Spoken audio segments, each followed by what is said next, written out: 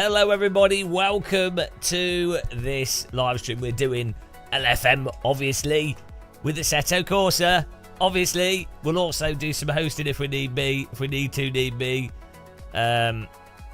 So we can get some practice. But we have a race that's just starting in a minute. In 5 minutes. With the MX-5s, which is nice. So that'll be good. And then we've got the LMP car. We're getting faster. Hopefully the servers don't burst into flames today. That's the hope. I think we're killing them. I think everyone's killing them. But that's all good. It's nice to see things be popular. Ooh! I hope everyone's got a cup of tea as well. I can't believe I just set my browser to auto load the pages that I've been manually loading every single day that I start my stream. I'm like, oh, hang on a minute. I could save myself some time by having things auto load. Yeah, well, you know, we're gonna have the Christmas break. I did some did more stretches, so we'll see if my arm falls off.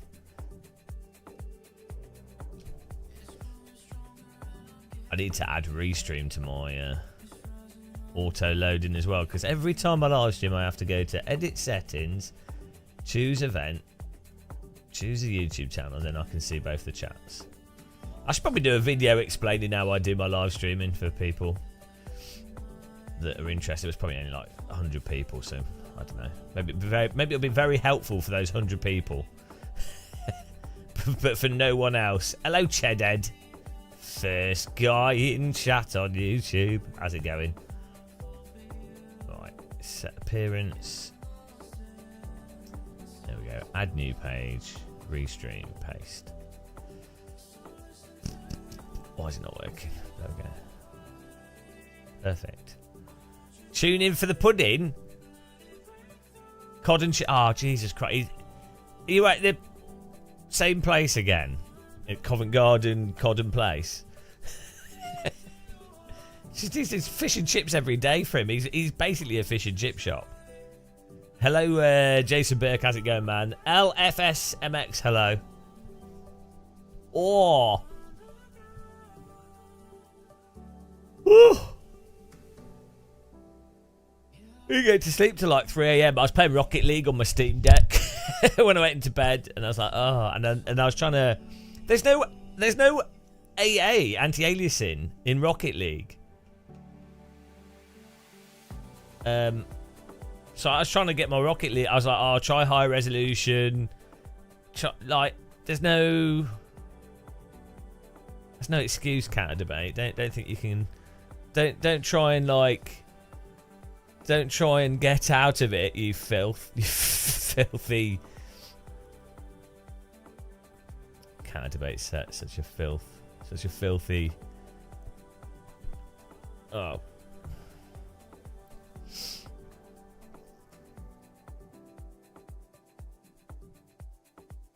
Oh dear.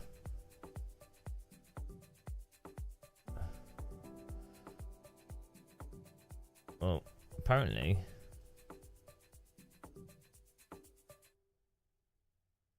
I'm just having to scale something manually with my mouse and hopefully getting it right, because unfortunately the scale locking doesn't work on this second capture window I've got. You'll never guess. You still haven't dusted off your whip. Wow, that's inexcusable. Slick Jimmy McGill. What's the program today? It's Bold Man in a Sim Rig. It's your favourite show. So it's a classic. It's one of the top shows. One of the top internet shows, that Bold Man in a Sim Rig. It's a cult classic.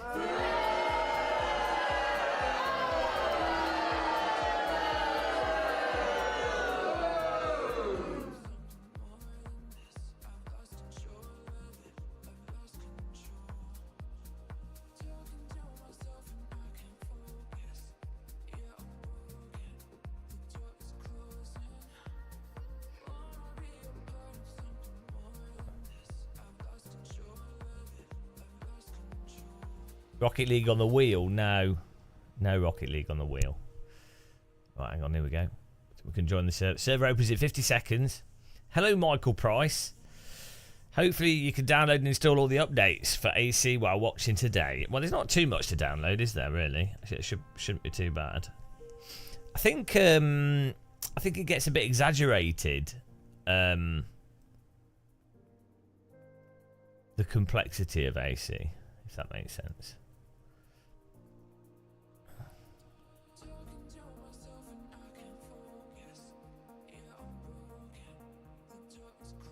You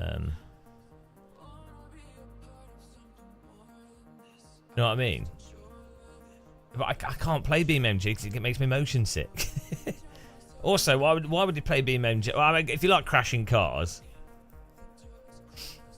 it's got good mods. It's got a nice single player. If you like hill climb, it's good. I am the champion of the ninjas. Oh, the shine! Yo, the muscle. Thank you. The shine's the first member today. Appreciate the sub. You're already on the list. Every Sunday list is updated.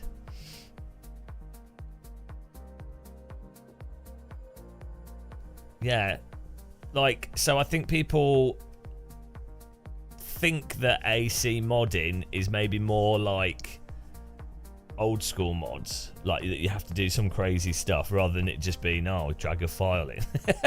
Like, it's actually easier to install mods to AC than it is to buy something on Steam. But I think people preemptively worry about it for some reason. To be fair, some mods, like having all the correct content for like those drifting or cruising things, can sometimes be a bit of a pain. But like pretty much anything else is not hard. But also, even just dragging files into a root directory is not hard. It's not like back in the day when I was like 14, 15, well, 17. And we would mod Day of Defeat or Half-Life. You'd have to install... Thanks for subscribing, Nocturnal. You'd have to install 5... So you'd have like version 1.11554, version 1.44234, version 1.661... That was Half-Life. You had to update it. So you'd have to do that in the correct order, otherwise it wouldn't work. You'd have to install each version in the correct order, otherwise it didn't work. That's not what you have to do these days. You just install like that's it. You just drag it over. It's you know what I mean? It's not genuinely modding is not hard these days at all. But maybe they're thinking it's like Skyrim where you need to get certain mod packages and stuff. This is what I'm thinking.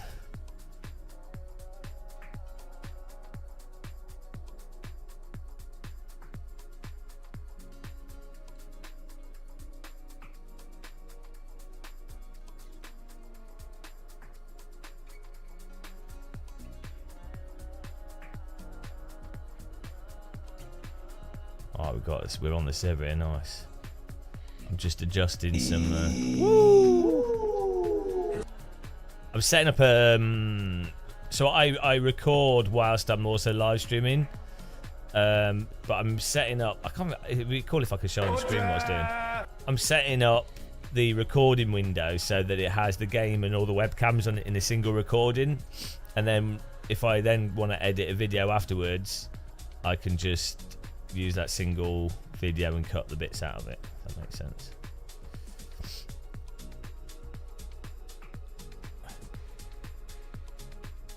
Been meaning to set this up for ages, but I keep forgetting.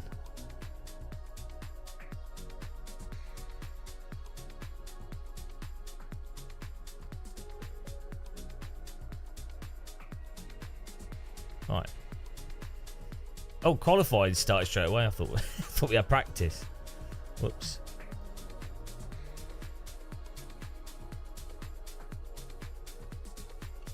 Okay. I use two Sony A6400s plugged into a cam link, and I use one Sony.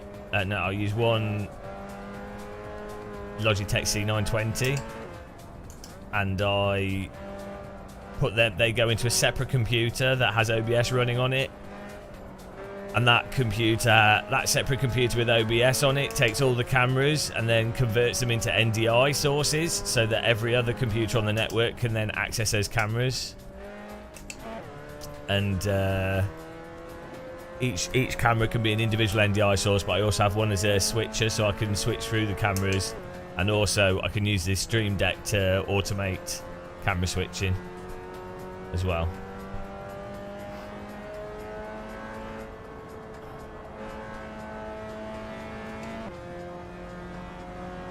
Which is the best for dyslexic sim racer? Which sim requires the least amount of writing? Probably. I mean, you have to search for stuff in AC. R Factor 2, you can be pretty dyslexic. Probably R Factor 2.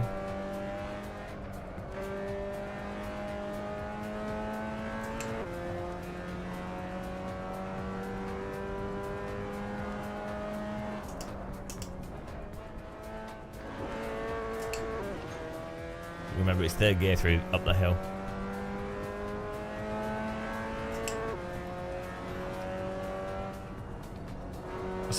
What's our best lap time so far?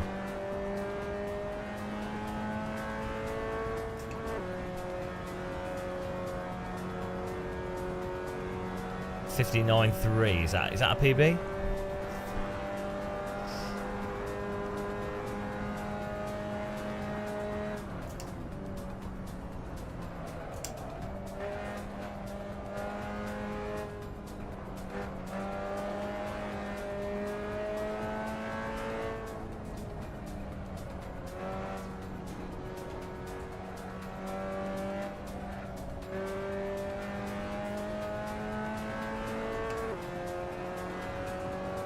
What feels the best? AC feels the best because it's just got way more detailed force feedback. You can slide properly in AC, you can't in iRacing. I don't like there we ACC, go. but I do like the normalist. That is amazing. See, Max Verstappen knows. Probably one of the. Hello, CFC. How's it going, man? Of the or not the best simulation to practice, like even F1 or GG mods. It's really good.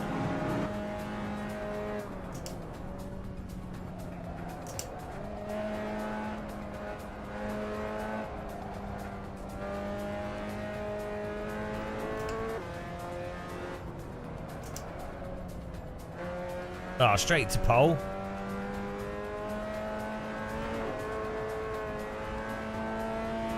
How are we so damn good? It's the real question.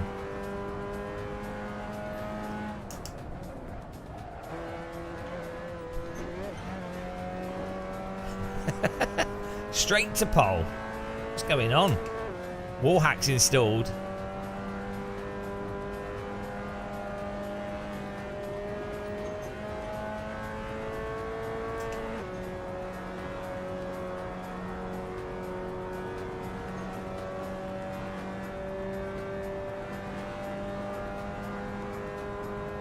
Dominance reasserted.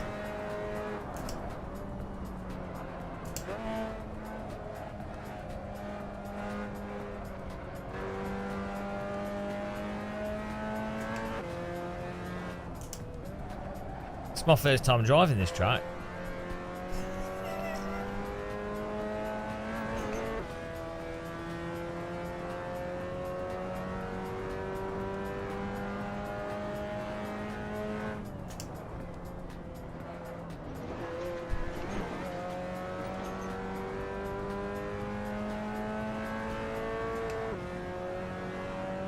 I mean, if I win this, we're going to have to delete LFM.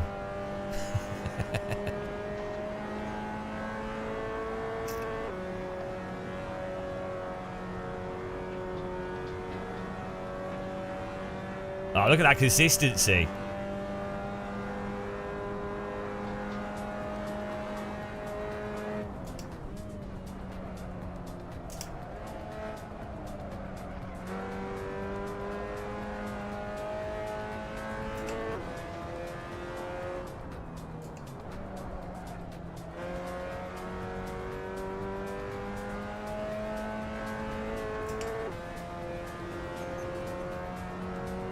No, they're going to be right in the way.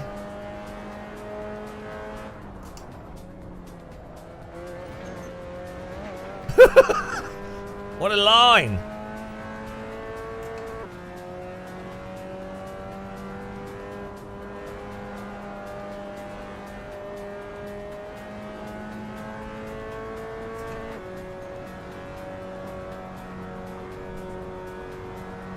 Look at that.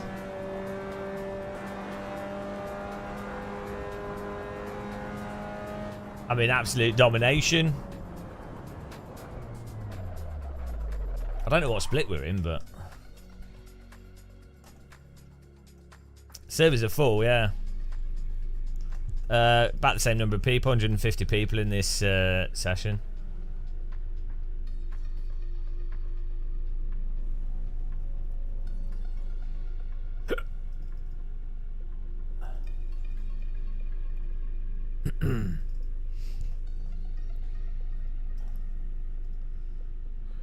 Oh, look at that. 59. We're the only driver to get in the 59s. Oh, I mean split 2. Don't worry, we'll move up though, it's fine. We'll get in split 1. With performances like that. Unstoppable. Oh, it's the first time I've ever been in a... Oh, no, someone's done a 59. We still beat them, though. Take that, bitch.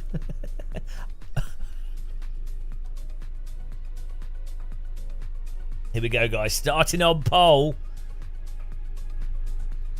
Starting on pole. LFM, second split. Start on pole. Game of muscle talent. Easy, let's not bin it. This could be our first ever LFM win. The pace car is out of control. What a dominator.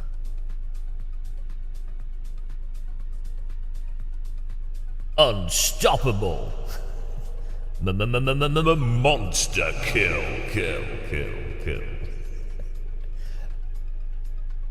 Headshot. That was good. That was good. Oh man, that was perfect. Can someone clip the most perfect impersonation ever? What?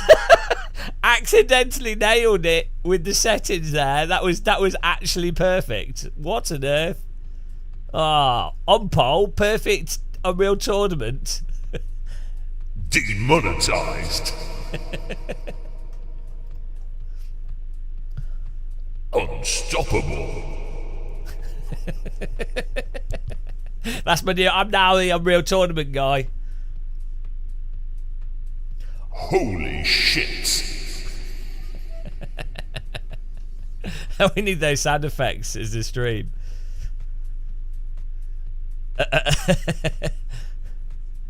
Yeah.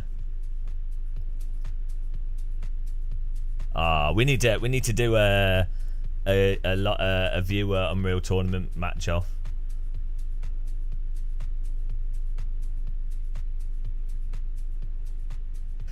Oh, just don't mind me, I'm on pole, just enjoying my pole place position here, taking it easy. Look at all those people in my mirror.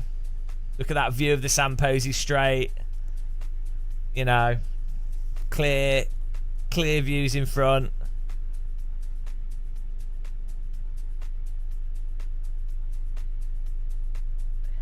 Pole dancer. Torbin has followed us, thank you. Thanks everyone that's clicked the follow button. Thanks everyone that's clicked the like button. Remember, you can link your Prime on Twitch if you want to not have adverts.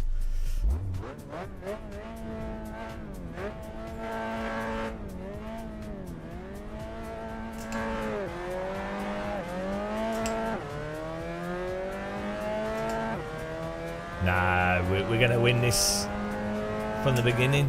Okay, let's go. Beginning winning.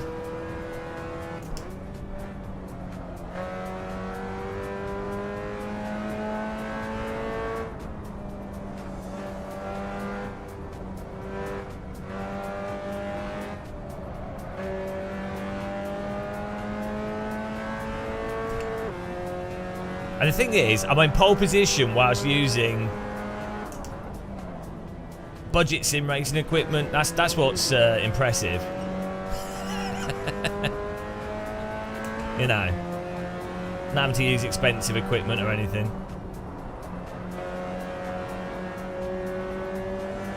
Oh, are we gonna battle?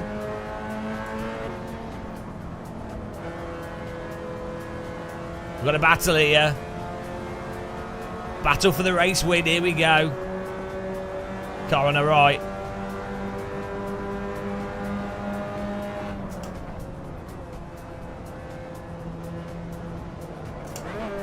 Woo! Get a bit spicy.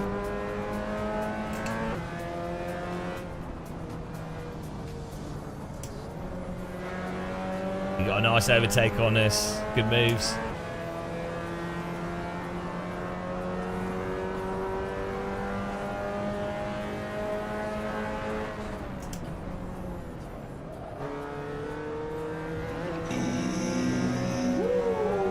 A bit of a push from the yellow car there.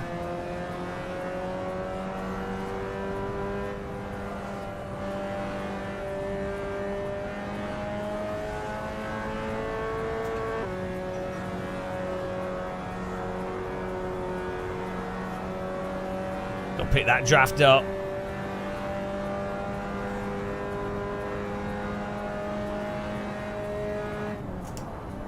Where's he going? He's okay, his car in front's got some interesting techniques.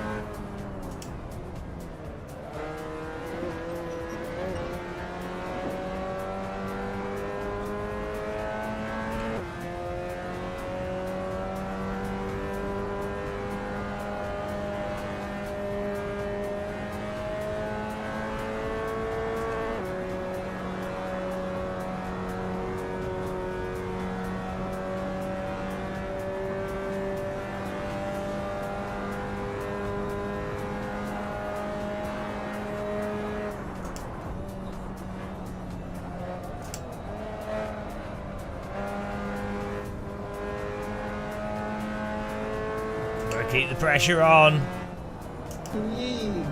Thanks for subscribing, welcome.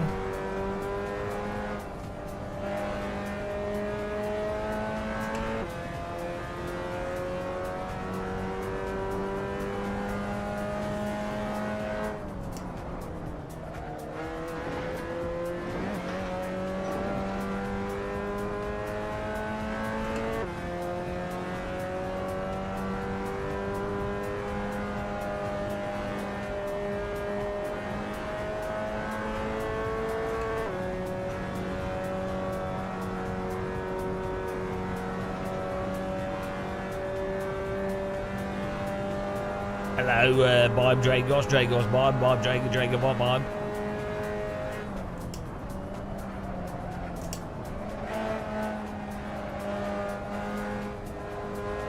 My drift entrance there paid off.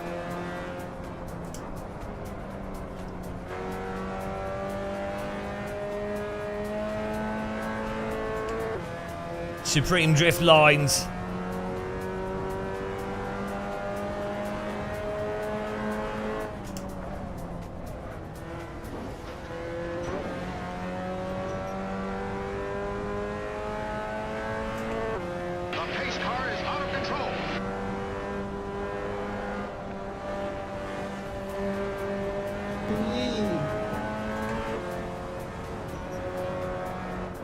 Oh, fuck. He's... Oh, let him go back. Fuck, he's gone to the pit lane. I just pulled over. He's... I don't know what happened, like... I don't know what happened there. I tried to react to it. Where is he? What is his car name?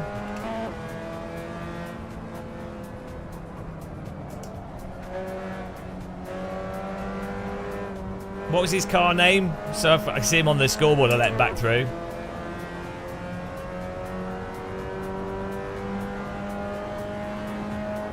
Can you guys check what his name was? So if he's behind me, I'll just let him go back through.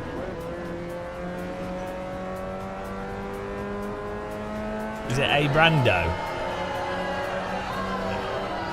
Where is he? Let me let him go. Let him go back through. Where is he? Is that him? There you go. Their neck. Well, I don't know what happened there. I honestly don't know what happened. I tried to react. He was on the inside. I think he was sliding or maybe just turning loads.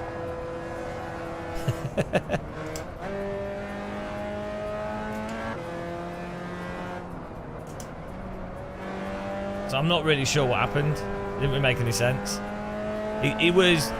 He's allowed to put his car on the inside and defend it, to be honest. But, you know, I'm not sure why it punted him so hard. It's not like I didn't keep my foot on the throttle through him.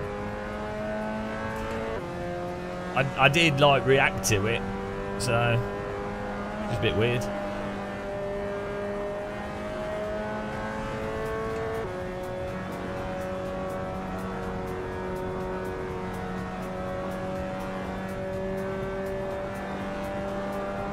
Yeah, I don't know what happened. I think maybe he turned his wheel a lot, so he was really slow through turning. If that makes sense. Like, he took a tighter line, and then I think he was then trying to hold the inside and was understeering and scrubbing his fronts, and that's why he was so slow. Yeah, that's a month. That's a year ban.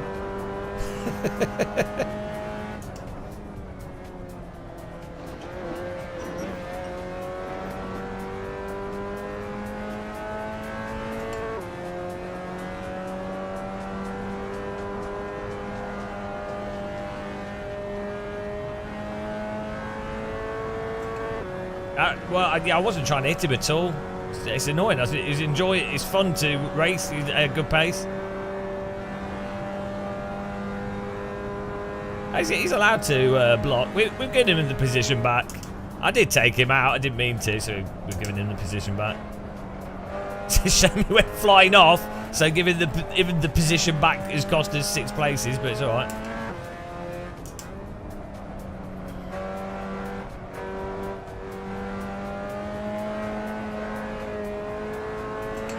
Super random. We'll have to see the replay. I really don't understand what happened there.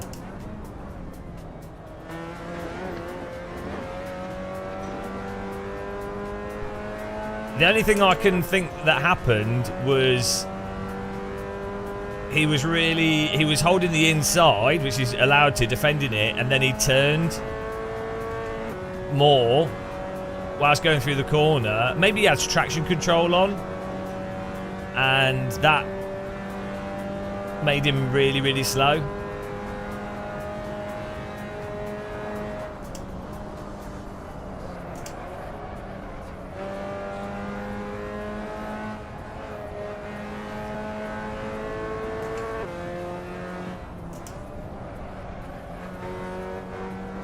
Well, I mean, if he lifted, it's entirely his fault. It wouldn't make any sense for him to lift there. I wasn't getting back on the gas, was I? I was flat out on the gas. I didn't come off it.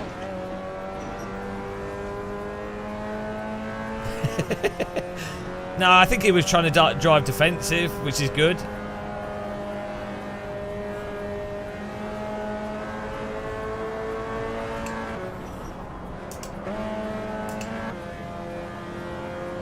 So we got 10 minutes to get places back. It's fine.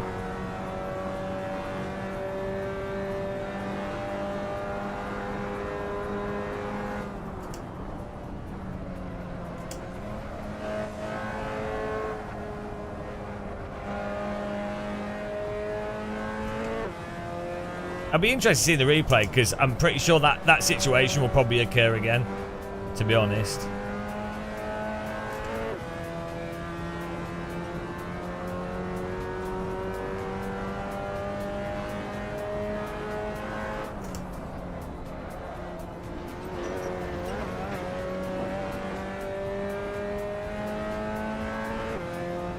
I know I wasn't trying to get...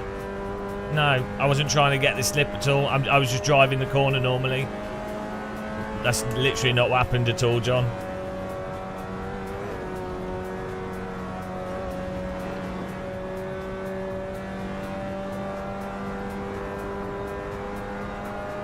I didn't need any draft or anything because we had a much faster line through the corner.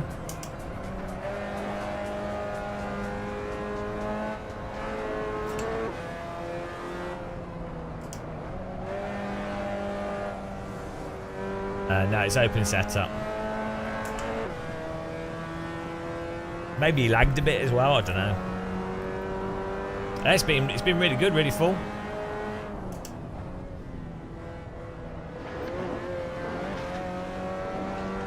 We'll get back up. It's fine. We'll get a podium still. It's possible that maybe he rowboated a little bit whilst on the inside, whilst going a bit slower, and that's what allowed it to bump so much.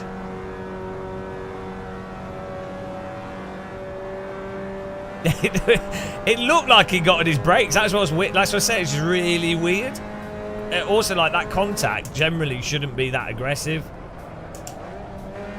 Just very strange, the whole thing. I think a mixture of him understeering, maybe TC, him being very slow from taking a defensive line, which is totally fine, and then maybe a tiny bit of netcode rowboating at the same time. Like a triple combo McDonald's meal. I mean, if he put his brakes on, it was 100% his fault. If he just lifted... Oh, jeez, that's not a good place for a back marker to be slow. Oh, come on. Oh, here we go. This back marker's he's an absolute wall. Just had to park it on the chicane because I knew we'd crash otherwise. Let's go to the right and maybe he'll let us pass. Let's see. The wall. No. Yeah. No. No. Oh! Fucking, how do you even do that? How do you even do that? What on earth? How does he drive into me? How do you do that? Right, he's gonna crash these guys. What on earth? How is that even possible? How? It's on a straight bit of track. I left so much space as well. Oh my god. That was so stupid. Jesus Christ. No, I don't know what he was doing. Maybe he's playing with a dance mat. What on earth?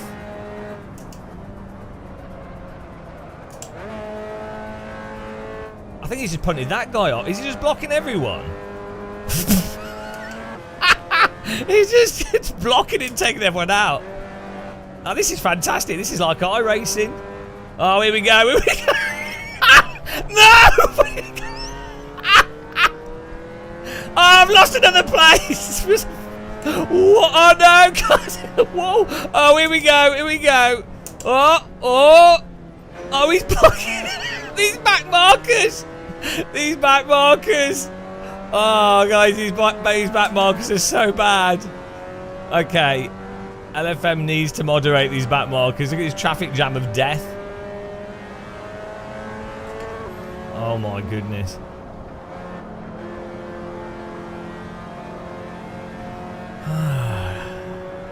Ah, my goodness. Well, some interesting stuff happening in this. He's still there. He's still at it. So the rule is about markers. You don't need to pull over, but you shouldn't be causing a huge pile up.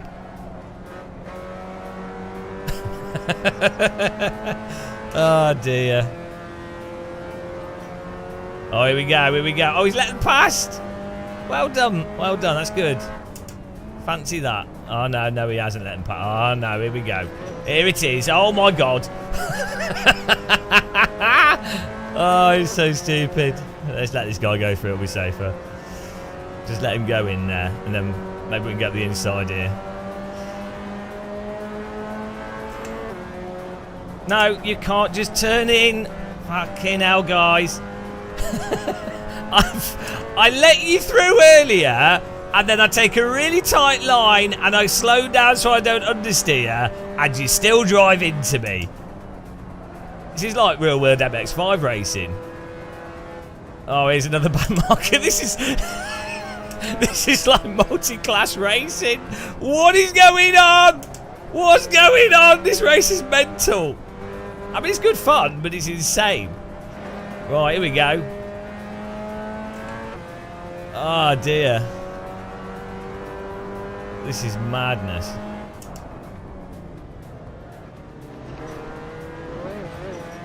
Right, let's go round the outside. Plenty of space.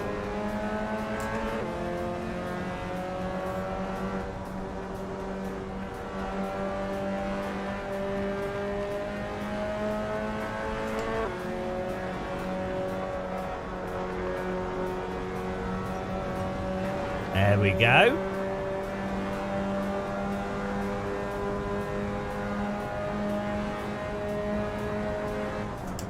Oh shit, I'm gonna let these guys go through. I don't trust them.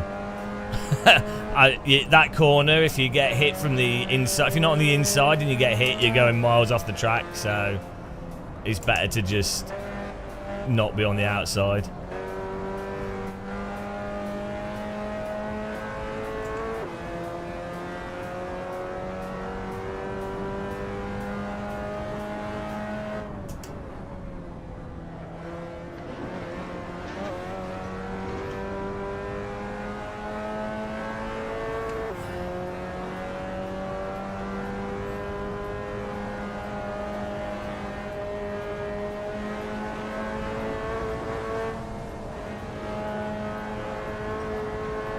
Yeah, the difficulty is these drivers have no real awareness.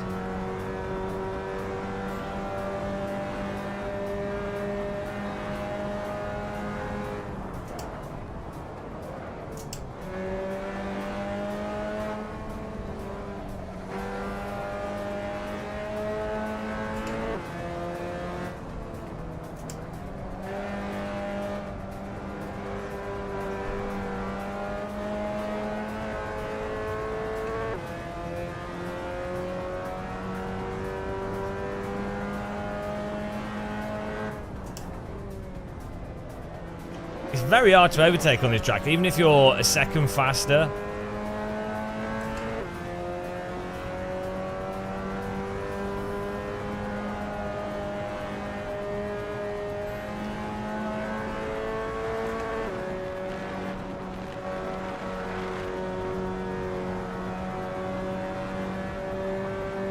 Oh, this guy's lagging. Oh, wow.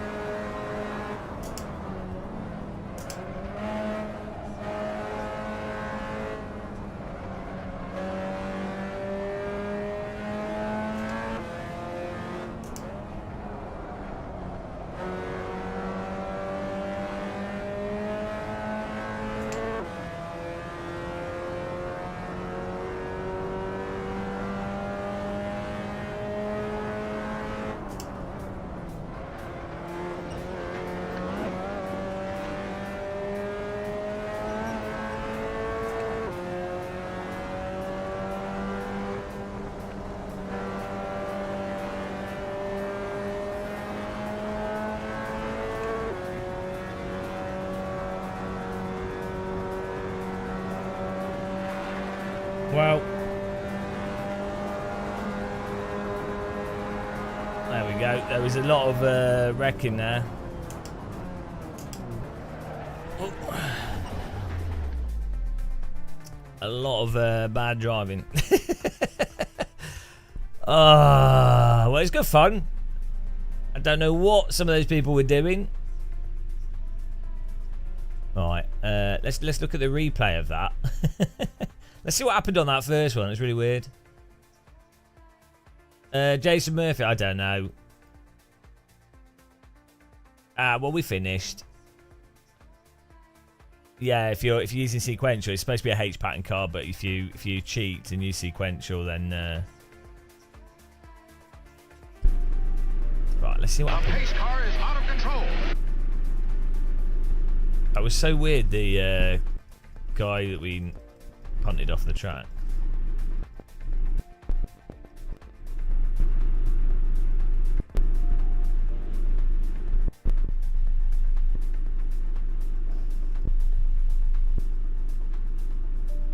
Oh, the day night. Here we go.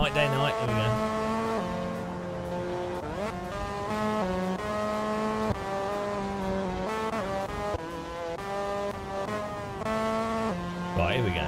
Let's see what happened. So he's really slow through here because is he lifting? Which is fine. He's then entering this right on the inside, which is fine. That's so random. I lift here, and even lifting's not enough. Why is he so slow through the corner? I guess because the entry. I like lift and immediately get on my brakes.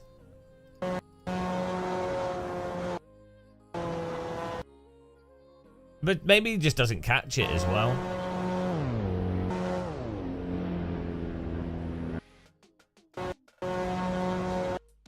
.8 down. He does. Oh, I don't know. Like, I don't know what's going on.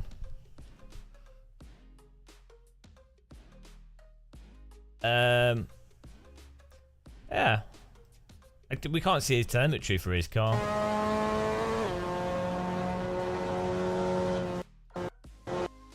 Let's listen to his onboard, maybe. Oh.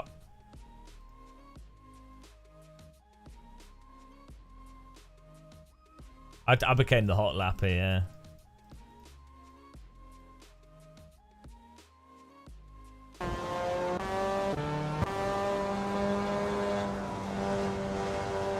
But he's coasting through here, though. So both these corners.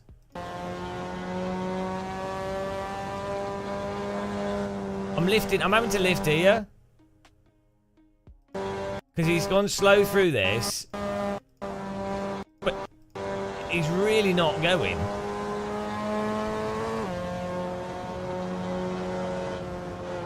Yeah, I get that I'm slower because I'm on the racing. He's slower because he's on the inside.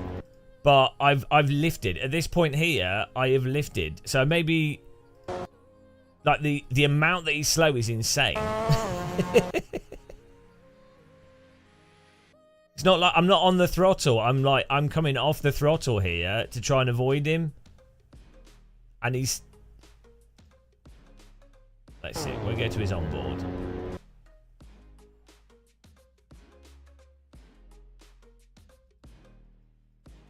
I'm thinking maybe it's like TC as well.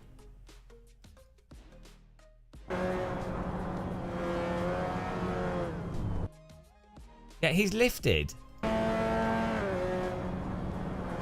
He's lifted. This is his fault. Listen. Oh, I shouldn't have bothered pulling over for him. He's an idiot. Look.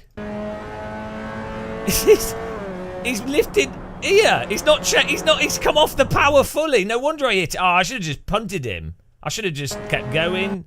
Oh, what a penis. It's 100% his fault. You can't be driving on the inside line, which is already slower, and then lift here. This is a flat out corner. And he's not on the power at all. No wonder I'm going to drive into him. Like, this is not a point. Well, you don't lift and not get on the power at all. You might lift briefly or do a slight lift.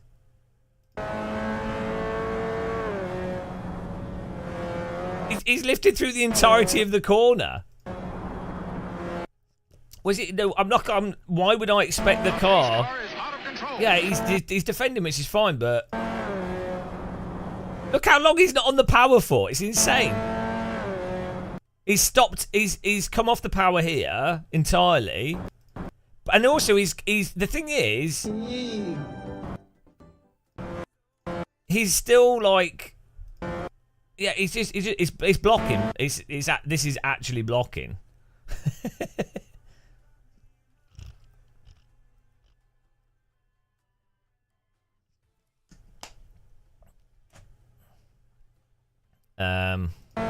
I gave him the place back. What's his sparks coming out here? And it's weird that the I mean, I can't. You can't anticipate the car in front.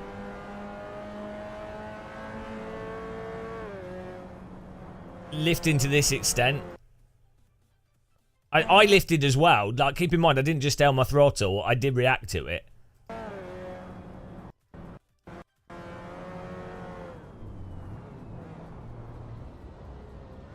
Lol. I gave him the place back up. I don't think I should have. Forgot about DRS. I gave him the place back, but I don't think I should have, to be honest. I think it was his fault. I mean, even if I stamped on my brake mid-corner, I think I still would have hit him.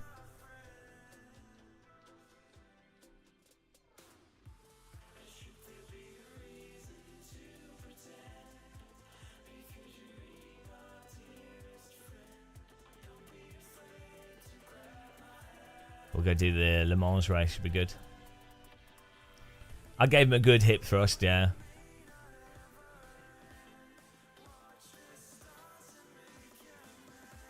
Yeah, well, I don't know. I think he maybe he's struggling to get the back to rotate around, or maybe he felt like he would understeer more than he would, so that's why he coasted through it. Maybe he's running an understeery setup as well.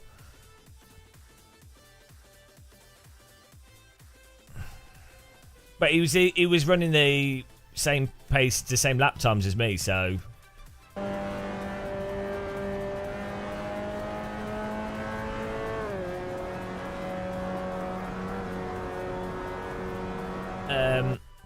Well, also the weird thing is he's still understeered. So if you felt you had a car behind you that's doing the wider line, and you're holding the inside line without understeering, that would make sense for you to be really slow into the corner to hold the inside line. But I think he's still understeered off the inside, so. And then also I think there might have been a bit of netcode as well.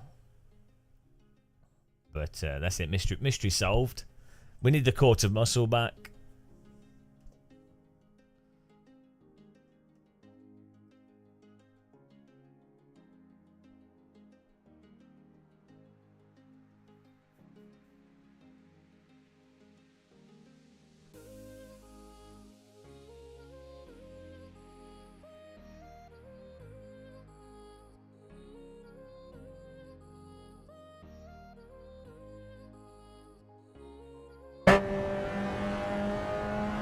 We're doing Le Mans.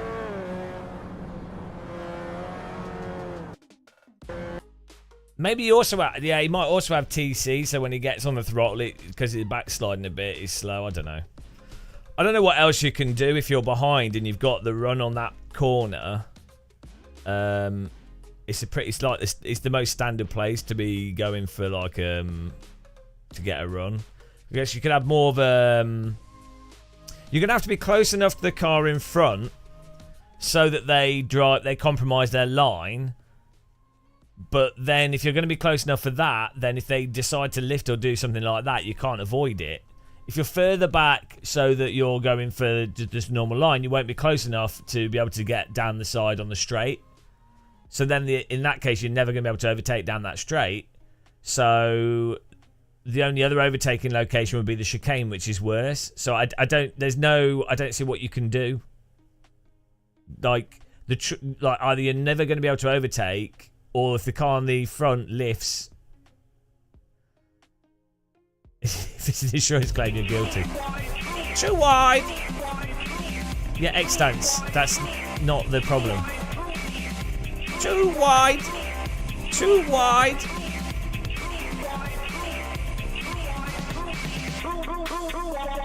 Fuck you, Franco. You don't take it through. Too wide in the fucking kink.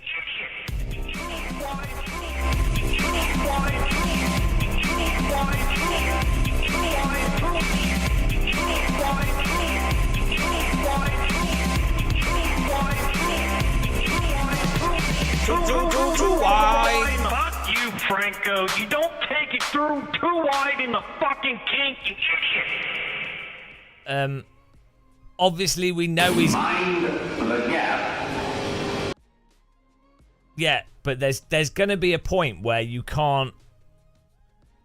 So, like, obviously I know the car on the inside is going to be slower because they've compromised their line.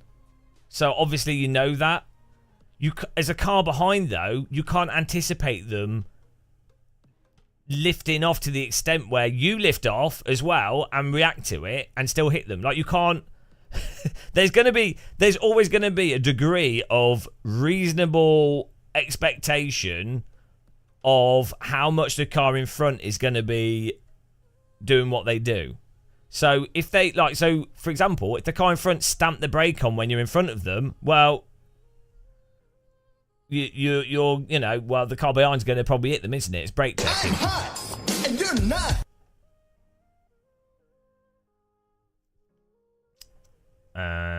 Let's do the prototype.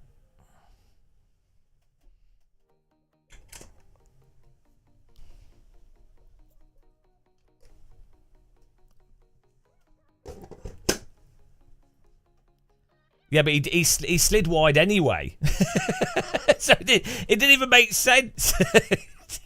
It didn't make any sense. Well, first of all, so he was lapping the same time as us, generally speaking. The line he took was one where you can still be fully on the throttle at the speed where he did it. It doesn't make any sense. Like, what he did would only make sense if he, like, spontaneously decided to be a total noob or was lifting to block.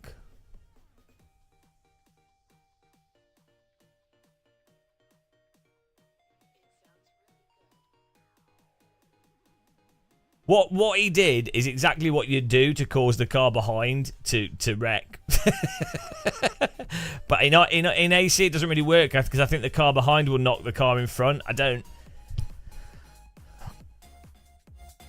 In R Factor 2, doing that would wreck the car behind and not the car in front.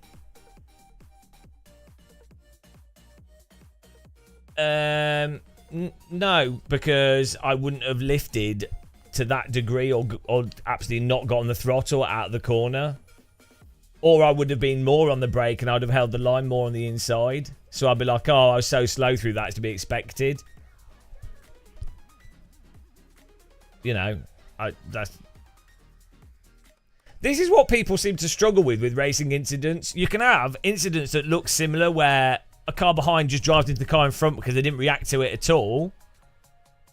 And you go, oh, and you say, well, the car behind should have, like, avoided the car in front because they were slow.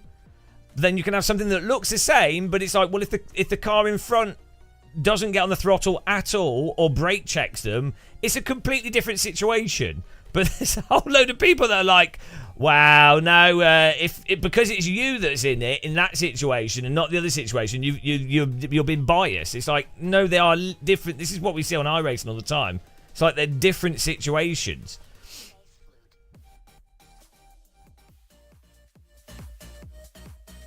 Yeah, no nuance, no nuance, no actual. Also, different corners as well. You'll have a different expectation.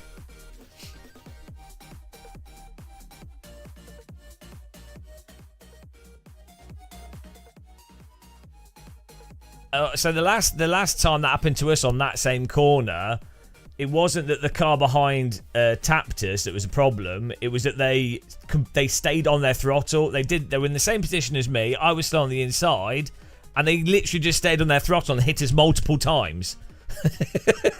Whereas in that situation, the guy on the inside was really slow. I reacted to it as fast as I possibly could. I could have stamped on my brake, but that really wouldn't make sense to stamp on your brake in that situation.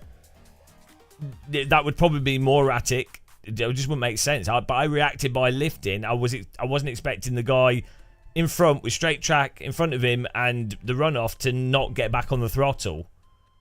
That's even with me lifting. So that's why I didn't stamp on my brake. And even then, I think if I stamped on my brake, we probably still would have hit him by that point.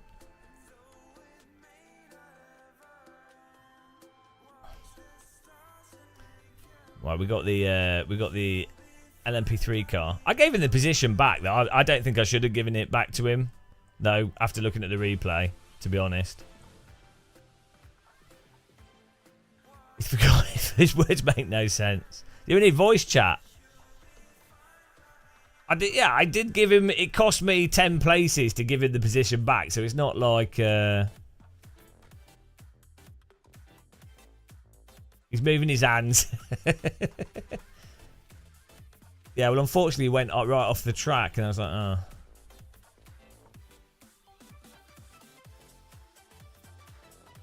But I mean, nothing compares to that back marker driving. What on earth was that? Those back markers that are just like at that. We got punted off the track by one back marker who we'd already. Oh, we should put that in the replay. We've got like 10 minutes. Hang on, let's go back to the replay. By the way, guys, random call signs in chat. Go and check out his channel if you haven't. Right, replay. Where's the replay?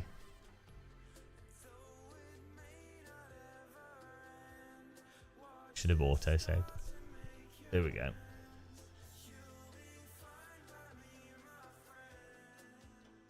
You want to see the let's see the back marker punt. Yeah, it's good fun. It's fun.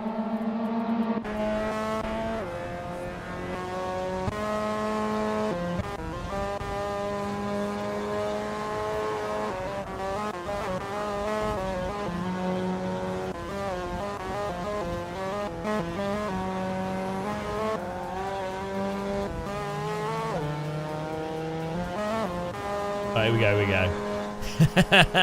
Here we go. Right. Okay, he's moved over. Okay, right. He's right on the outside of the corner.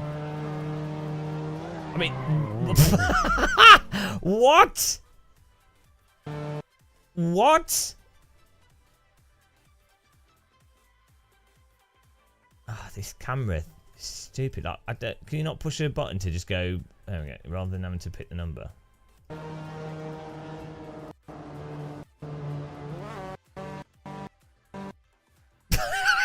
How? What? Back, like, he's going so slow, and then he doesn't need to move right at all. It's bizarre. Like, why would you not just go, you're a back marker, why would you not?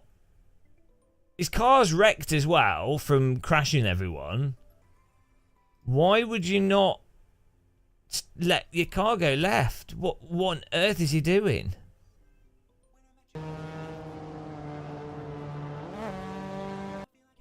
He's actually turning right. At this point, he's turning right off the corner. Oh, do you think random? I think it's debatable. So stupid. Look at his hands. Oh, good takedown though. Right, he's causing so many accidents, this guy. Yeah, it doesn't even matter if he lost traction. If you're a back marker and you have the field here and you're this wide in the corner, all you do is you... Oh, shit. All you do is you just run wide out the corner. There's no reason to be in the middle of the track.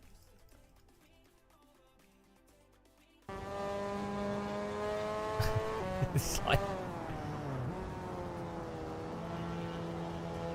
He has less room. No, he doesn't. Are you mental? Coming off a corner. He's not in the middle of the track, but he's like... Are you insane?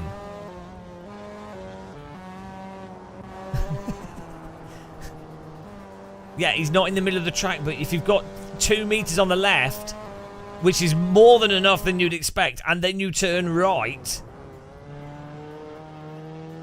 Yeah, because he's turned right into us. as a back marker.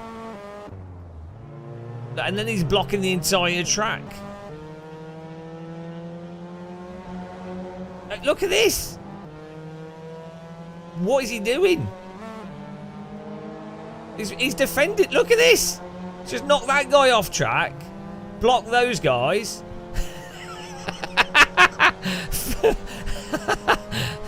This guy's a wall.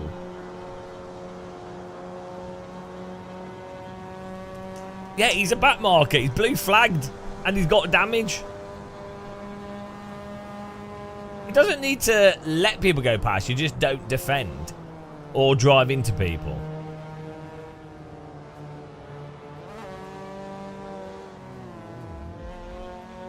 Yeah, I'm sorry, but what? Who's stingy with information? Don't know what you're saying. Sim races are stingy with information about this game. Why is your Assetto Corsa Steam so bad and this so good? I don't know. Because we get Soul. Yeah, we'll get Pure, get Shader Patch and Pure installed and your game will look nice.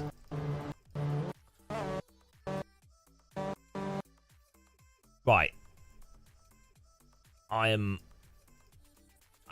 in terms of, like, being given space... Given that we're coming off a right-handed corner where the car normally runs wide...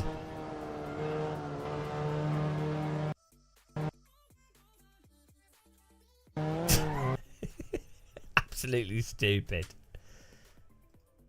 Right. Here we go. Next race, LFM. That was fun, though. It was fun racing. The next race is about to start in a minute.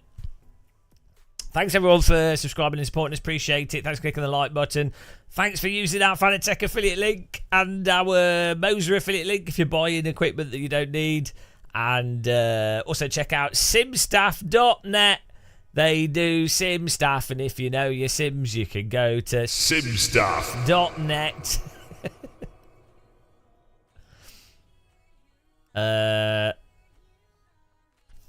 Look at the grass.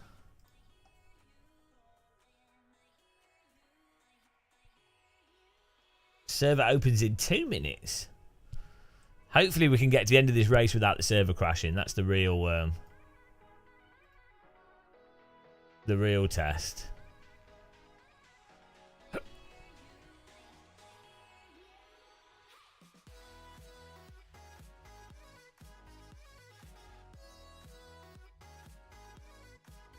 Yeah, this is what's strange with people. Random, like I was saying the other day, this has always been the case, that there's always some people that will always have to ask rather than them just searching. It makes sense to ask in a live stream, like someone to go, oh, your game looks really nice, what have you done? That's fine. There's literally many tutorials on YouTube. If you type, well, first of all, for Shader Patch and Pure, and there's those things have their own tutorials for the install. So if you type in Google how to install mods, how to install Shader Patch, how to install Pure, there's going to be at least 3 people that have made videos already. It's really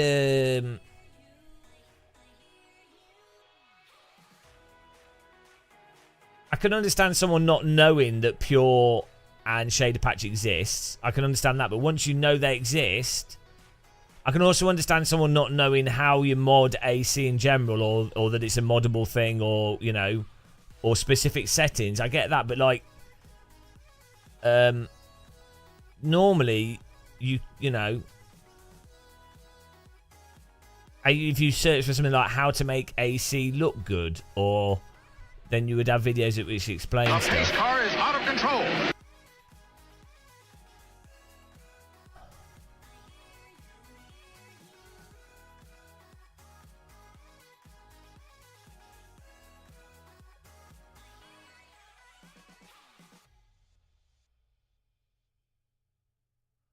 Right, I've just changed some settings here. So look, if I go on Google or YouTube, let's have a look. YouTube, how to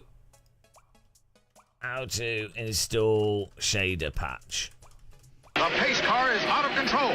Right, so there's 401,000 views, always on boot. A complete guide to content manager, CSP, Sol, PP filters, car, tracks, rain, and chase camera. That's the second thing. The first video, 59,000 views. How to install content manager and custom shaders patch. Third video, how to install custom shaders patch for Assetto Corsa. Fourth video, content manager and custom shader patch install guide for Assetto Corsa. Like, that's from typing how to install shader patch. How to make Assetto Corsa look nice. Let's see what comes up there. Amazing graphics. My best graphics setting and PP filter. Realistic graphics. Tutorial to make Assetto Corsa photo realistic. Step-by-step guide. How to... I'm going to do a video where I just tell people what to search for. Even Overtake, who literally just remake other people's videos. They've even done a guide in 2020. Oh, dear. Yeah. I mean...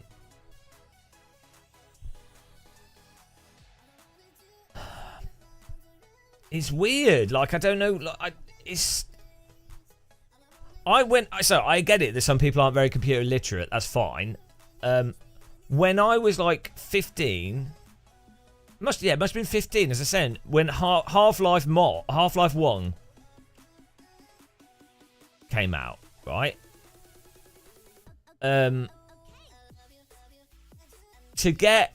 First of all, there was barely any internet, so there was no YouTube guides. There would be rando shit. Somehow, as a severely dyslexic, completely idiotic person, I was able to work out how to get mods installed.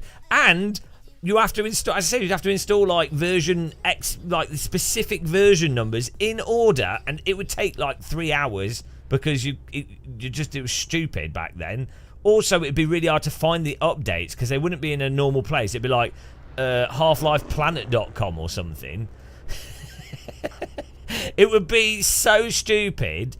And then you would have to... So you'd have the game update. Then you would have the Half-Life update, the DOD version. And then there'd be people running different custom versions. You would have to find out which one happened to be the active one for the server you wanted to join. And there'd be no information. You'd have to also then know which IRC channel to go to, which happened to have people on it that happened to know. So if I could work it out back then, and I'm not stupid, but I'm really bad at like procedural stuff. Like I'm really like genuinely special needs. I had special needs education through school. I'm genuinely, when it comes to like processes and basic stuff that most people find very easy, I am brain dead. So if I managed it, yeah, we had to walk uphill in the snow digitally. Especially that was the one that had bullet time in it. You could do, it was like buildings and you could do backflips and stuff, right? Slow motion. Yeah, I played all that. I used to play Tac Ops Beta, DOD, Counter Strike, Jenkin Benkin. Do you remember that? It was like every single mod in a single mod, and they have this really awesome like pirate level, whereas the pirate ship and some like tropical. And that is so good, so good.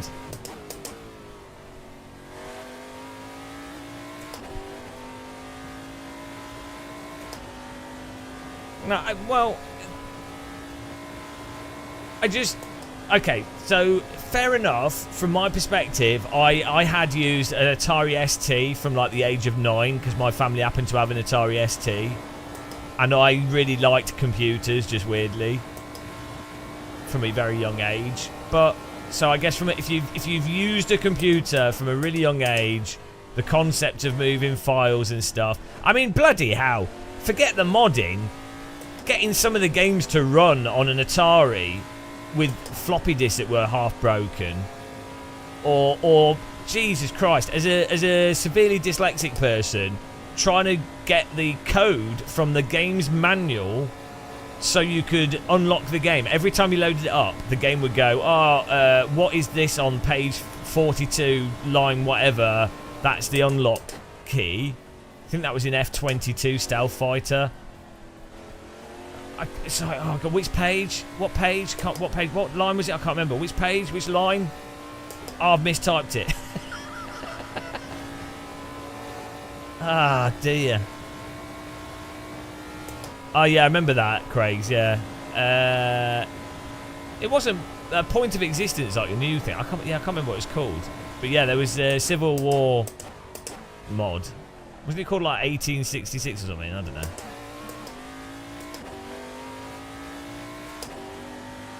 We had a stick and we were thankful. Yeah, DOS was the worst. Oh, configure sound, configure audio in DOS, then configure. Then you'd have to configure the pick the right audio drivers, then launch the correct version of the game. Then you'd have to get to the correct directory of the game. Then you'd have to install certain stuff to the hard drive. Oh my god, it was so bad, so bad.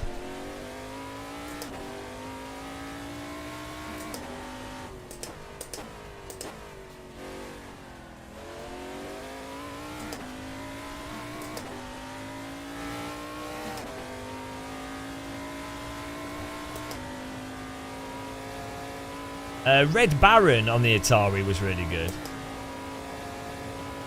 Red Baron, you're probably the biplane game you're thinking of. That was awesome.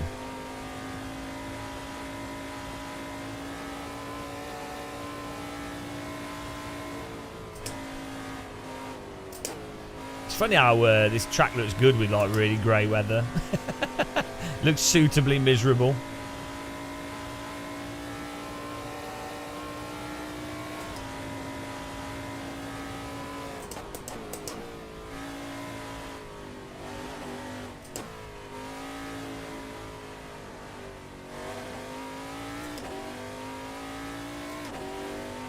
Yeah, well, it's like // C, whatever. Then you had to find the exe. Then you had to type it all in perfectly.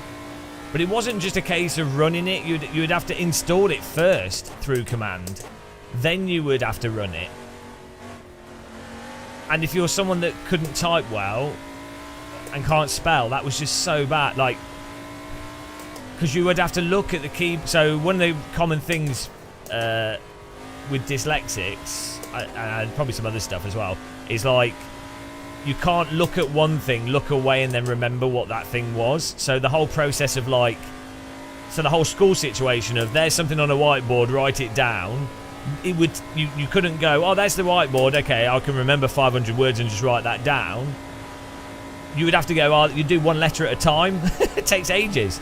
It's the same with like, if you can't type, if you don't know where the key is on the keyboard, you'd be like, okay, that's that letter, okay, push it, okay, what's the next one? They put it, and then, you know, that sort of stuff is really hard.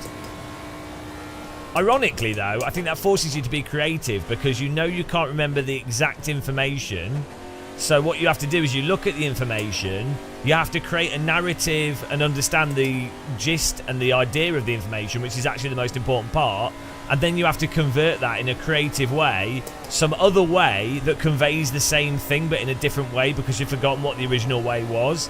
So ironically, that actually is a really good way to become really creative with language and concepts, and a really good way of being able to explain stuff, because rather than having a singular way of understanding something, you understand the intrinsic qualities of a thing.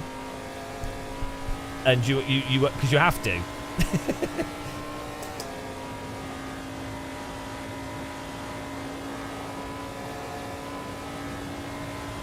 I never liked natural selection. It was really popular. I think it was interesting from a game mechanic perspective, but I didn't like how it played because it took too long. I've never enjoyed games where it takes a long time to kill stuff with shooting.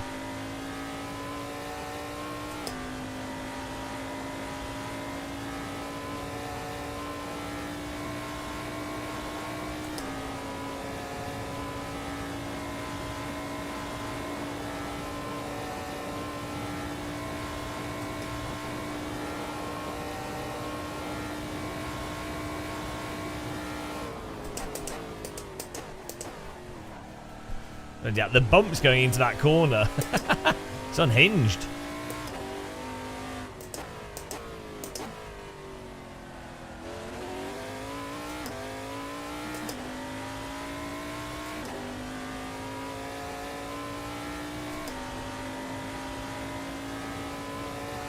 Did it work, Wind Dogs? Maybe they just wanted to hit you. This child will learn whether he likes it or not. This cane will teach them a lesson.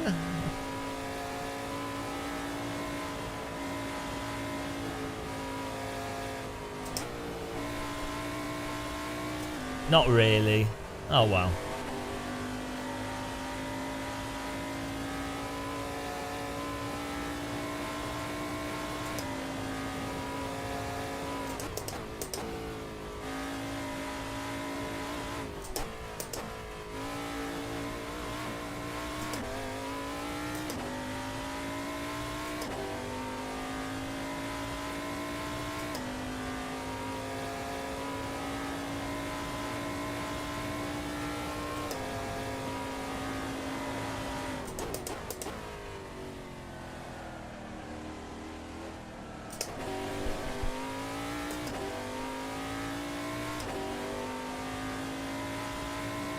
See, the good thing with AC is you can feel when you're actually slow and that you're off the pace.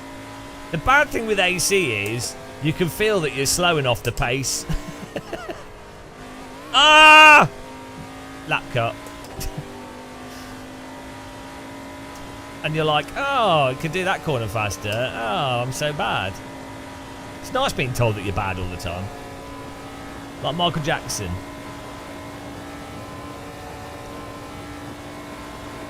When your work wasn't finished in time, they would give you a punishment. That's like an X-Man origin story.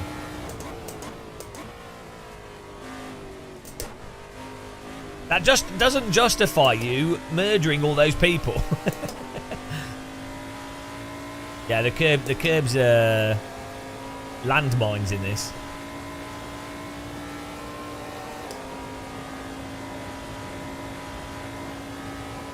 I like driving down this road. It feels like I'm landing a small aircraft on a runway.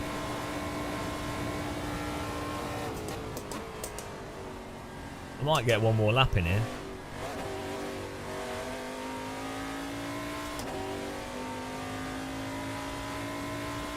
Ah, that's all right, Alpha 007 org, yeah.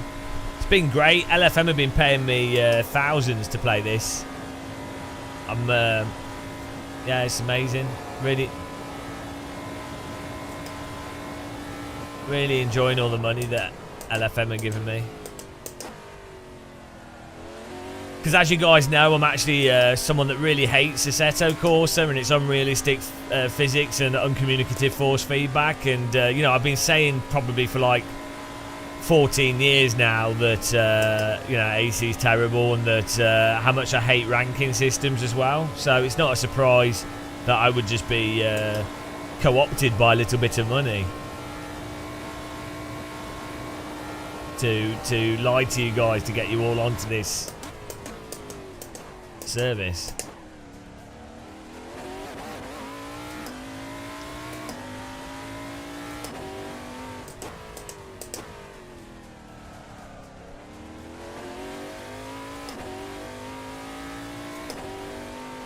Well, Boris paid me more than iRacing, so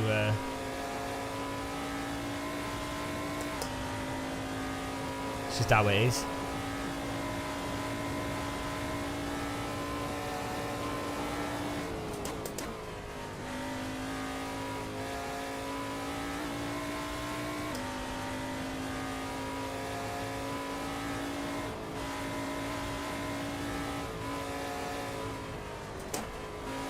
Oh, do we get to do a whole full...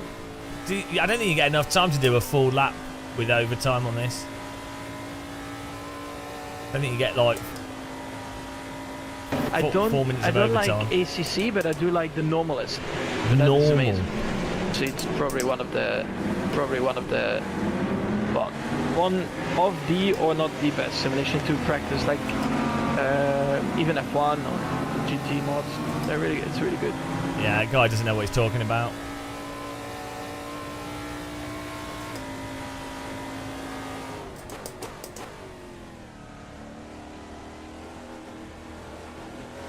What are you doing? What?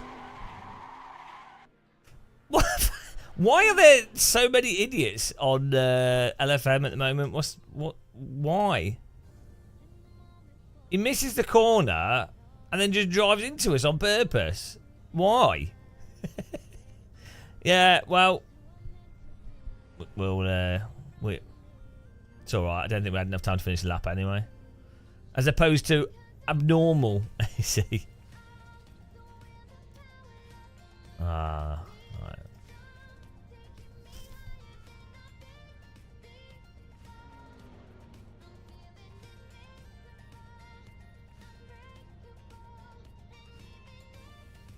Here we go.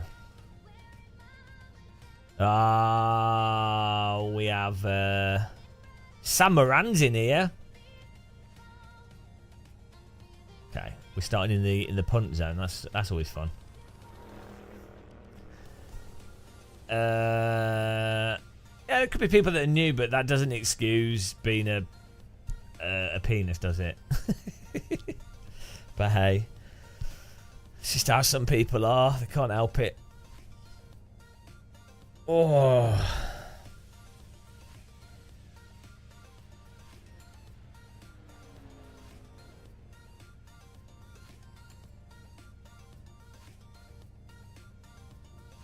Venus. Venus. Boyness. What is this music? This is my type of music.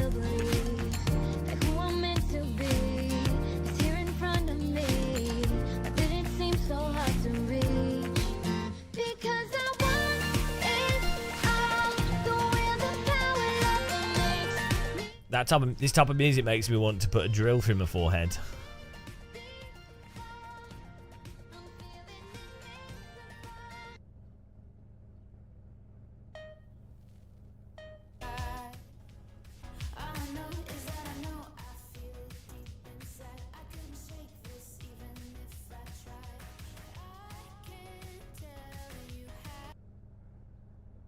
McDonald's restaurant music.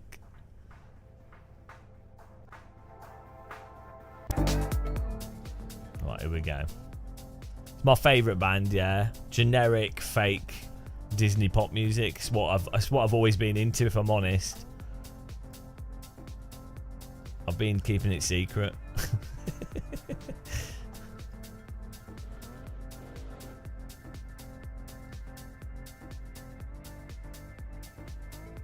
Juan Manwaki. Are we in the top split? I don't know what split we're in. Let's have a look. I don't think we are.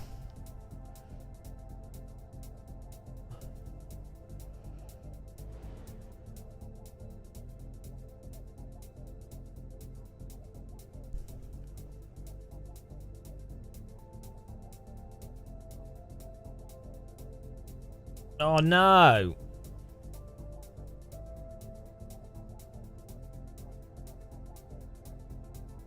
Oh no, I forgot to sign up for the next skip it for the next MX5 and it's full.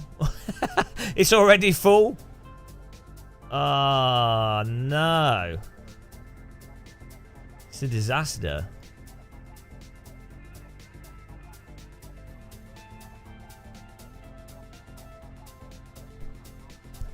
It's full like 40 minutes in advance.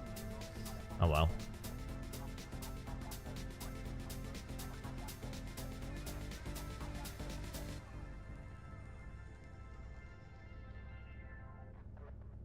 Huge error. Right, here we go.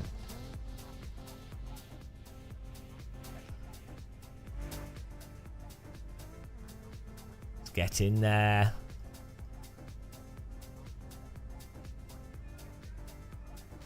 Everything's set up. Okay.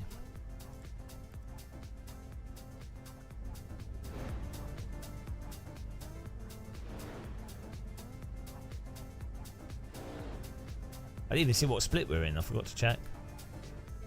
Oh, we're in split 2.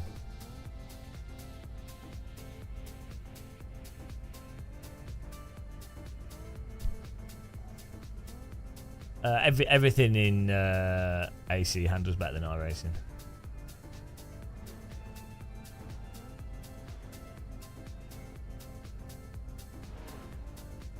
There's no Mo Walker intros allowed on this. This sounds terrible though, Scott, but you can replace the audio. Right, do you think we'll survive the start?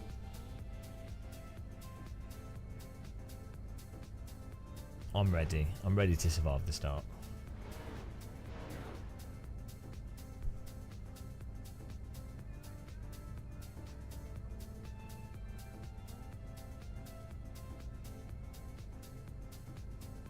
The pace car is out of control. Michael McCoy, hello. This is an LFM race, yes.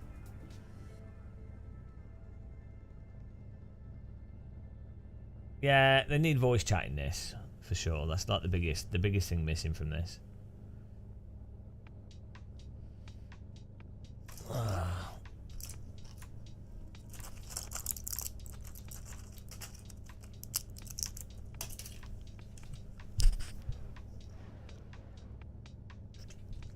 Your arcade.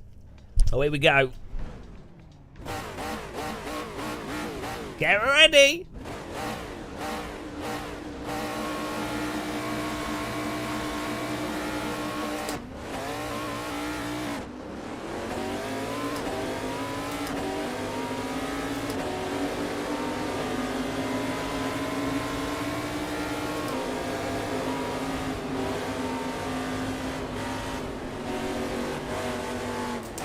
Oh, fucking hell, guys. Idiots. How the fuck do you drive into us there? Fucking... Oh, you idiot. The quality of driving is dog shit. People are too bad. How do you rear end us there? Oh, fucking hell. Jesus Christ. Oh, the car's broken. AC is so easy to drive.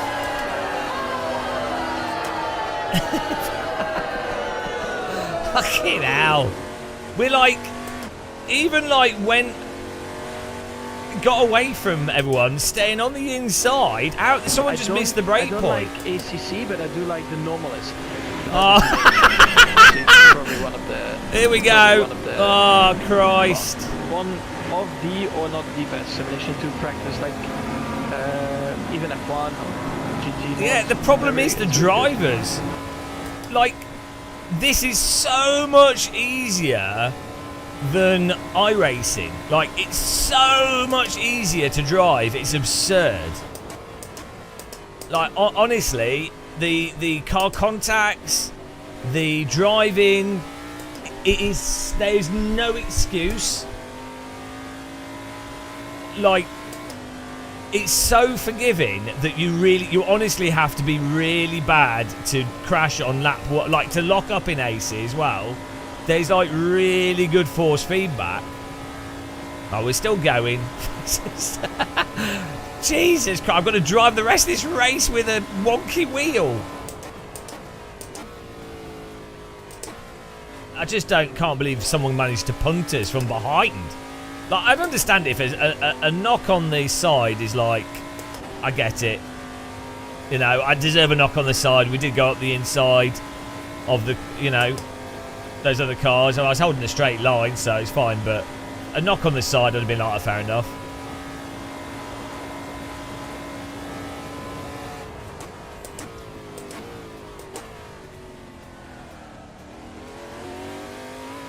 Can't believe you've done this.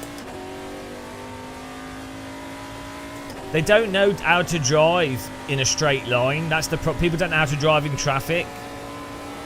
Like, if there's cars to your side, you have to hold a line, or you need to drive in a straight line. For T1, for the first corner, you have to brake sooner than you normally would. You have to coast into corners a bit at the start of a race. People don't understand that you have to drive slightly different when there's lots of traffic.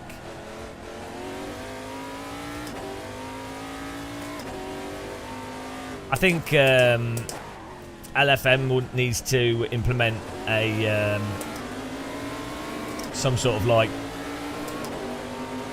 ping limit thing though. Like you can't join the server unless you're like under 200, which is quite high. Like you should still be able to join in most regions. What is that guy doing? I think they also need to do maybe like a I don't know, there seems to be people that are able to qualify but they can't do, you know, like the license test thing. But you should, maybe you need it for each track. You should be able to do, I know you still have hot lappers. I don't know what you do to like, because it's those people that can't cope with the start of a race. You get them in iRacing, you get them in every sim. There's a whole bunch of people that just can't cope with the beginning of a race. Yeah, it's a really easy car to drive.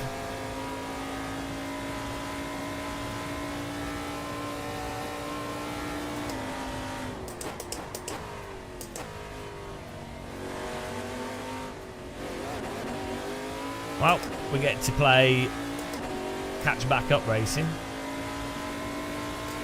Fortunately, the damage is quite low and the car's not totally wrecked, so.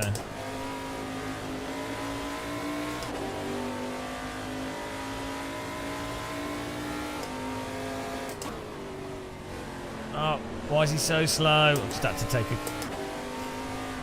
Oh, fucking hell. How do you drive into him? Oh, God, that was close. Well, we're up to 13th. Jesus Christ. What are people doing? Do you know what the other thing I think is? They need to, like, the more splits, I think, would help as well. When they've got more slots. So it'll separate people out more. Generally speaking, if you've got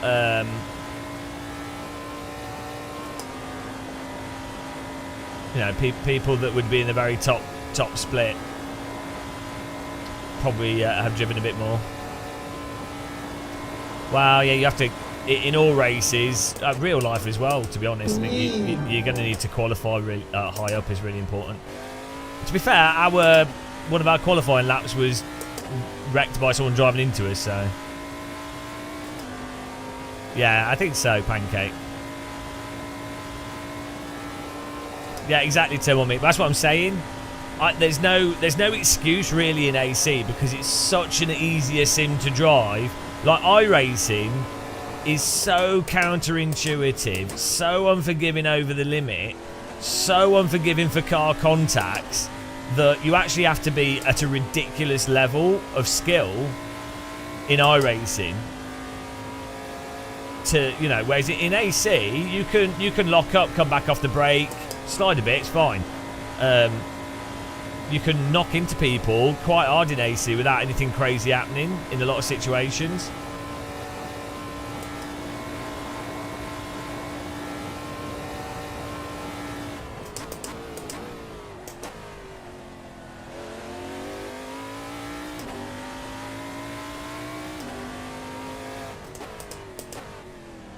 So it's really weird. I understand different people have different skill levels, but it's just... the thing that's stupid is if you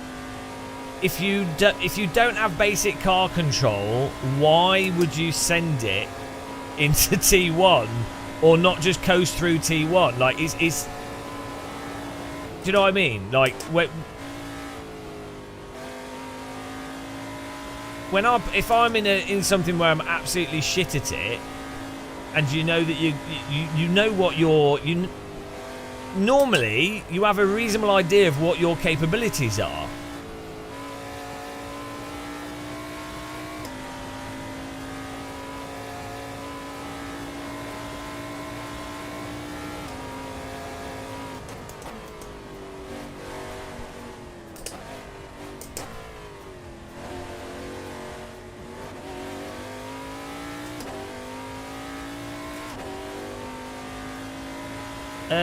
Well, no. So AC is very similar to reality in terms of how aggressively you drive the tyres. It's not really overdriving. That's actually normal driving. iRacing is not normal drive. iRacing is underdriving. If you overdrive an AC, you will wear the tyres out. And you will start to go slower. So it's not a problem. That's actually what you've described is why AC is the most realistic driving simulator on the market.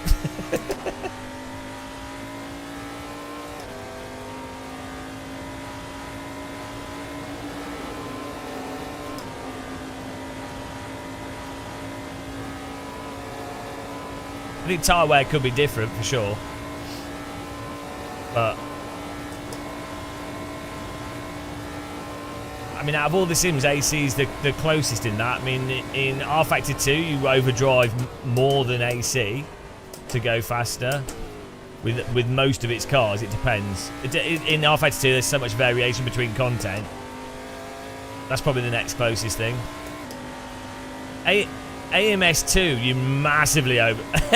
AMS2, you drive corners at like you're drifting.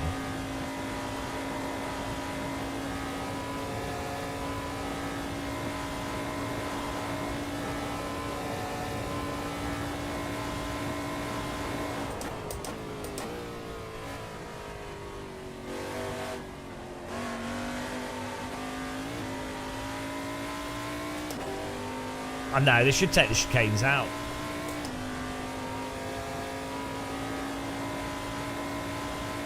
I don't know if it's worth us pitting for bodywork repair. Probably not.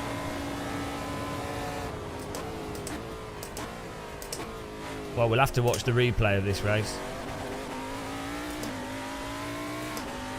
Yeah, racing slick tyres, on like,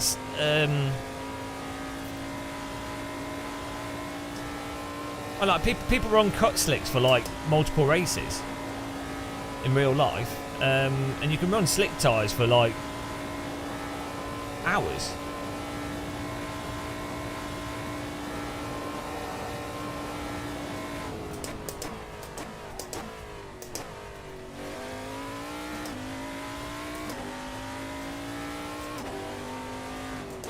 I'm not saying that AC gets its tyres spot on for wear, but there's different tyres obviously in real life, so there's different tyres in different cars.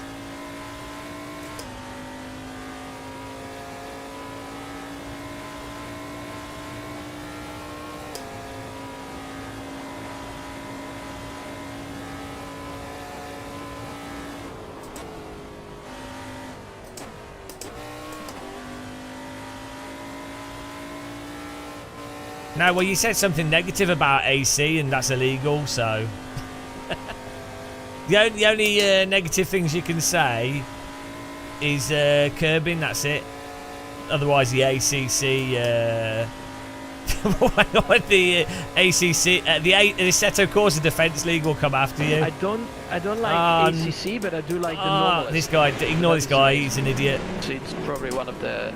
No, he doesn't know what he's talking about. But one of the, or not the best simulation to practice, like even F1 or nah. GT mods. It's really good. No, this guy doesn't know what he's... Ignore that guy, he's some like amateur driver. Sound clip. Yeah, ignore that, it's just an amateur driver. His opinion doesn't matter.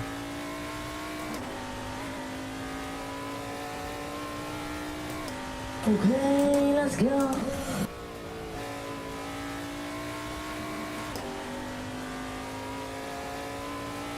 Amsterdam hotcake baker.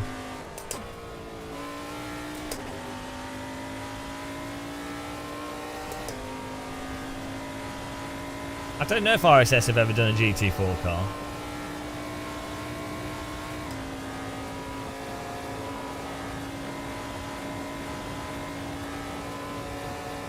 I don't like ACC, but I do like the normalist.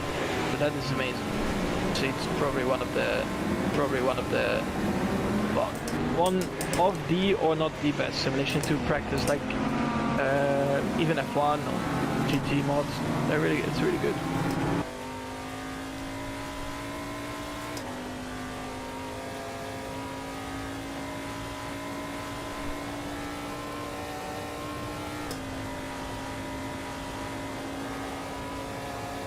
I'm hot, and you're not. What makes AC so much better than ACC driving wise? So ACC has much more peaky tyres. And it feels in ACC it's like you go from grip to no grip with no in between. Lecture imminent. Whereas in AC1 the tyres are less peaky. But there's also, crucially, a really great feeling of the transition between the gripped in to slip state, and even more crucially, you can feel that through the force feedback, so you can tell when you're on the limit in that little bit of the useful slip state, not massively over the limit, but a little bit of slip angle, and when you're under it, and so the force feedback's a lot more detailed, and then the tyres are. You'd say it's more forgiving as well. It's just less peaky, less abrupt. So it's a combination of those things.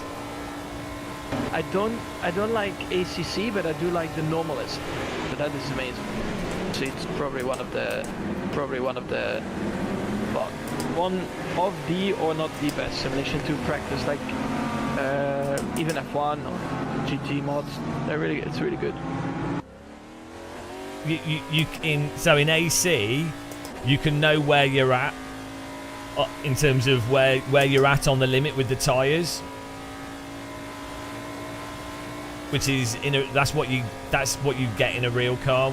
If you drive a real vehicle, you can really clearly, very obviously feel when you're on the tyre limit, or like when you're like sliding a little bit versus when you're fully gripped in. It's really, really obvious that you feel it through your bottom in a real car, and then you feel it through with different degrees of G-forces on you. Basically, you can tell where you are in the slip curve of the tyre, or like the state of the tyre, the state of grip. You can feel through your body in a real car, and you get like a sort of degree of that with AC through the force feedback. Also, the cars are like nicely balanced in AC. That's why like the drifting works so well.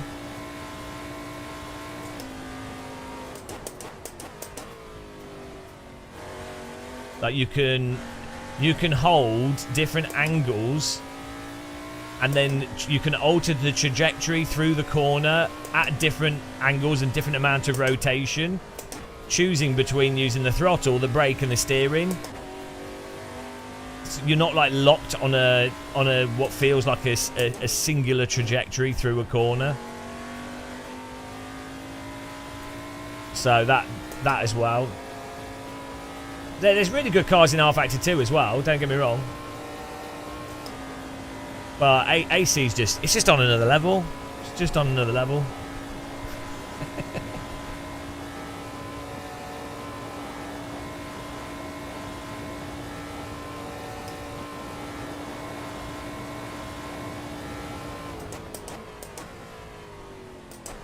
Especially if you play it with like a direct drive wheel set up nicely.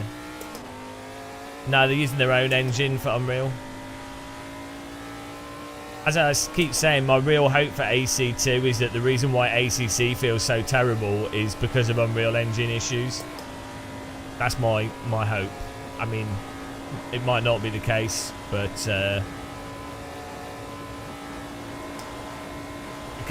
from talking to Kunos, they seemed happy with ACC, which is really worrying. That they don't. I've had long conversations with Aris. He doesn't seem to see the difference. Like, he knows it's different, but he doesn't agree with me over the fundamentally what the fundamental difference between AC and ACC is in terms of the end result and experience. like, I think he thinks that ACC is fine. So if that's the case, if the other people at Kunos think that, I mean, ACC will be the best that they could do with that tech and what they've done with it.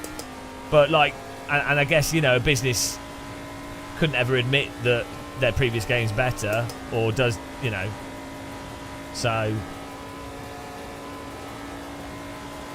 but yeah, let's say if Kunos genuinely think that ACC doesn't have massively flawed force feedback compared to AC1 in terms of actually being able to feel cars at the limit, or that ACC doesn't really lack something in its handling compared to AC1 and R Factor 2, for example.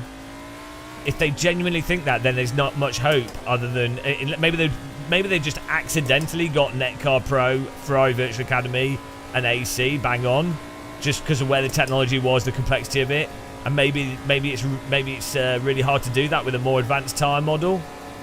So that's possible as well. Like, but yeah, if they don't think there's a big issue with ACC, which I don't think they do, then it doesn't really lend you to thinking that they will, you know, really, yeah, like the next game could be the same, really.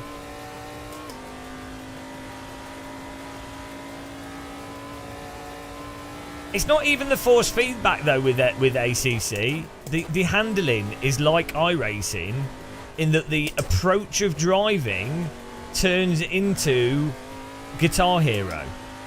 Like, okay, in fairness, every single game ultimately will turn into, you could reduce every video game or every activity into some kind of like list of specific parameters. You can do that with anything.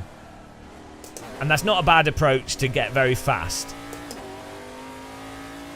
But I would argue the crux of what makes AC1, the original Assetto Corsa, so compelling is the degree to which multiple lines through corners are somewhat productive, and the degree to which you can feel that range of control at the limit is very analogous to real cars. Guitar Hero, yeah, well, like just pushing buttons basically in response to a specific, like you're just going through a list of instructions rather than driving it as you feel it. So anytime you drive a real car, rental car, whatever, or ski or do a real world activity, you might break a racetrack down into, that's the break point. This is, you know, you try and regiment it to be as consistent, and it's a great framework. That's exactly what you do for slalom skiing, Super G, racetrack go. That's you do that to get a solid, consistent framework. But at its core, it's an analog, subtle adjustment balancing act. At its core, it isn't Guitar Hero. That's what makes real world flying, driving, skiing, rollerblading, mountain biking, that's what makes it compelling. At its core, it doesn't feel like you're doing a binary action for each individual thing. It feels like you're doing an analog process. So I would say the best simulators, flight driving simulators, they feel more analog in terms of what you do to respond to what's happening.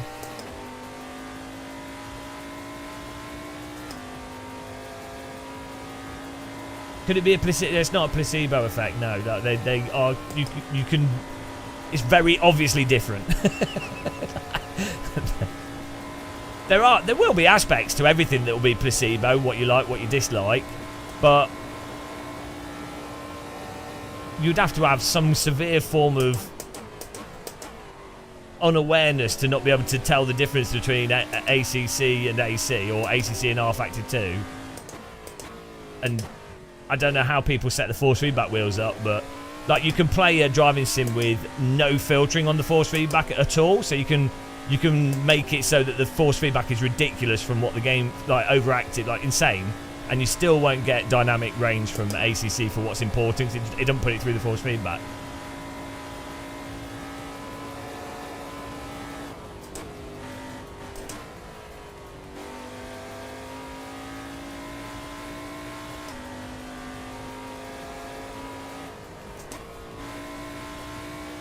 Yeah, the thing that I found over time, though, is sure, you can use an AccuForce wheel to like introduce your own force feedback to ACC, or you can use ACC FFB app that someone made for us, or you can use IR FFB with iRacing and introduce additional force feedback for car rotation, and that can be really handy and give you information. But at its core, if the physics are what drive force feedback in a driving game, and if the physics don't have depth at the limit for that transition from grip to slip and whatever the slip angle is and whatever the specific car setup is, all that stuff, if it doesn't have that, okay, you can use fake force feedback to give an illusion of there being more depth than there is, but you can only drive the car that's in the game as it is, so there's going to be a limit to what you can sort of fake through force feedback. So you find that with AMS2, actually. You can drastically change how it feels. Their custom force feedback's amazing. You can really change how AMS2 feels, and it will feel like a totally different game. But ultimately, AMS2, with most of its cars, pretty much everything, you're going to be driving like pretty weird slip angles through corners, because that's the best way to drive in that game. And that's how the physics are. So, but you can feel what's going on, so that's great. Like, I'd say the force feedback's awesome in AMS2, but you can't fix the physics engine with force feedback. Oh, I was going to let that guy go past then. Got damage. So that's what I found with iRacing, for example. I don't like its force feedback. Same with ACC. Its force feedback doesn't give a lot of detail, but you're better off just going, okay, well, you have to just drive these sims in a rote memorization way. So just lift so we can go through easy. You're better off just driving them that way, because that's the actual reality of the physics in those games. And I found using IR FFB, for example, it lured me into feeling like there's more give at the limit than there actually is, and it would make me make mistakes. It's better to not. It's better to really just memorize what you can and can't do. No, the single point tire model things, Jason Murphy, no. That's not what that is at all. You've got mixed up there. So all single point or multi-point tire model, the difference with that would just be the averaging effectively the contact points with the road. That doesn't necessarily make the... You can have multi-point contact with AC1. What's added to complexity isn't the points of contact.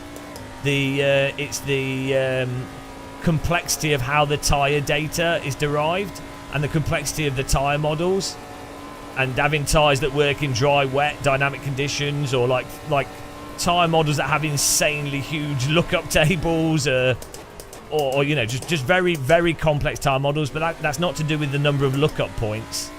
It's to do more with, you know, simulating internal tyre temperature, heat, tyre carcass heat, how that heat affects grip, or like flex, crazy stuff going on with tyres. That it's not to do with contact points necessarily. I mean, it could have that could be a slight factor, but generally speaking, not really. No, it doesn't matter either way anyway. Like, you could have an empirical, you could have a, God, I don't know, it doesn't matter what words you use. And in the most simplistic way of putting it, the more complex a tyre model is, or the more complex any model is, doesn't matter what you're talking about, it could be like dam simulation, the more complex a model, the harder it is to generate predictable results, or to tweak the model to get a specific output. The more complex a model is, the harder that model is to get a certain output out of it is. But you could argue that a more complex model could potentially be more representative of reality. So you go, okay, There's going to be a point where we know that we can actually do this complexity, and we know we can control the output to a desired degree, and that complexity also means that we can hit a degree of realism. Well, I'm just letting you pass, matey. Oh, he's 12. I thought he was flashing me because he's don't matter, we got damage anyway.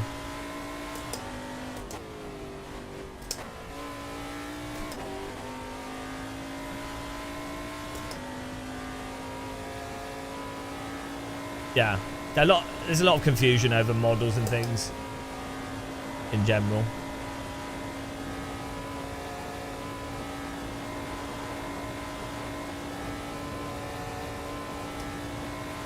There's a weird, so from a marketing perspective, there's a weird habit that people have where more complex is better. It's that Spinal Tap thing of 11 over 10 is better than 10. It works in marketing, and from a perspective of someone that doesn't know anything, it sounds good. It's like that Forza Motorsport thing. 48 times more realistic. It's like, well, okay, yeah, maybe their polling rate's 48 times more, or they've got more data points. That doesn't mean it's 48 times more realistic. But for marketing, you know, it's like going, yeah, like it's just bigger number sounds better. Basically, it's an argument from authority. Obviously, it's patently not true. Like,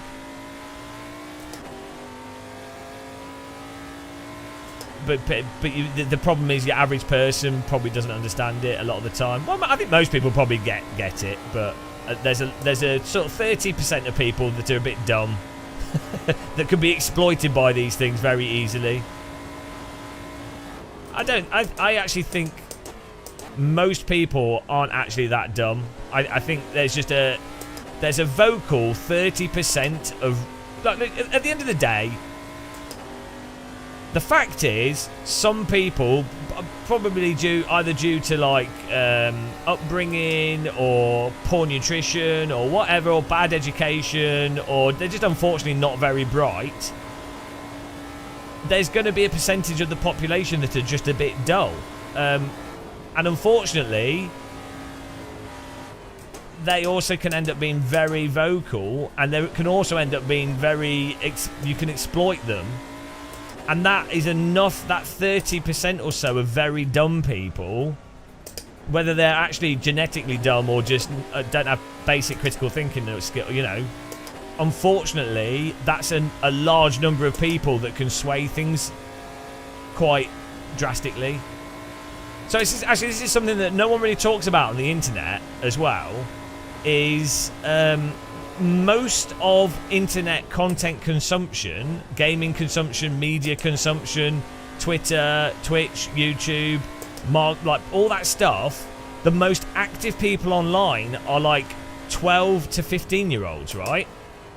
Who are not critical, who are, you know, they're very easily manipulated, they don't have any context to stuff.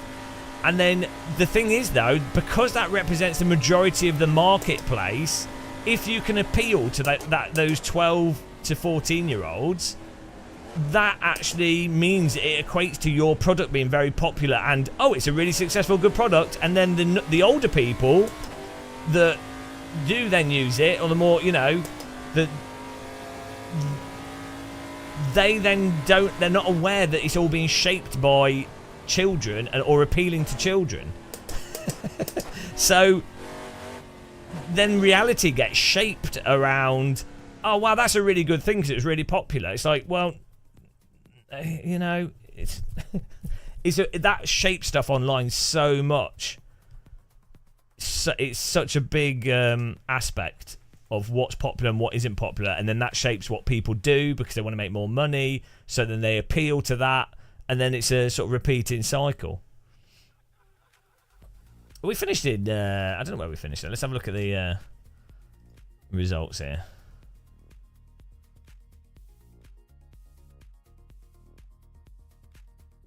Well, the service seemed to work. We just had some pretty bad driving from other people. Oh, dear.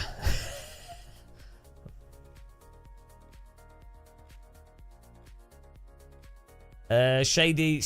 Yeah, well, a lot of games are like that. Yeah, it's just like, oh, what's the next thing? The next race we're going to do the 5 p.m. because we accidentally didn't sign up to the. Yeah, so the next race is at 5 p.m. Bloody hell, there's already 23 people signed up to the 8 p.m. MX5. You have to sign up in advance because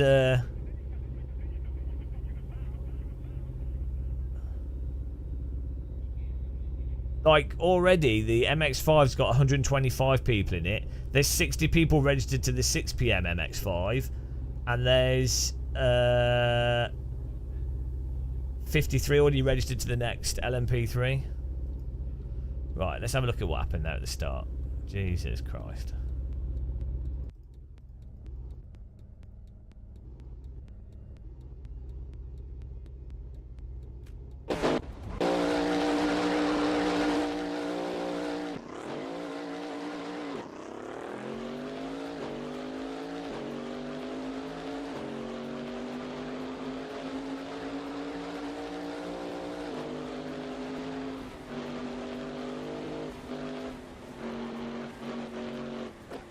What? How did he lose it there? What? What? We did we got through all that. I'm like, right, we just. The problem is when you're in a pack here and you've got, if you lift, it's going to make things worse.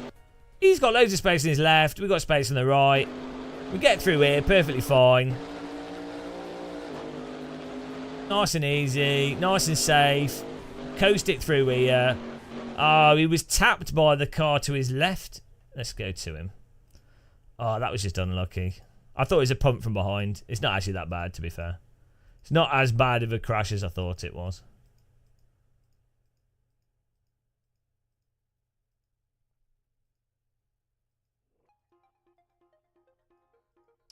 This is dumb. Like, why? How do you... Hang on, can we see his name?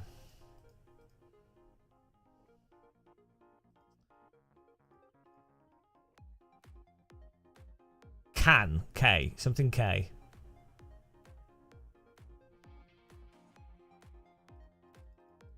Okay, it doesn't work in replay. Fantastic. Where is he? Oh, here we go. Yeah, I think that's a server setting though, John, because we do a lot of hosted races, and you don't have the cars rowboating. So, no, you know this car here. What he's done. So what he's done is he's gone in front and then got on the brake and then been tagged from behind. He should have just stayed on the left. So it's this guy's fault here. So there's no reason for this car to move right here. Like there's absolutely no reason. He should just be staying on the left, and also he should be staying on the throttle. Why is he turned? He's just turned right. I mean, the car behind, he's lifted and turned right, and then the car behind hasn't reacted to it at all. And then he's not caught. You can probably catch that as well. So let's look at the car behind him.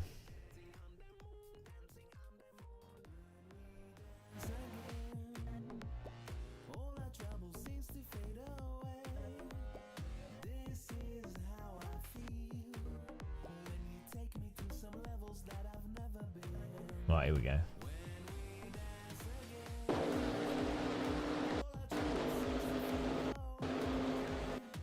Yeah, the car in front's just turned right. Like, you can't really... I don't think you can really blame this guy at all.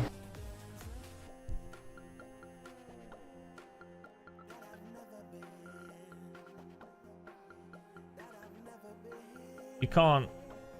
Yeah, you can't just turn right at the start of a race. Do you think he's not got car radar on as well?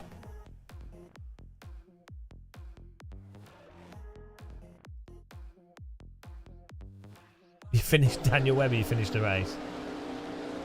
Why can't people drive in a straight line?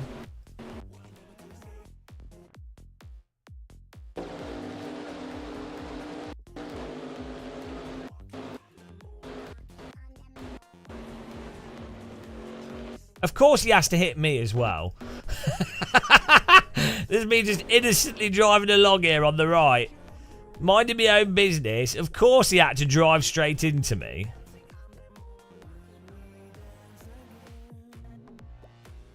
Yeah, but this contact is such a gentle contact. You can counter steer and catch that.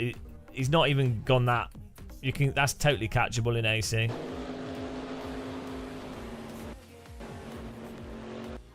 Yeah, I just don't... How does he manage to absolutely smash me? So unlucky.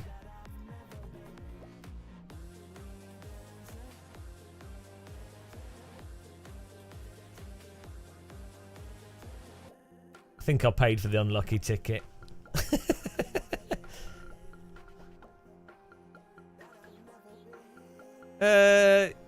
Yeah, I don't know. Doesn't this car have tyre blankets on it? Well, the wheels are so forgiving in AC. I don't know if the brake accelerator trick works. It might do. That's a paddling. He did find the correct target. Credit to him.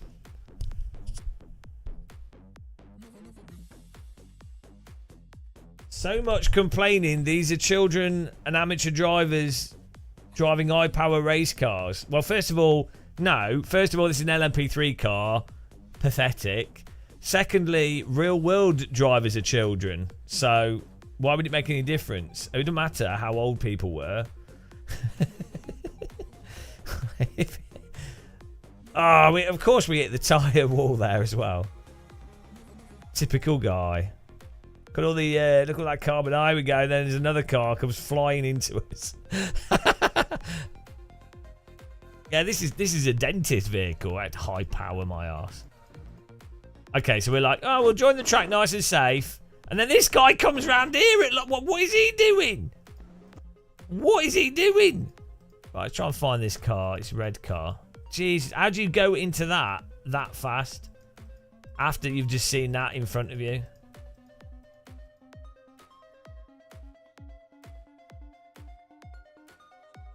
Like, how do you miss that so much? What is he doing? What? Right. If this is me, if I see all this crap here, I'm going to go slow and I'm going to go left because all the cars are going to be running wide. Why would you drive into this so that you understeer? Like, you just slow down and go left and then all the cars... Yes, he's seen that I'm on the right here. How on earth do you drive into this like that? He's driven into where all the cars are crashed. Oh my goodness, like unbelievable. It's like that race I was just just like everyone was just trying to drive into me for some reason. Oh dear.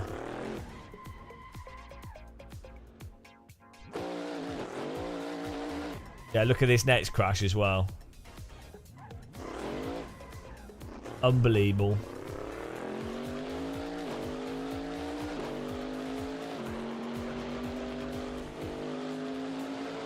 Oh, I'm gonna microwave some curry. I'll host a practice server. We can do. Would you guys like to do a random race? In between before the next race. We've got like 50 minutes till the next race.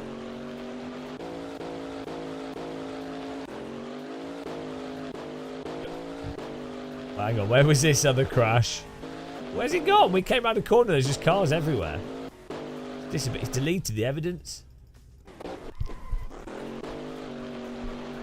Oh, there we go. 1, 2, 3, 4. What lap was the spinning car on? Yeah, I'll make a server. And this is awesome, though, having these organised races. you know, just as something to this an organised event. It's great to have with AC, even if it's even if it's not perfect. I think it's fun, you know. Same with the R Factor 2 ranked racing. It's just fun having ranked racing. It gives you like structure. Or even iRacing, you know, like the netcode and weird shit in iRacing. It's a fun structure from a gameplay perspective of trying to win. Like, so it's like Battleground Player Unknown. Here we go. PUBG is terrible for like FPS mechanics, but doing a thing where you're trying to beat a whole bunch of other people is quite fun. How did he drive into this car? Bonk. Oh my goodness. How did that guy drive into him though? Right, there must be a better way to browse through cars. It's so stupid. Like, it should change to... Is there a shortcut to go from the car in front of the car behind? In R Factor 2, it's like plus and minus.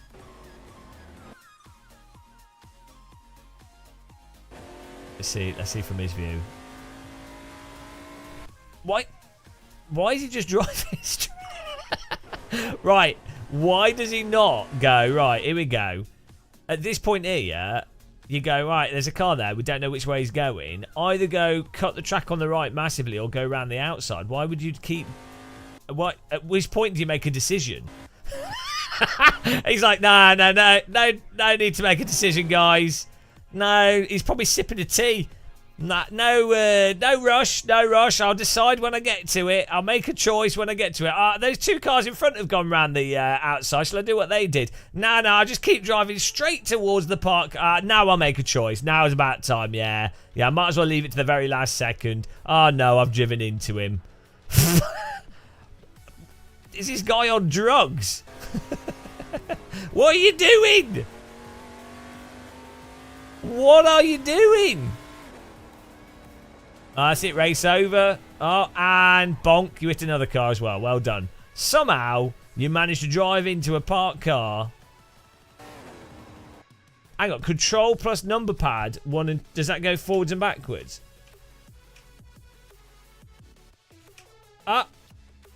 Yeah, no. No, hang on, that's not going... That's just going up and down. That's not going through in order, though, is it? So, right, who's in front of us? That's me. Hang on. Find someone that we can see the car in front. So, Pedro Diag is in front of this guy.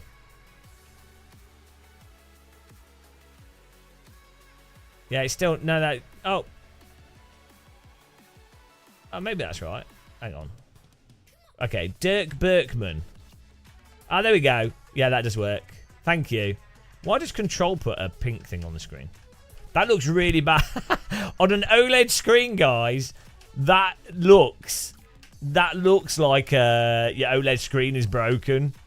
You know, if you really want to troll someone that's got an OLED, go to the house when they're playing Assetto Corsa and hold down Control and go, I think your screen's broken. There's a line down the middle. It literally looks like when you get like a broken power thing. Jump scare. Yeah, guys. I should. Right. Later on the screen, guys. I'll say to people. We'll say make the stream full screen, and then be like, and then just hold it down, and maybe do this, and then say. Have you noticed there's a problem with Windows at the moment with it breaking monitors? I don't know if you guys have seen it. There's like there's a pink line that there's a bug. Latest NVIDIA update has been known to brick monitors, causing a pink line to like display on the screen. It's like, oh dear.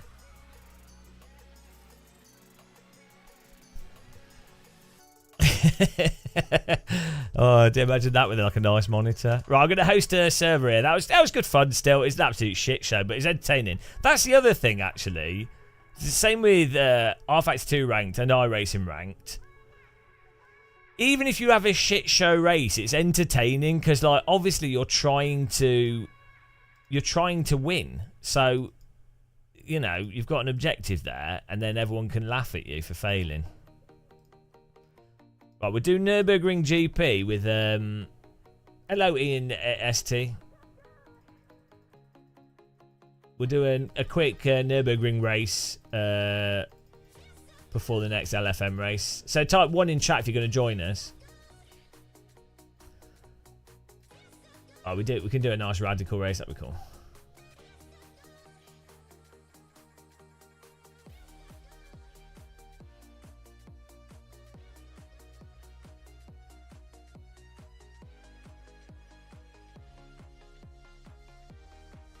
Yeah, one person. That's alright. Get this set up. And that should be enough to fill out the grid. We've got the Radical SR3, the mod's in the description on YouTube if you want to download it.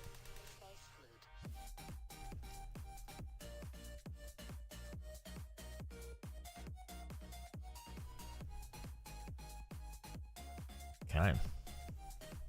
Thanks, Tom. You nailed it there. Yeah, good. See what you did there. Bloody hell. Right. Server's running. If you search for Game of Muscle, it should come up. Yeah, I'm doing the next LMP3. And then the next MX5.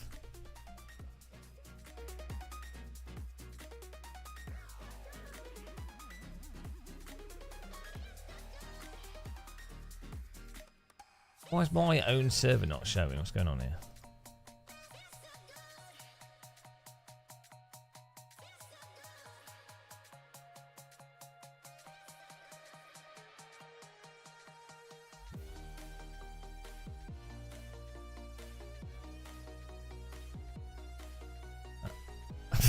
I can't get my own server's not showing on the server browser. It's weird. I'm going to restart it.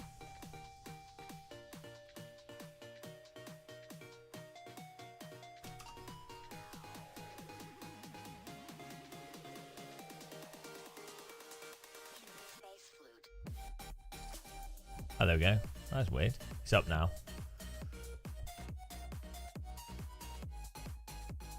Just search for Game of Muscle. There you go. Thanks, Gasper. Yeah, the next LFM race is in 40 minutes. Woo! Just going to microwave some curry quickly, so just for 2 minutes.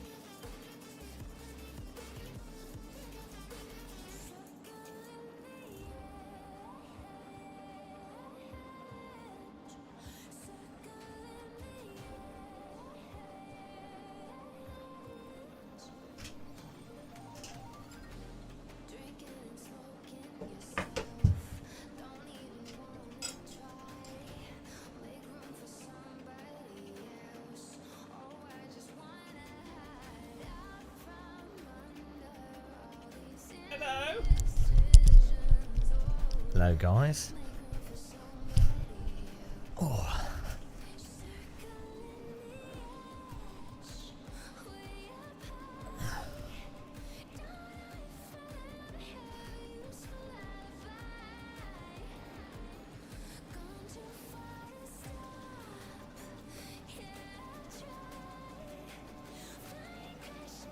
How many people are in here? Oh, 14 out of the blue. Nice.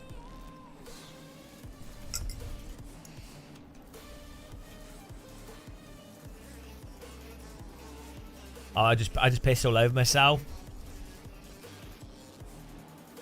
I actually just I don't pull my trousers down. I just pee all over myself.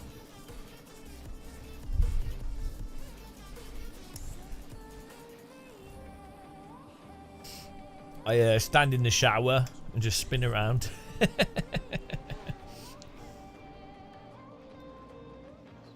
No, this isn't live now. It's pretty... I am the champion of the ninjas. Oh, guys, thank you. GM, thanks for all the laughs. Oh. Is there going to be a Moza review video? There will be, yes, eventually. Thank you very much for being a member. Appreciate that. The laughs. Laughing at my face. Typical. You will be added to the list on Sunday. The list on Sunday. The list extends.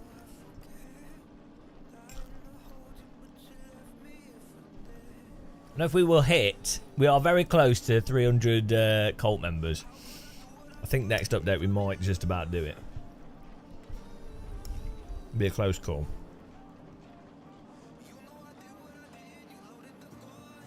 Speed P's the way.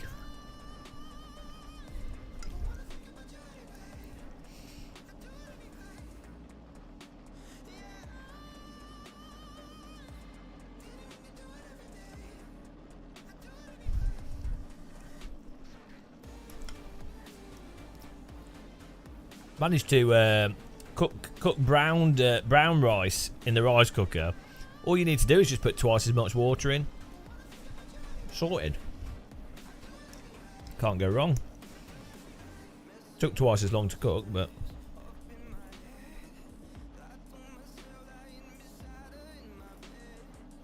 brown basmati rice.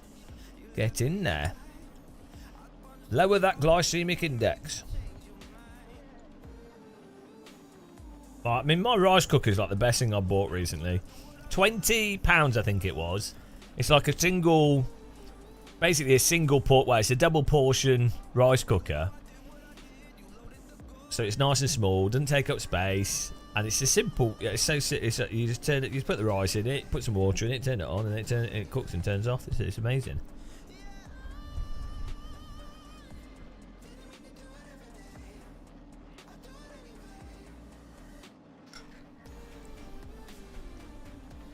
Like pretty good for saving money, a rice cooker. I don't think it uses much electricity. Rice is proper cheap. And then all you need, if you've got a pan with like some sauce, you can do like a cheap sauce, or you buy sauce and you dilute it a bit. Then you can make a lot of food for not much. Frozen vegetables and stuff, sorted.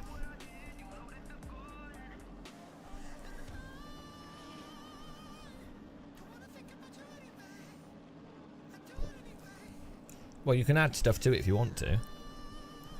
This isn't just rice. This is some leftover beef, some tikka masala sauce, and then I cut potato up into little squares and cooked the potato in the masala sauce for like 20 minutes.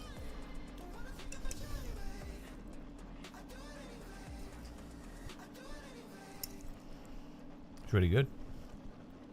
And then I was starving yesterday. I was proper hungry. At like 11 PM, I was like, oh, I'm so hungry. So I was like, oh, I'll make curry. So then I made 2 portions of curry and had a midnight curry. I was just so hungry last night. It was mental. I mean, I hadn't eaten much in the day. I was like, well, better off eating proper food.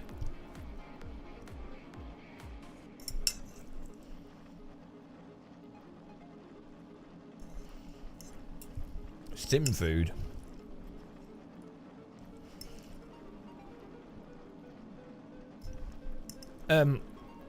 Beef is really good with tikka masala though, surprisingly. I really like lamb in curries, but it's really hard to find diced lamb. And if you're buying like other lamb, it's really expensive and it'd be a bit stupid to dice it. I've not tried making porridge, but I only buy cheapo porridge from Lidl's and you just microwave it. I think because lamb doesn't taste like other meats, I think that's why it puts people off. And it has quite an like a earthy, irony, gamey kind of flavour, I guess is what that would be described as. Yeah, I really like it. I think it's got more flavour than other meats. It's not good for the environment though, so shouldn't really eat it.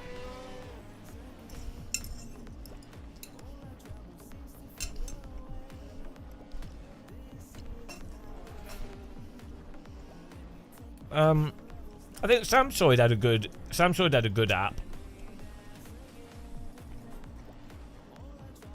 I forgot to tick box the setup. Huge error. Guys, can you share a setup in the server? I forgot to force the fix setup on.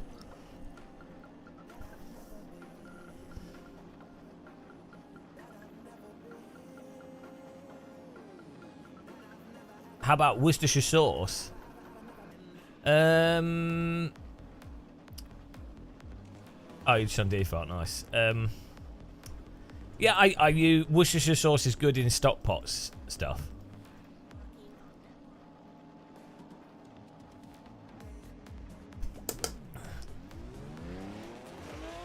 I don't think I've ever had Worcestershire sauce with chicken.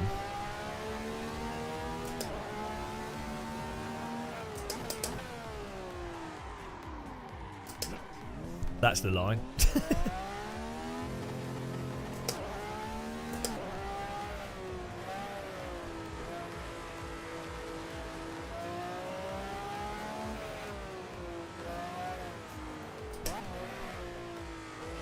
Well, if you become a member, you don't get Twitch ads.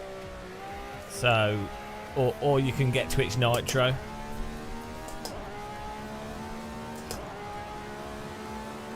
Or you could buy AI Pictionary. Have you heard about that?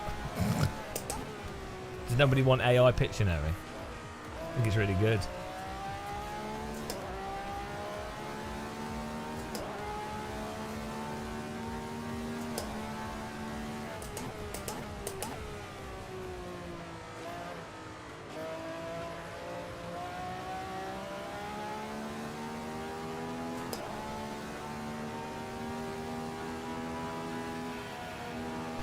I loaded up someone's live stream on Twitch the other day and it played the AI Pictionary ad twice, and the more you watch it, the more stupid it is.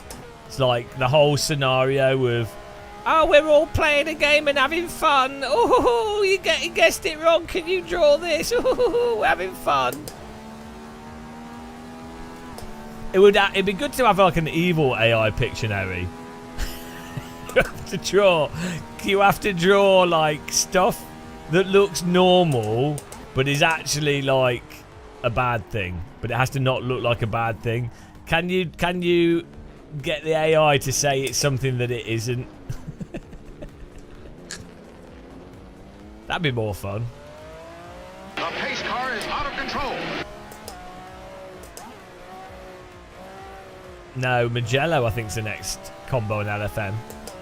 We're doing a LMP3 race on LFM in 30 minutes, but we're just hosting a race here with anyone that wants to join in between times.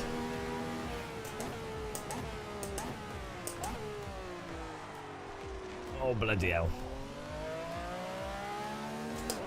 You can have, there's fun games you can play with children though. I don't think Pictionary is bad with kids. It's just the advert's terrible.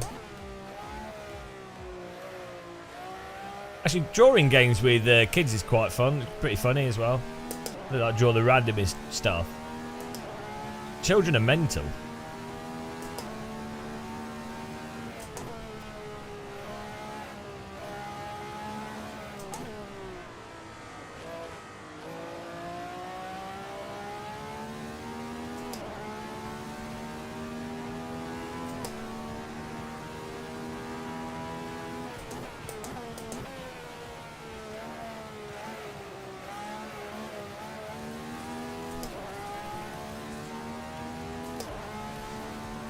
Yeah, LMP3 at Magellan might be alright. It'd be really hard to overtake though. That's the problem with that LMP3 car.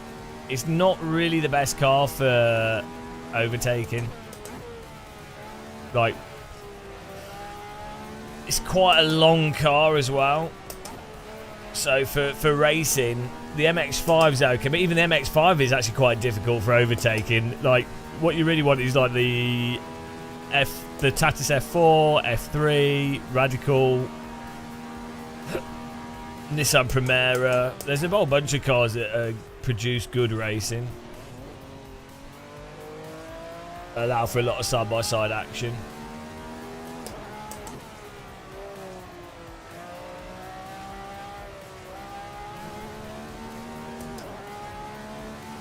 Right, here we go.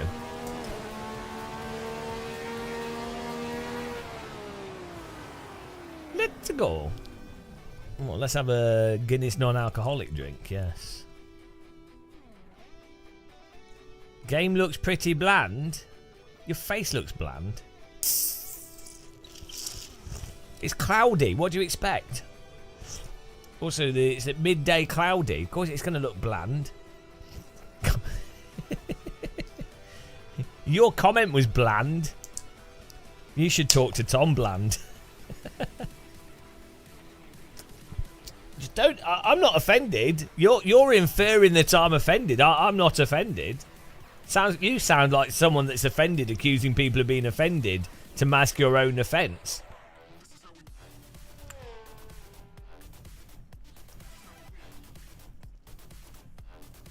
Taramasalata.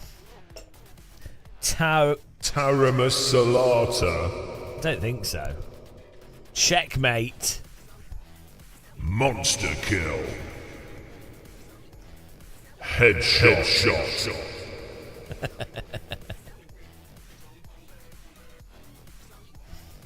Wicked sick.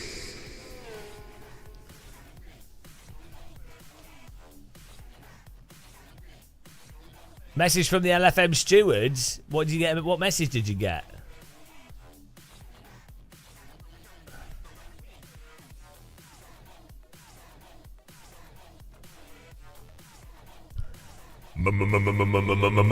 Monster kill.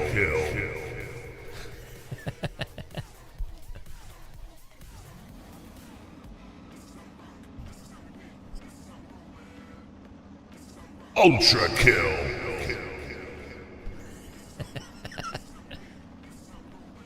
Oh dear. Ah, not directly banned again. Oh god, this keeps happening. How long have we got actually before the next race? We have... Wow, the website's getting hammered here. 23 minutes. Perfect.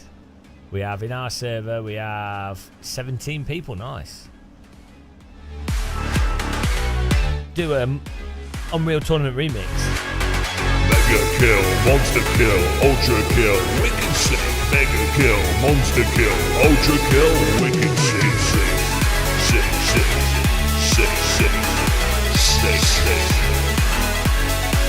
There you go. It's the Unreal Tournament remix.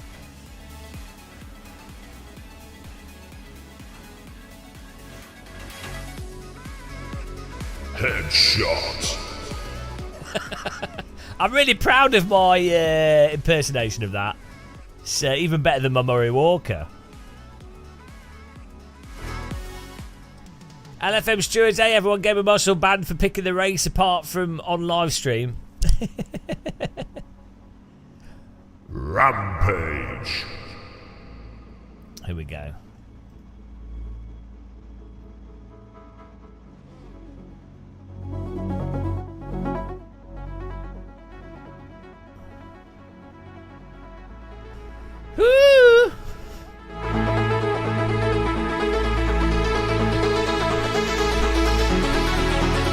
called the jellyfish. It's my dance move. I use this one on the ladies in the club.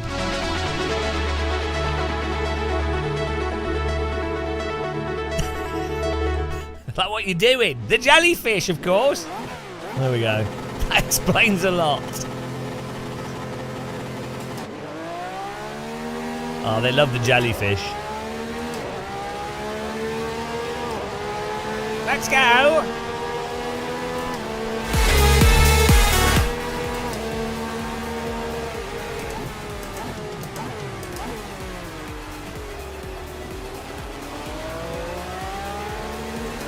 Okay, let's go.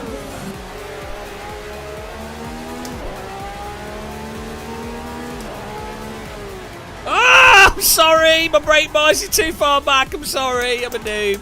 Oh, God, I need to learn how to drive. Too much brake. I'm sorry. That'll be £120,000 for 2 new radicals. Monster kill. It needs the echo. The pace car is out of control. Monster kill. The reverb and the echo.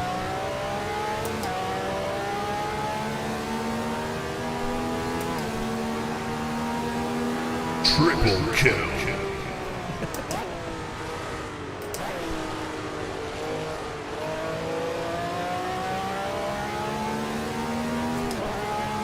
Did he say flag dropped? I can't remember. I don't think I could play Facing Worlds now without vomiting. That would be pure motion sickness.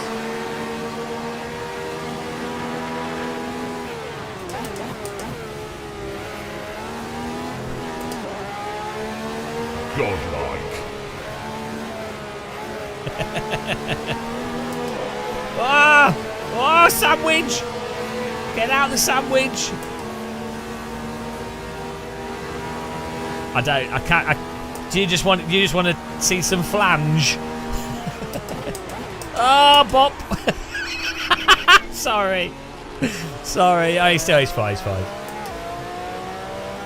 Yeah, I can. I've got audio monitoring as well, so I can hear what's going on. Should I do the whole stream like this? Hello. This is the live stream. Kill all the people. Every sim racer must be eliminated. You are Guilty. You will be liquidated. Head to Human Disposal Unit number 43. Shall we play a game?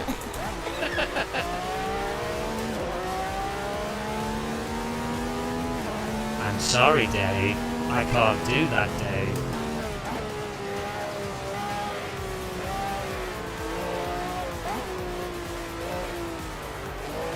I don't have any other hobbies. Why? Look, I spent £250 on this Go XLR and I'll damn well use all the voice effects.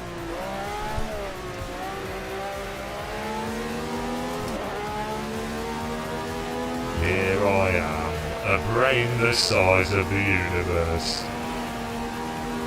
Why did you even turn me on?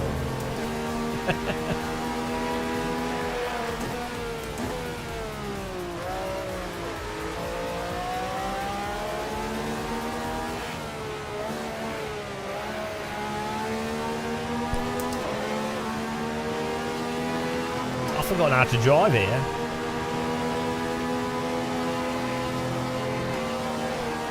You are disgusting.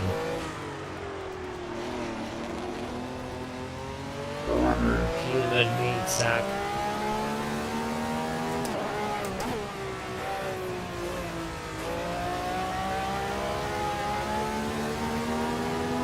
I've been radicalised.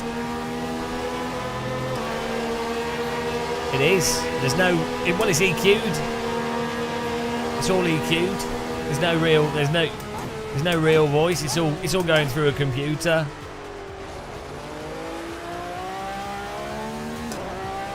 Think of it this way: everyone has different eardrums and ears, so even if you heard the real voice, it'd be different for everyone, and then people perceive sound differently. It's not the same for anyone or anything. It's all made up. What's going on? I don't know what to believe anymore.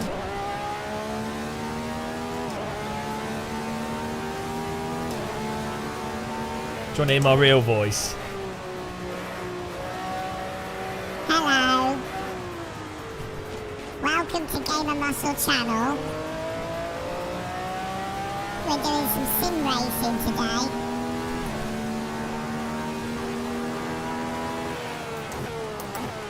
I hope you all have your force feedback set up correctly. I don't know why, but people don't take me seriously when I use the worm voice. Every single day I come out of the soil and I look into the sky and I think, is this the day that a bird is going to come and pluck me out of the ground? And I say, I think I would really like to be eaten by a bird. I really don't like being a worm, to be honest. It's a really miserable existence. I'm in the soil, wiggling around. I don't even have eyes. I can't see. Can't even see anything. I hate being a worm. I'd rather be dead than be a worm. Why am I a worm? Absolutely terrible existence. Bloody hell. I even try and walk across pavements on sunny days, just to put myself out of this miserable existence as a stupid, elongated piece of flesh. But for some reason, the pavements I find aren't long enough, so I get to the other side and I think, God, another night, another day of being a worm. What a cruel existence, and I don't know why I bother. What am I even doing? Don't even understand my point as a worm. Just going through the soil every day. Wiggle left, wiggle right. Every day it's the same. I don't like it really, you know. I don't even have a mouth. I can't even drink a cup of tea. Just going through the soil.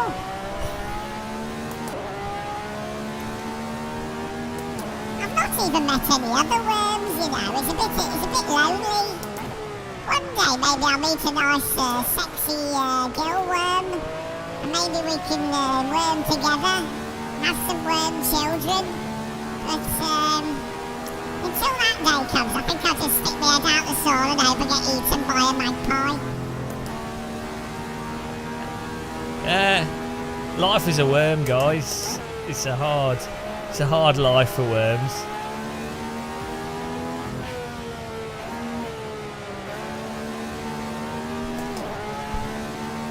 I can't play iRacing. I've only got one body, long body. I don't have any arms and legs, so I can't do racing simulators. I've seen it. It does look like it could be fun, but they've not really thought about making them worm compatible. You know, I can sit in the seat, but I can't actually do anything. So,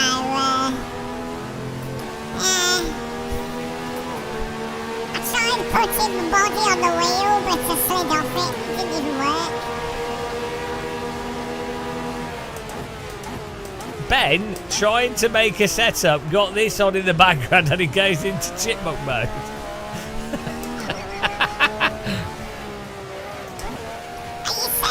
Putting your lap times off. Are you a worm racist? How dare you? There's people like you. We have a hard enough time squirming through the soil, not to have it made worse by people with worm prejudice. It's absolutely disgraceful.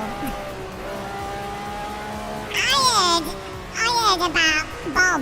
He was on the pavement trying to dry himself out, and one of those worm people haters trod on him. At least I did him a favour, really. He didn't want to be. He wasn't happy being a worm either, but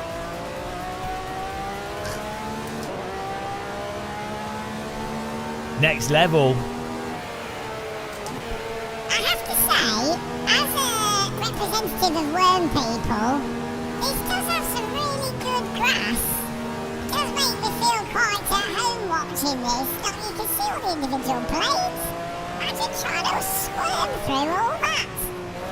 I wouldn't like to go in the sand though. It's hard to wiggle through sand.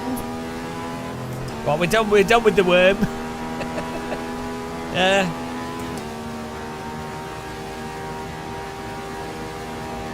Right, this has been a successful race for me. I've forgotten how to drive this car. I'm all over the place.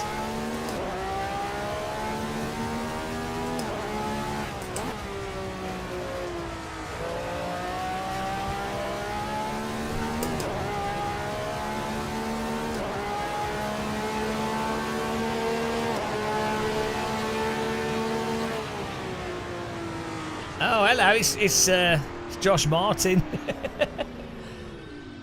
How's it going, man? Woo, how long we got? 15 minutes till the next race. Should we just chill out for a bit? Josh, have you heard of simstuff.net? Have you heard of this? It's some like weird place. It's a weird place where people can get jobs doing setting up sim rigs. Maybe you don't know about it, but like if you know about sim building, or you like events or esports, or you're like an expert on those kind of things, or you just want to get a job in sim racing some way, well, maybe you could head over to Sim Stuff and you could check it out. Yeah, it looks like it could be pretty good, like, you know, especially for people looking for work in sim racing. I wonder if they have any jobs available. You'd have to go there to find out. Sim Stuff, what's that about? Should we do another race, guys? Or should we? We've got like 10. Oh, we'll just get ready for the. the LMP race.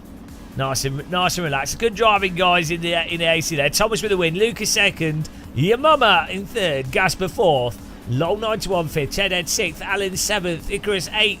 Smugajugga Juggler in 9th, and myself in 10th. We're going to do the next LFM race. Hopefully it's all working. Next LMP3 race. The objective is to not get punted. Starts in 10 minutes. And I've also signed up to the next MX5, which starts in 1 hour and 7 minutes. Nobody likes you. Everyone hates me. I think I'm going to eat some worms. Would you like some toast? Oh, dear. Who doesn't like toast?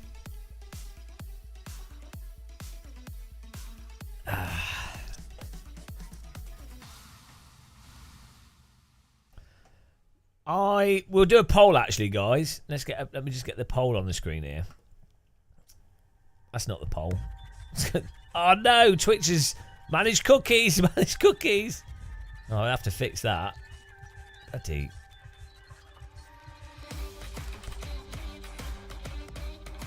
Well, that's that broken, isn't it?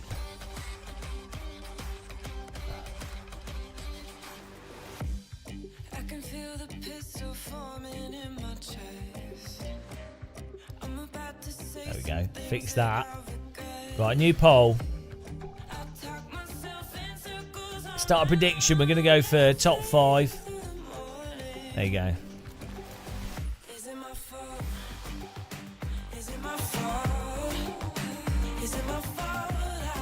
We can add this prediction scene. There you go.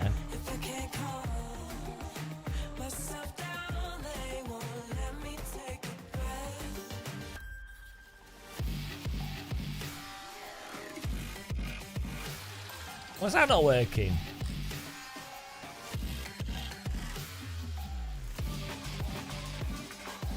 Hang on, what's going on here? The pace car is out of control. Okay, well. That's weird.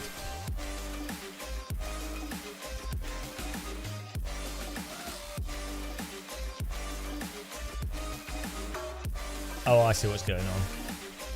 Yeah, we can't have it on there for now. But there you go, got predictions working. Was drinking black tea during the race, almost got a heart attack.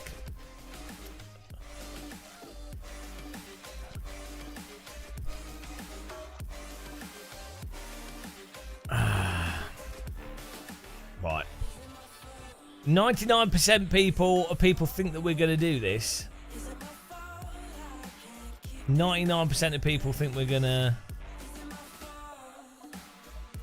finish top 5 in this. I got to stop the server, guys, just for performance.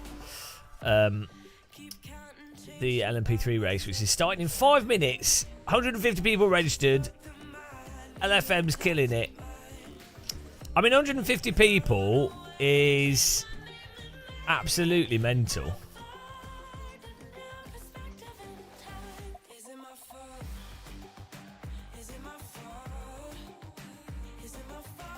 Twitch viewers are optimistic. Yeah, I don't know why they're so optimistic, but because people can choose they can edit until the poll closes in like 6 minutes time. Unless whoever set the poll up put too much time on it. Let's have a look. Yeah, 12 minutes. Why 10 minutes is enough? I'm gonna make a new one.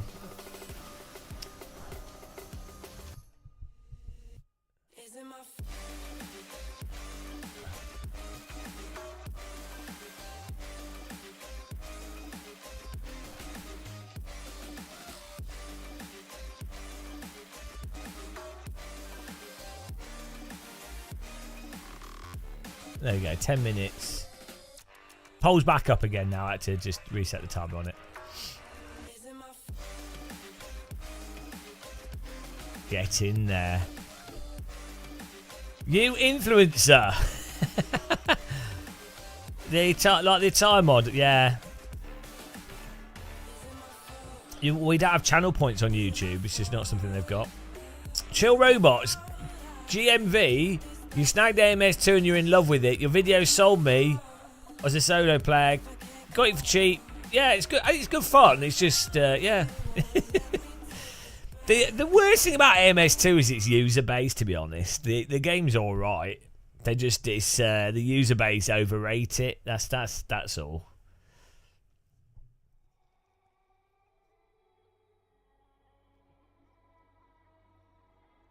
It's just a very overrated game. But it's good fun. You can enjoy it, especially for single player.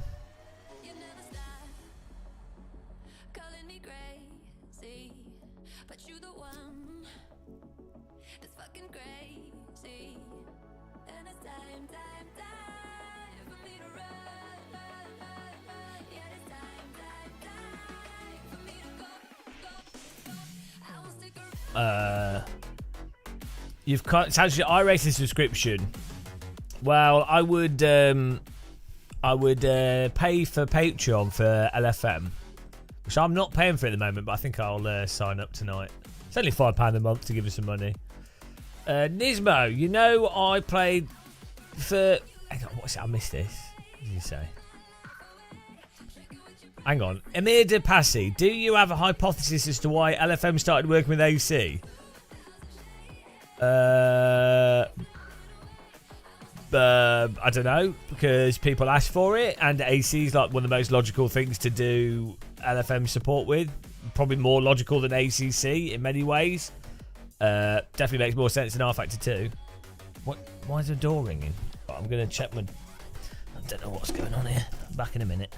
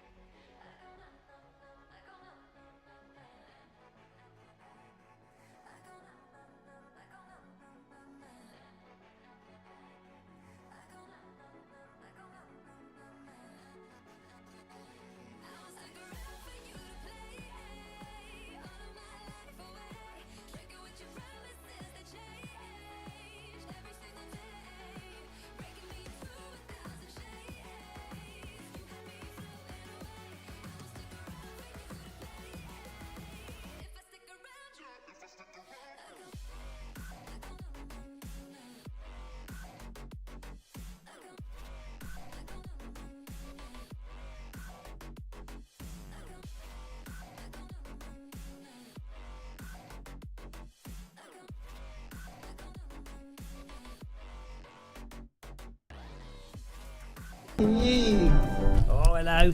Hello. People trying to sell internet. I'm on the internet already. I'm already on the internet. I don't need any more. Oh, dear. Oh, dear. All right, let's go race. 5 minutes. Yeah, they're trying to turn my internet off.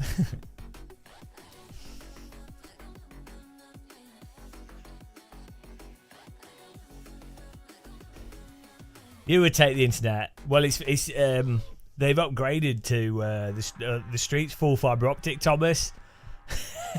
So like, I was like, oh, just tell me what the name of the company is, but so I could just see. It's like, okay, they're just trying to sell. You know, they sell and then they get a commission. I feel sorry for them. It's a hard job. Yeah, nice, Thomas. Yeah.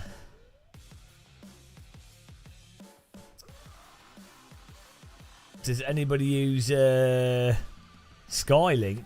Do you mean Starlink? I think that's good for remote stuff, but it's quite expensive. It still has quite a lot of latency, but for people in rural places, it's good. Cold calling, yeah. You know. Thomas uses carrier pigeon for his internet.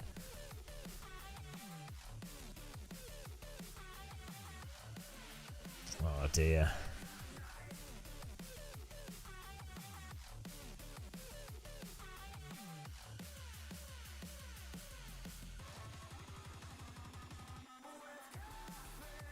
It's got slower. Oh, you used it. Is it better than? Do you think? Is it better than what you got at the moment, though, Thomas? Yeah, I think with Starlink, a lot of it depends on how many people are using it in your area versus how many satellites happen to go over your area. It's still quite a lot of latency. The download is really good on something like that, but it's the upload that's not good. I think the thing with something like Starlink is it's really good if you are doing like non-symmetric internet use. Yeah, like so for gaming it's really bad, but for a business doing general stuff, like even like calls and things, it'll be fine.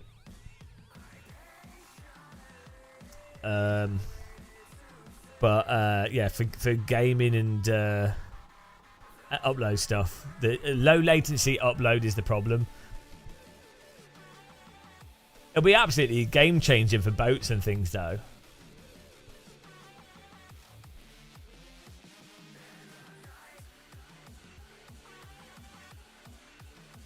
Yeah, there's probably certain locations will get better Starlink coverage as well, like due to the satellites. It's pretty mental though how many satellites you see now because of Starlink and these things. Like when I was younger and you look at the sky, you might see like one or two satellites every like 20 minutes or something that you notice. Whereas now, if you look at the sky, there's a satellite like you can see them every like second. It's crazy. How much upload do you need to stream to 3 platforms? Well, it depends. If you're doing it yourself, you need minimum probably like 3 megabit per platform, and then you need an overhead of 2 to 3 megabit. So let's say if you were if you wanted to stream at 3 megabit, you really need 5 megabit.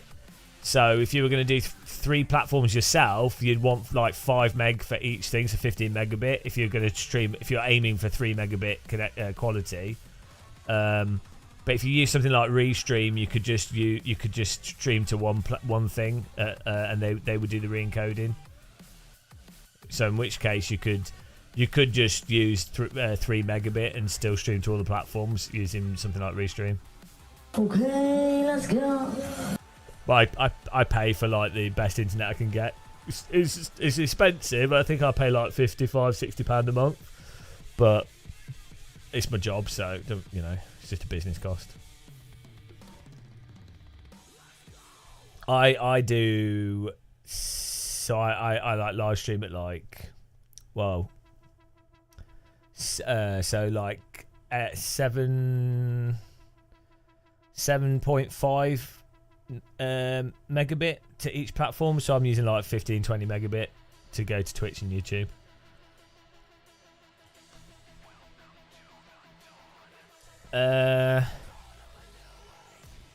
Horsepower sim racing. Oh, I don't know. Don't know what that was about. Yeah, maybe just. Oh no, there's a server down. Oh no, here we go. Fine, it didn't come up. Well, anything that's a business cost in the UK, you can get you get 20%. You basically just don't pay tax on it. That's all. Although actually, if you use like simplified accounting for being self-employed with a home property, UK has like a tax. It has a sort of tax rebate for having a home office. There's a sole tax system, but there's a whole bunch of different ways of doing it. It depends if you're running like a limited company, or if you're self-employed, or if you're also self-employed and you run a limited, or you're running a separate business, it's a sole trader. But generally speaking, in the UK, even if you're employed, actually, this is something that a lot of people could save quite a bit of money on that they don't realise, especially people that've never run businesses or been self-employed. If a lot of people work from home now, it's really worthwhile talking. If you work from home for more than like 2 or 3 days a week, it's really worth speaking to a financial advisor, because you can, well, just under the basic self-employment rules, there's a simplified accounting which gets you a rebate for having a home office, basically, which is a really you could do it like manually, and you could do it quite convoluted, but there's a simplified way of doing it which could be quite a good solution for a lot of people that don't want to fiddle around with stuff or do advanced accounting. So it's worth looking into.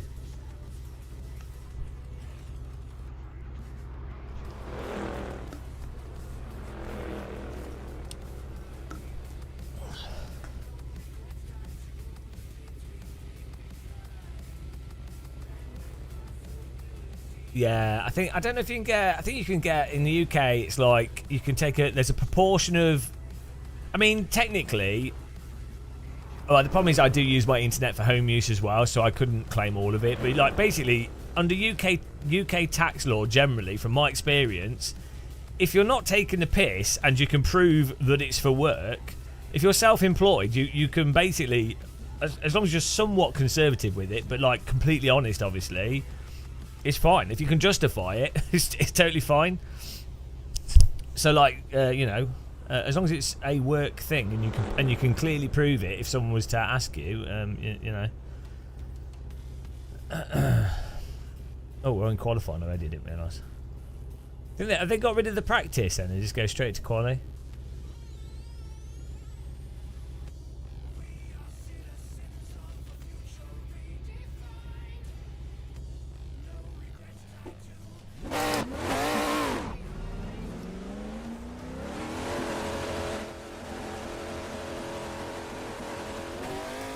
Bought 5 wheels, yeah.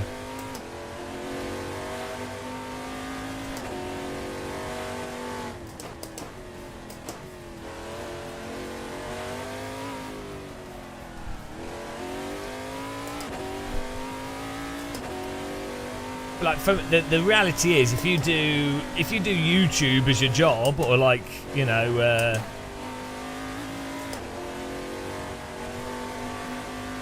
Twitch or live streaming, it's not really the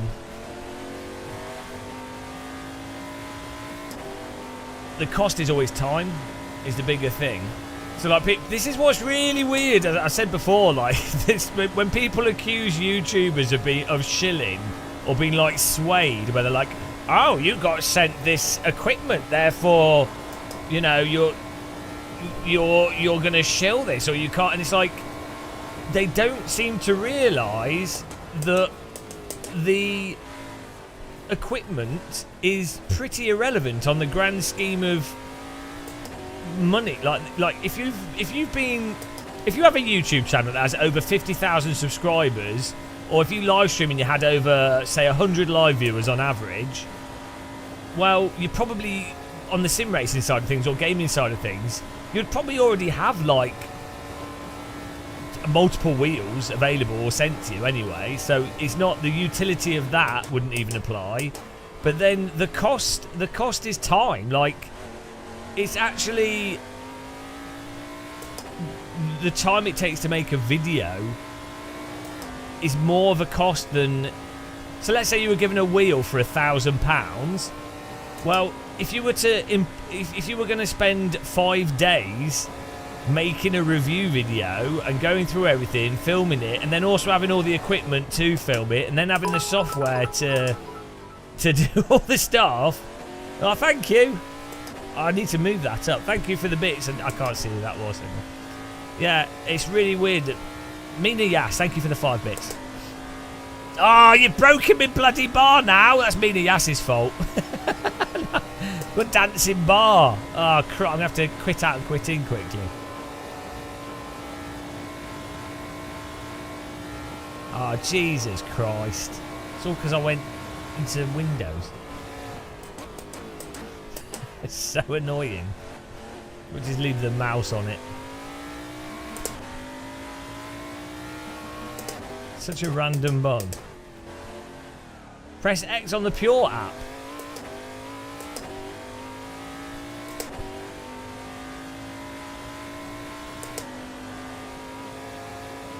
No, that's gonna... Ah! Thank you. Is that why does that do that then?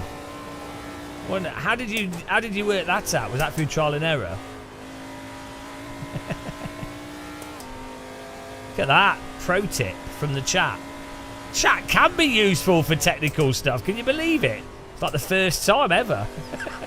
10 years of live streaming. It's the first time someone in chat said something useful to resolve an issue with the live stream. Oh my God, it's happened. I'm going to have an aneurysm.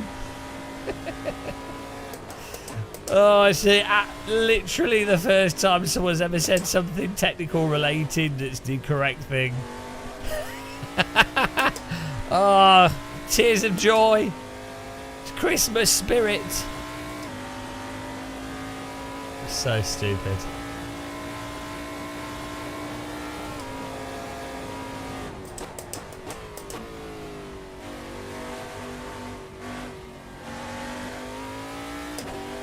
Unpin the app, just click X on the app for Soul, for Pure.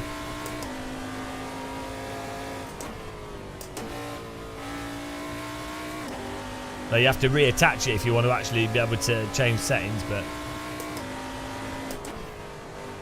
if you've already got your settings, it doesn't really matter, does it? Alright, Mina, yeah, thanks for watching. Oh, the poll's closed, or closing in a second.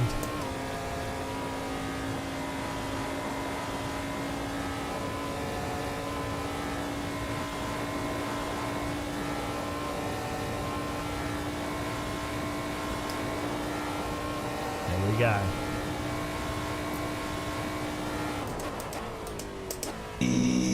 Woo!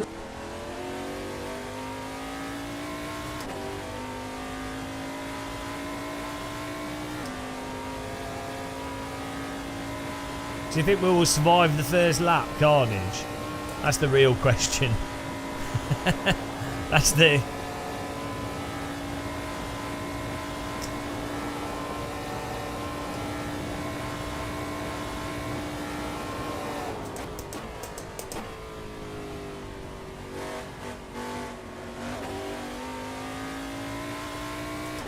We need to qualify in the top 6 minimum. Although weirdly, last race we actually got really far forward. We were just super unlucky. I think you kind of want to be on the left-hand side, maybe. For T1, I'm not sure. It's got such a wiggle, it's hard to know where the best place to be.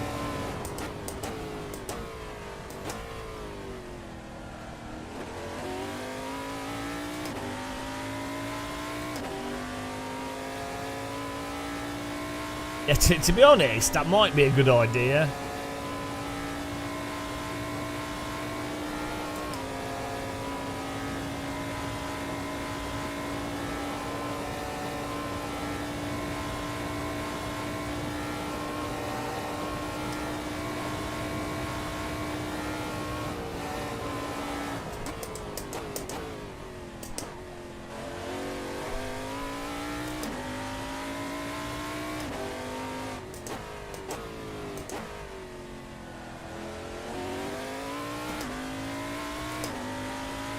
Well, I'll try my best. If we don't get punted, we should do alright.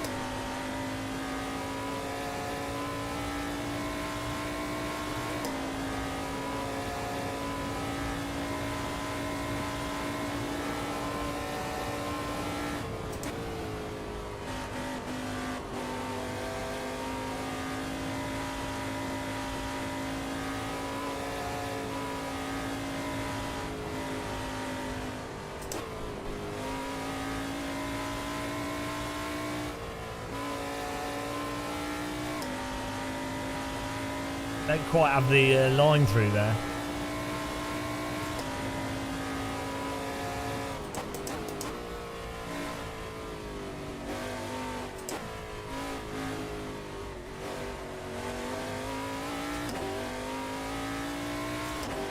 Oh, 6th is not bad. Hopefully we can improve the time.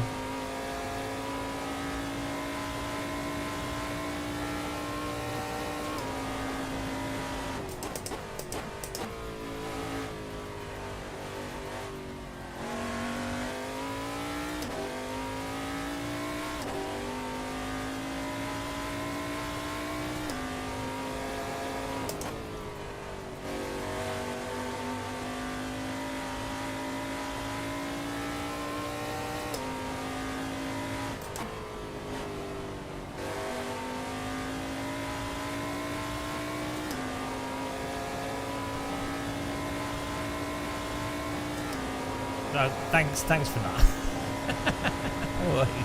What on earth?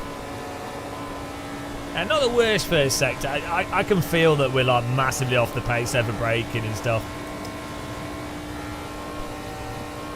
Should just hot lap this track, all the corners over and over again.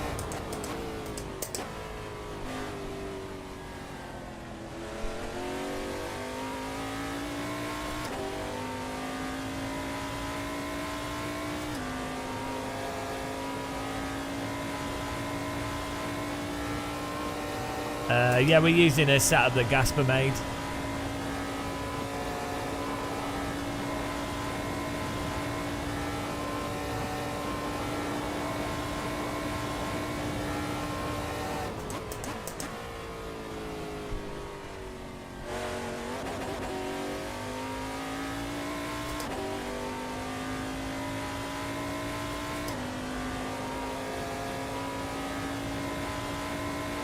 Yeah, I mean, you know, Gasper helps remind us why we hate sim racing.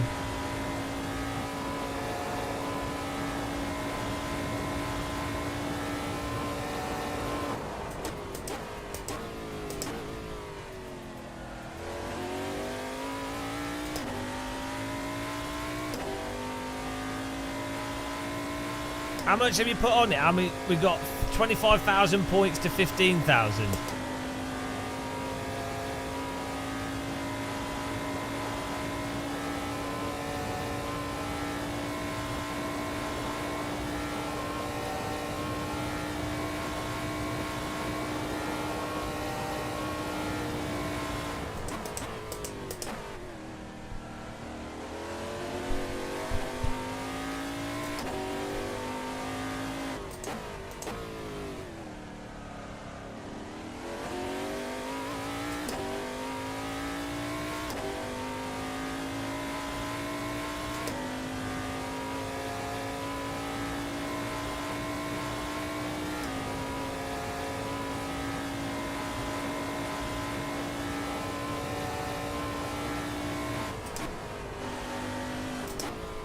Keep turning in too soon for that.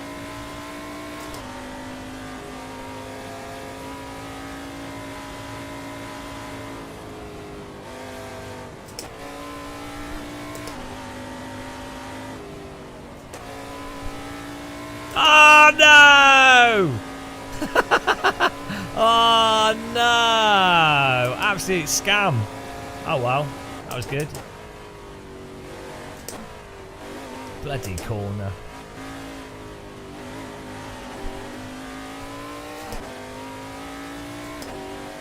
Yeah. Oh well. Thought I'd make it more exciting.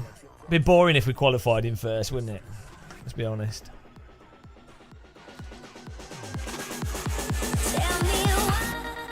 going. Yeah, well, these things happen, guys. We'll get it eventually.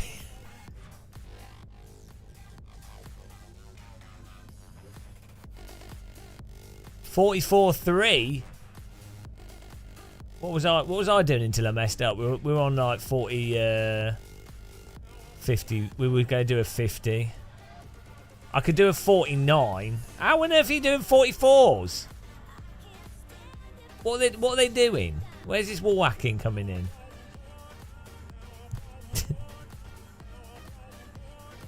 No, I'm losing a second on the final bit.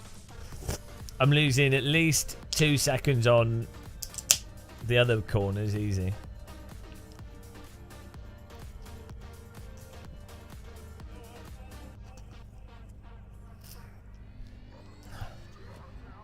Wow. Maybe I need to drink more tea. That's probably what it is. I can tell that I'm pretty off it though, like.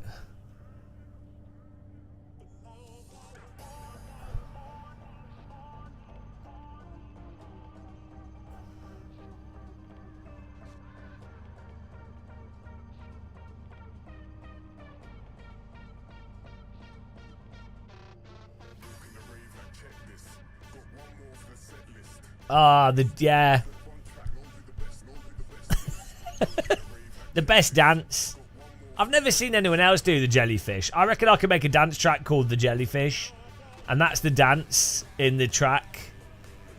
And it'll be the next Macarena. Everybody do the jellyfish. The kids will love it. That's a hit. Oh, you're the jellyfish guy. That's a good reason to not do the jellyfish. Oh, you're that jellyfish guy. Oh, yeah. Please shoot me.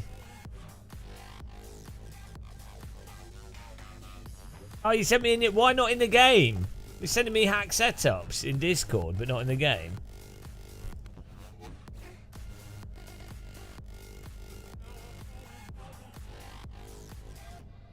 Hang on, how do I know? Is it, what's this one called? Test 2 low downforce. Wow, you're well good at naming setups, Gasper.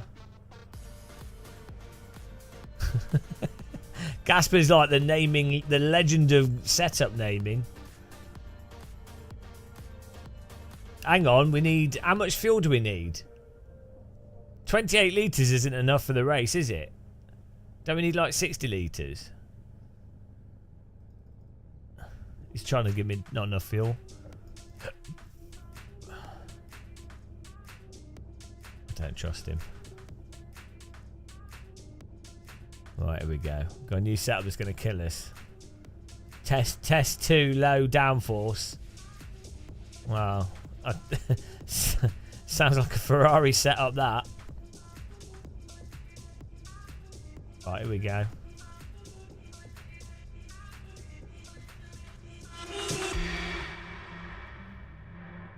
Ready to suffer. Well, don't brake so hard. You could reduce the brake pressure, I think, so you don't flat spot.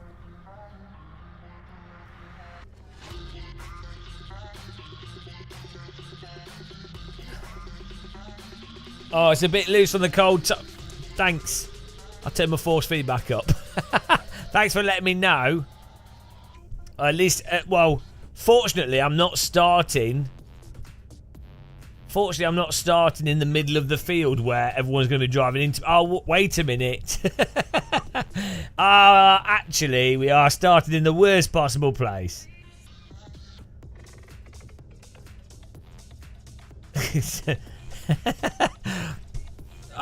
Where's the worst place to qualify in a 30-person race?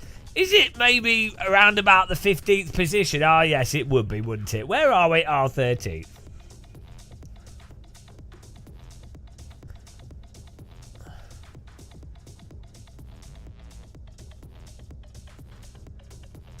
I mean, the car in front's shaking. That's how bad it is.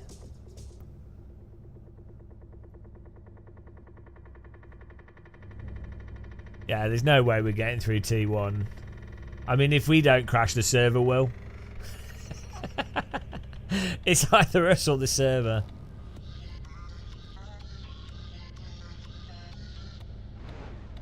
Oh, yeah, it's going to be great. I'm looking forward to using this setup that's got low downforce I've never driven before.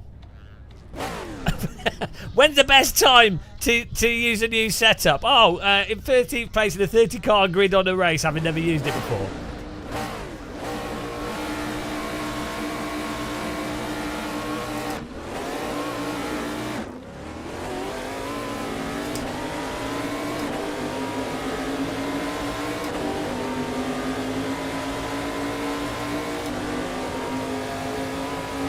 The pace car is out of control.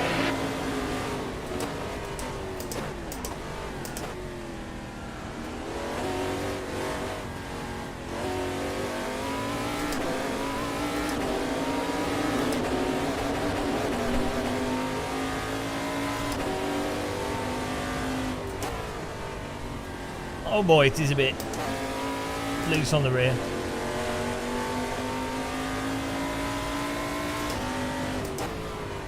What are you doing, you fucking moron? Ah! What are they doing?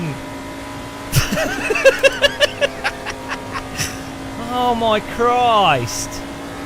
Well, we survived, that's all that matters.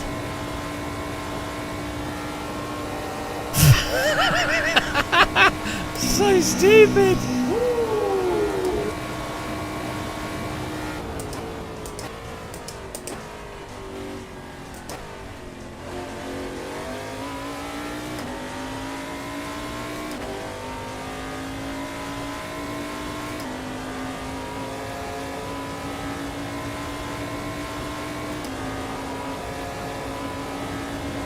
Well, we're still in it. Surprised we survived that.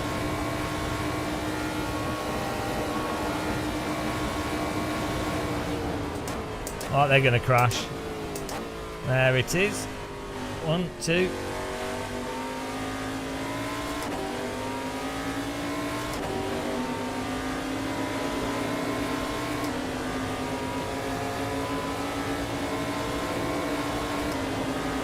Give the master suit Oh, thank you! Merry Christmas and pepperonis. Thank you very much, Ritual Horse. Really appreciate that. Super generous.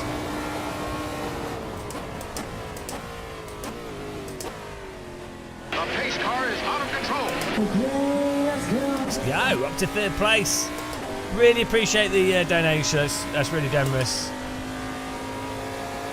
Monster kill. Oh, apparently I'm the pace.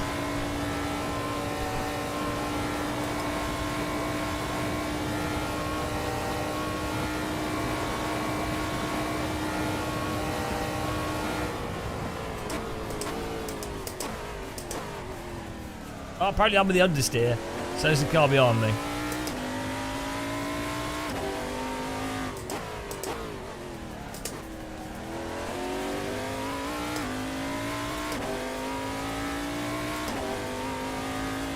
We've almost gained 16 places in 1 lap. We had to avoid a lot of stuff. We earned it. It wasn't all off. It wasn't all like from crashes. We did earn it.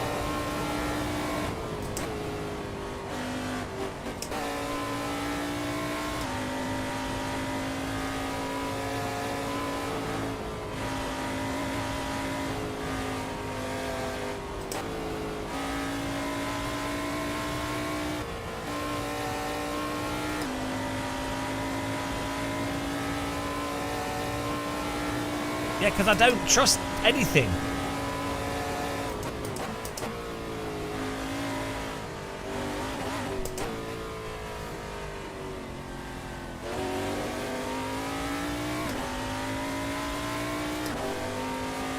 Yeah, it's a textbook starting position right in the middle of the grid. It's where all the pros start.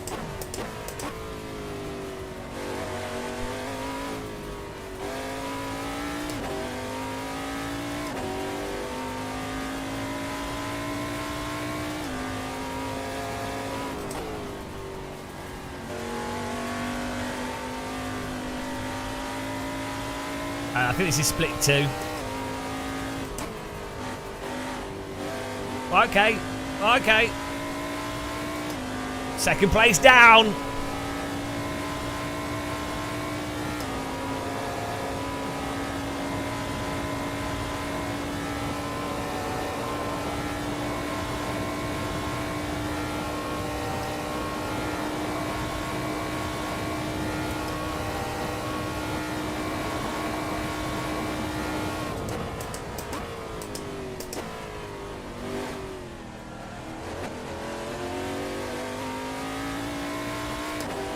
Oh, we got good pace.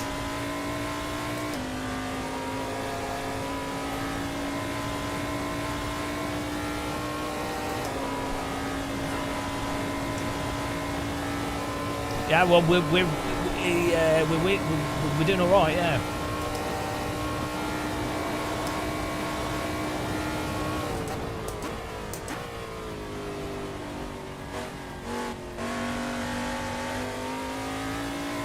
I mean, obviously, any setup I have, I can drive the best, so, you know. Is it setup, or is it my raw boldness?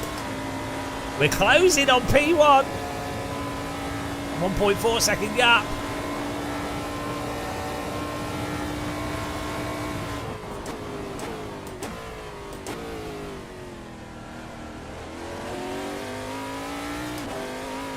The tractor comes.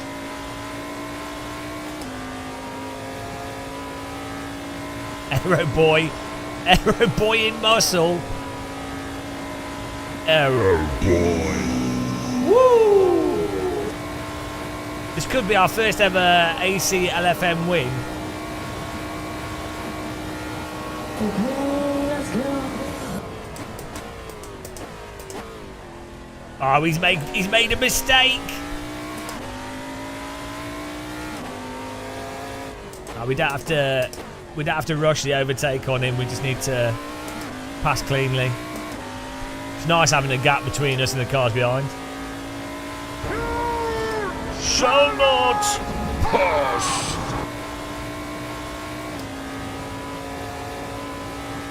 I put butter on his wheels.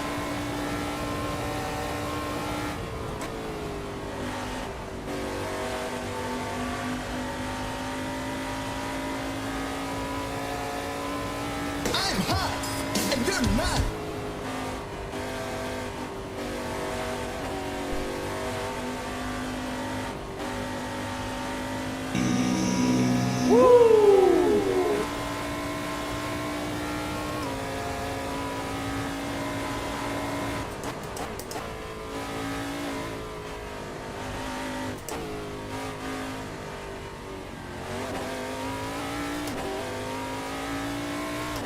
What a beaut.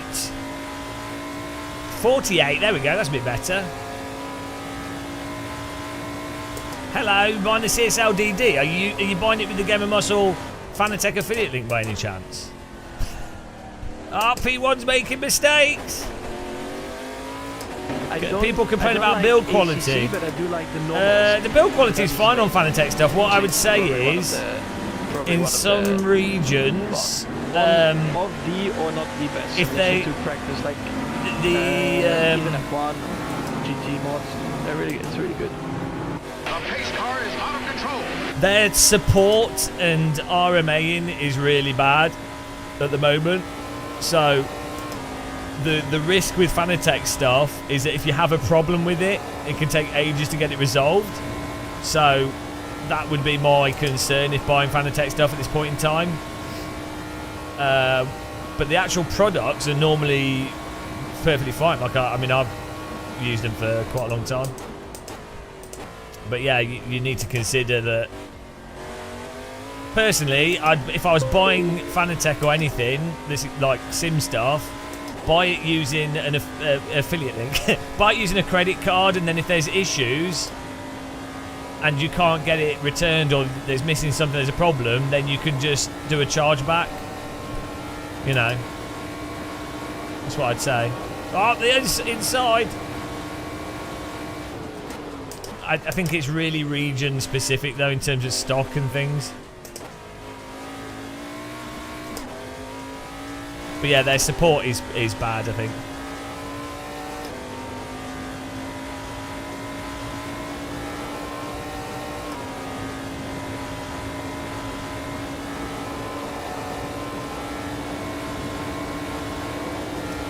Full power!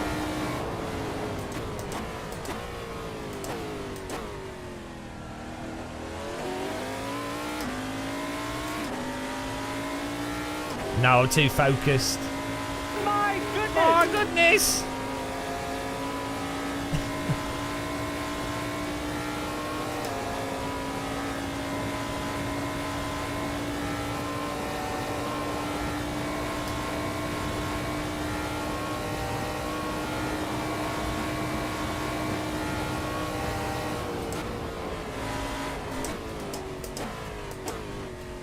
That's not the corner, mate.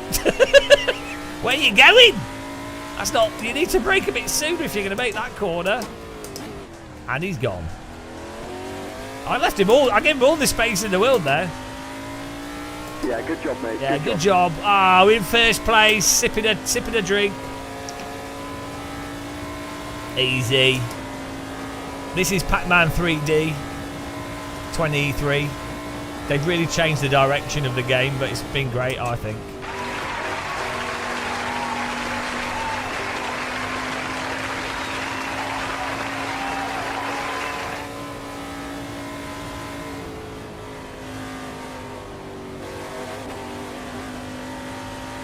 Okay, let's go. A little bit wide out of that.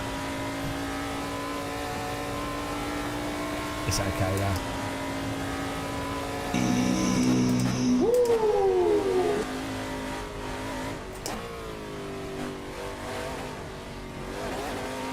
Let's go, 18 minutes. 18 minutes of clear air. Okay, let's go.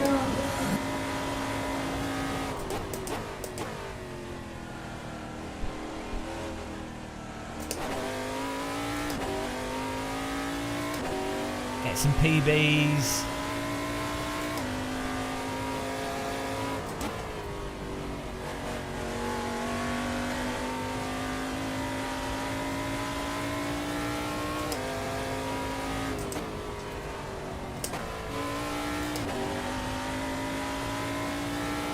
What's the gap? 1.5 seconds.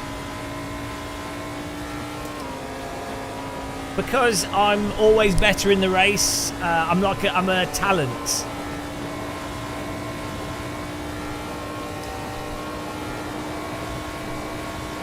Yeah, it's just not. The pressure makes me perform better. Imagine just see me crashing straight away as soon as I say that.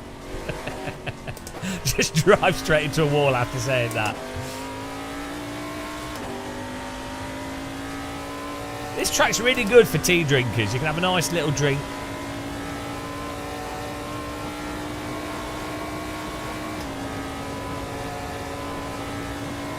Plenty of time for a sit.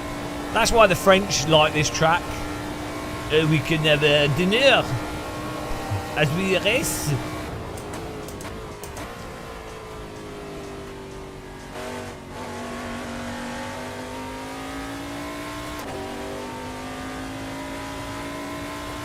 Got to maintain this gap. Yeah, all with a broken shoulder whilst drinking non-alcoholic beer and chalking and having a lot of attention from attractive women. That's you know, it's unbelievable. How does he do it? You know, they do wonder.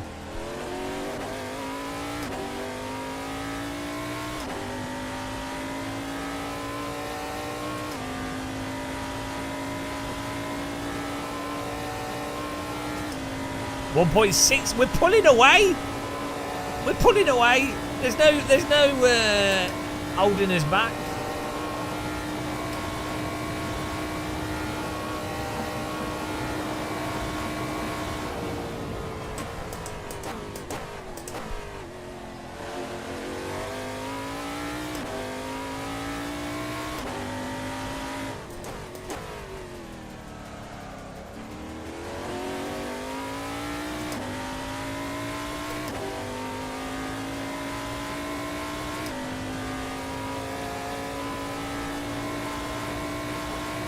You can download it off the LFM website. I think it is on Race Department as well, though.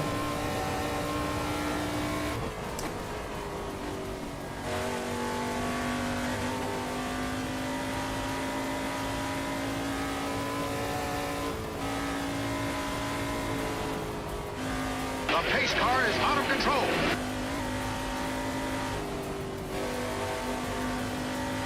Thanks for the follow. Welcome.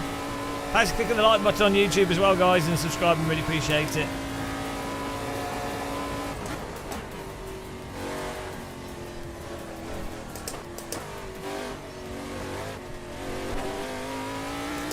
Oh, new PB. Oh, how do we do the same exact lap time? That's crazy.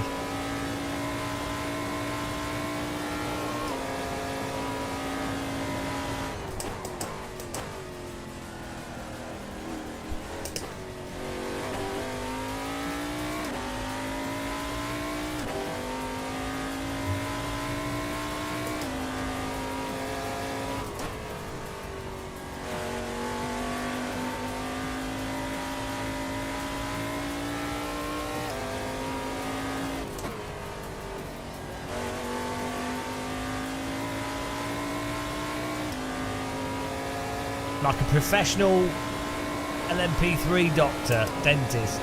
Not even a doctor.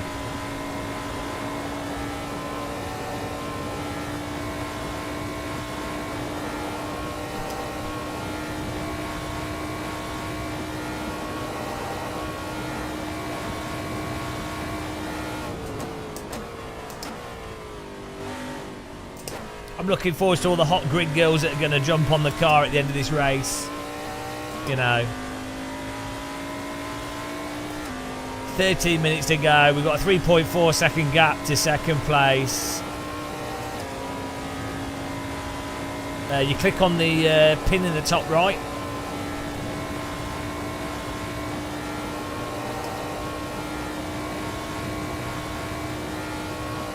And that gets rid of the border of apps.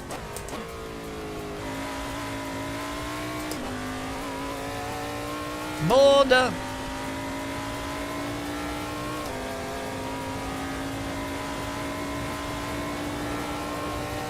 Nothing could go wrong. I mean, the server could crash. That's quite likely. That'd be funny.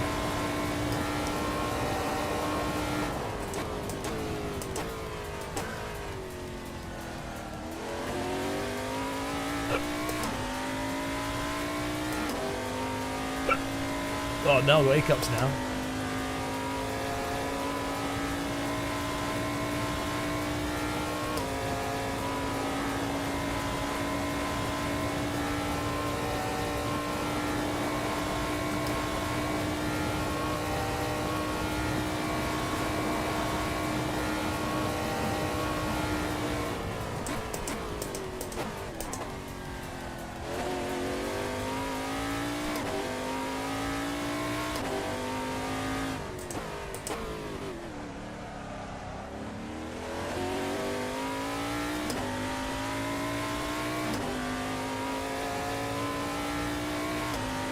It's all about the aero, boy. Look, I had to avoid 15 cars at the start, so you know, we did pretty good crash avoidance.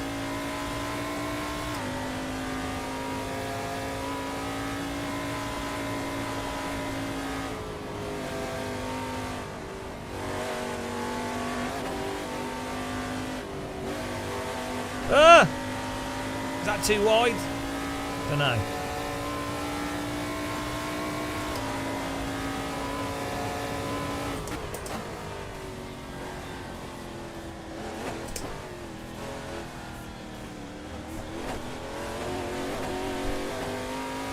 Ah, we were 1/10 off from our previous lap there.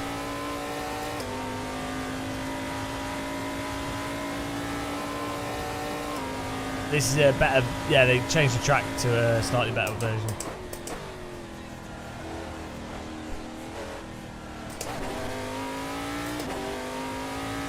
Our car behind's catching us.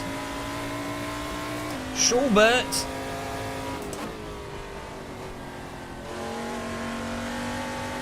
Watch out, the tyres are getting a bit slidey as well.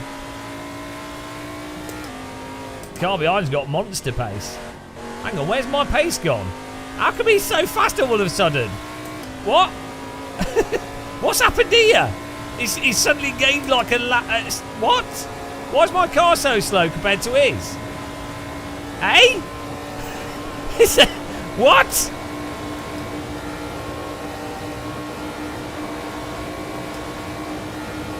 What's going on there?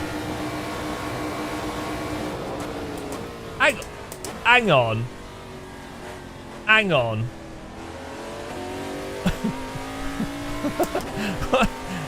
What's going on here, guys? 4 seconds off for 10 minutes and then all of a sudden... Oh, he's got a longer throttle pedal. Ah. Well, at least we've got a battle now, that's good.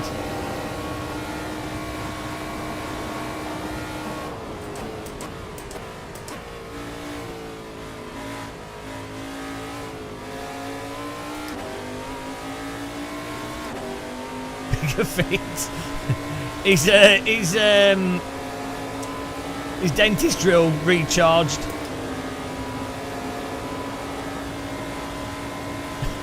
He got an assistant, his dentist assistant.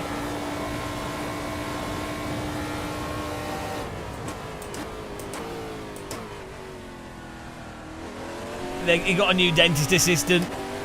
That's made him faster. Ah, they always have to ruin our winning potential. Was it maybe he was faster before, but he's one of the guys that crashed and he's caught back up.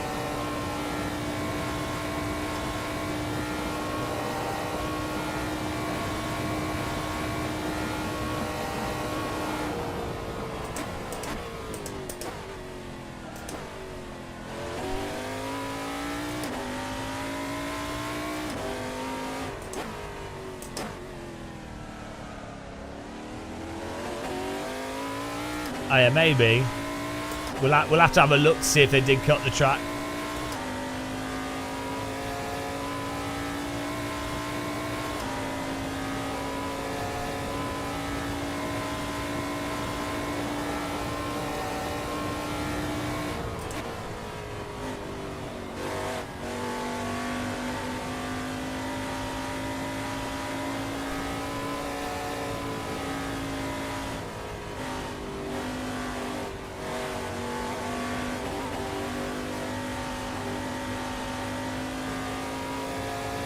Seven minutes to go.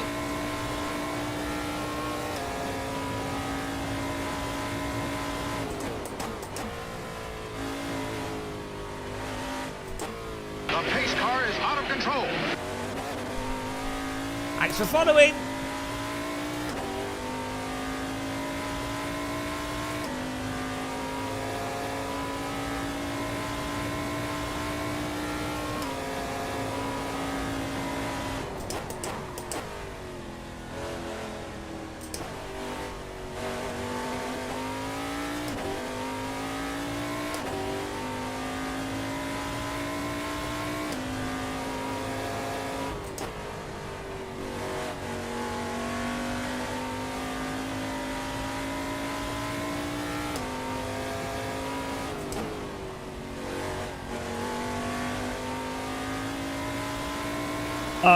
I don't know. Yeah, I don't know.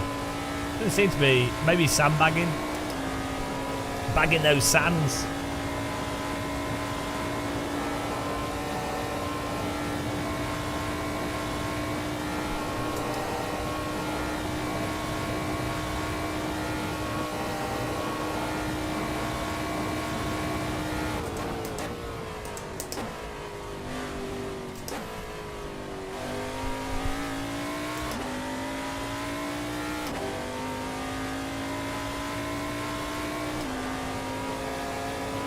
We do need some proximity chat in this. It'll be well good. Just having voice chat's always good in these types of games.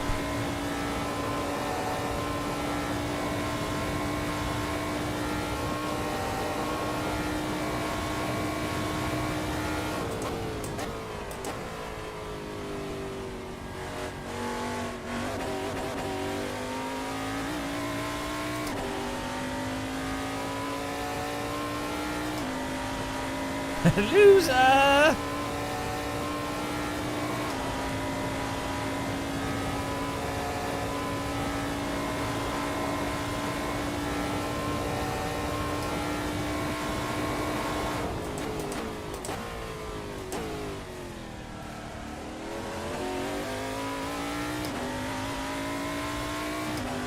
Hello, Daniel Merchant, we're alright?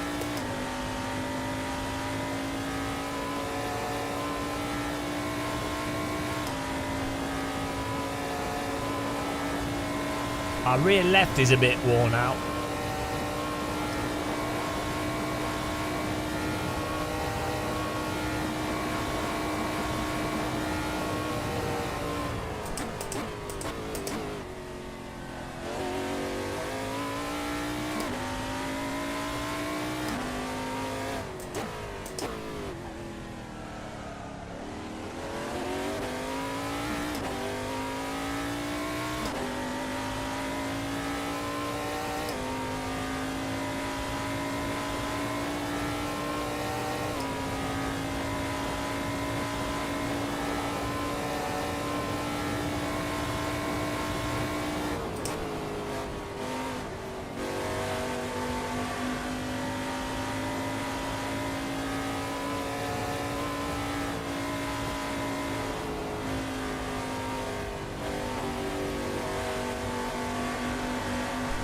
Whoa, that's a drift.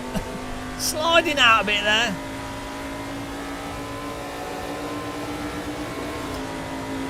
Bit of battle.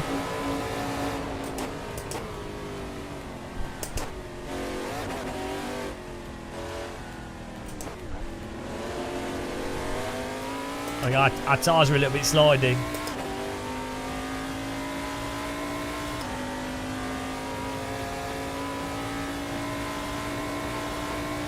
Nice clean overtake by him. Good job.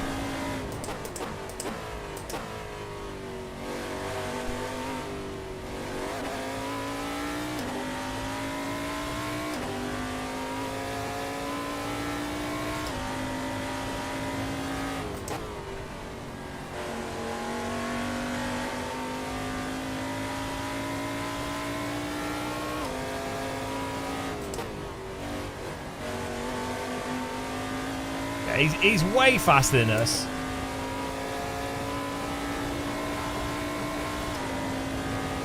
He was just sandbagging. Bagging that sand. He's depriving us of the win. Maybe we can get him down the straights though, who knows.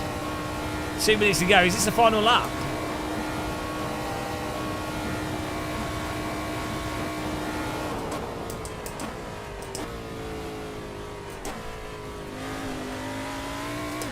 Let's go full push.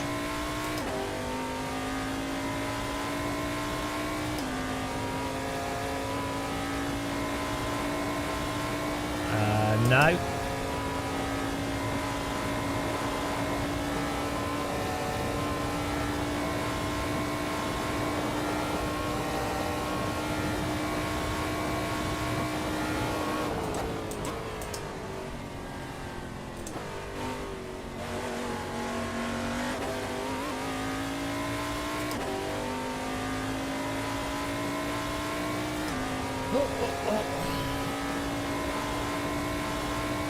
Weird that we had like 4 second gap and then within one lap he closed it instantly. We'll have to look at the replay. I'm seeing some shenanigans here, guys. There's some shenanigans. Unless I'm just ridiculously slow through the final corner.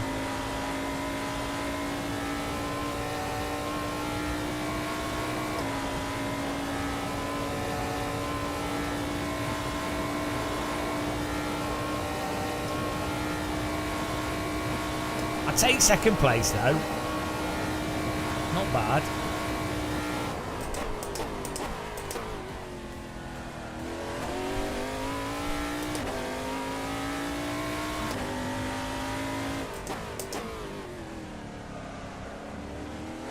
I mean, I am massively off the pace still, so.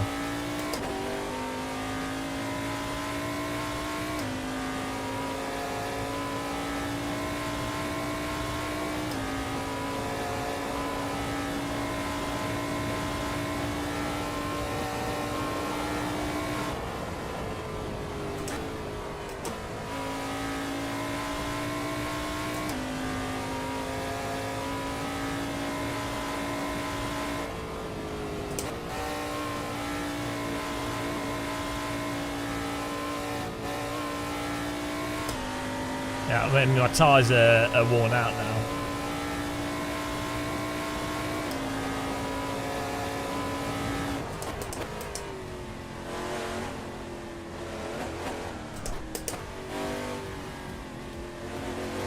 Not bad. 13th to second, I take it. Nice driving. Surviving the start of that race is mental. Let's have a look here.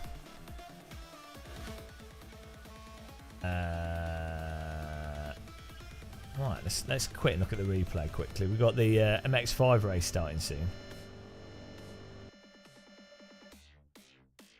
Well, I did on the lap that he overtook us. I did a huge slide on one of the left-handers. It would have cost me like 2 seconds. So, but still, he before that, he he gained like 4 seconds on us instantaneously on the like fourth to last lap. And then then he wasn't pulling away, but maybe he was just sandbagging. It did look like he was maybe sandbagging.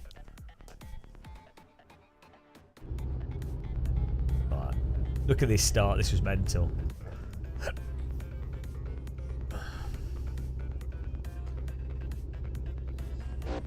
I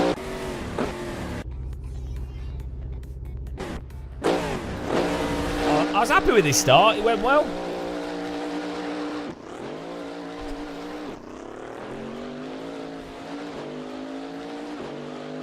They slowed down, so I was like, oh, okay. Backed off a little bit.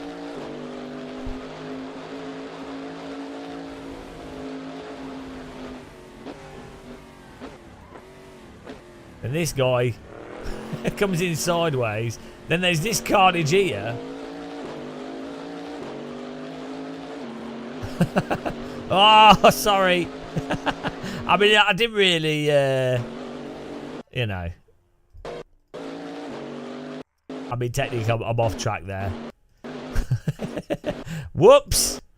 That was a little bit aggressive. It didn't crash anyone, but it was a little bit aggressive. Let's have a look. I mean,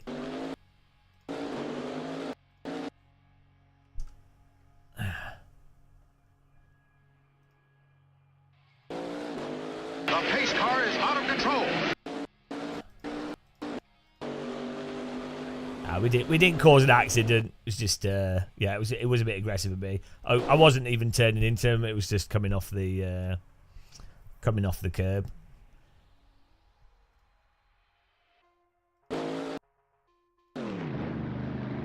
I mean, he was so slow from the accident as well, so you know.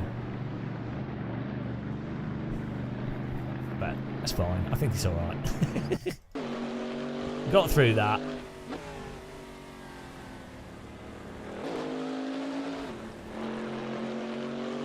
Nice one, BSI, sir. And this guy goes full set. Hang on, was that the guy? He just misses the break point, bonks us off the track. Bloody hell. How did we miss that guy? Christ. That was close.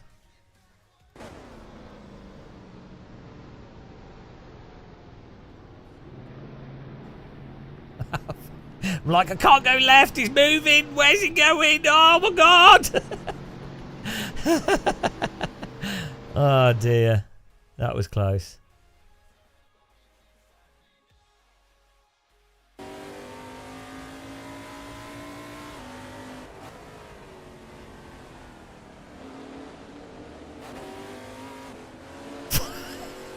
That was so close.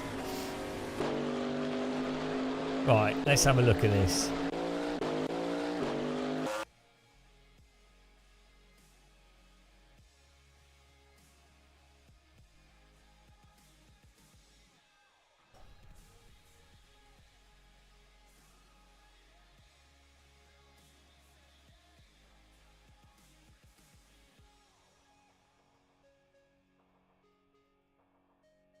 Right.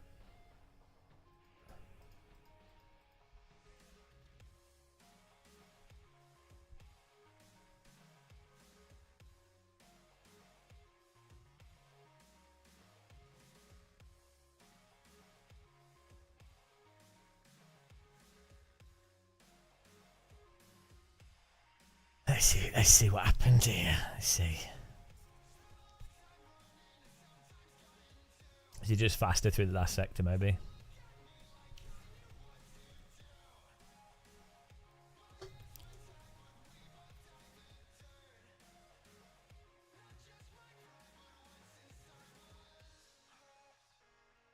Yeah, he's barely catching up with these guys here. How did he close the gap on us massively? But maybe he's just sandbagging for the whole race and then saving the tyres, which is fair enough.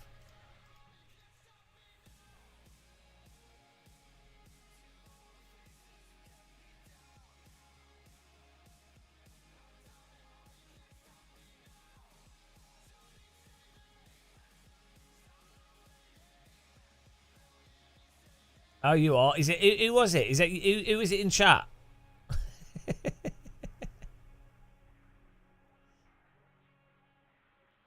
Yeah, I was really slow through the final sector. Yeah, what did you do? Did you just save the tyres? Or were you sandbagging? Bag sander. My tyres were gone by the last 2 laps. Well, they weren't gone, but they were, you know, for the final, for those long corners, they're just sloppy. Oh, you got spun at the start. Did you pit for repair or anything?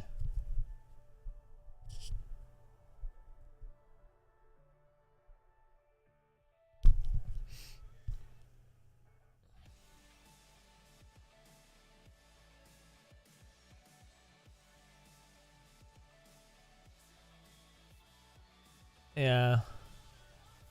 I think also the lower downforce causes the tyres to wear out a bit quicker. Because those last 2 laps, that last sector was really hard. It wasn't just because the tyres had worn out from... I think I did one pretty big slide.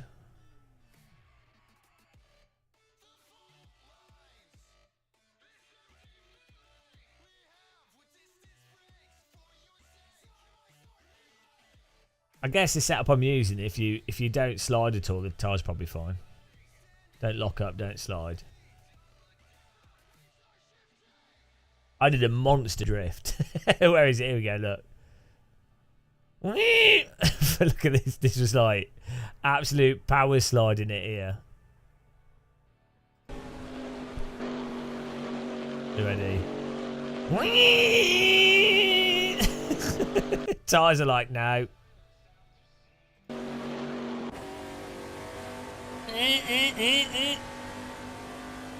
They're not running at night. It's just the replays being weird. Right, we're going to the MX-5s. That was good fun.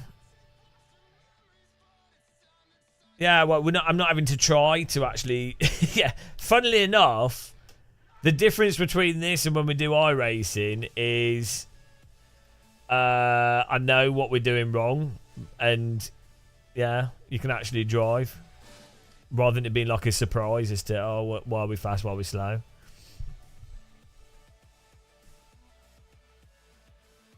Right, here we go. Off to Lime Rock Park time.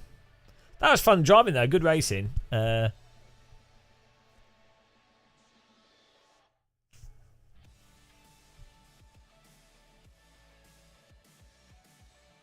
nice.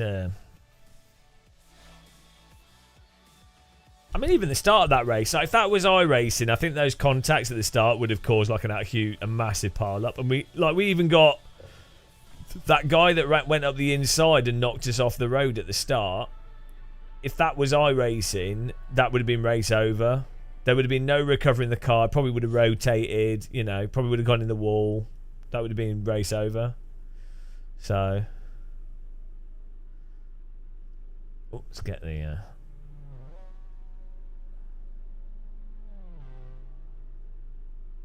Like AC does have the rowboating is a bit. I think they might have changed the tick rate of the server, so you can adjust that. But on average, the pace car is out of control. Blazing funny. Thanks for following. I think R Factor 2 has the best online like netcode and car contacts, generally speaking. Why is they disabled real penalty? Hang on, I need to put my... We'll do quali, but I need to put my circular wheel rim on it.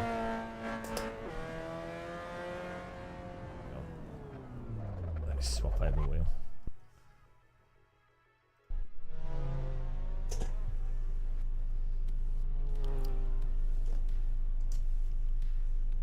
Yeah, I hope that was split too, so we just need to do more races and get into the top split. Shouldn't take too long. Oops. There we go.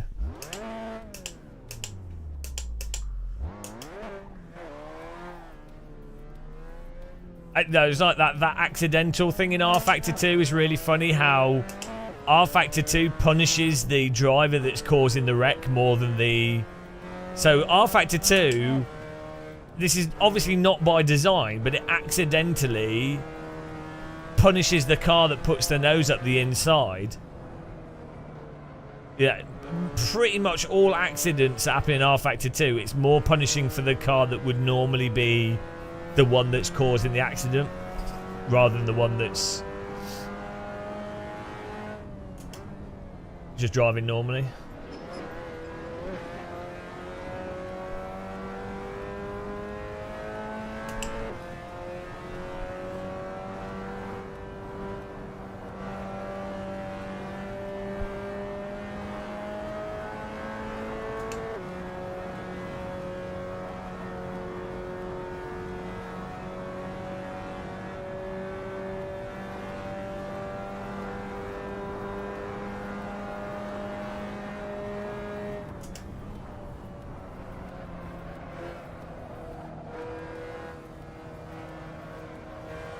The other thing in AC, right, I can't think of a time in iRacing, even in like hour-long races we've done on IMSA and stuff, I can't think of a single time where I've consciously made the decision of underdriving or like driving, not like pushing the tyres. Like, it's not an option. Like, it's only ever bad, whereas in both R Factor 2 and AC, there's been times where I'll have not driven as aggressively for the sake of not wearing the tyres out. But it's not... driving aggressively is not an option in iRacing. Like, it's if you go into a corner or put too much throttle so the back's coming out and you have to counter steer it, or if you're doing anything like that in iRacing, it's not really about tyre wear. It's always slower. Like, you can't use it as a way to go...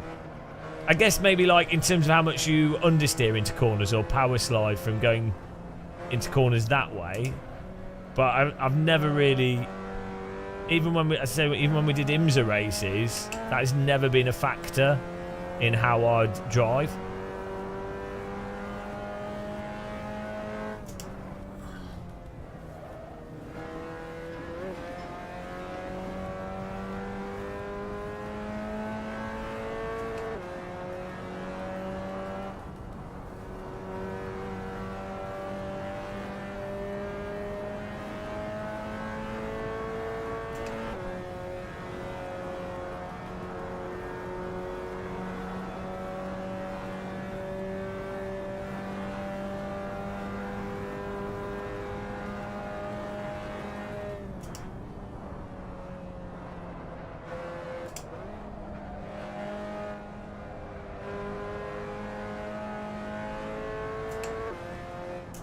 Nice and smooth.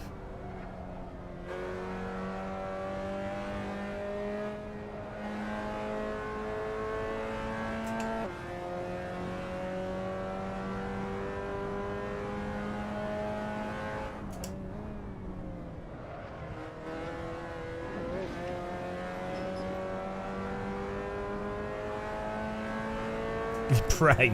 You just pray that the car doesn't spin.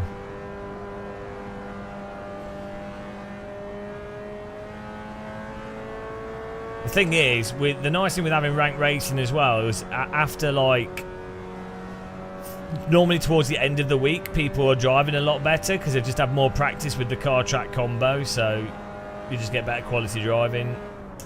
That always happens on iRacing. Like the first day after the track change, everyone's driving super erratic.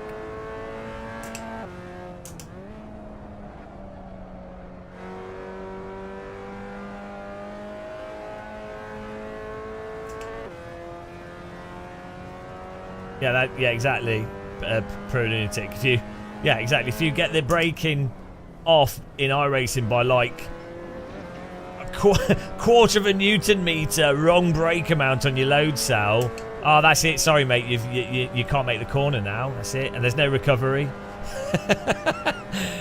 But weirdly though, there is that thing in iRacing where when you absolutely nail the braking, especially in like the Formula cars, when you get it absolutely perfect, it feels like you get this insane hookup grip, like this really, like the car just sticks in through the corner, and it feels totally canned. It's like you hit like some predefined magic braking that then gives you magic hooked up diff, and it means that you can get on the throttle earlier and the back step. It's really weird. It's like a really good corner to demonstrate it is the Alton Park short layout with the tight right-hander, and the way the car hooks up into that corner if you brake it absolutely perfect. iRacing perfect. It does it in the air. You can do it in the F4 car, the F3 car, the Formula V, the Formula Ford. It's just some like weird. I don't even know what it is. No, I don't know. I don't know what specifically it is, because it feels like it's as much the diff as it is the tyres and other stuff. Because when you get it just right as well, the car rotates into the corner automatically at the perfect amount. So it's not like you're not even steering it. It's like you have that initial braking and the oversteer from the braking. I'm surprised more people haven't really talked about it, because it's such a. It's probably one of the. It's satisfying when you do it, but it's a pretty weird. It's very hard to do. Like I can't do it consistently at all. And it's separate to normal braking and trail braking. It's like feels like a binary physics condition.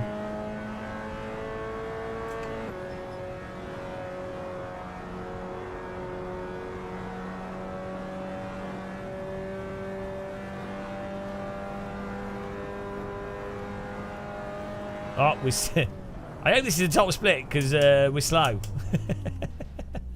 I'm trying. I'm bad. Preloaded event.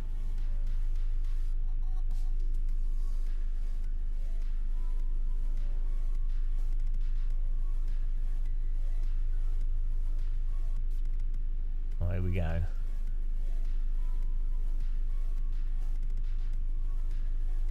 Well, I'm alright starting in 19th, you know.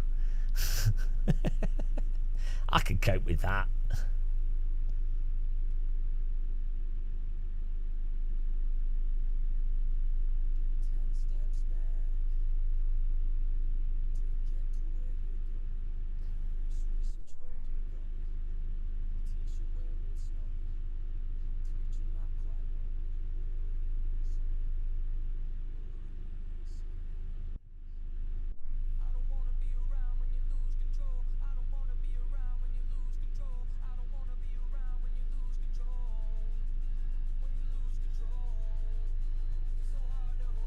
Alright, here we go.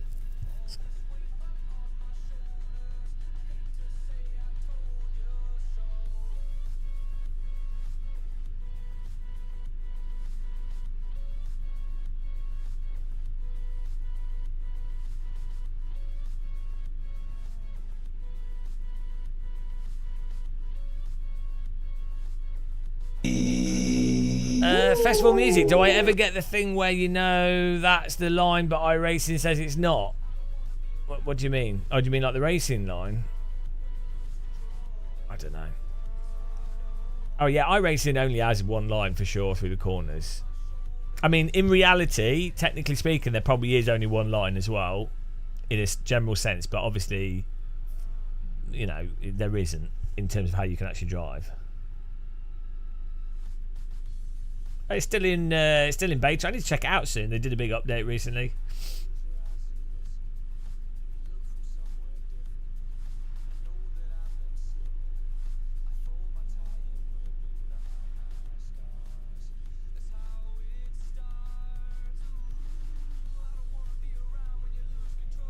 Oh, here we go.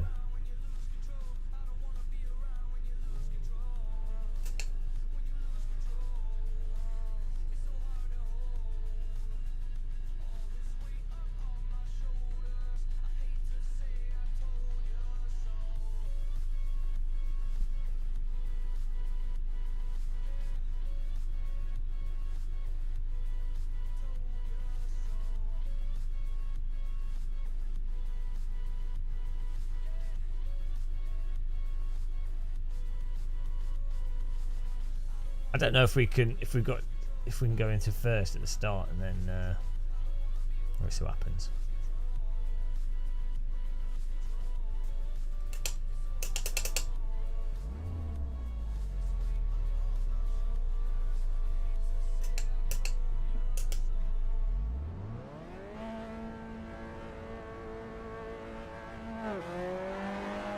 Go.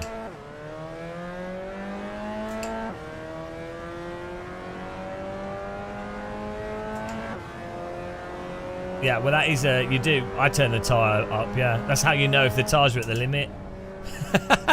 Which is mental, really. Like, it's a good tip. Like, why not? Like, do it in any game, but it is funny that that's the only cue you have to know if you're actually on the tyre, like if you're pushing the tyres enough through corners or braking.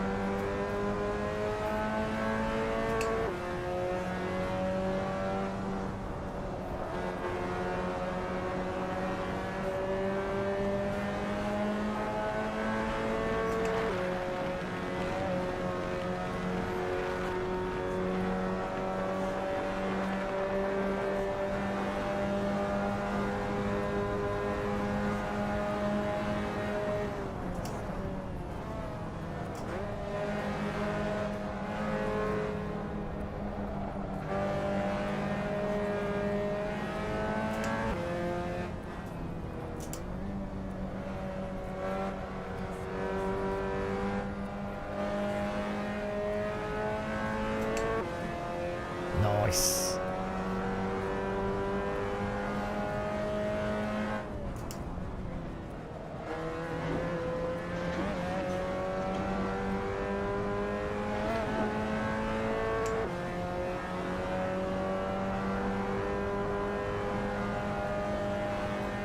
Like it says, you go through these right-handers in this MX-5, you can feel through the force feedback exactly how much you should be turning your wheel for what will be scrubbing the tyres more, or what is actually the useful grip. That doesn't exist in iRacing.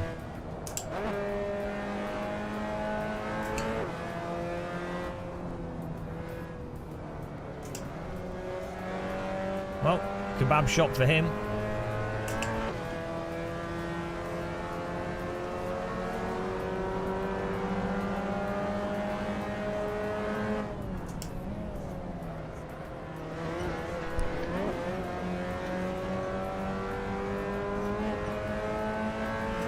People are driving well in this. Like, this is good quality. Like, everyone's driving this like a normal race.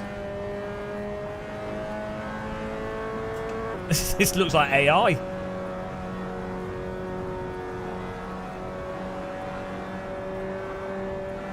Okay, Skywilk.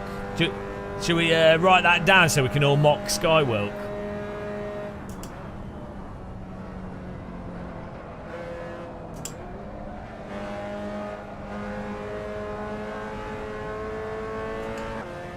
I'm not always talking. We're talking about all the sims all the time. In the context of online ranking, we talk about R Factor 2 and iRacing. I don't like ACC, but I do like the normal. The other two games. That is amazing. So it's probably one of the well, one of the or not the best simulation to practice, like even F1 or GT mods. It's really good. History will repeat itself. What, in that like ACC still really popular on LFM? Sky Wilk, you're such a penis. Like what?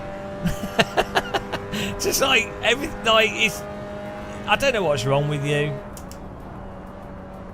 Poor guy.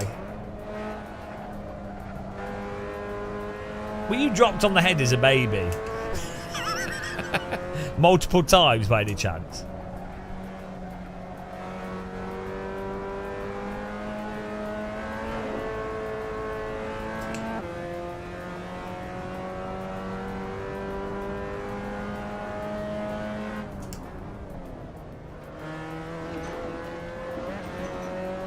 Like, if LFM literally just ran MX5 racing with a race every hour, and it's MX5, that's it, but with, let's say, 300 sign-ups,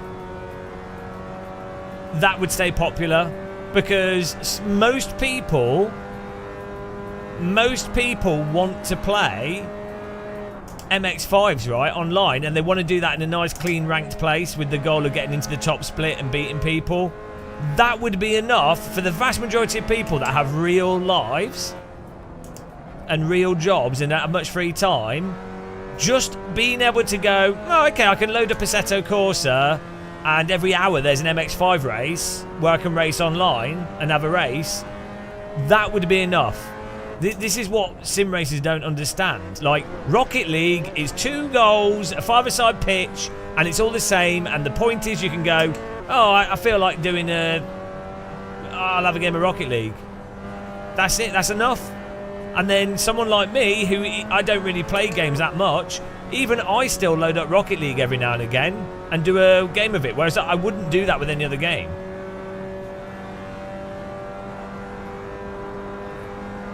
Such an AC fan. Well, it just happens to be the best sim, you know.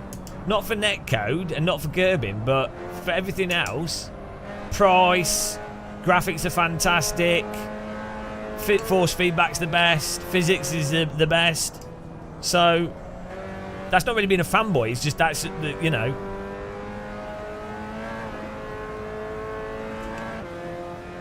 I play everything with the steering wheel. Yeah, the biggest factor for gaming. I don't like ACC, but I do like the normalist. I'm so glad I paid Max Verstappen to say that. It's probably one of the, well, one of the or not the best simulation to practice, like even F1 or GT mods. It's really good.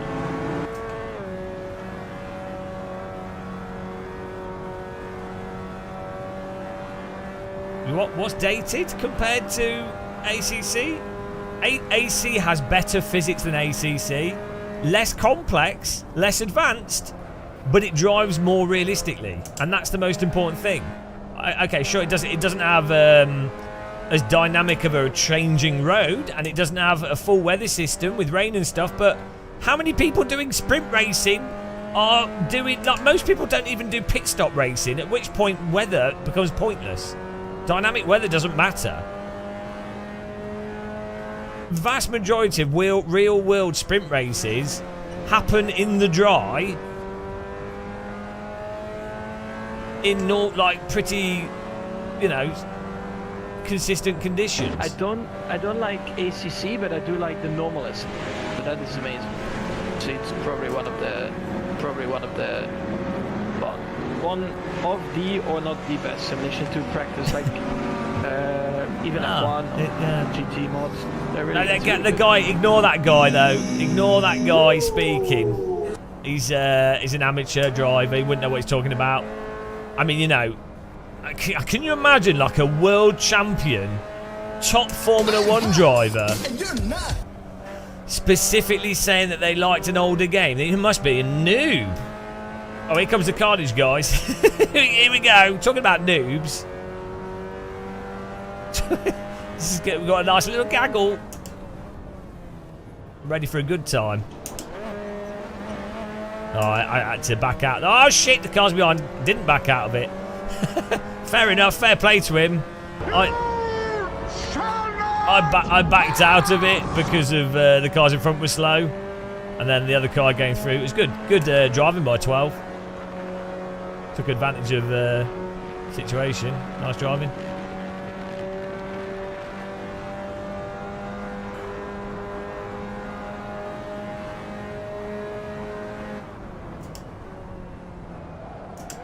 Oh, here we go, here we go, here we go. Here we go.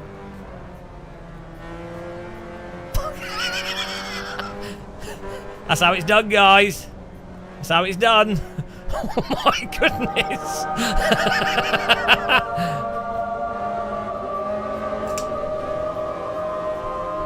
That's how it's done.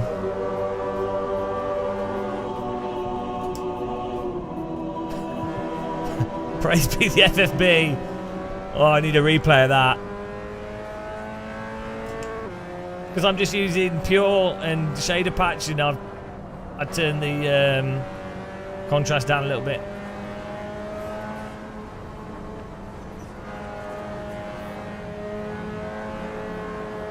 Oh, I keep getting done by me going slow to avoid the cars in front.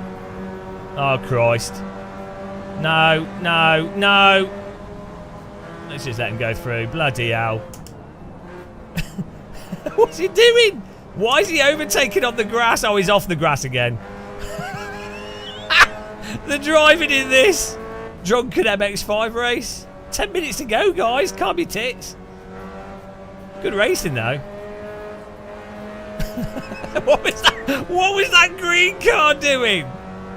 Oh, this is good. What on earth was that green car doing? The pace car is out of control. Good, clean fun. Well, I mean, I am having to avoid the punts, but it's fine.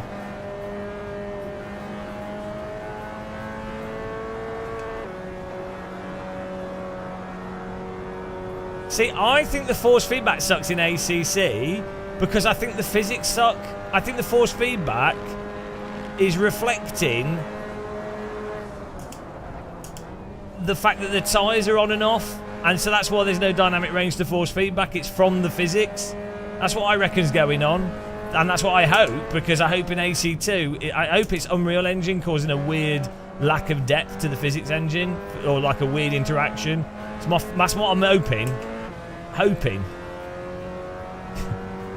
The battle here, the battle for 8th place is where it's happening, guys. Forget the winning position. It's all about 8th. It's all about the war zone in 8th.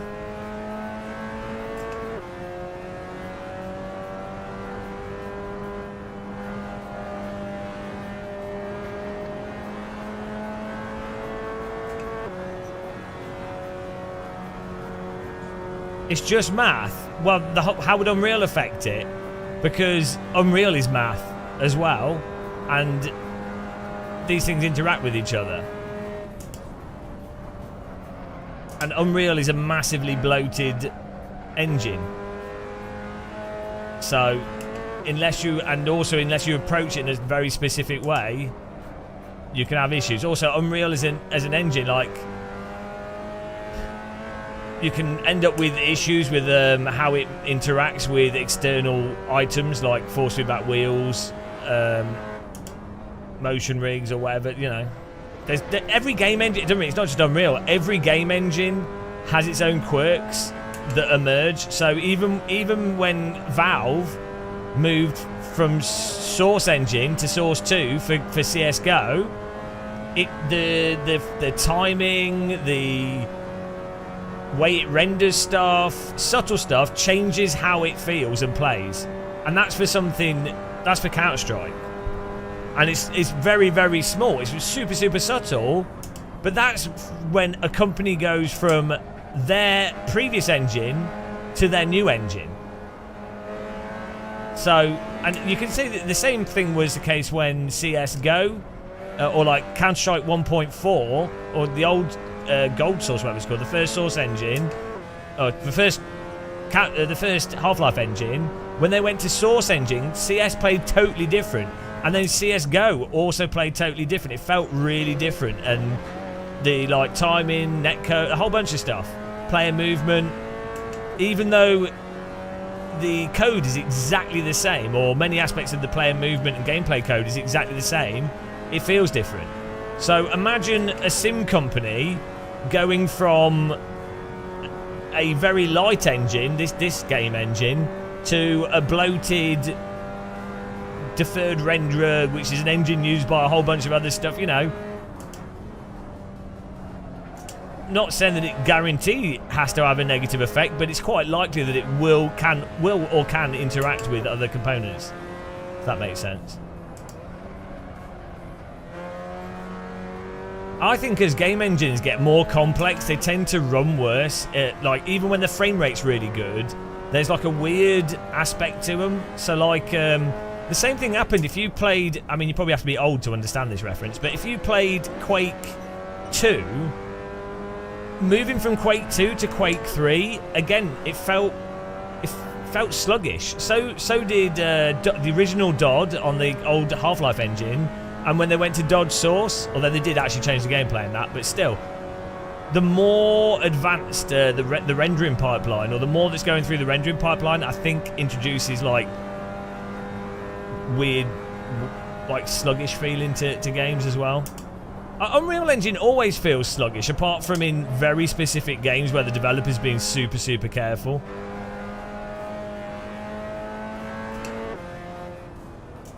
But yeah, who knows how things interact. It gives me hope. It gives me hope that could be a possibility, so don't take that away from me. Yeah, old DOD was incredible. The spray patterns, the time to kill, the different maps, the M1 carbine, the Thompson. The old DOD actually worked quite well, the balancing. So in DOD Source, basically the German one-shot rifle beats everything. Well, the German one-shot rifle and the German, like the BAR that the Germans have, the M26 or whatever it is, I don't know, beats everything. Whereas in old DOD, the German one-shot rifle was exactly the same time to kill, like one shot and reload time, what have you.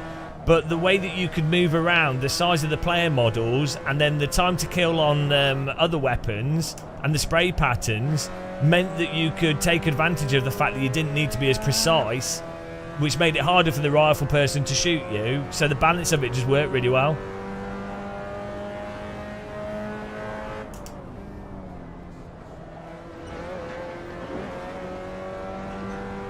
Yeah, even Unreal, so Unreal, before Unreal Tournament, the older Unreal was faster. Like, there was something about it.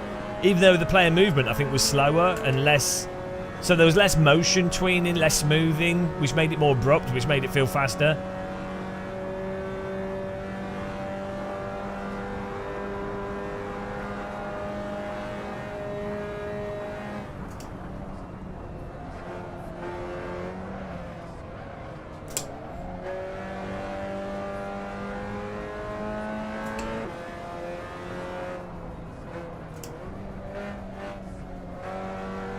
This is such a nice... I really like Lime Rock Park as a chilled out track to drive whilst live streaming.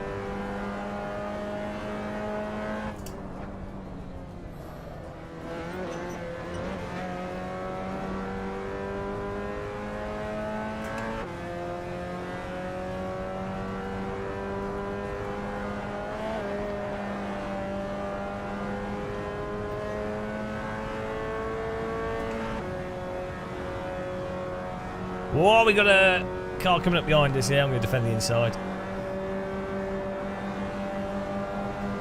Well, so Unreal 5 is actually a massive, I can't really state it, improvement over Unreal 4. So Epic addressed a lot of the issues with Unreal 5 that Unreal 4 had in terms of like asset management, the whole sort of rendering stuff, like the whole nanite system.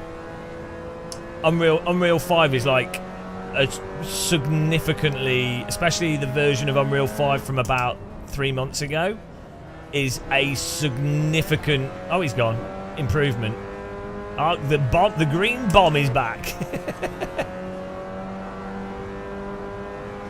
Unreal 4 is being like,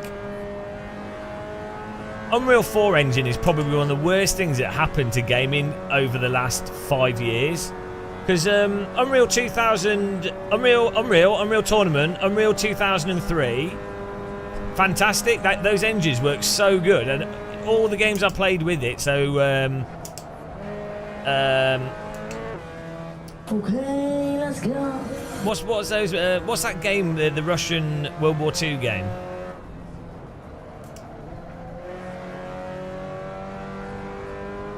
What was it called?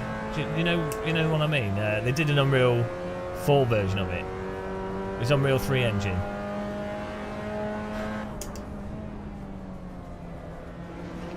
But yeah, all the mod stuff for Unreal 2003, really good. Oh shit! Just break, thank you. Thank you, back marker.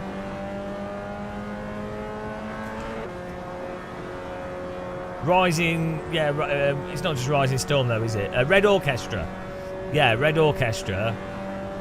That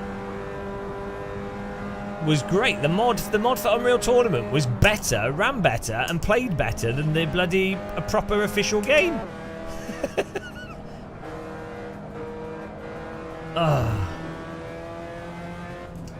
But yeah, I'm hoping that I think Unreal 5 when I've seen projects in it and games, it feels like it's running more like Unreal, the older Unreals.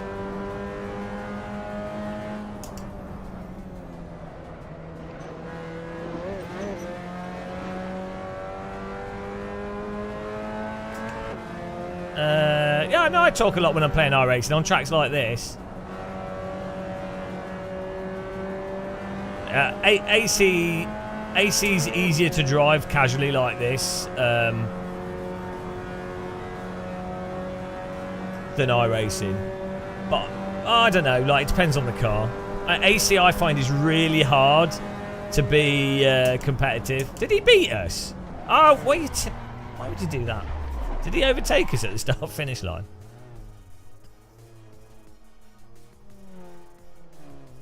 Ah. No way.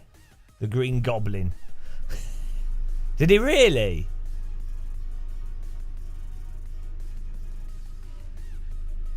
I know, I got it.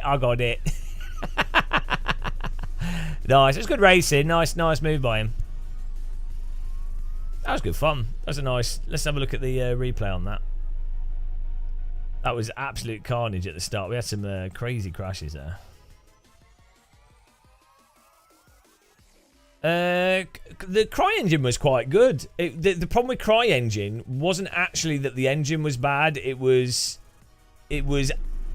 asking too much of computers when it came out. But CryEngine, relative to like the animation system, the lighting, the foliage, the map size, the speed at which you could like develop terrain and stuff in it, was really, really good. I think it had like I think there were like weird development bugs that made it tricky if you were going to do other types of game in it. But from a performance perspective, yeah, it didn't actually run bad. It was just asking too much. Like for the quality of graphics it's delivered, it was actually very good, very efficient. Unfortunately, it was targeted to, it was like graphics card needed to be like 1.5-2 years ahead of when it came out for it to then be able to hit mass market, and unfortunately then it got memed as being, you know, can it run Crysis?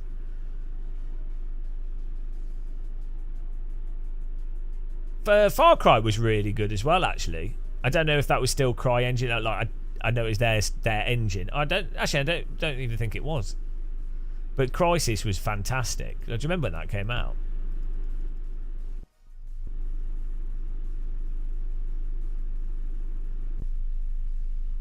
Thanks for subscribing. Welcome.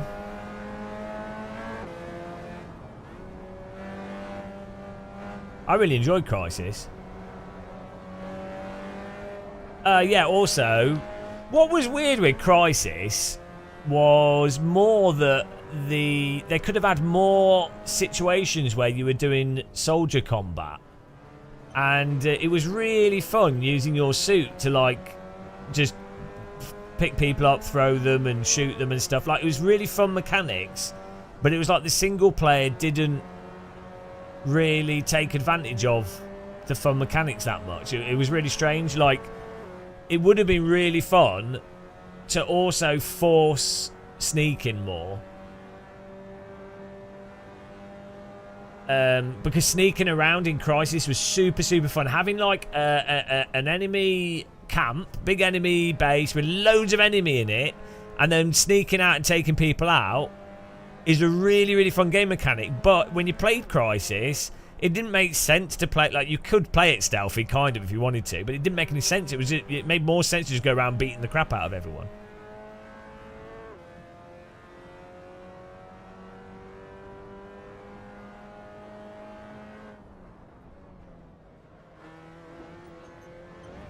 We had Crisis running well on like 6-800s. Yeah, maybe it's not as optimized as some other stuff now, but I remember a year or two after it came out, relative to anything else at the time, it looked fantastic, and so you just needed a. So what at the time was like a £400. So hang on, how much were the 6-800s? Were like £350. Yes, but that's, so as I say, Captain Videos, that's more to do with developers. So Unreal Engine can Unreal 4 and Unreal 4 can actually run really well if a developer's really careful with how they use it. So like Valorant, or like you don't put too many assets, or you don't go too crazy with effects and stuff, and you basically ignore all the marketing that Unreal give to develop. Epic are the worst for like marketing their game engine to developers and upper management in developers. Where they're like, oh, no, don't worry. If you use Unreal Engine, all this is done for you. Don't worry about it. All your staff will be able to just get this working straight away, and they all understand it. And, they could just... You don't need to worry about training all your artists in doing all these LODs, and you don't need to worry about all this. It will just, they could just put it together, and the game engine will manage it all. And you'll be able to use blueprints to do everything. And this is from, like... So my experience with development was back when Unreal was like Unreal 2003, and when developers were just starting to get, so Epic were doing Unreal 3 for, it was like $250,000 if you sold, this was even before they had it free actually. I think it was X price whatever, and then there was a capped rate or whatever at 250,000 whatever. So, anyway, the point is, it was like really aggressively marketed to developers as being like, oh wow, this is a solution. And yeah, the amount of developers that got into absolute development hell with, this is like PS3 era, due to struggling with the engine, where if they'd stuck to other tech, which is arguably worse, they would have actually got a better product and done the product better.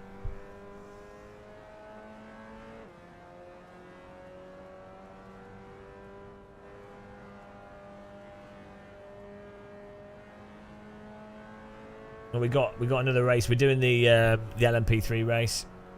I'll try to find the carnage here that we had. The crazy carnage maneuver.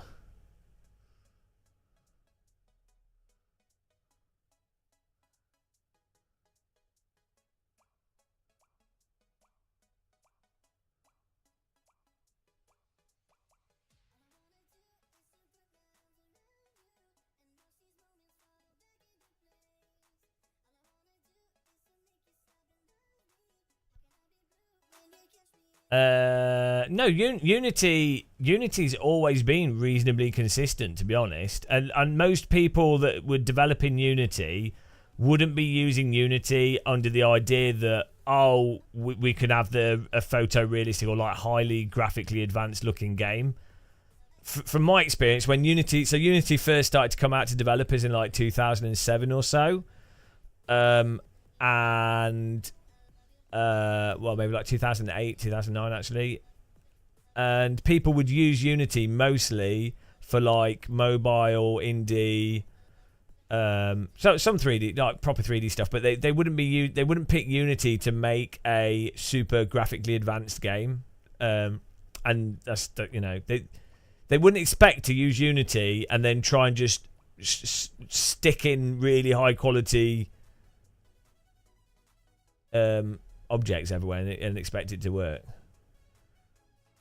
Whereas it seems with a lot of Unreal games, developers would just stick in super high quality assets and have huge environments, and obviously then some weird stutter or some random issue occurs and they can't work out what's causing it because it's too far down the line.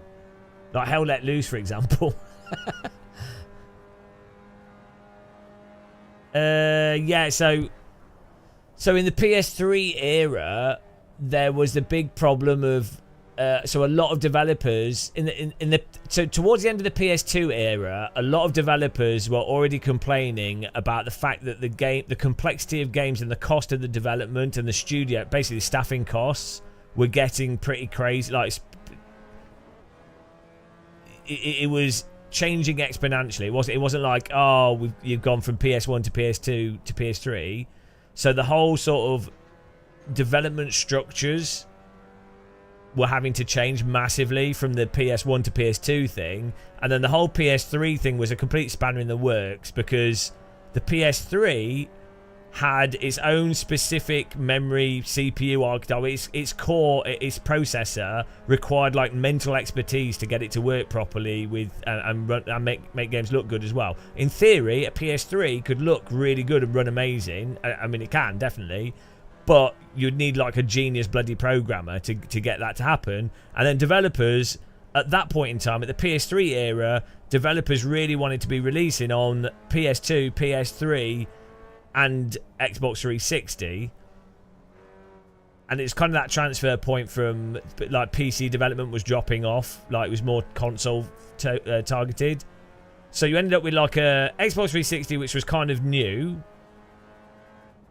and you couldn't and different enough from the Xbox One, which was basically like PC stuff, but you like minimal graphics, DirectX, and kind of followed on for PS1. So anyway, 360, which had its own unique structure, performance, approach. Bit like PC, but, you know. Then PS2, which is old school, pretty old school approach of doing video games. And then PS3, which was its own thing altogether. and then a developer then being expected to produce games with like way higher, quite like borderline photorealistic assets as well, and the developers weren't necessarily used to that. So prior to PS3, even with PS2, you would do like the artist would go through a very manual process of asset creation, of multiple LODs, modeling everything as a single solid, you know, like the artist would be very like there's a very specific approach to doing like PS2 stuff, generally speaking, and PS1 that had been established, that would be different with PS3 and Xbox 360, and, you know, like using more advanced shaders, normal maps, all that changed a lot of stuff, I think. Oh, the whole normal map thing, rather than just using bump maps, and so yeah, that was a whole like massive switch over, and changing development, changing studio size, changing project risk.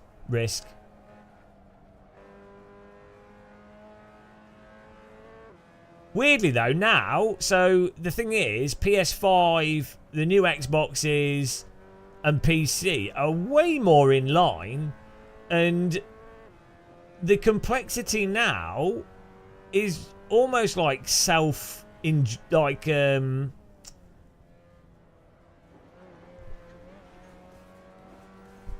it seems like there's. I think game development is way easier now. Like, obviously, a lot of games are bigger, but I think like the technological barrier and the structures in place and the amount of training that's available and the baseline speed of systems. Like, if you're from a pure. If someone's trying to like push the boundaries and do the most realistic looking game with completely new gameplay and stuff, that's whenever in history that's always going to be like stupidly difficult to do and require like geniuses. But if you're doing games for in the last 10 years, and you're like, right, what's the objective? The objective is to make a fun game, and we're going to design something that's a fun game, looks pretty decent, isn't too hard to develop, is a cohesive single player, maybe multiplayer as well. Also has the ability to have a DLC, a planned DLC moving into the future. Also has microtransactions integrated into some capacity. If you don't make your game too complicated, now I'd say now is like actually is probably the easiest time in history for developers to produce that type of title. I think a lot of the stuff that seems to happen with games now arises from trying to push the boundary too quickly, or small developers try overreaching in what they can do. But maybe financially it makes sense, because if you make a game that looks really good in videos, people will buy it. So, right, we've got the next race coming up here.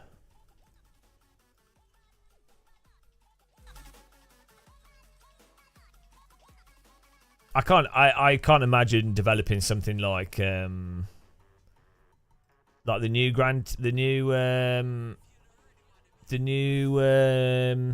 GTA game. Like I can't even conceptualize. like I can't even like. There's no way to like understand that. That would be such a mental game. Like structurally.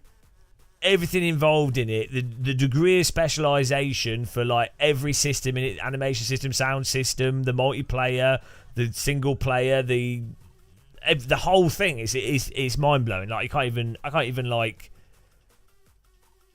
take it. Like the amount of work, like from what they showed off in that trailer, just looks ridiculous.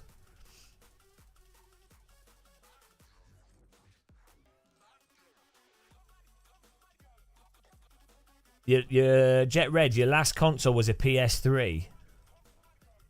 Don't think you'll ever get one again.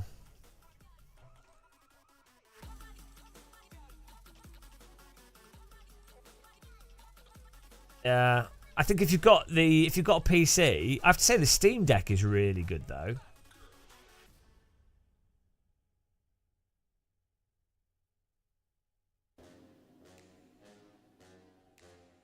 Like, the Steam Deck is what games consoles should be. Like, it's got the best of PC with the best of games consoles. So, like, I've found myself randomly playing rando games on it that I just wouldn't play on a PC generally.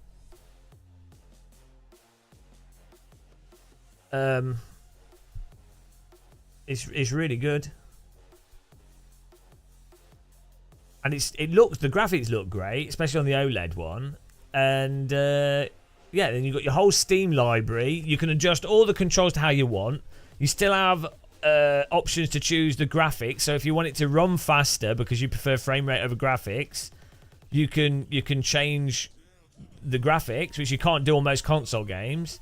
You can set up the controls however you want, which you can't do on most console games. And the game controller that the Steam Deck has built into it gives you like basically it's a super advanced game controller. I was just blown away by how bloody fast the Steam Deck is. Like, you can play CS2 on it and it looks the same as basically as if you're playing it on PC. Obviously you're on a monitor, but on a small screen.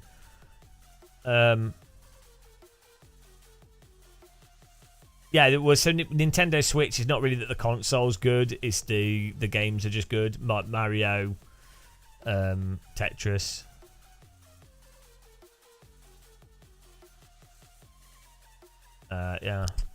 Right, I'm just going to grab a cup of tea, guys.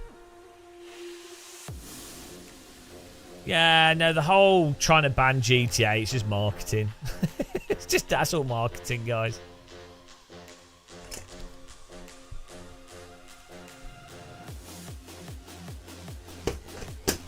Right, back in a minute. Just getting a tea.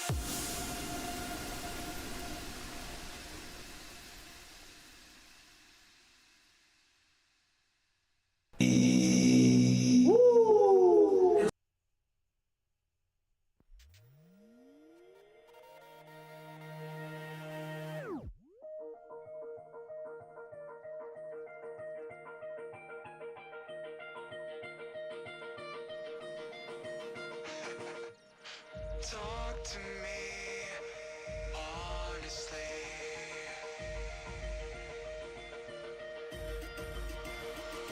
I'm here.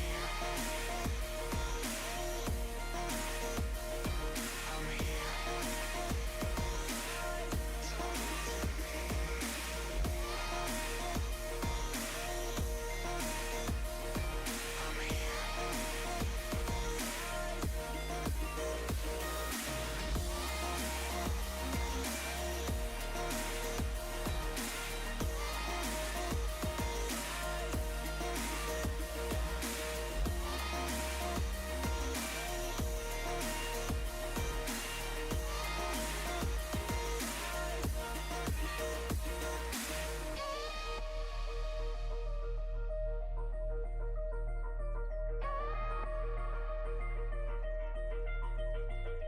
I've been so far away.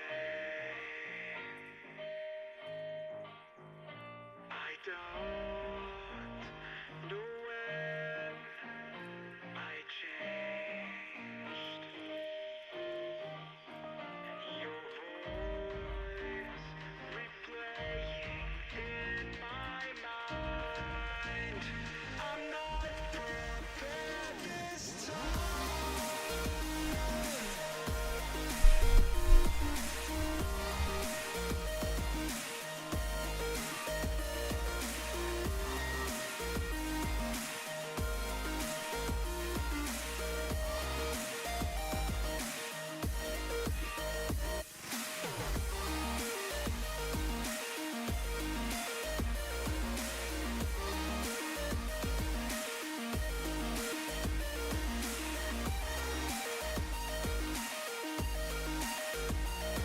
I don't like ACC, but I do like the normalist.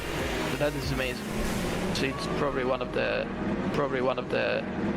well, one of the or not the best simulation to practice, like even F1 or GT mods. It's really good. honestly.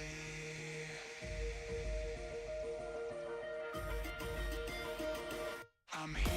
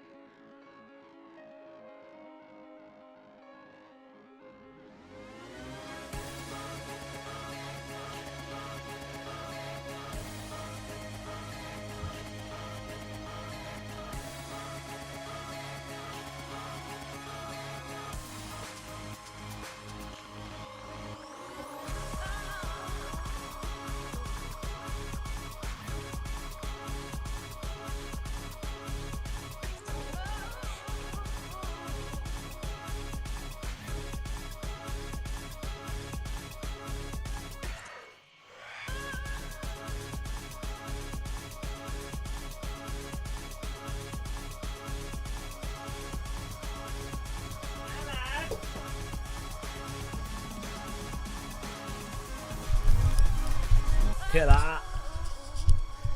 Porridge, tea, cappuccino. No stopping.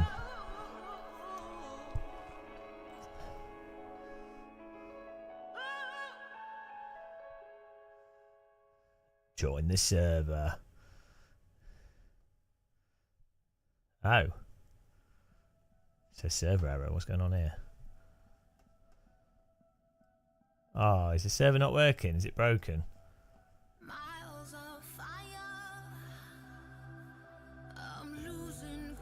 Oh no! Server's not working. Oh no, there we go. I was too quick! Get in there. How's everyone doing? Absolutely starving here. Oh, we're in split one, guys. We moved up.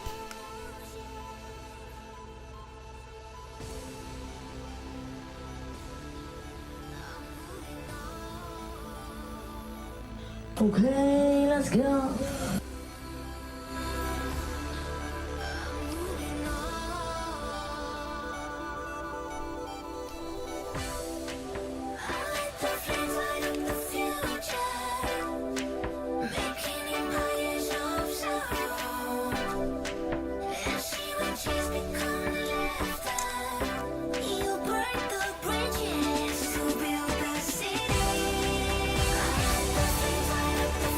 Gotta refuel.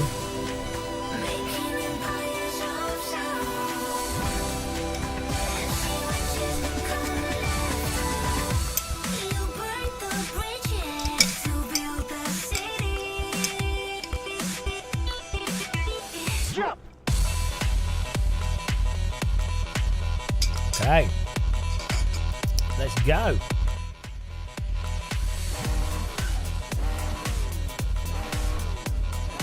I don't know, they're doing Magello, but I don't know about other stuff.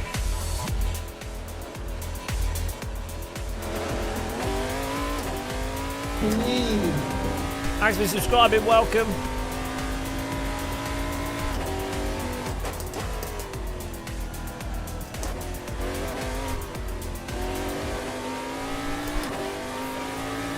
GT3 at Spa, yeah. Dear God. The pace car is out of control.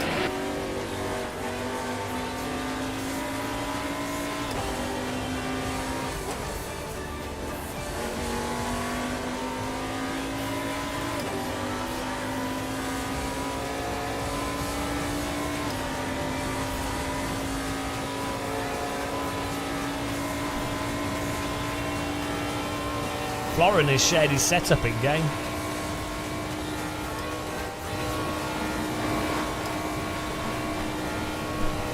It's a Warhack setup.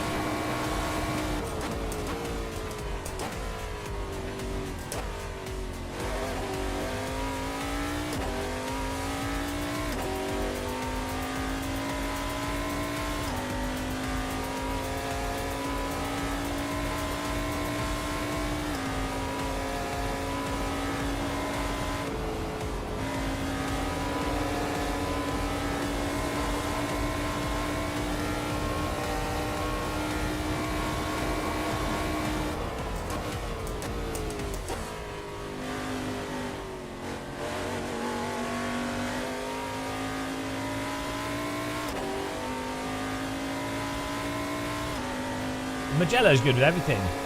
Yondis, if you learn a track in one sim, does it transfer to another, or is it totally different? It transfers mostly, yeah. That's why people use tracks to learn real tracks. Like, it doesn't transfer entirely because the cars are different. But like, if you know the track, like even if you know like a shitty mod track, often like that will help you know the track in other sims. But you'll find like certain techniques don't line up. So like on iRacing in the MX-5, for example, at Laguna Seca, there's a tight left-hander on the uphill section. And on iRacing, you're better off putting the outside right wheel on the grass a little bit to flick, and then flick the car in. But if you do that in R Factor 2 or AC, the car won't then hook into the corner.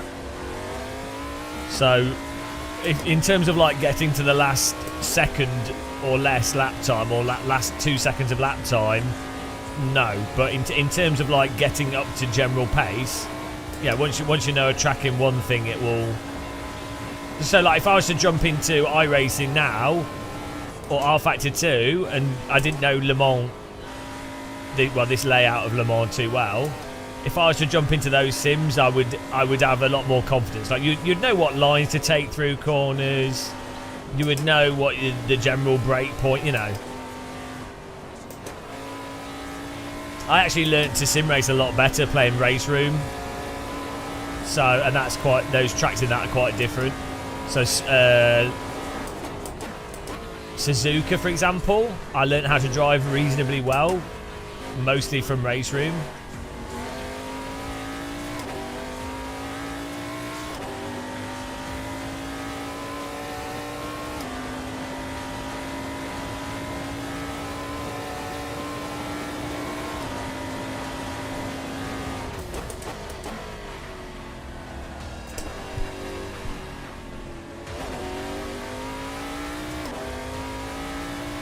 I'm not very good though.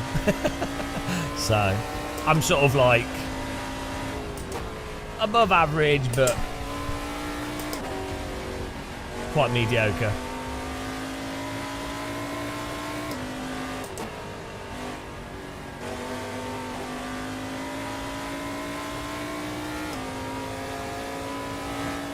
Wow, yeah, top split LFM racer, there you go.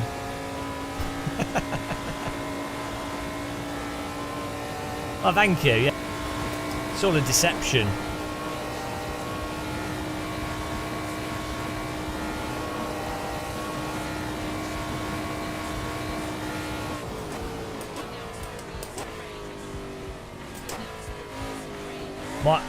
Bloody hell. My thing is, it takes me a long time to get the repetitive components of a track down. I was warming the tyres up. It's a technique all the cool kids use.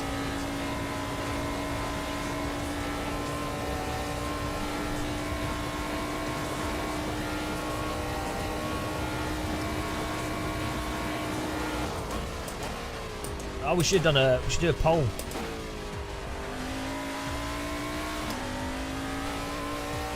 Can I set a poll up whilst we go down the straight?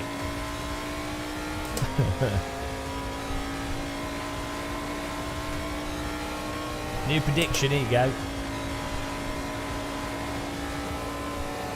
There you go, that's how it's done. That's the nice thing with this track, you can set predictions up as you drive.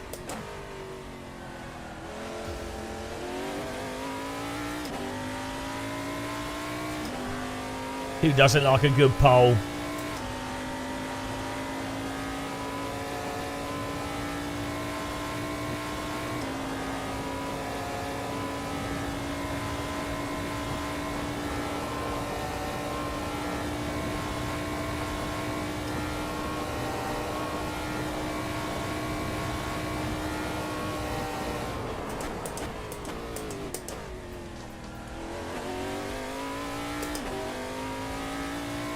No, we couldn't afford any dancers, sadly.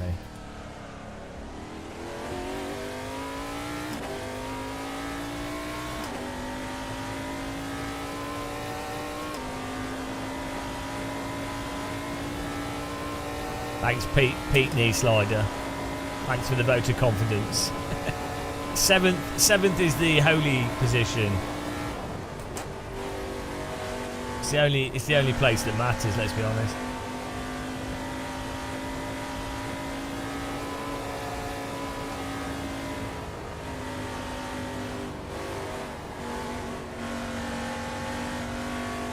This final sector is killing me every time. Killing me softly with the wrong line.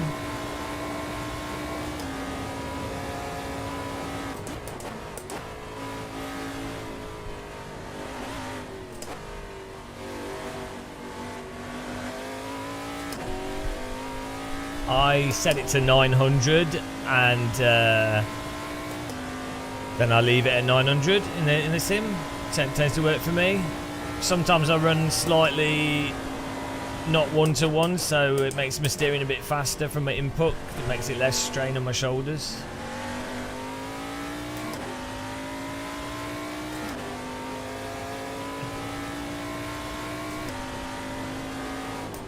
Depends on the wheel you're using as to how well that works.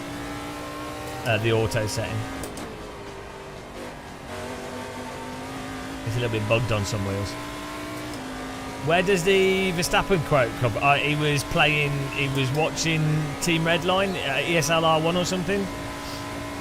Someone just asked him in chat what his favourite sim was. Ah! Who's that? Yoko, you shit! I bet Yoko's playing Counter-Strike. Typical Yoko. Typical guy. What a TG pap.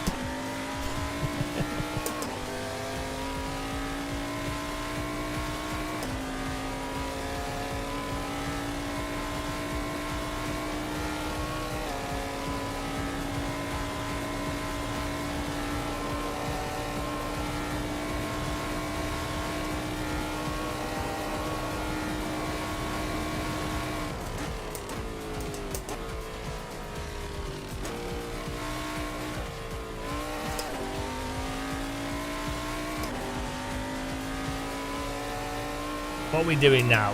350s. It's not good enough. We should be doing. We should be doing 348s. They're doing 344s. I should be doing a 348 at least. What is wrong with me?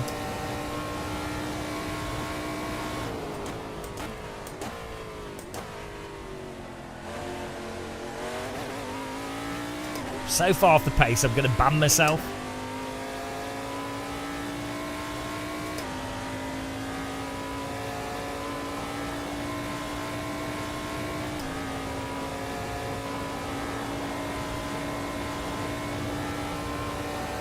I've got a setup.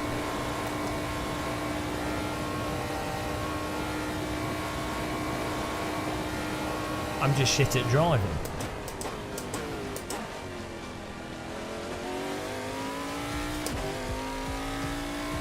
Well, what's your lap time?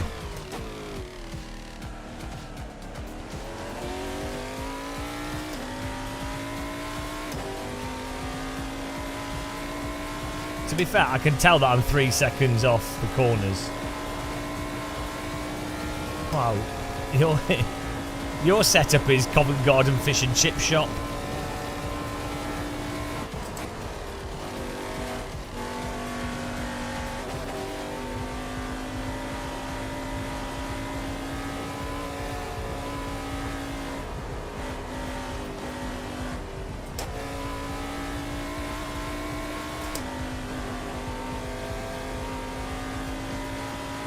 £1 fish! Hello to mashed potato.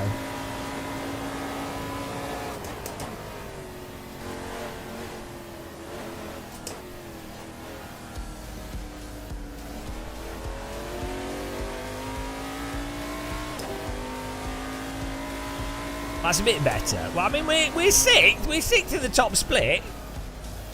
It's not too bad, is it? It's not too bad.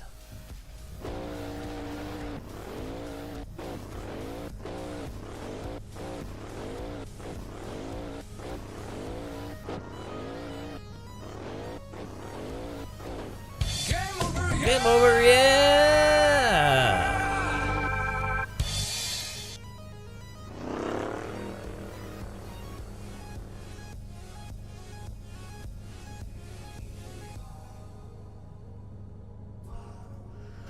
Oh dear. The pace car is out of control. Thank you for following. That's his name. Nailed it.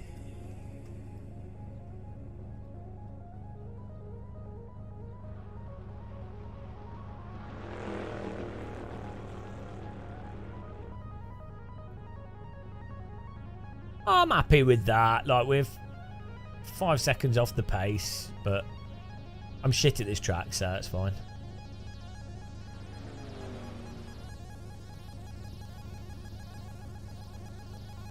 Where's Florin Rab finishing? Oh, he sent me a setup, but he's slow, so don't need a setup, mate. Cheers, everyone. Hope you're having a nice Wednesday, Thursday. Don't know what day of the week. What day of the week is it? Cheers, everyone. Hope you're having a nice afternoon. Appreciate everyone watching, chilling out with us. Bit of a relaxing stream, this one.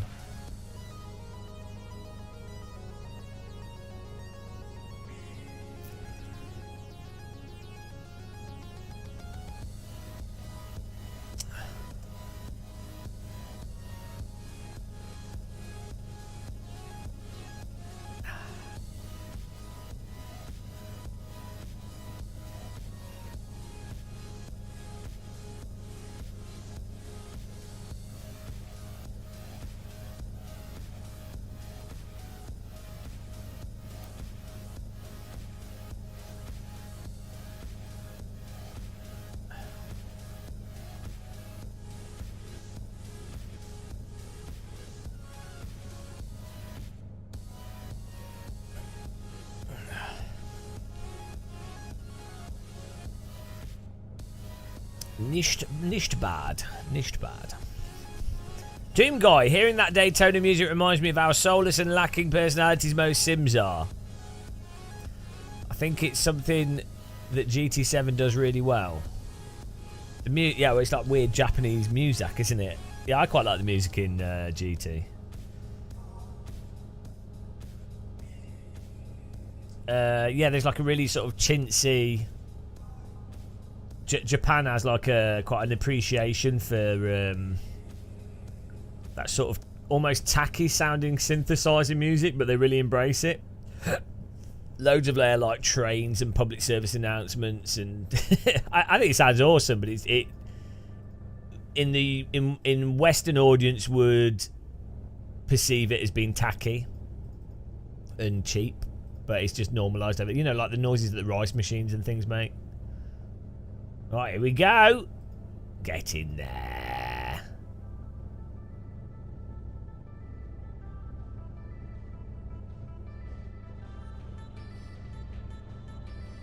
Time front shake. Oh, great. We've got a lagger right in front of us. Okay, let's go. I have seen... I know there's an Asian arcade version of AC that's totally different. Yeah, like a different licensed version. There's also there's actually, I think there's like 4 versions of AC as far as I'm aware. Like the general public Steam one. There's that Porsche Museum version. There's another version that's like some arcade, like a Ferrari Formula cockpit version. That's in some theme parks. There's like a Chinese version for arcade machines as well.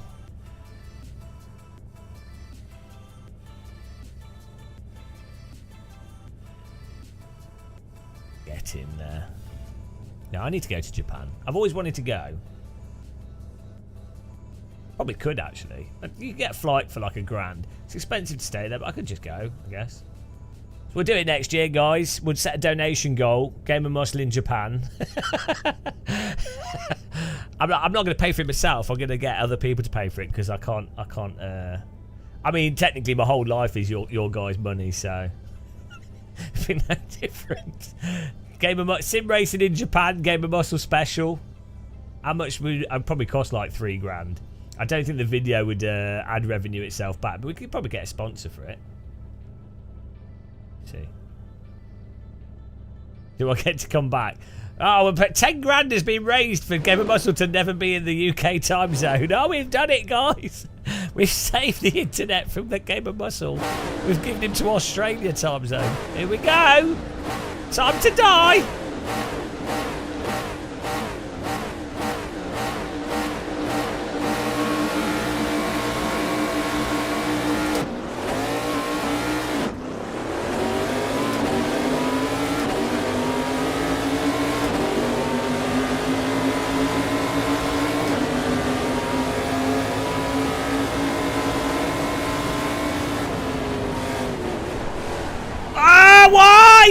idiot! I'm an idiot! I'm sorry! I'm sorry! Why did the back go? I'm sorry, I'm an idiot. Give me a ban! Give me a ban! Why did the back of my car go? We didn't. I don't know if we hit anyone. I think other people crashed. Cold tyres. Gasper wasn't joking when he said this car's a little bit loose on the cold tyres. Sorry, guys. I'd like to apologise to everyone in the server. Jesus Christ, I wasn't expecting the back to go there.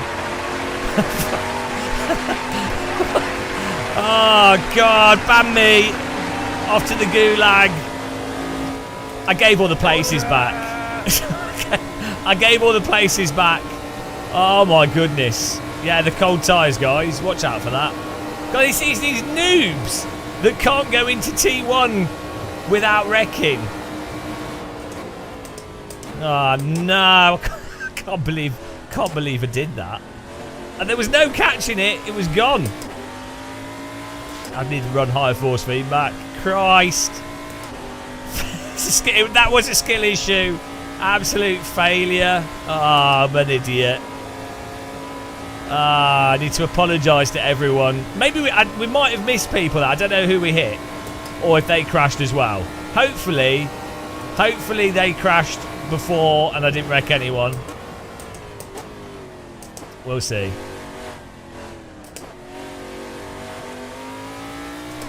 Jesus Christ. No, just the rear just on that left-hand side. I just lost the rear totally. I didn't even know that was possible. Zico Nath, yeah, well, until I ruined it for everyone with my shitty driving. The problem is, I can't. There's no excuse for it really. AC is such an easy sim. People that lose it on lap 1. Absolutely terrible drivers. They're the worst. They're honestly the worst. I mean, who loses it into T1 like that? What? It's a 30-minute race. It's a 30-minute race. They don't even need to be.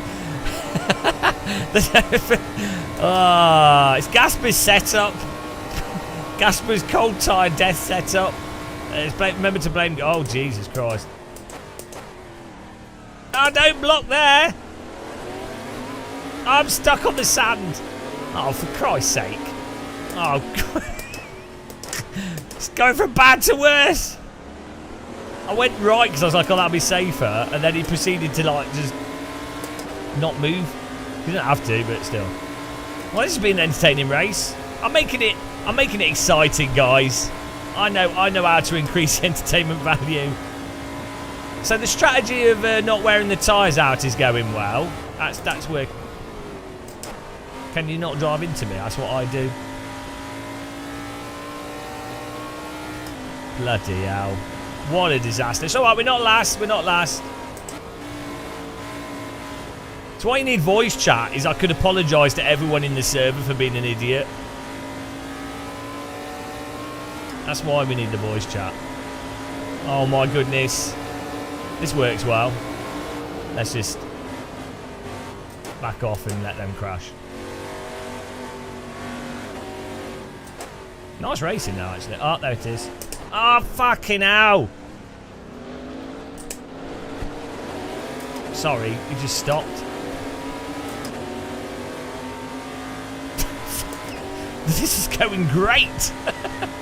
Why did he stop? From the other car had already spun out the way. Why did that other guy just stop?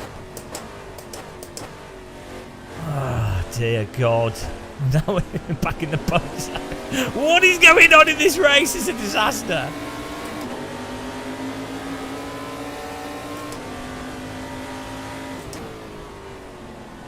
Yeah, my about saving the tyres. Top 6 is on the cards, guys. Don't worry. Christ, this has been a... why are you driving into me?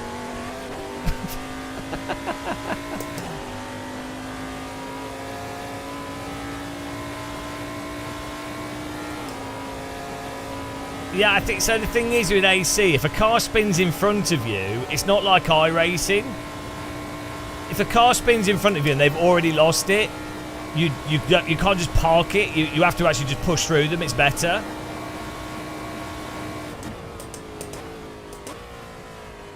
if you stop on a chicane, that's, you know, obviously no one's going to be able to avoid you.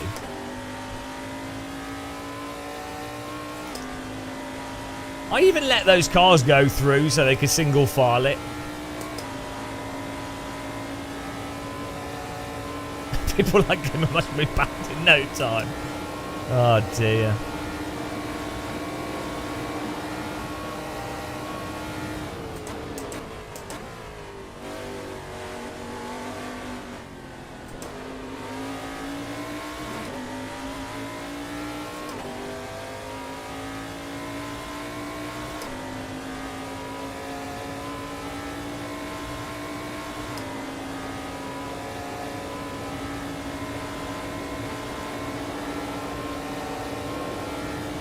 Nice and easy.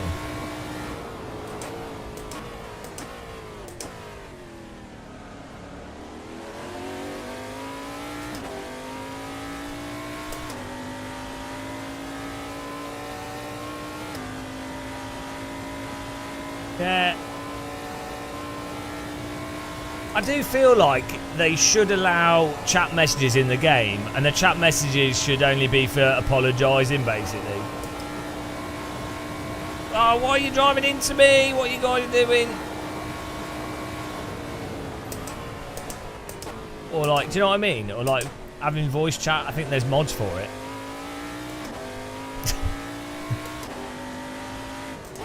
Look, when I kill people, I admit to it straight away, so that makes it okay.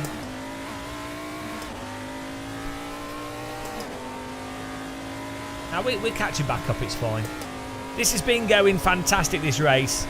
No issues at all. No crashing.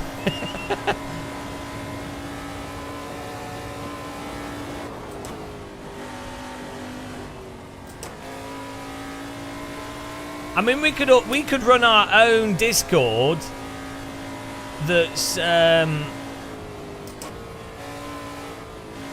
just top split, just for top split LFM races. With a moderator, there you go, and everyone can scream at each other. That's genius. That's genius. Oh God, I'm sorry, I'm slow. Sorry, that's my fault. I'm slow through there. Sorry. Good job missing me there. Who was that? F-Rab. Good job avoiding me there. I was so slow through that. He did well. Good job avoiding me.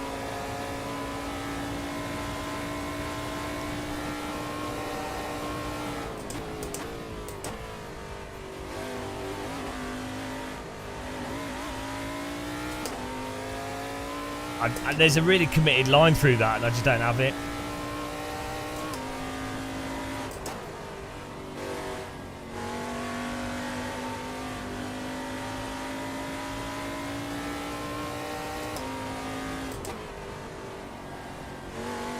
Yeah, you do. You do lose rate with contacts.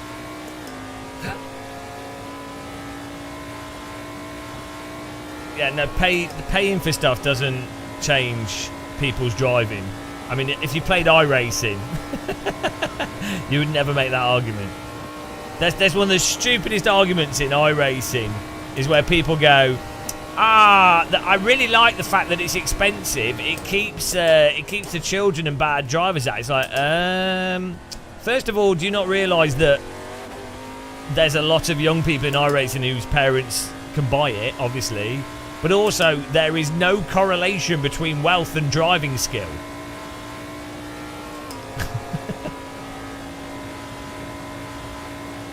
Also, you can have Smurf accounts on iRacing as well, so it's the opposite. Wealthy people get an excuse to drive worse.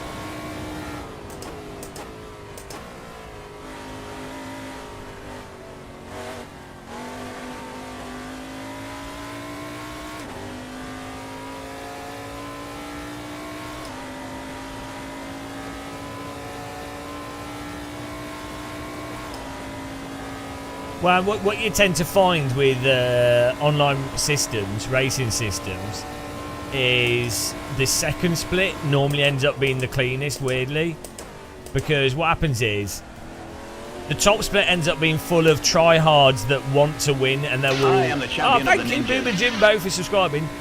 Top split ends up with tryhards that want to win and will wreck people to win at all costs. Second split is often people that are reasonably consistent, try to win, try to drive, but they're not like, they know that they're not like world champion drivers, or they don't feel like they have to prove anything. They're just trying to do best with the amount of time they've had to practice. So from my experience, the second split is often much better in iRacing, especially. And then, so let's say you had 200 people sign up, and there's like 5 splits of 20 cars. Right, the more people you end up getting, the second split ends up being like the first split as well. But there's like a sweet spot. The bottom 2 or 3 splits is people that just, well, weirdly, the very bottom split is often also very clean. It's people that know they can't drive at all. And they like basically just let people pass. They're just driving around and they're just happy to be on the track. So the bottom split's often weirdly quite good. The second to bottom split's often pretty terrible, and the top split's often terrible. I was going to let him go past because I'm slow as. Hopefully we can follow him and we'll catch other cars.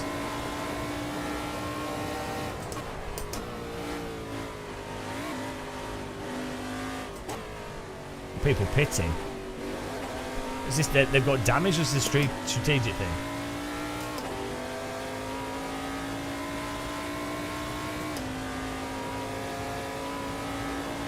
The other thing you often find in the very top split of like iRacing is people that have just hot lapped for ages, and they're able to then drive the fast lap time. They're at pace, but only for the hot lapping, and they can't drive with any cars around them at all.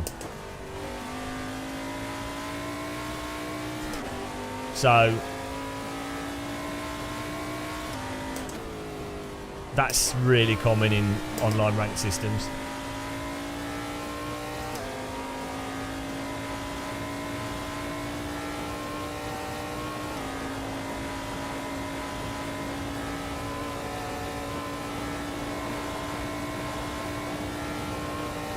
Harry Hotlap. Yeah, I made a bit of a mistake at the start of the race. We don't talk about that. We don't need to go into that too much. We can look at the replay. It was only a small error. A small mistake was made.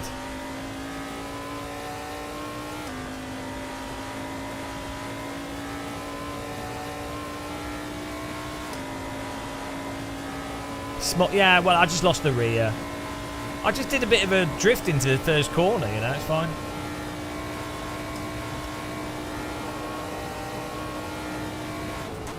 I thought it was in Japan.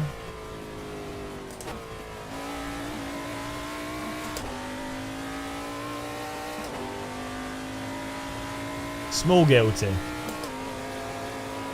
No, I think other people were crashing already, to be honest. That's the excuse I'm going with, Your Honour. They'd already crashed. We'll watch the replay, and hopefully other people have crashed, and it wasn't just me losing control of my car like a noob.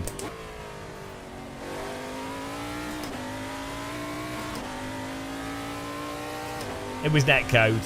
It was a Gasper setup code. Let's be honest.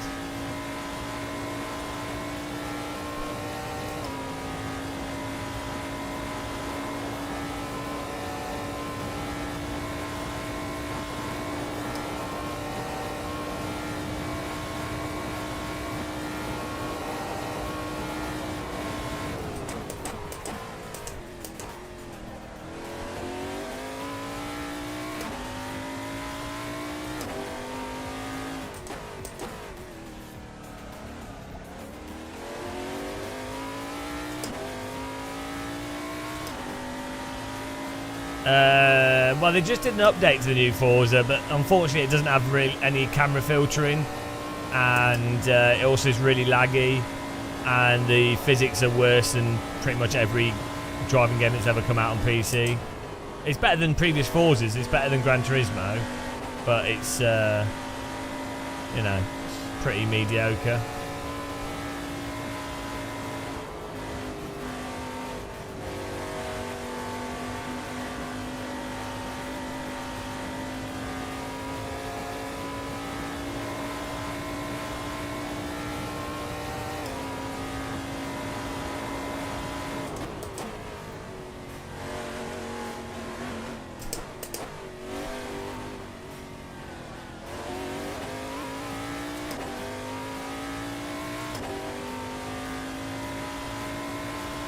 Someone else was already robbing the bank.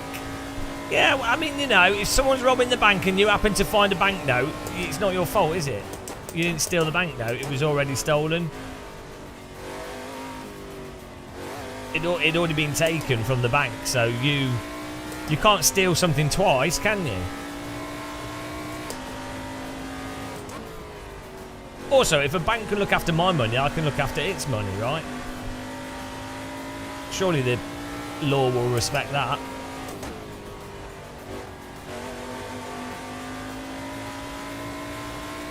Marker Price, Gamer Boss, good hanging out with you today. Just content manager in need. Just need to install other LFM downloads, then we'll be able to drive. Next time, see you. Thanks all then. Cheers. Goodbye. Yeah, thanks for watching. I really appreciate really appreciate people watching.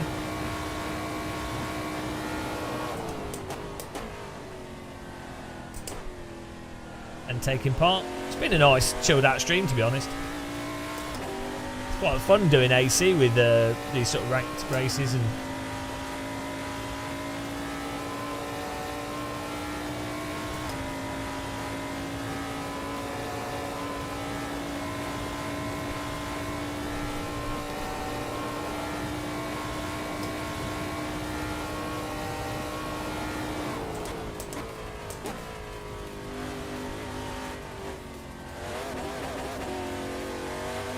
that's a good way of wearing out the tyres. Ah, Jason Murphy's just bringing up religion and politics. Typical Christian conservative.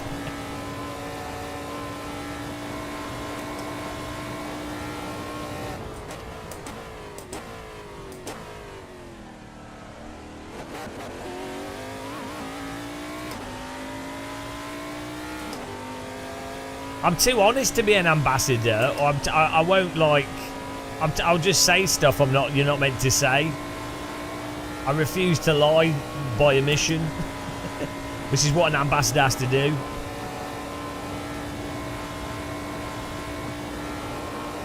Well, we have. I've just not updated that list. We have had a few subs, which is awesome. We had I think we had a donation as well, which is cool.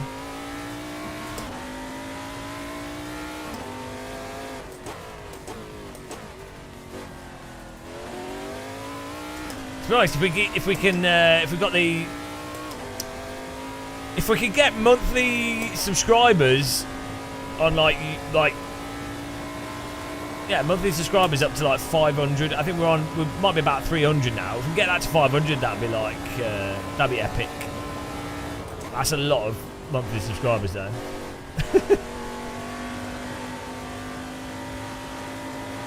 That'd be the goal for next year.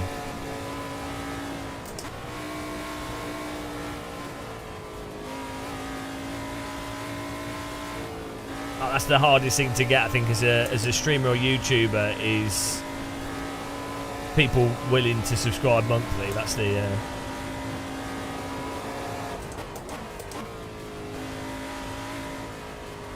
you really have to show a lot of flesh to get that. I'm working on it. I have to get a 6-pack. Oh, we're much better out the exit of that. Look at that, jeez.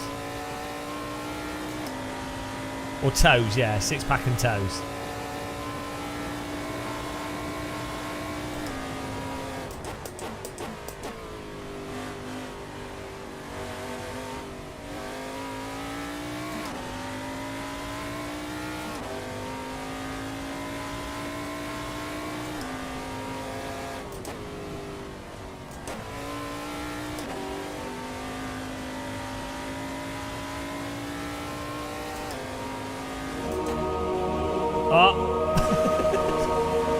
Filing account. That wasn't a cue for you to become a member of the Church of Force Feedback. Thank you very much. He's on Twitch as well. This idiot. Thank you. Church of Force Feedback as well. He's blessed. He's absolutely blessed. Thank you. Really do appreciate that.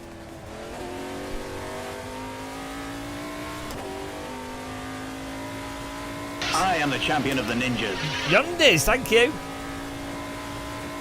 No adverts for you. Appreciate that. It's more tea bags. That's the double sub, a YouTube, Twitch, double dip. Dipstick.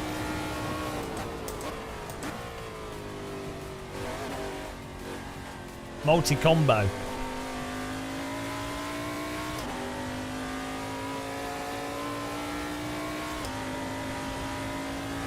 So what? The car drives as if I drove into someone at 100 miles an hour.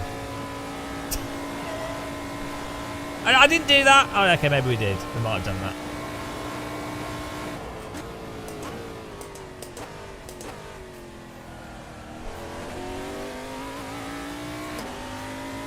We need to get into the 40. What's the best lap time we've done? 48.3. We need to be able to. We need to do a 47. Euclid, hello.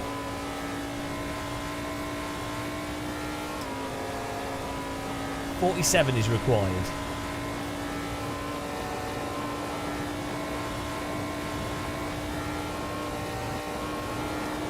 Okay, let's go. Ah, there we go, there we go. Who's that? Martin Vandis, are you ready?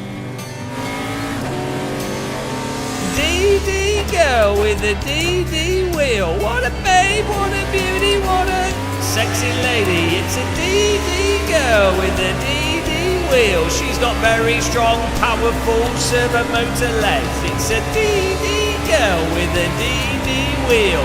Martin Vandis has her in his bed. It's a DD girl with a DD wheel. AccuForce, SimuQ, Fanatec, Magic. Everybody needs a DD girl. Put a DD girl in your sim ring. Everybody wants DD girl. She's so powerful and strong, and she's never wrong at all. DD girl with a DD wheel. She only likes to drive a Assetto Corsa. It's a DD girl with a DD wheel.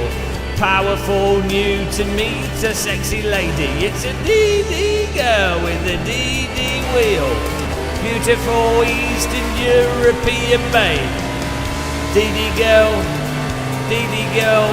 wave your candles for the hot lady. There she goes again, disappearing off into the sunset. I've lost a place, but it doesn't matter because DD girl will rub me with the servo motors later. Thank you very much, appreciate that. Thanks for the support. That's the first DD girl of the day. Oh no! Oh, here we go. You ready? You ready? DD girl with the DD wheel. There's another beautiful babe. It's a DD girl with the DD wheel. Lord Sauron has a DD girl. DD girl with the DD wheel. What a perfect hot girl. It's a DD girl with a DD wheel. Servo motors, DDs. Everybody needs a DD girl. Put a DD girl in your sim ring. She's so perfect and strong. She likes to drive Nordschleifer at night for 10 hours long. DD girl with the DD wheel. What a babe, what a beauty, what a sexy lady. It's a DD girl with a DD wheel. She's lost walking around Middle Earth. It's a DD girl with a DD wheel. Is she taking the Hobbit to Isengard? It's a DD girl with a DD wheel. Simulcube Fanatec Thrustmaster. There she goes again. Regrettably, she has to have a siesta. She hates it here, but sadly she's contractually obliged to appear when people become members.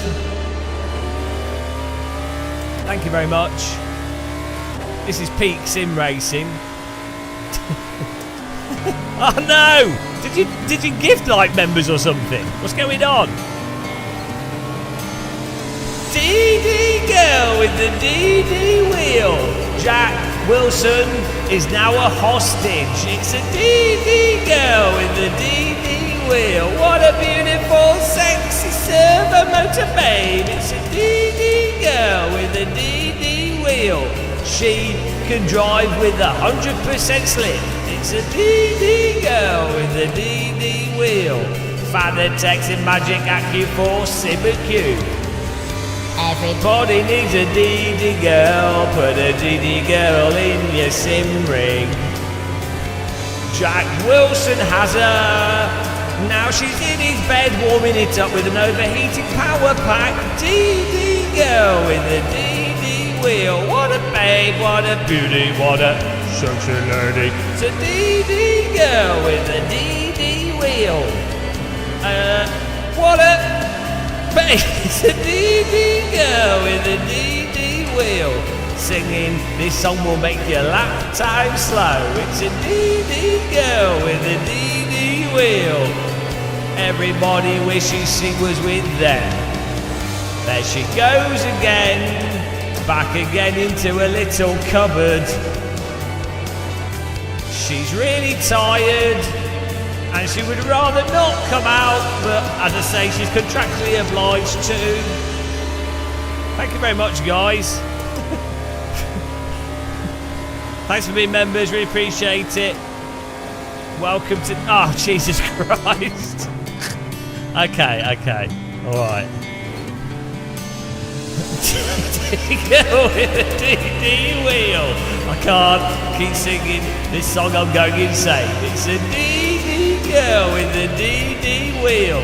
I think we all will have brain damage. It's a DD girl with a DD wheel. Why are so many people trapped here? It's a DD girl with a DD wheel. AccuForce Simultech Fanatec Thrustmaster. Everybody needs a DD girl. She likes to drive through the countryside in France. Jimmy Piggott now has her too, and she's getting heavily used as she gets around quite a lot. It's suspicious. DD girl with the DD wheel. What a babe, what a beauty, what a sexy lady. It's a DD girl with the DD wheel. Maybe if you're lucky, she will be underneath your Christmas tree. It's a DD girl with a DD wheel. Make sure you have 4 plug sockets available. It's a DD girl with a DD wheel. 20 Newton meters is a minimum torque. There she goes again. There's far too many DD girls on this stream today. If people could become members, maybe spread it out through the day so I don't have to do an entire race with this song. Thank you very much, appreciate that. Thanks for becoming a member, thanks for supporting us. Oh, no! It's like buses. DD girl with the DD wheel. Every single viewer on this channel has gone insane. It's a DD girl with the DD wheel. What a beautiful brainwashing. It's a DD girl with the DD wheel. Perfect servo motor lady. It's a DD girl with the DD wheel. Eric Schumann is now blessed. Everybody needs a DD girl, and now I've got a helium voice for no reason. My auto-tune's broken, but let's continue singing. In this high pitch, oh, it's fixed itself. Voice, DD girl with the DD wheel. Auto-tune doesn't work when you drive a car. It's a DD girl with a DD wheel. Beautiful, sexy, seven-motor lady. It's a DD girl with a DD wheel. 4 hours of this song. It's a DD girl with a DD wheel. I think we found ourselves at Guantanamo Bay. There she goes again. Will she get to have a break or will she come out? Everybody is sad because their ears are bleeding and they've got brain damage from being here and listening to this song. Oh, thank you.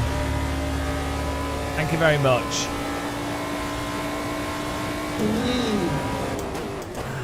Finally. Thank you for becoming members, guys. Did someone gift a bunch of members, or was that lots of independent people looking for suffering? We're finished! 10th place! God.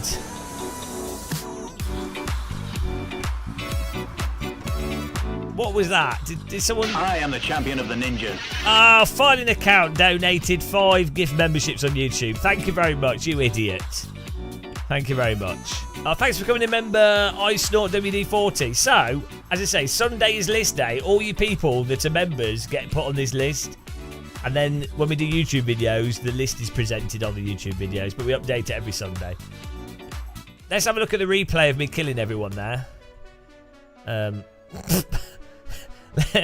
Let's delete the evidence. Here we go. Close your eyes, guys. It didn't happen. Hello, Cat Noir. How's it going, man? Oh, boy.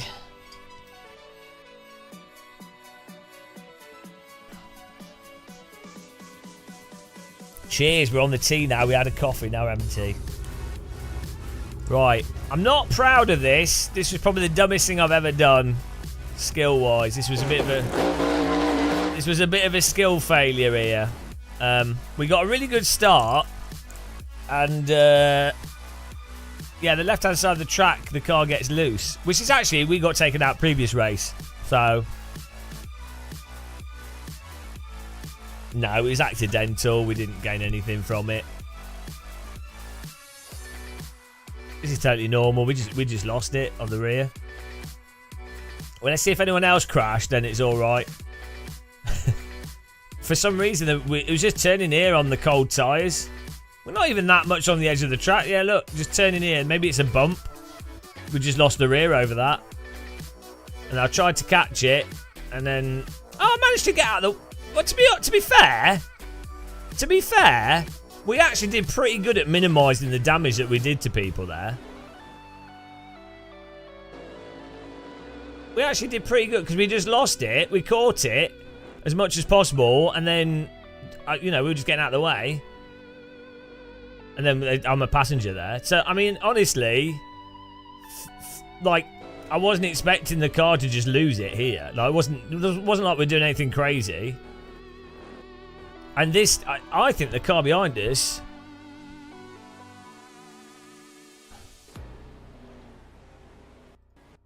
Oh, he's braking. Yeah, I mean, there's nothing he could do. So, yeah, you know. Oh, well, you got. It's a shame. Just the downforce. I think there's a bump or something there. That's really weird, actually. You just don't expect the car to. It just completely lost it. Oh. I could have caught that. That was a skill issue. I should have been able to catch that. Absolute failure.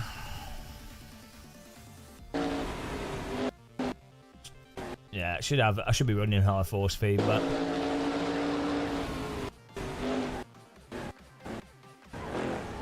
yeah, I race. Wow. The difference is the difference is I could have caught that. Yeah, I could have caught that. I'm just a noob. So In iRacing, you would have been a total passenger here. I lacked the skill here. Skill fail.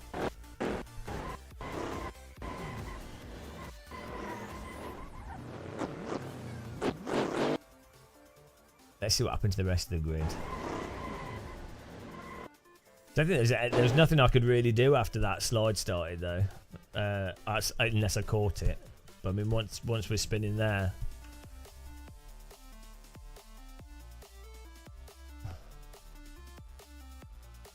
SMG, yeah, I just lost the car. It's like stupid. It's totally my fault.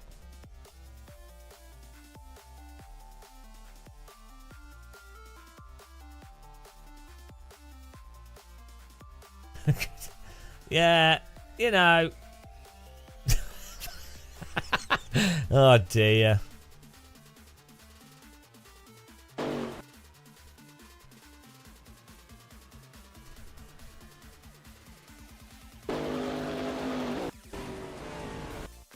There's a good drift.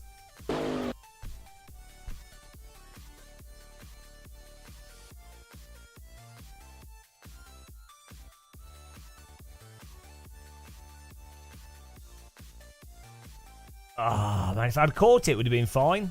If I'd caught the slide.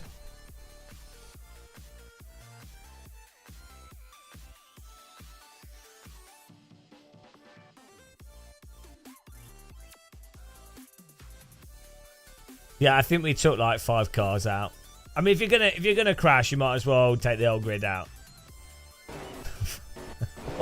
Oh, Jesus Christ.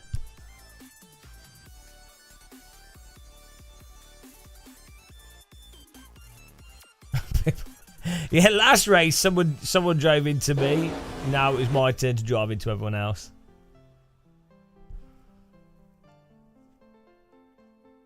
Absolute. I'm banning myself from sim racing. It's a shame this gravel. I mean, the gravel does actually slow you down quite a bit. Oh dear. Yeah, if I was running higher force feedback, I think I could have caught that initial slide.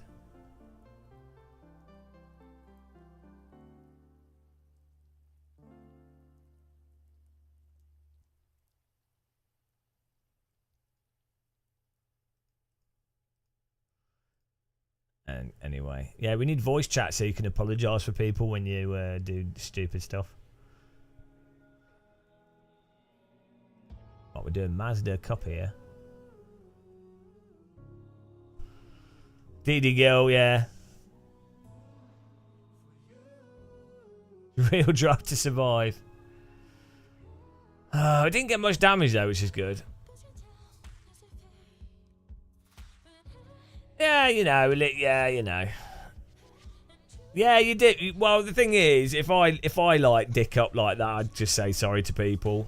My rule with sim racing in general is like if someone crashes into me, even if it was like, bitch, if they say sorry, it's like yeah, it's fine. Anyway, we all do dumb stuff. Bitch, bitch, bitch, bitch, bitch.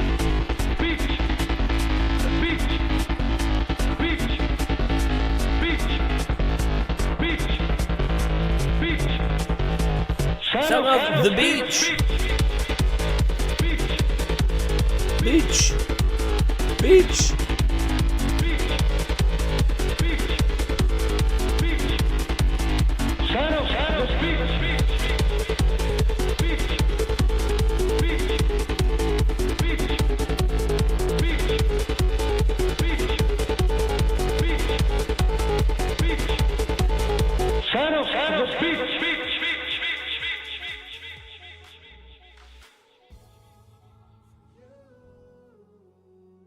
Son of the beach.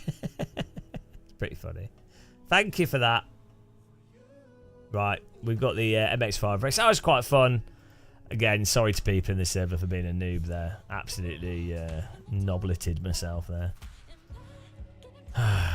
There's always one, isn't there? See, the thing is, it's these new sim racers that aren't very skilled. You know, that's the problem with the. That's the problem with these people.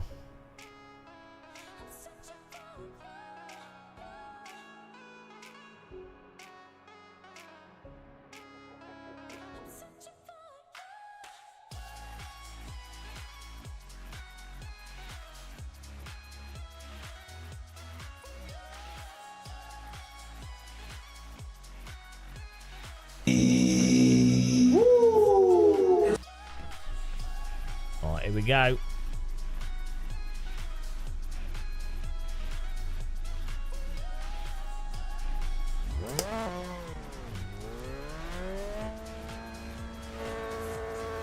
I'm a wheel. I am the champion of the ninjas. Oh, thank you. Phil Locker, thank you very much for becoming a member. Really appreciate it.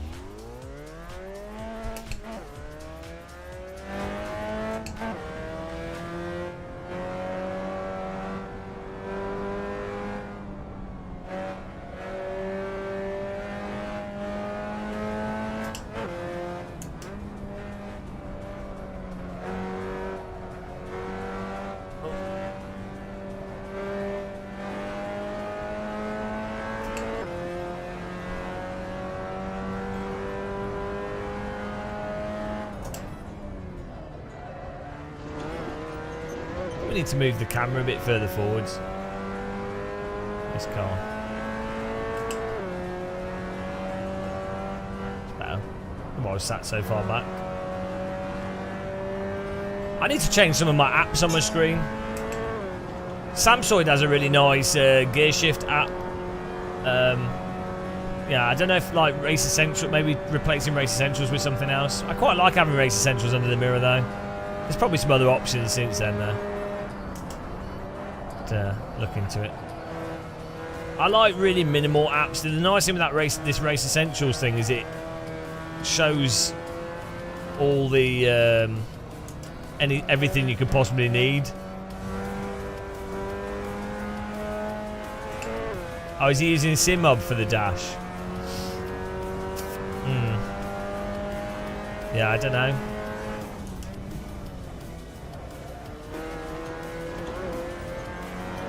Oh, you have one, nice. What is it? I'll have a look at it.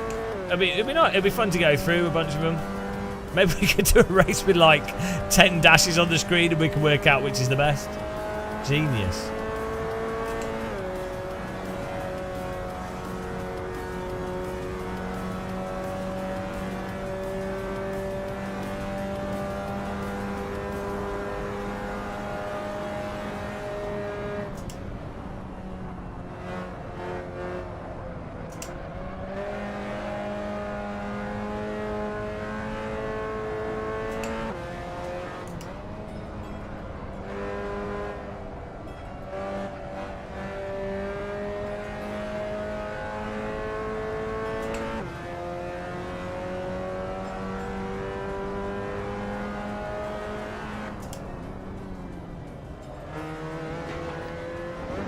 We all know that streamers are the worst people, so...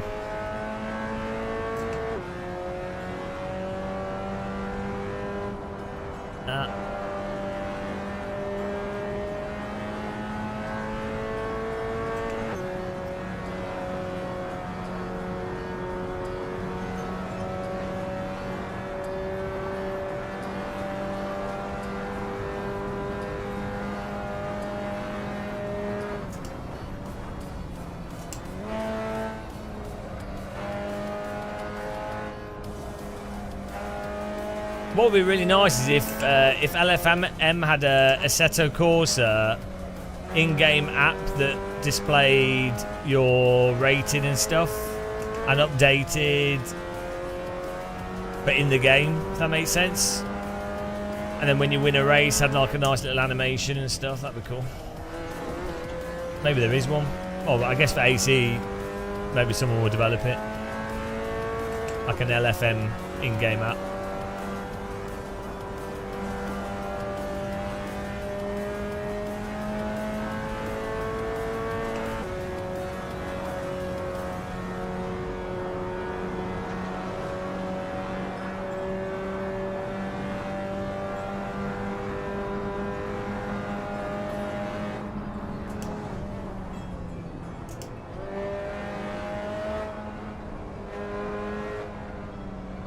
Maybe we can follow this guy around and get some a nice draft.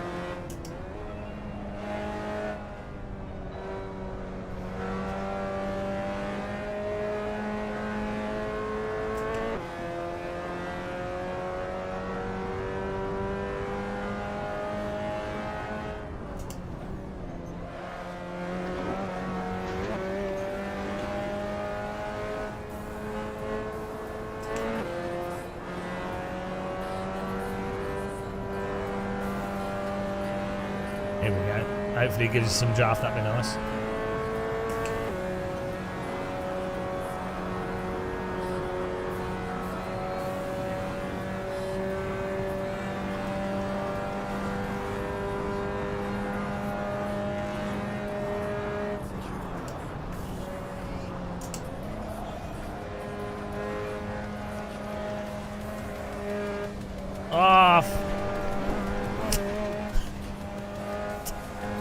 Messed that up.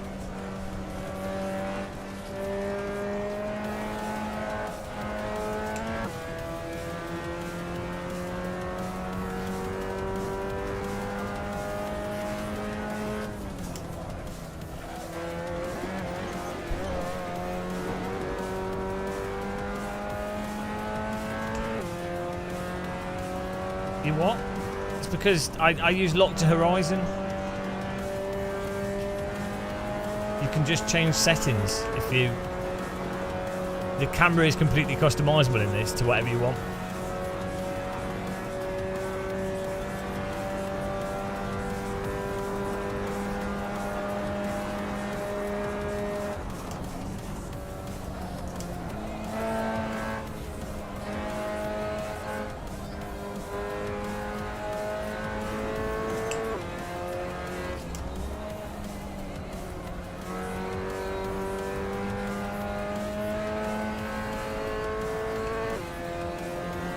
Oh, this is a nice lap so far.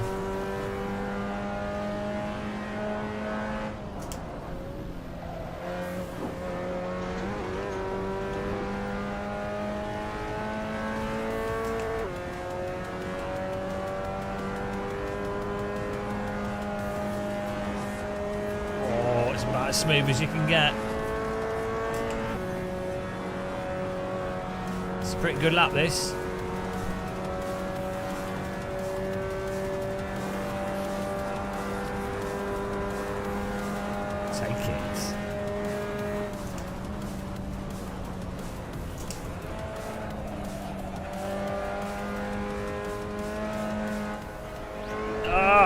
So, if you nip that curb on the inside, it's really hard to do a little small correction that's not too big of a correction. Nice.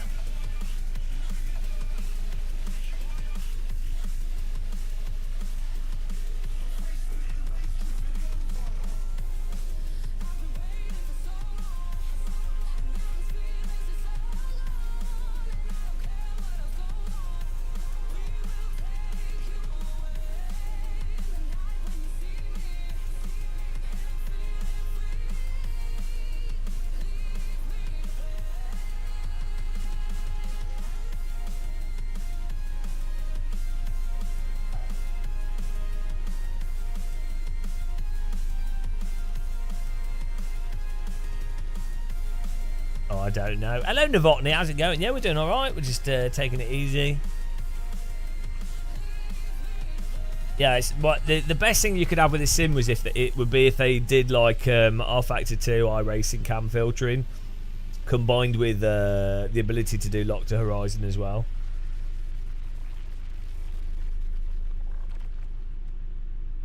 That'd be the best all-round thing.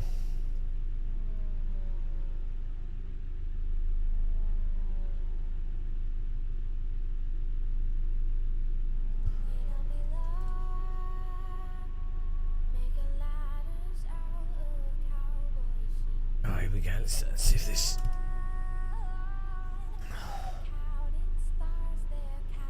this is LFM.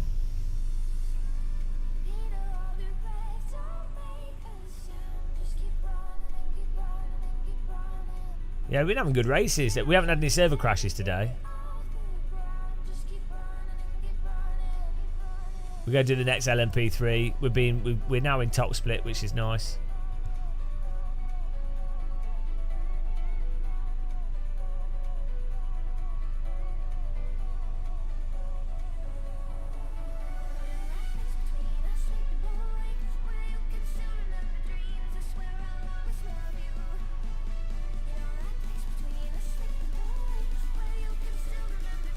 Yeah, it's really, really nice. just convenient for most people that want to be able to just jump in and do racing.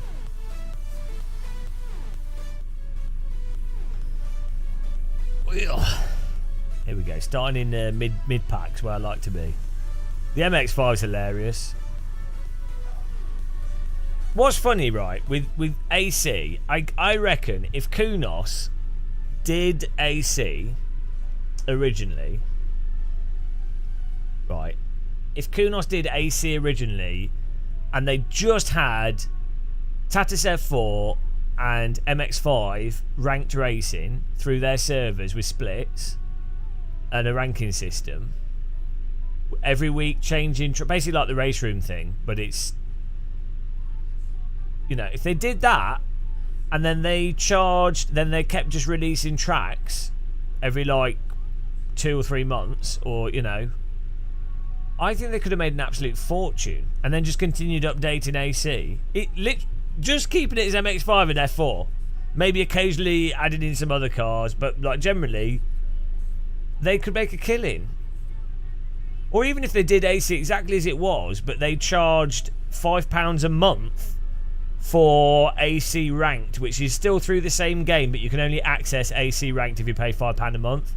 How many people would have signed up for that? And then because they're paying, they'll keep doing it. What's a DDoS? A denial of service attack? Distributed denial of service. It just means a load of people doing queries of a server, so it means the server then can't send out data because it's been drowned out by requests.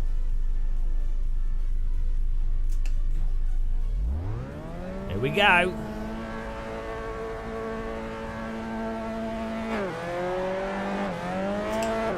Okay, let's go. I know. I don't think iRacing. I like having iRacing around. I don't know why some people want Xsim to be dead. Like,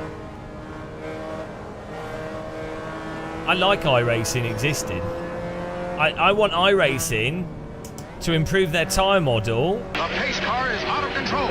And improve their netcode, and then it's another sim with different cars and tracks with online racing and voice chat. It's like with R-Factor 2. I'm really happy that we now have that as an option for racing. You know.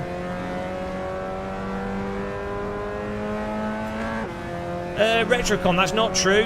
Ironically, people that do pay then get suckered into it, and then there's like a sunk cost fallacy component to it, and then they think it's got more value because they have to pay for it.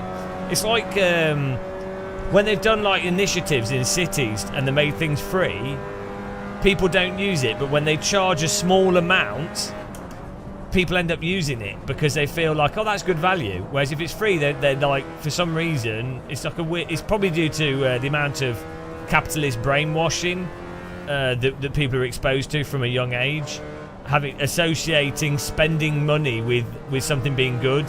So that'll be why. So people have an irrational connection between expenditure and quality.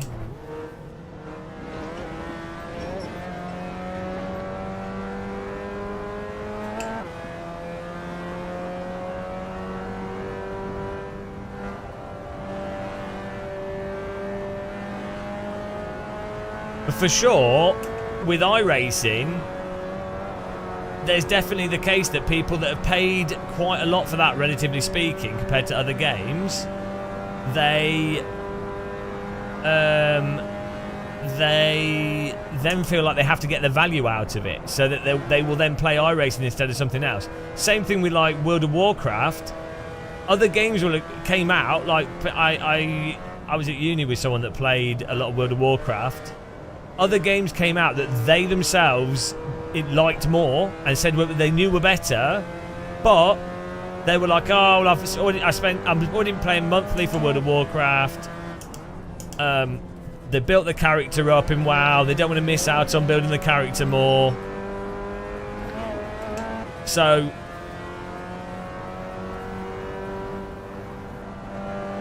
so they'd stay wow, even though even they themselves The pace car is out of control. subjectively and objectively it was worse. Like, that's how those things work. It's like it's like how gambling works as well, like slot machines. It's just you know, there's ways to exploit weird quirks of psychology.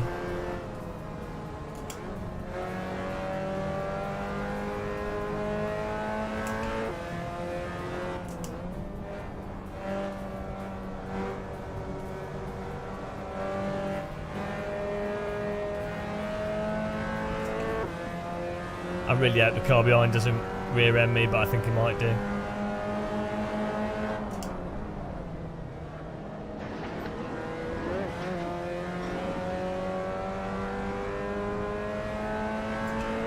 Enrique Sabaro, is it your overlay?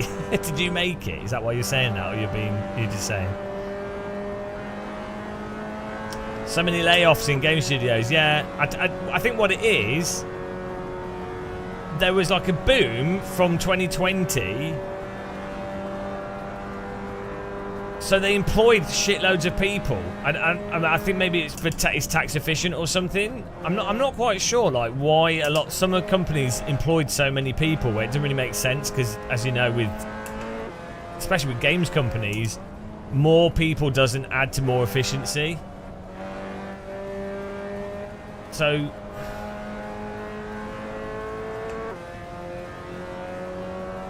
it's really weird. Yeah, I mean, some companies, some of the layoffs now are actually ridiculous. Like they've laid off people that are key workers that will actually, it will cost the company more money. Like, doesn't make any sense. There's just shit management. But there has been, yeah, it's weird.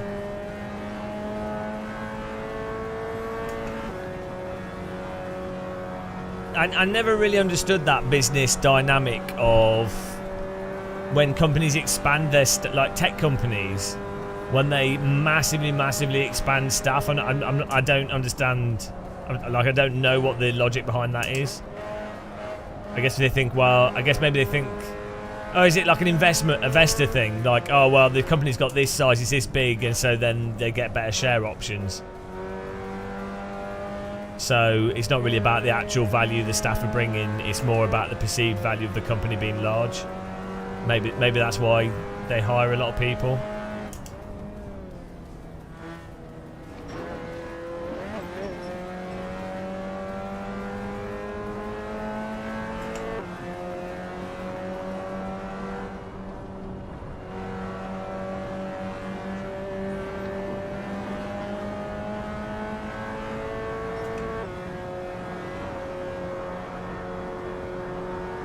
The whole stock market thing with perceived value of companies versus the actual value that the company has is pretty crazy. Like, the detachment between the actual, you know, like speculative value versus actual value, it seems to me like surely you would regulate against that. Like that's specifically what caused the 1920s bubble burst. Dot-com bubbles, all these massive stock market crashes are caused through speculation. So why, given that you know that it causes an unstable market, and the one thing that you don't want with capitalism is instability and unpredictability, that's the one thing that is supposed to negate, why do you allow it to happen through design? Well, I guess we all know why. A few people benefit from it, pump and dump, and they lobby the government, and idiots vote for it, so that's why.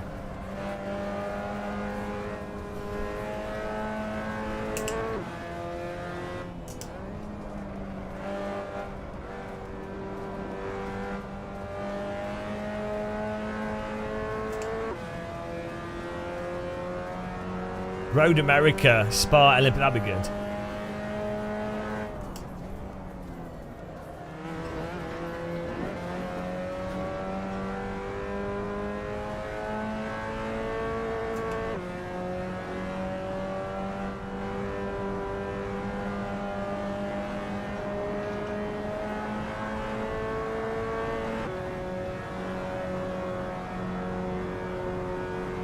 These guys battling.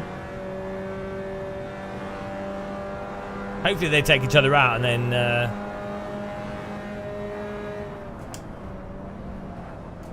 there you go. Nice. Keep fighting each other, guys. I'll just cruise past them. Fortunately, the guy that's behind me is driving really sensibly, allowing us to catch up with these two cars. He's not doing like a silly dive bomb that would slow us both down. I say at the moment, a yellow. But he's driving a red car. It doesn't make any sense.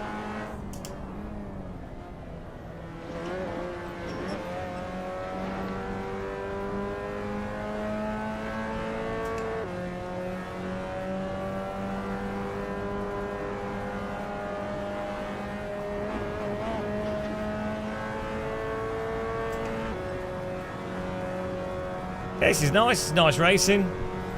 I mean, in what way is this functionally different from an iRacing race? For you, especially for your type of person that would do rookie racing. In what way is this any worse? Like, obviously it's a different sim, handling is different, whatever. The only functionally worse part of this compared to iRacing is you have to install some mods, which is not necessarily as streamlined as installing iRacing. You have to update iRacing. The binding of buttons and some other stuff is not exactly entirely plug and play. I know iRacing are working on improving stuff, but like voice chat, yeah. But other than that, as I say, especially for like your average player doing rookies,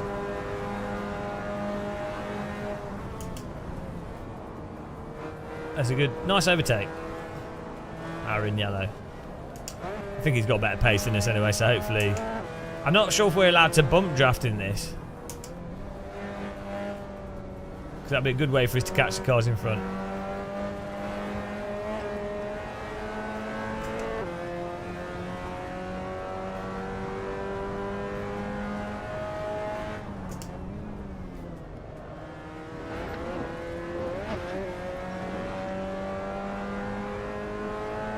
That is true, Havner. Yeah, exactly. Exactly. It's cheaper, so it's worse.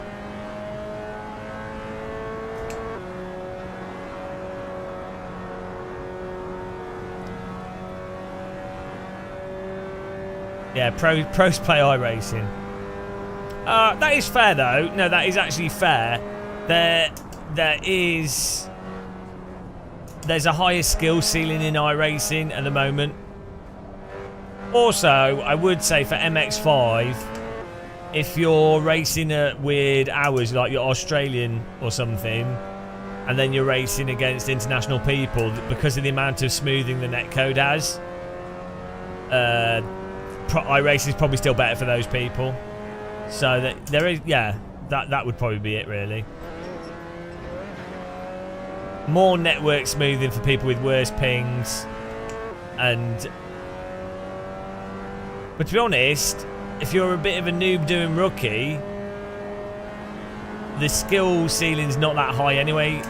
In iRacing, it's mostly Formula Car GT3 where you know where there's a much higher skill ceiling in terms of competition. Yeah, but that you will find people that are good at, that have memorised to a high degree in iRacing. I don't know what the top skill level's like in AC with this at the moment. They're probably quite good, but again, that's actually that's irrelevant when it comes to MX-5 though.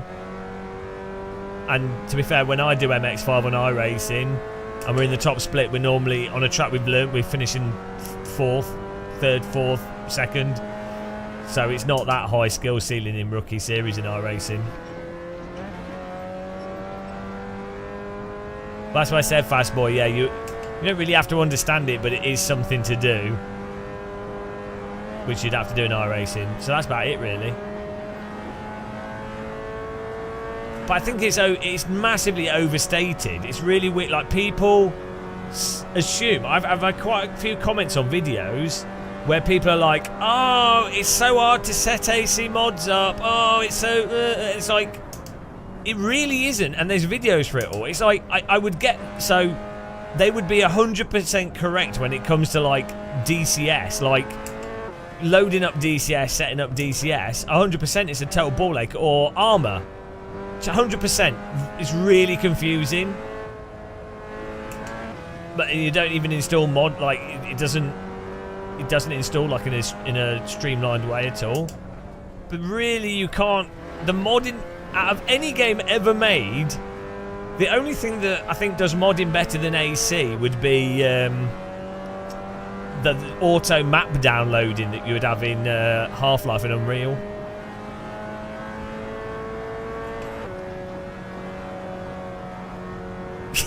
Yeah, drag and drop is like, how is that difficult?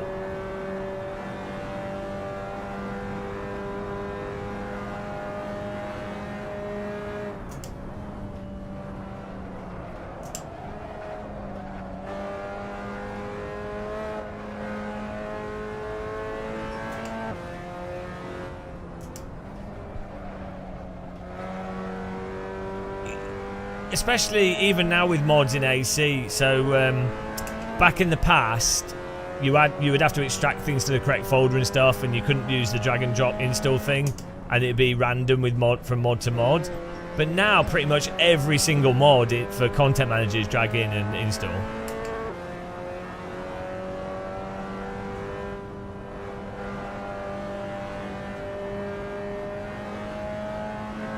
I just find it strange when people say, oh, it's too complicated, or I can't be bothered to do. So on the LFM videos I've done, there's been quite a few comments where people go, oh, no, I'm not going to join it. It's a joke. It's a joke that you have to install their mods to join. Oh, it's like, what? Oh, yeah, 30 minutes to get shader patch. You don't even, I don't think you have to use Soul. Or shader patch, actually. I don't know if you have to use it. So 30 minutes of even if you got the game for the first time, it's going to take that much time. Any game you get, it's going to take a bit of time to get used to it, regardless. Okay, so fine. But shader patch you can install through Content Manager without paying for it. So you could just download Content Manager, click shader patch. So it's not like, and then the end result is literally the best racing sim ever made by man, that is used by professional drivers as a training tool and used by sim centres that charge £200 an hour in some cases, sometimes more. I don't like ACC. It's ridiculous. It's so ridiculous. It's like probably one of the. Oh dear. One of the, or not the best simulation to practice, like even F1 or GT mods. It's really good. If the same things existed for flight sims, like the equivalent would be Microsoft Flight Sim 2020, but that basically being free. And it's also been effectively DCS and Prepare 3D. That would be the equivalent. But like Microsoft Flight Sim, you have to pay. Well, you can get the game on Game Pass, but if you're buying it, you're going to pay like at least £25. Then the planes that are actually realistic are going to cost you between £40 and £150 per plane. And then you're gonna, if you want the updates for like maps and stuff, like terrain updates for certain areas to get it looking spot on to your local area, like airports and things, you're gonna spend another few £100s. So, oh, it's so weird. People are so weird when something's not marketed. If you were to like, right, imagine if Assetto Corsa, I should do this as a video. If AC was to come out, like be announced that, right, there's a new driving sim coming out in 2024. It has pretty much every single track in the world. It has day, night, graphical rain. The track surface isn't that dynamic. They're working on that. The rain stuff doesn't work too well. But it has every track in the world. It has the most detailed force feedback of any simulator ever made. It runs amazing. It has full VR support. It allows you to install mods. like if that game was announced and marketed, people would be like, oh my god! Imagine if AC was on console. We got a game coming out in 24 that allows you to drive around a fully recreated version of the Japanese motorway with any supercar that you can imagine and public transport. Oh, and it works in VR at 4K at 120 plus FPS. Like, honestly, if it was an actual announced game, you could just take one of the drift modes out of the drift mode, the online cruising, the racing. Like, each of those could be a fully fledged AAA title in 24. But because it's not marketed and you're not telling people just like, you know. It's so weird how people have to be marketed to see how good certain things are.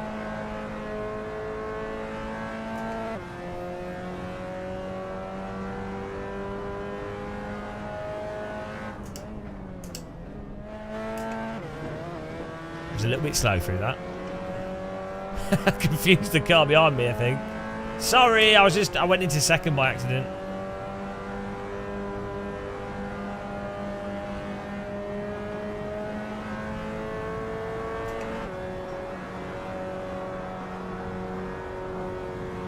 Oh, we've got one more lap here. No, I don't have any AC mod stuff set up. Why are you driving into me, mate?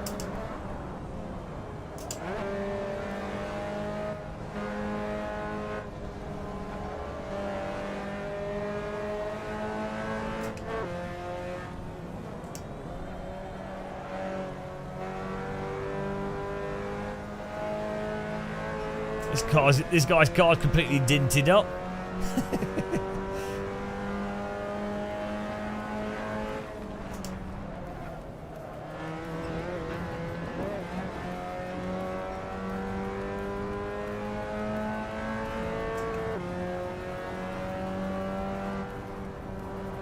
Wow, we did not carry speed through that.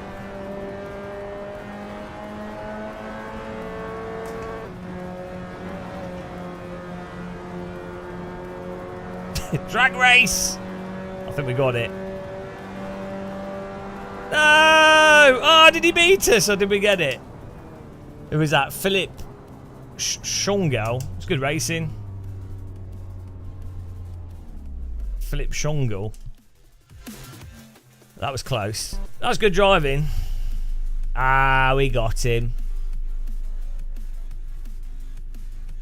21.06.388, 21.06.377.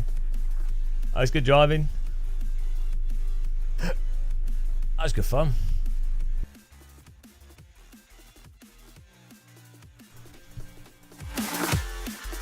Thanks guys for all the support there and the watching. It's good fun race. We're off to LMP land now. How long? 6 hours, 7 hours we've been doing this. It's a little bit addictive. Welcome to all the YouTube viewers. You can click the like button, you know. You're allowed to click the like button. It's not illegal.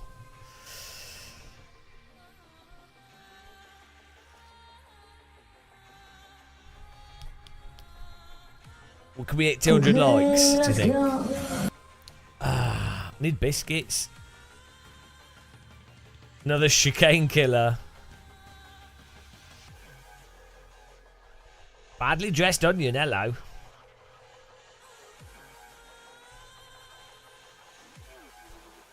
If you want to join the MX5 race, it's taking place in 1 hour and 20 minutes. You should register now because it's... Oh no, it's already full. What? Yeah.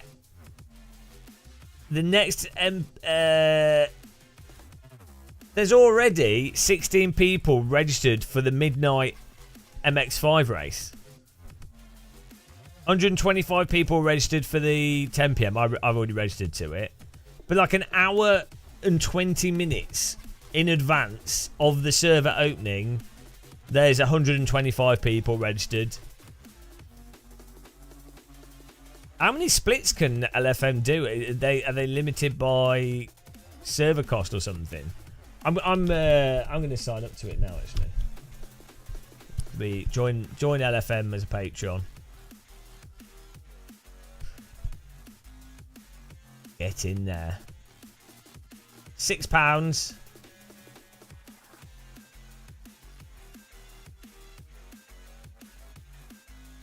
Five times 25. So how many is that?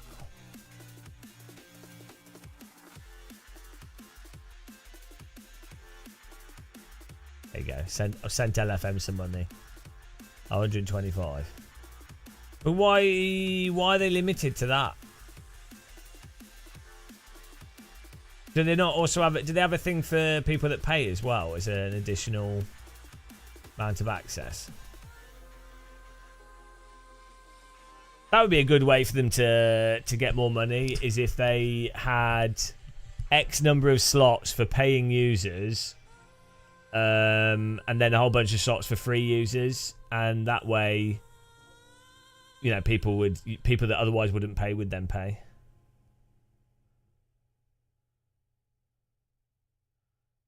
Oh, okay, I guess that works.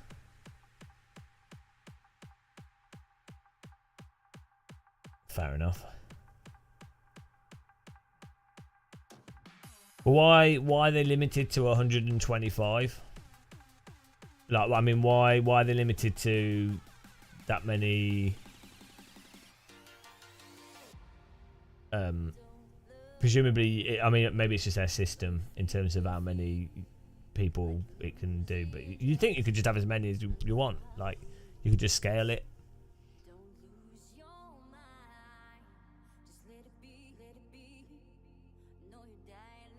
But I've enjoyed it. Like, I've already had, over the last 2 days with AC on LFM, I've easily had £6 worth of value.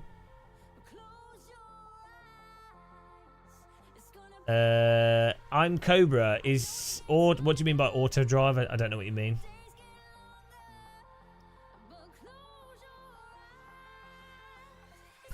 Yeah, the thing, Sim Racing System had people in it, but the problem with Sim Racing System ended up being that they started picking completely random car and track combos, which then diluted it, and they also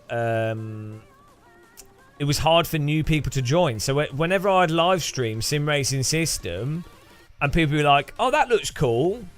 That looks cool. I want to join in." I'd be like, "Oh yeah, sign up," and then like 4 out of 10 people that would do it would say, "Oh, I can't get my account verified. I can't get into it. It's not working." Do you know what I mean? So that was the problem with that. Whereas with LFM, because it was just Enrique doing it by himself. It's not. I'm not having a go at him. He did an amazing job. But LFM's back-end design and the stat tracking and their user acceptance and integration with Steam and everything is really well done. Which is that's the whole thing with the ranking systems. It's all about, it has to be convenient. It has to just work. Yeah, you have to run every hour. Oh, hello. Oh, it's Champion Joe. This guy's a legend. Champion Joe! Guten Tag! Guten Tag! Welcome to the Game of Musical! Ich bin so dumm! Ich! Hallo! Champion Joe! Ich heißt ein Winkelmesser! Guys, you should subscribe to Champion Joe on YouTube. He does loads of AC. He's a filthy AC fanboy. He does loads of guide videos. He works with Overtake, doing Overtake GG stuff.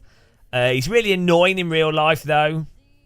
Really annoying What's your name in game? What was your?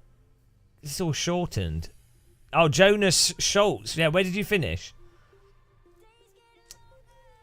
That's it. Where did you finish? Where did you finish? Better not have beaten me. Did I crash into you? It's the real key.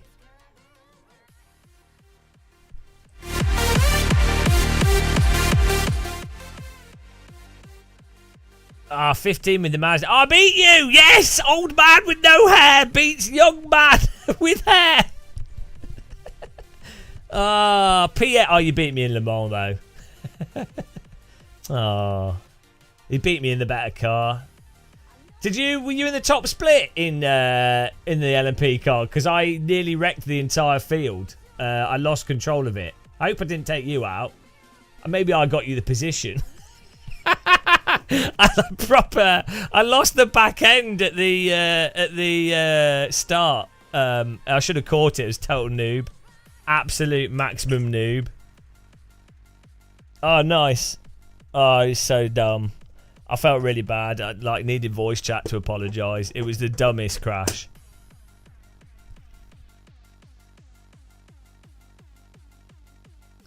That's awesome. Yeah, guys, definitely Champion Joe, as I say, is on YouTube and Twitch and 100% worth watching. He has a German channel, so you can pick up German language, but he also does stuff in English as well. So he's not a very nice guy in person, though. That's the problem.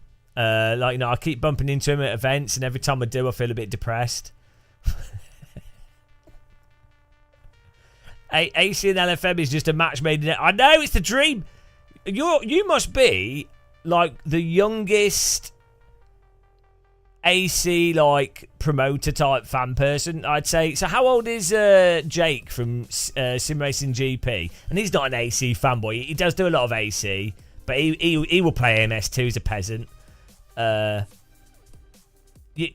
you're a proper AC fanboy, so you probably are like one of the youngest AC fanboys. He wasn't sucked into the dirty world of ACC.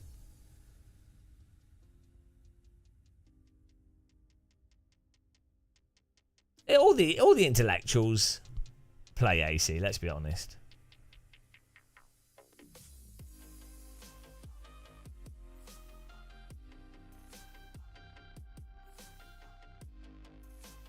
You only started sim racing in 2020. That's mental. That's actually crazy.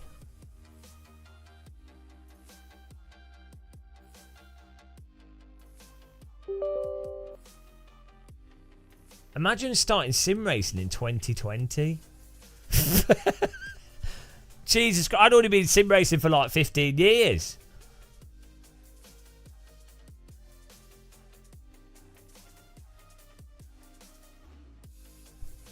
The pace car is out of control. Oh, thank you for following. Appreciate that.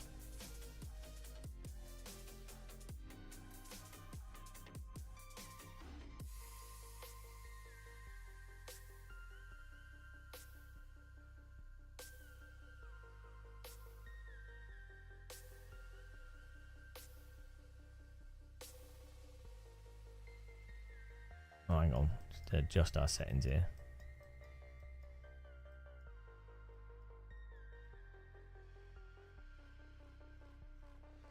Oh, there we go, that should be better. Just reset my wheel here. Chris Perry, James, how many litres of fuel do you put in for the Mazda? I don't know. It's about a litre a lap, so it's like 20 litres, I think. Maybe less than that. If you turn 2 laps, it'll tell you how much litres you use. It's a minute a lap, just under a minute a lap there, so. What are you doing with your life? I know. There you go, John Proctor knows. John the proctologist. The Proct Master. 10 minutes, here we go. That's a nice little break we have between races here. Did everyone go and follow Champion Joe? we're pushing it. We put, you know, Appreciate the raid. Were the German speakers still here? We'll do the rest of this stream in German. Guten Tag. Ich hast ein grob dünner Kebab. There you go. Fluent.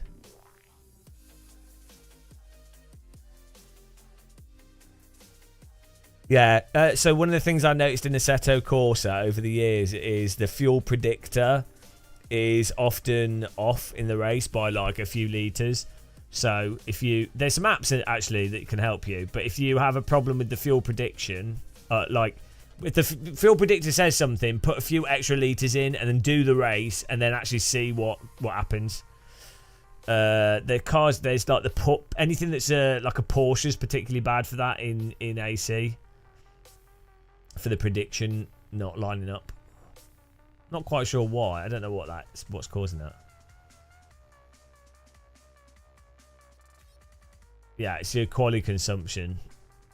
So yeah, it's probably because when you've got more fuel, in the car at the start of the race, so it's going to use more fuel by the end of the race because the car's heavier at the start. So the burning of fuel is not going to be always exactly the same.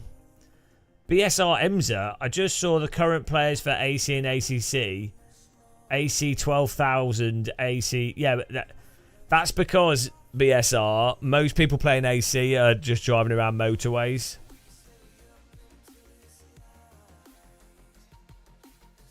Yeah.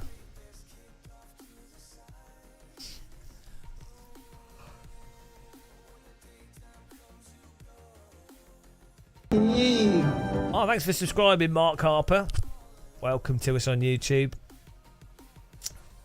And again, I mentioned we've got SimStaff as a sponsor here. SimStaff.net. If you know about, if you can build sim rigs, or you know how to set up force feedback, you know how to set up pedals, you're knowledgeable about sim racing equipment, and you like esports stuff, or you want to work in esports events or that kind of thing.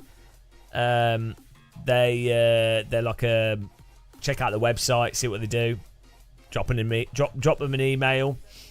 They help do loads of event stuff. So like like any esports stuff you see, they normally have a load of people behind the scenes that do the broadcasting stuff, the building of the rigs, fixing stuff, managing things. There's so many different roles. So they're a company that deals with that kind of stuff. So check them out if you haven't. Simstaff.net. Simstaff.net.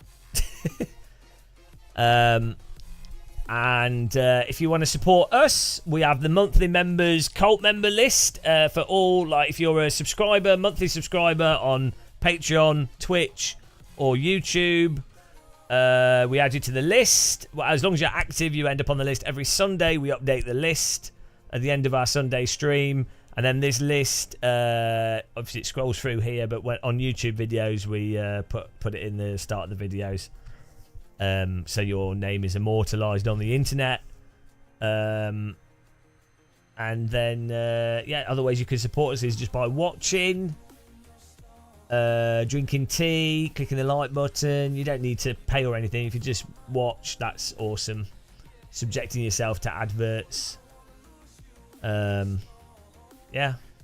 If you do want to support, we have a donation link as well. If you want to buy me some tea bags or a box of tea. What else is it? That's it, really. We do streams. I tend to stream from around about 4 p.m. Probably going to have a break over Christmas for a bit because I think I have tennis elbow in this hand. Although it's not been too bad today, actually. It's been a lot better today. So we just need to be careful. But we'll probably do some walking streams and stuff. See Burger Duo, yeah. Well, check them out. If you do message them, say, "Oh, Gamer Muscle sent me."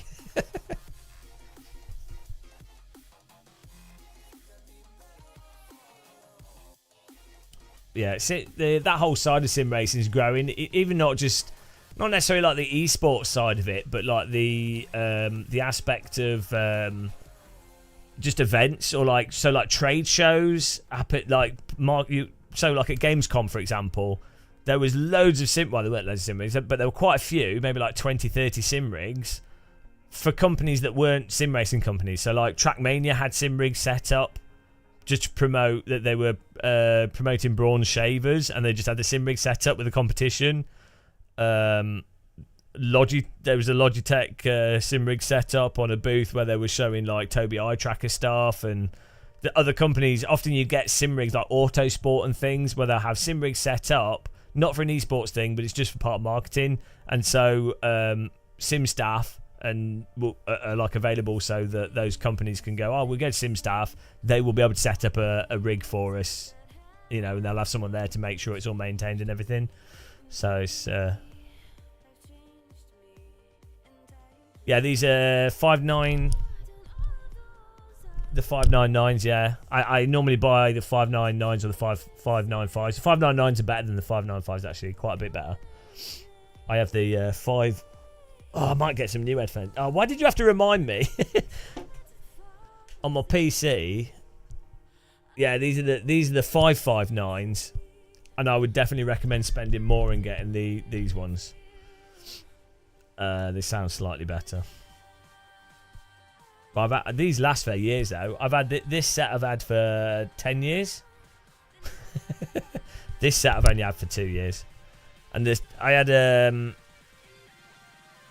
a pair of these before that I had for like 15 years or something, or like when they first came out, basically. And I used to sleep in them. So pretty good quality headphones. They last. They're very comfy. That's the main reason. Sounds good, comfortable, good headphones. ADAC's at every major German car event with sim rigs and race room. Yeah, well, so the ADAC things. So ADAC is like German AA. That is kind of different though.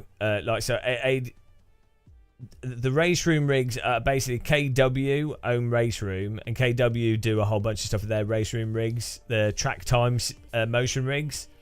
But you get them a lot all over the place in Germany. Oh, if you do buy headphones, I've got an Amazon affiliate link, so if you want to support us using that, I need to put that on the screen because people don't realise you can buy anything with our Amazon affiliate link, and I get tiny. It's not. I think it's less than 1%, but tiny amount, but it adds up.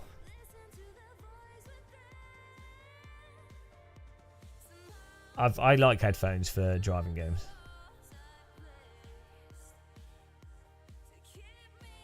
Alcoholic Anonymous. Now, AD, I don't know what it stands for. It's basically just German. It's German AA. But then, so Sim Racing Expo worked with them, and they're basically, it's literally just like AA and the weird partnerships they do. Maybe KW's partnered with them. I don't know. Cheers from Ohio. Yeah, your track's awesome in Ohio.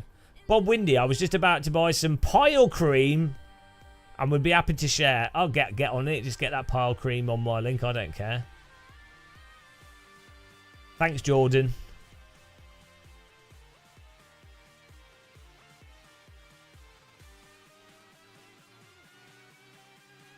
Yeah, the only thing I would keep in mind with open headphones like this, if you listen to stuff loudly, people in the room can hear the audio from the headphones.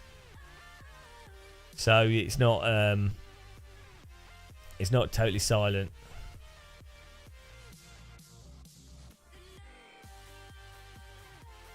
Tuning in from the home of Circuit of the Americas. Oh, we've got all the Americans waking up. This live stream's not for Americans, though. I'm sorry, you're not welcome. The Americans are not welcome here. This is a British only stream, I'm afraid. Londoners. Only people in London are allowed to watch. So it is literally just for Londoners, I'm afraid. I don't know why it's not working. This is limited to one postcode, ME1. Or is it? What is it? Is it ME1? No, what is it? LE? ME? LO? Is it LO? What is London's? What's the Buckingham Palace? I think is number 1, isn't it? Anyone for BJ? What's London? What's right? I think Buckingham Palace is number 1.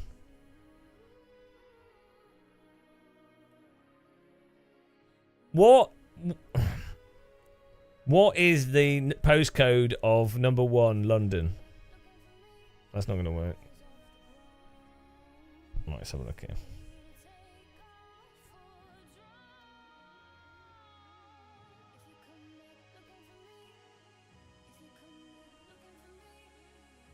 Oh, is it E1?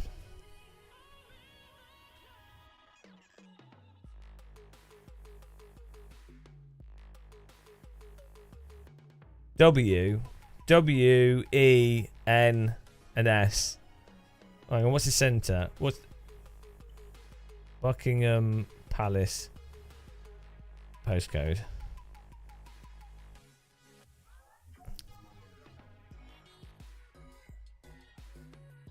SW1A. There you go. That's Buckingham Palace. Ambassador's Court. Buckingham Palace is located in the SW1A postcode of Greater London. Buckingham Palace, Ambassador's Court, Victoria, London, Greater London, SW1A. It's not really the centre of London, though. Like, what is this centre? We say like Temple is probably his centre London. Let's have a look. What is the centre of London? Okay, where's the centre of London? This is going to be controversial. Charles Statue, Trafalgar Square. It's still off to... It's not like centre, is it?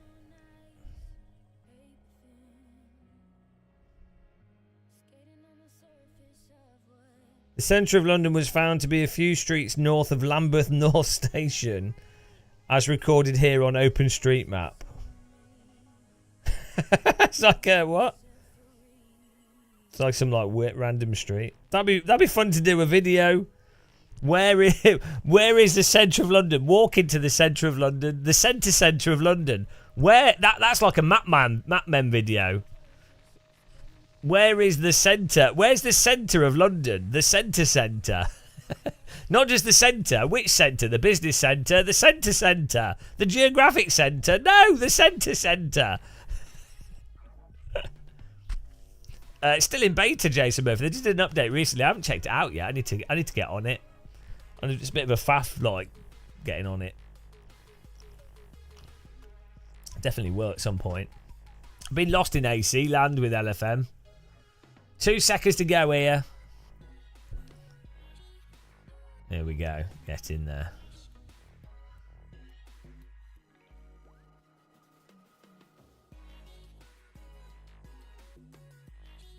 Let's hope the server works. It says session live, but the button's not appeared. Give it a refresh. Here we go. Join the server. Give it a minute. Here we go. Get in there. I'll just spot myself. Real Bruno, thanks for subscribing. Welcome. Go West. Yeah, it's my theme tune.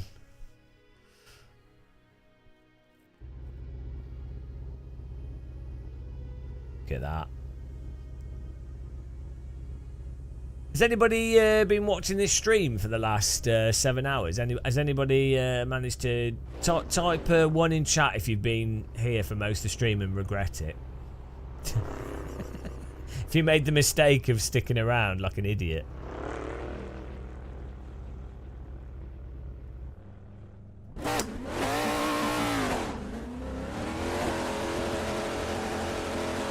Oh, look at these crazy people. Oh, the sky looks nice. Whoa!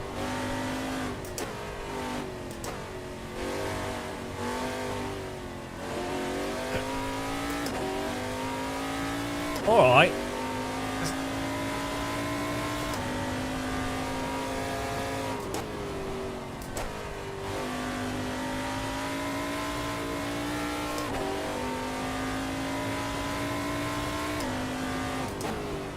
As long as you regret it, that's all that matters.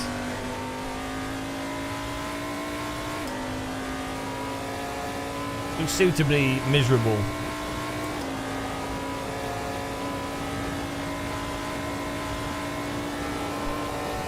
Let's get ready for some top split. Top split racing.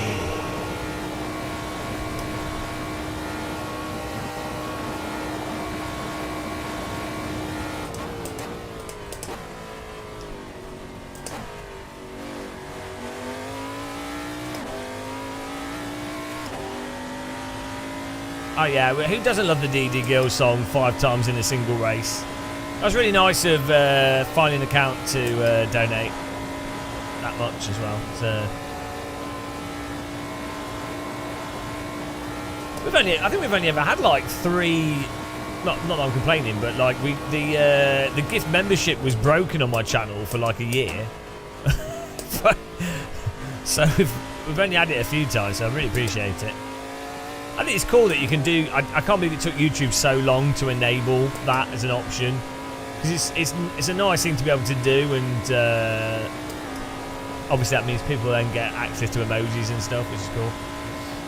It's better than just like obviously someone could do a donation, but it's nice to be able to donate, but then also it gives something to people watching, which is cool.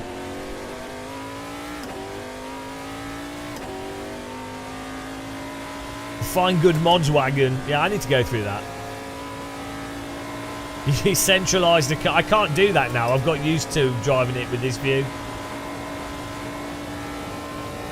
Yeah, that's it. It's the ultimate downloading simulator.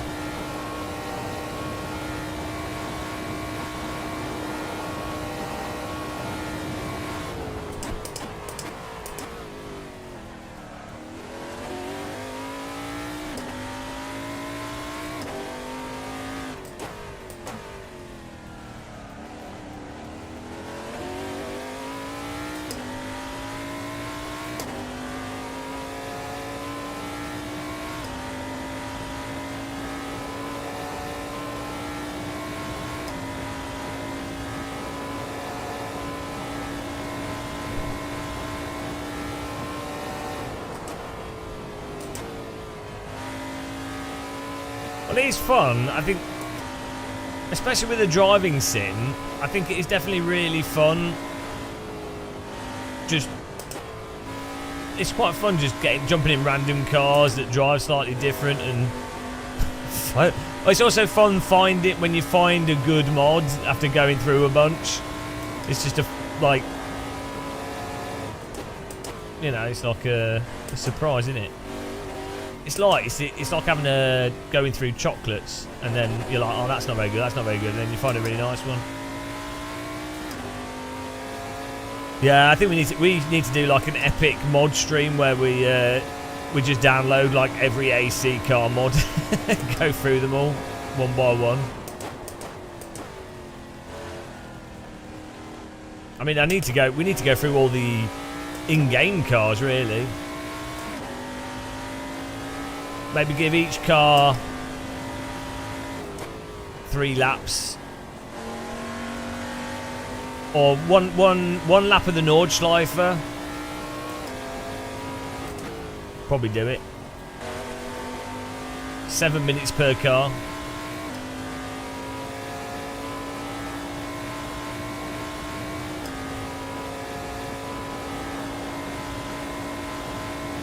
Stream it. 4 years later, we've finally gone through every mod, guys. Sorry, they've just released 400 new cars since you started. No! Sadly, he died doing what he didn't like, playing bad mods.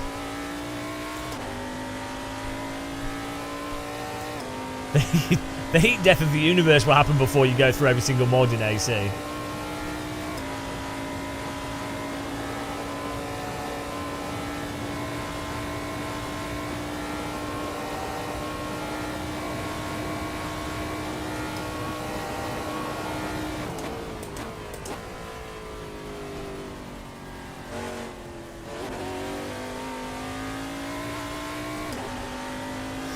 Man, I need some food.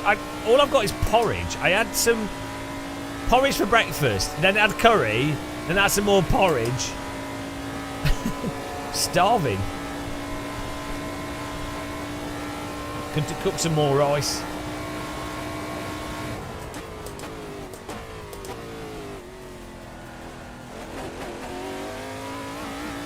Need a German Aduna kebab, a late night kebab.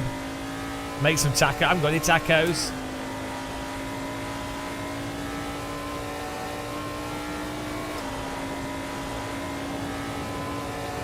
I need something healthy that's nice to eat.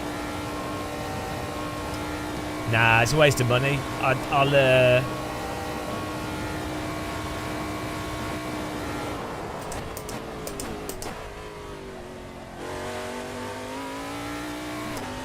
don't know. I'm definitely going to have a kebab soon when I go out, though.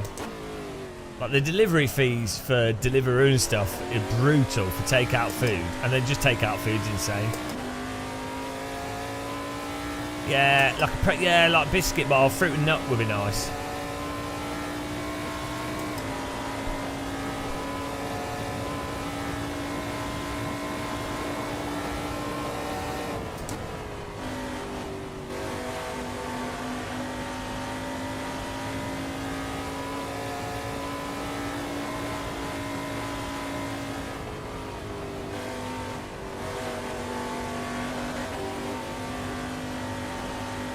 Well, that's a lot better than... This might be our best ever lap here. Tweaking our wheel settings was a good idea.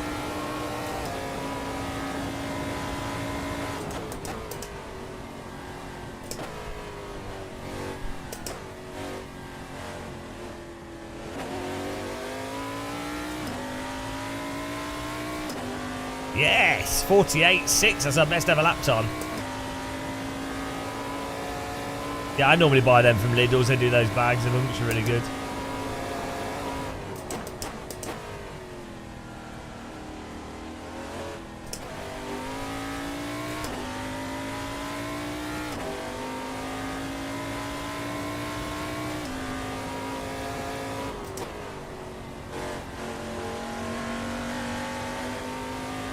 And we're almost getting all right at this track.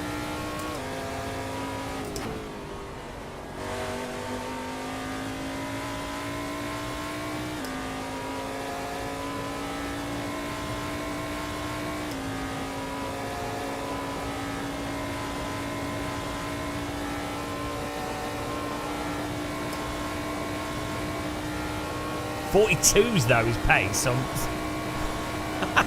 still a long way off.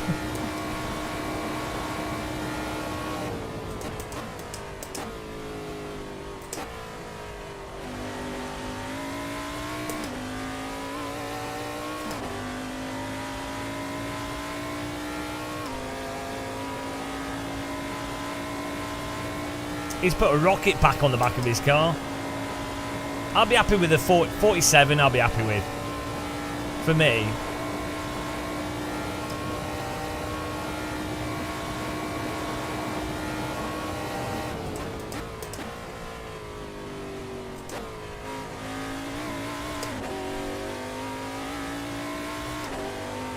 I feel like I can get another second. But I'm not driving absolutely at the limit, so...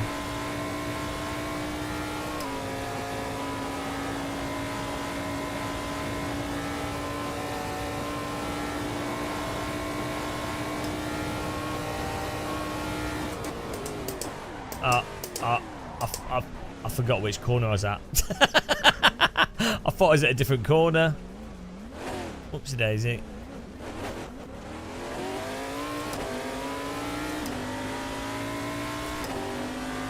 No, I thought I was on the corner where you turn right. I need a track map. I thought it was the follow through right, and it looks the same, guys. The sat nav's broken. Oh no, absolutely scammed. Corner scam. Thought it was this corner that I was on. Easy mistake to make. I know, I should put the track map on. Shouldn't I, really?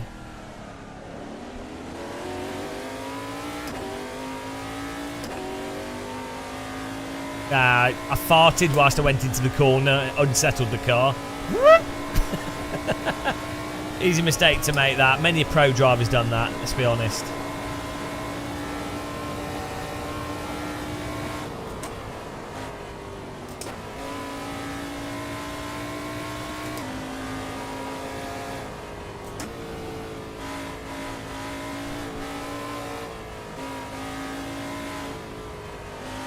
Right. Try and oh no, don't slow down, I've just let you go so I can get a good run.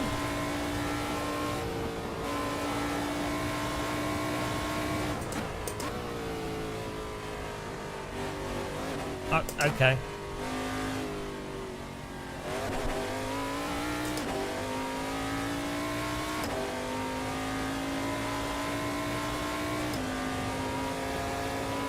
I've got enough fuel for one lap, here we go.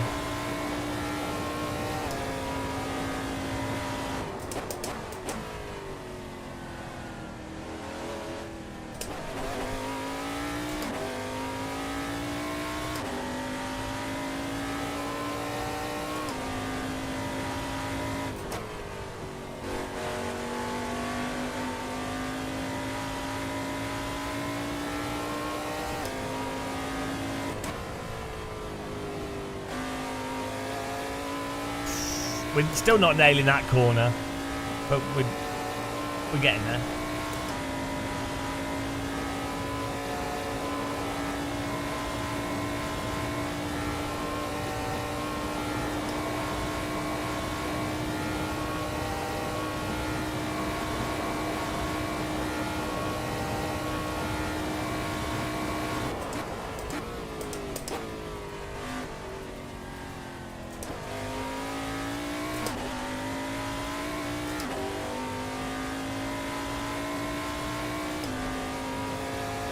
Can you imagine how weird it would be to drive this track, like, in real life, the G-forces? Because you'd be like, no G-forces driving down the straight, apart from a bit of acceleration, bumps and stuff, but then you go into these really high-speed chicanes, where you'd be really going for it.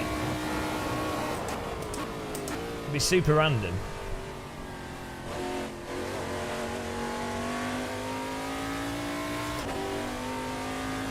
Oh, I did not carry the speed through there.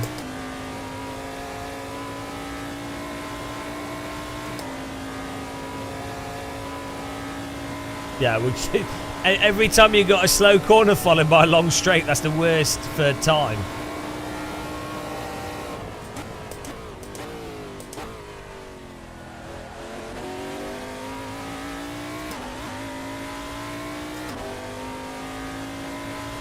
Well, that was good.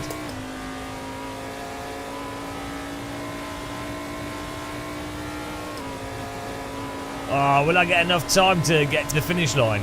I bet it conked me out just before the bloody finish line. That'd be so stupid.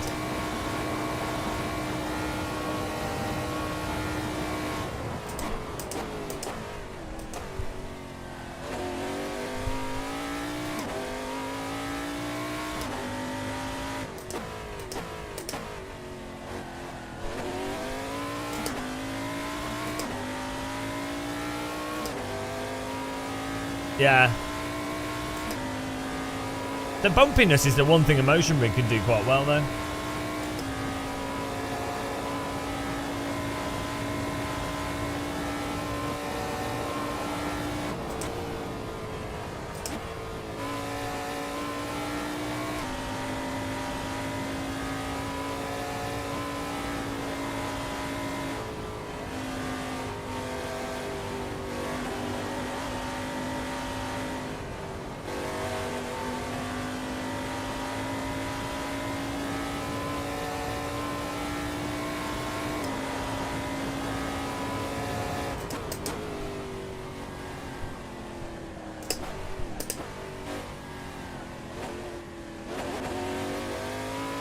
Kind of messed up that last section, but we still got the 47. 47.4. That's not too bad. Whew. We're getting there. Just have to not dick up the start. Hello, Squitzer. Oh no, San Moran. I'm just gonna have a quick pee before the race starts. BLB.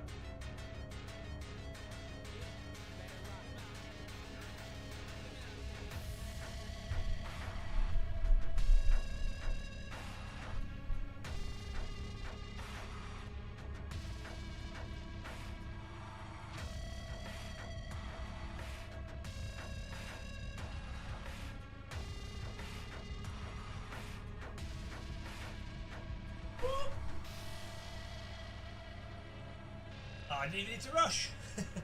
We're all right.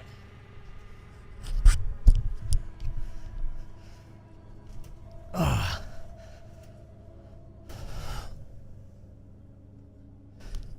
Hello.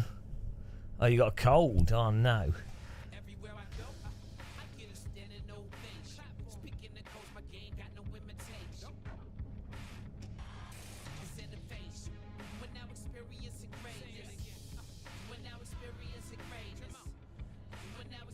Here we go.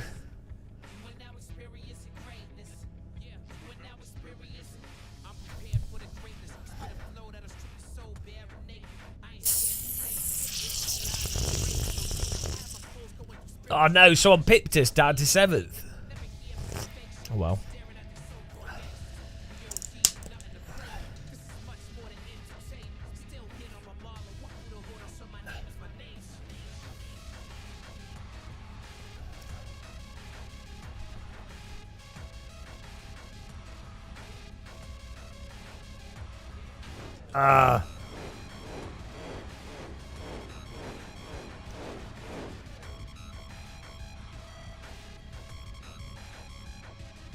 What's going on here?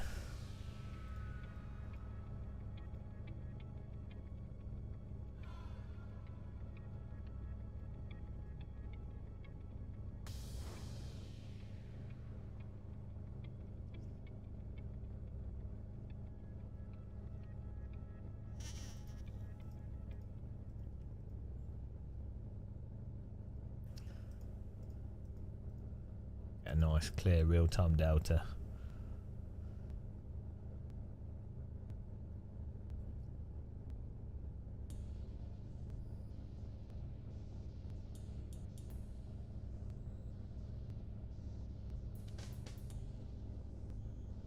There we go.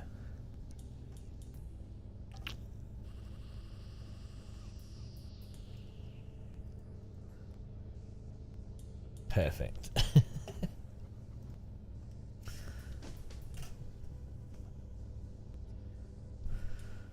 Yeah, the texturing's not too... If the texturing was better on the interior of this car, I think it would be fine.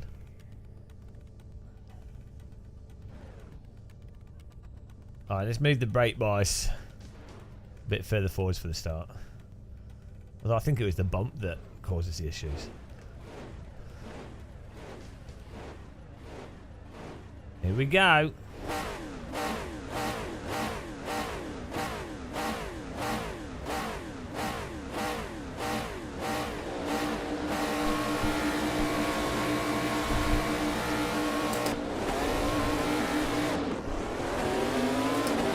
Okay, let's go.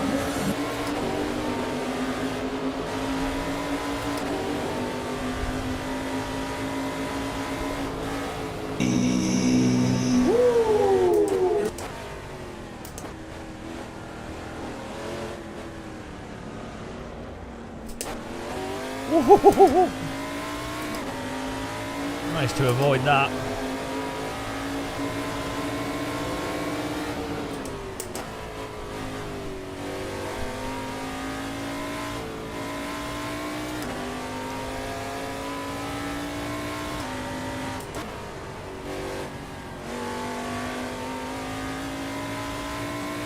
Not the best of starts, but we avoided the spinner, so I'll take it.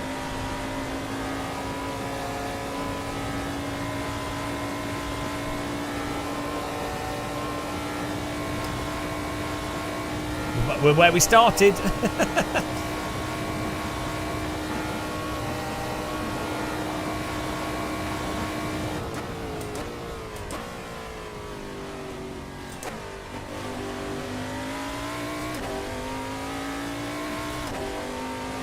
Just a cloudy sky. It's alright.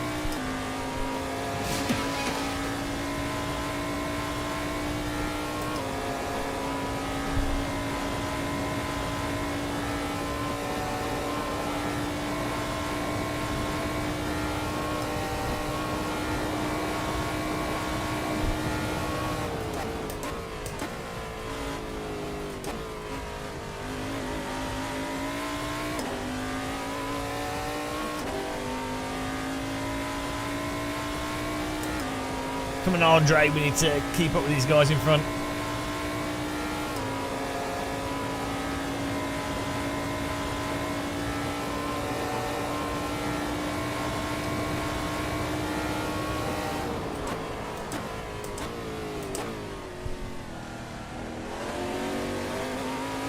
Let's go.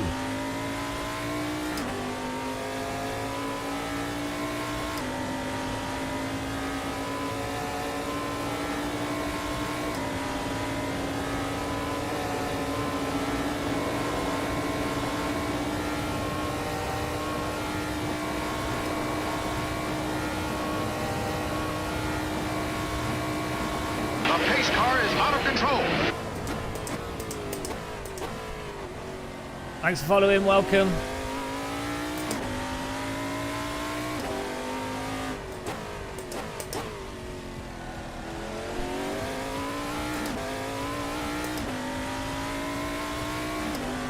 Where can you listen to DD Girl? Well, when people become channel members on YouTube. Thanks for subscribing, welcome.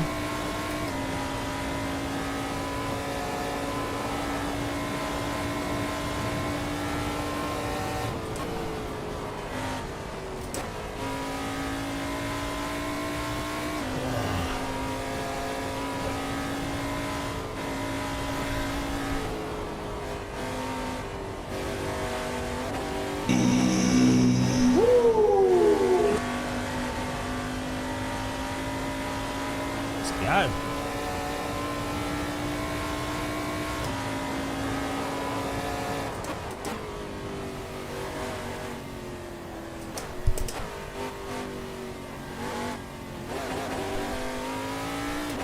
I'm slow through that chicane. That's costing me a lot.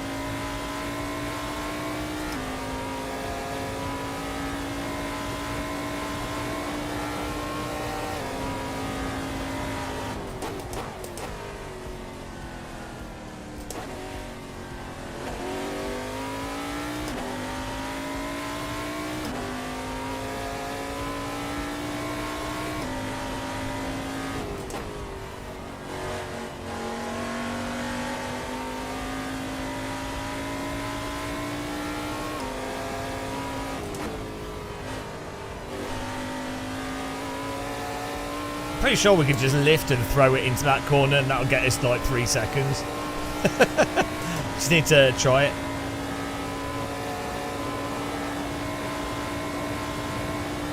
Oh, nice one, Andrew and Luke.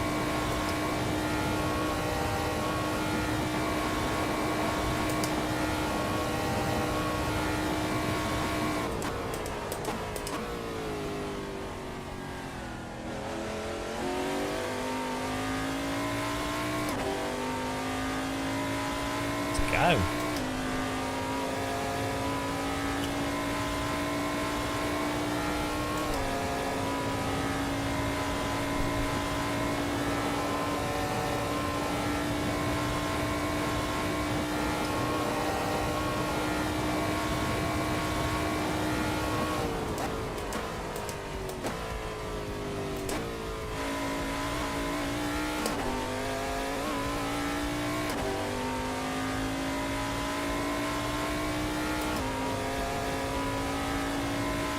Wow, I can't pronounce basic words. Cat, dog. It's about my limit.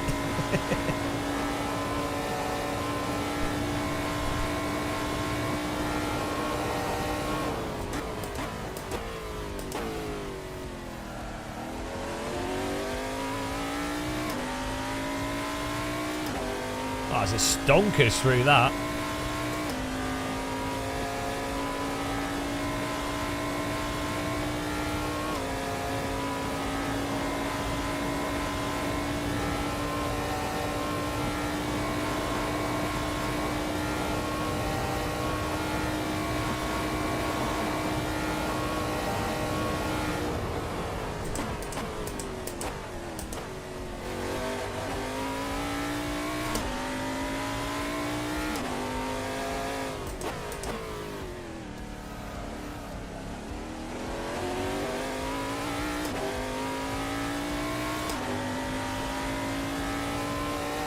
.8 second gap to the car in front.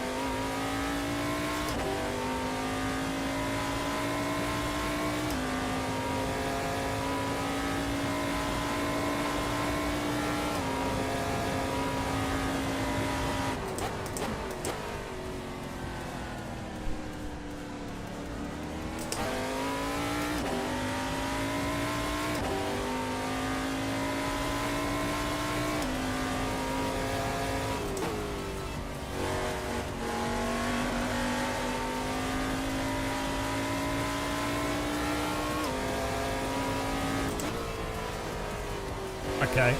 Oh, shit. You have to brake for that. Beach! Beach! Beach! Beach!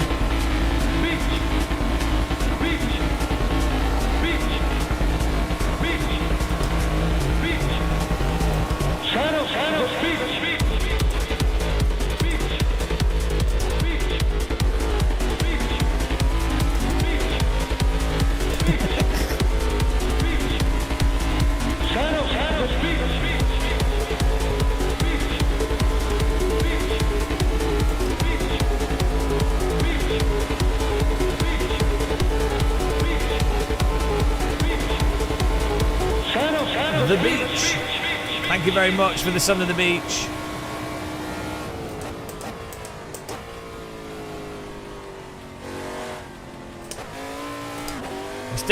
We're still working out where we can absolutely smash it and where we can't. We got away with AC's forgiving damage there.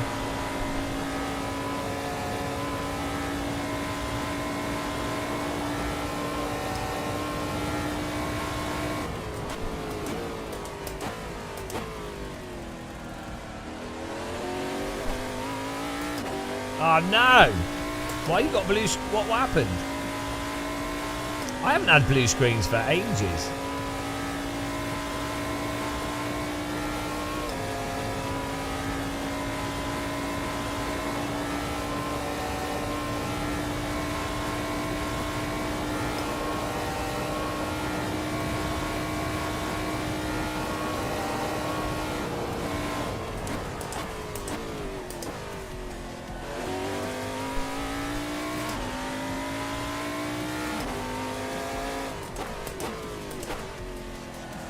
Is your, maybe it's like RAM or something?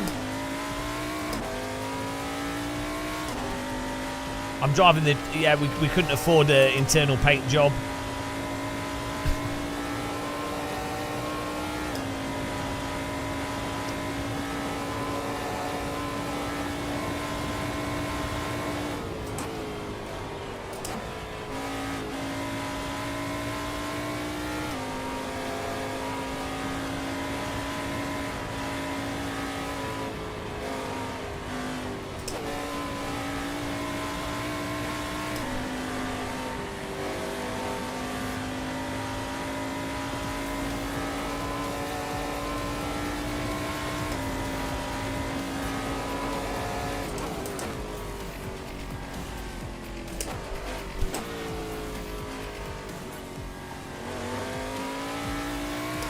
Wow, was that better? No, I think it was. Not much better, but a lot more stable through there.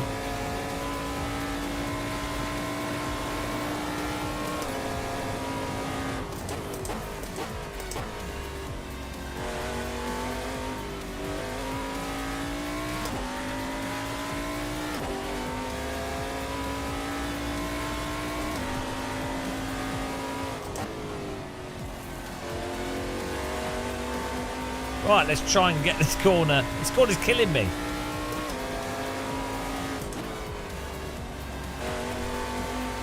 Ah, so I think you need to be on the brake a little bit longer to like get it through.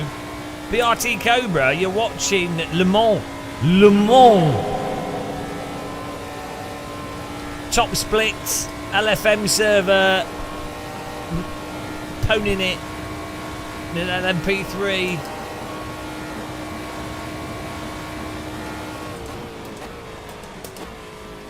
Le Joueur Muscle Domination.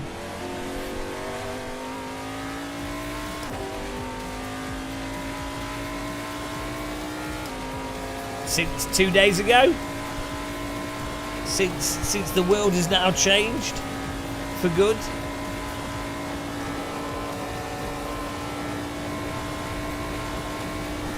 Le musclement.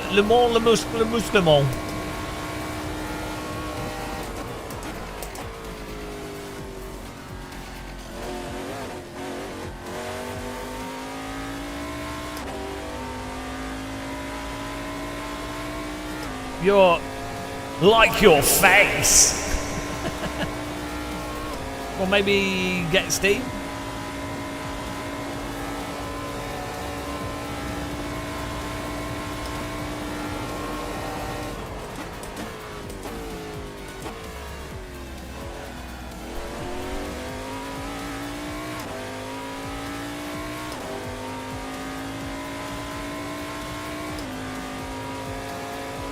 I'm not too fussed with 5th place. I'm quite happy that we need to get a bit better.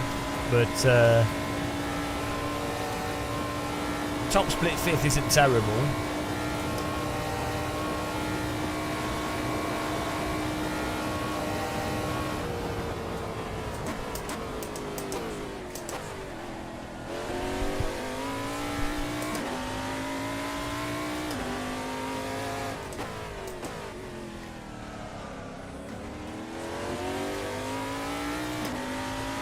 Hello, Hazel Fry. The British spy from Hello.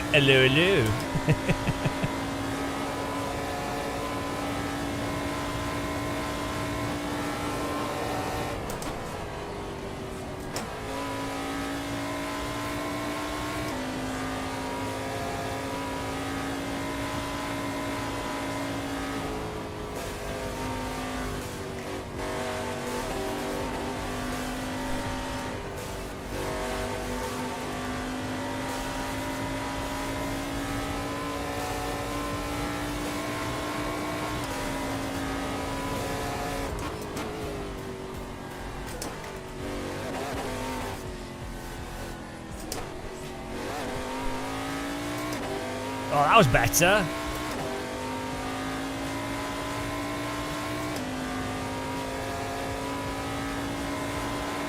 Hello, Socrates results. Hello.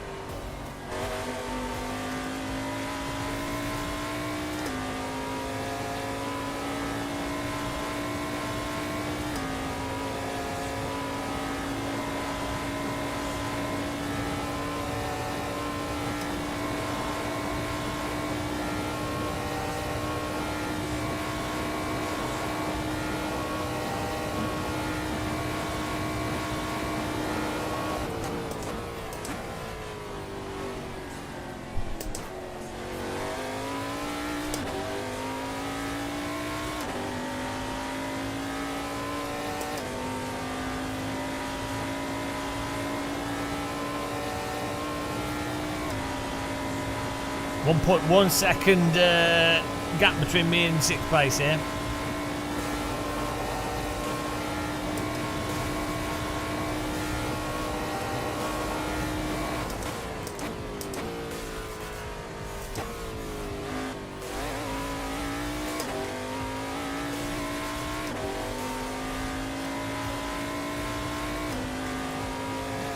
Yeah, it's awesome, BRT. You'll love it.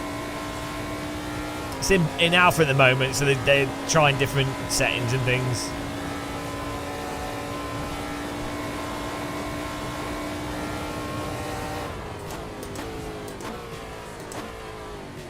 Oh, car behind. I thought he was going to drive into me there. I was like, what's going on there?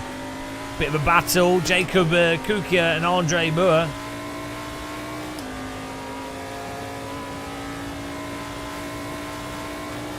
Is there a way to increase the field of view of the virtual mirror in AC? I know you can adjust the wing mirrors, but I don't know if you can adjust the virtual mirror.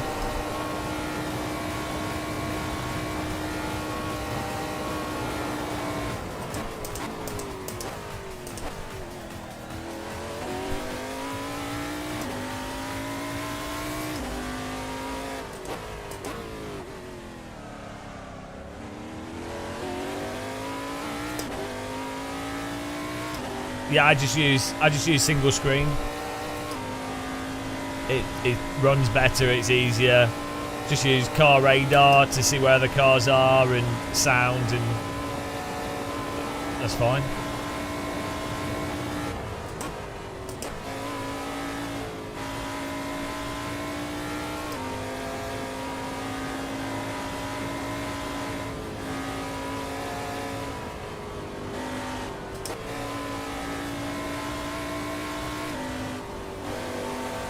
The low downforce through there, it struggles. Probably a better line to take, but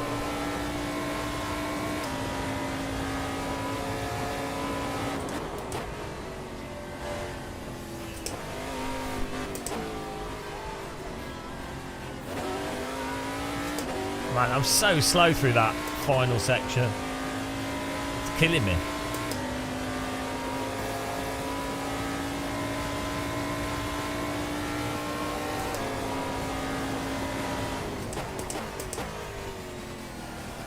Where's he going? Not quite sure what the car behind me was doing there.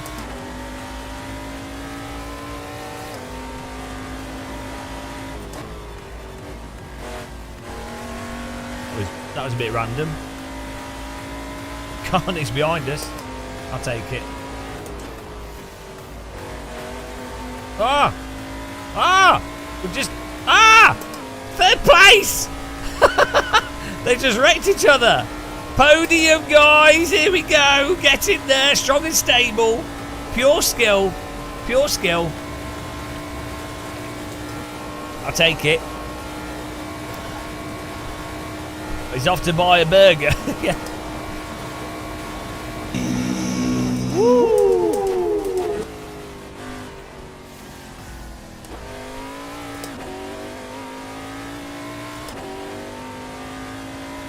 On pace alone, raw skill and talent, basically. Pure luck and skill.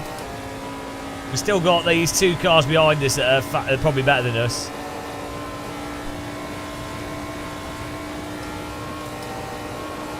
Yeah, good job, mate. Good job.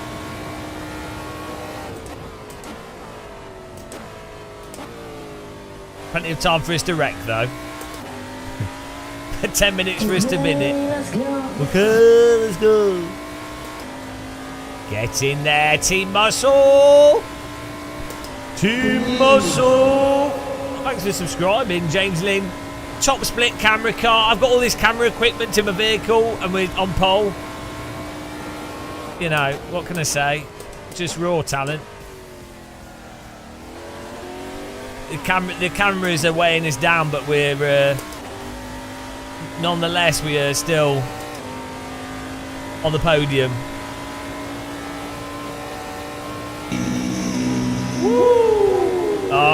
Jacobs in our draft. It's going to be a battle for podium. Oh, nice one, BRT. 2 months. We're setting up. It's satisfying though when you got everything set up, so.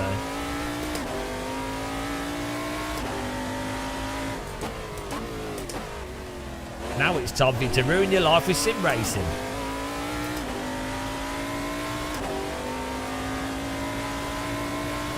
Well, he's in our draft the car behind, so I think he's running slightly higher downforce, so through the final sector he should catch us, but then down the straights we should be alright. Or into the acceleration on the straights at least. We're good.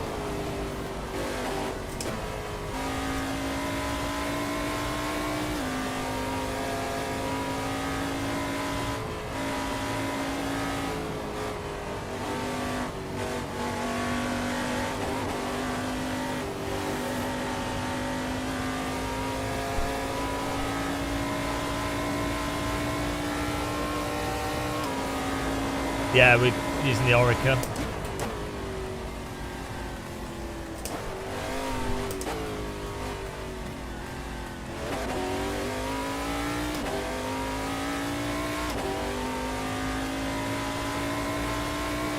Two more laps to go.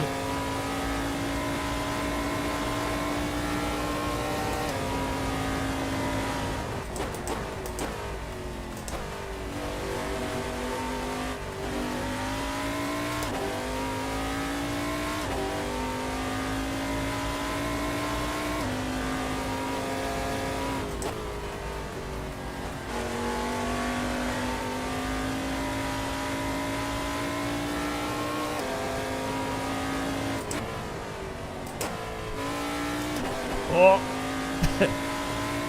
I'm struggling on that corner, it's doing me in. Here comes the battle.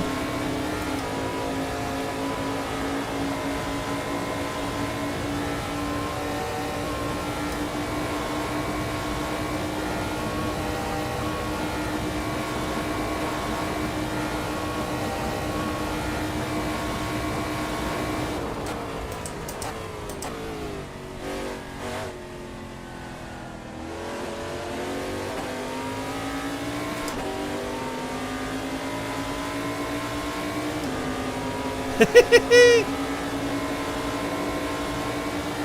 a bit of knitting coming up here, guys.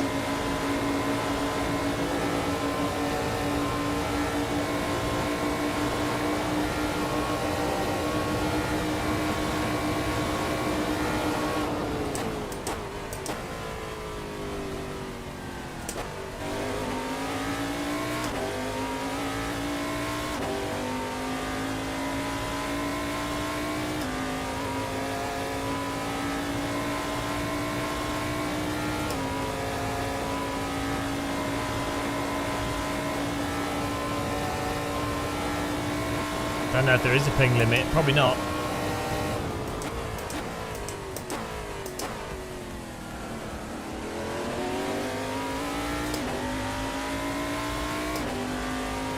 Man, he must be running nothing on the downforce because I'm in the draft and we're not getting anything.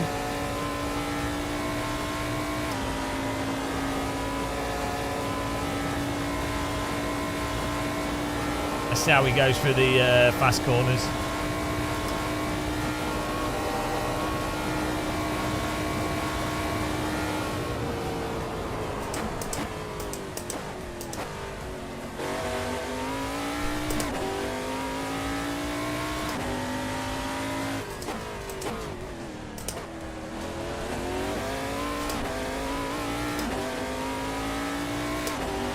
He's pulling away on the bloody exit. Maybe he turned TC off. I don't know if it's safe to turn TC off.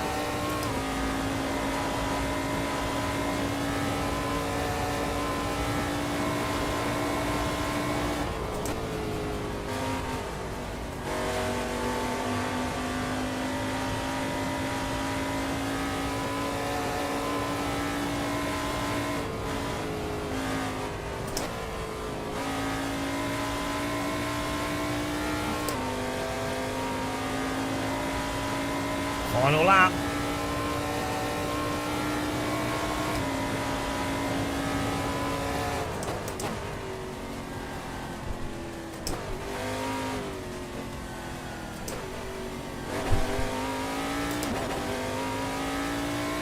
I'm going full send here. Full send mode.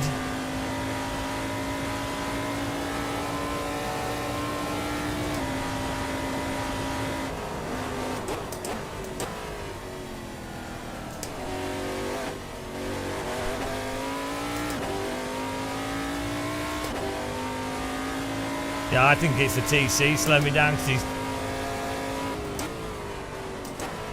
he's just getting more speed off the exit.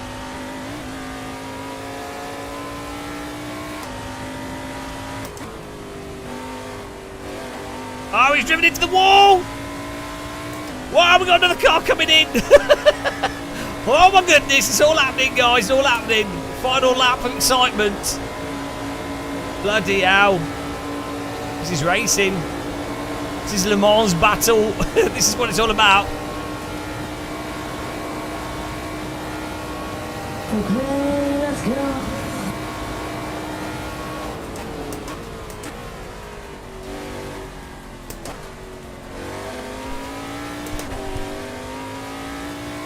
Bloody hell, different drive. Where did he come from? It just comes out of nowhere. And my rear tyres are gone. I see we've got better straight line speed on this car.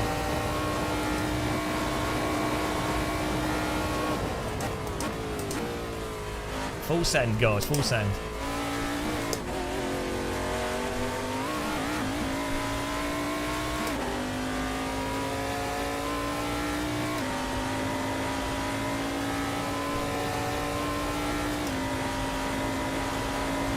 Yeah, we've slopped our rear tyres a bit.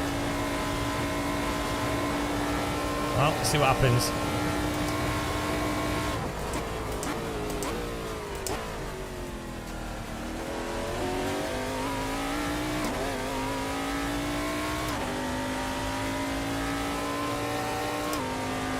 Basically lapping the same time as this guy. He got when we had the other car, allowed him to catch up.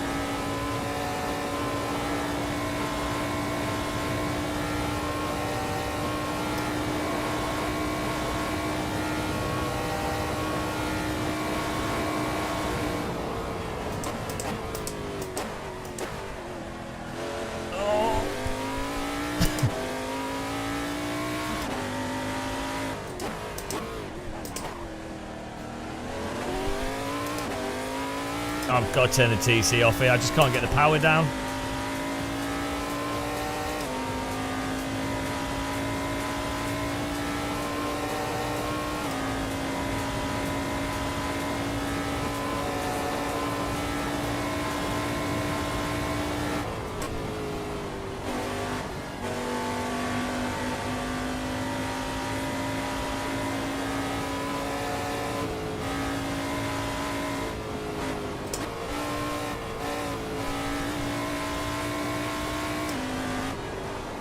Oh, a bit wide.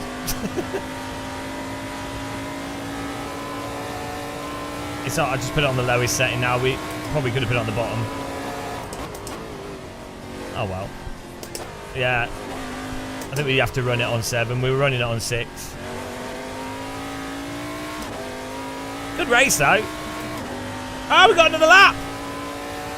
It's not over. It's not over.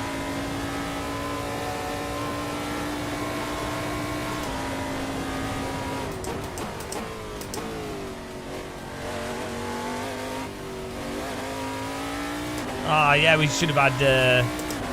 We should have been running the TC on 7.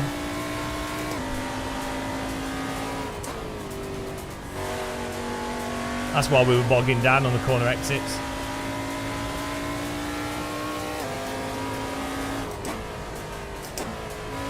Oh, my tyres have gone.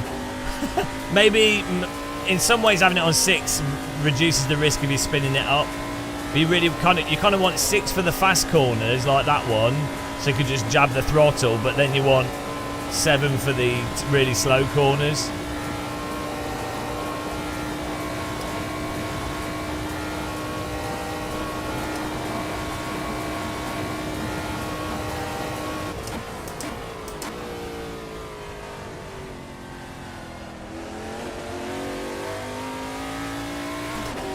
Man, my rear tyres have gone. we absolutely, I don't know what we did, but we've cooked them.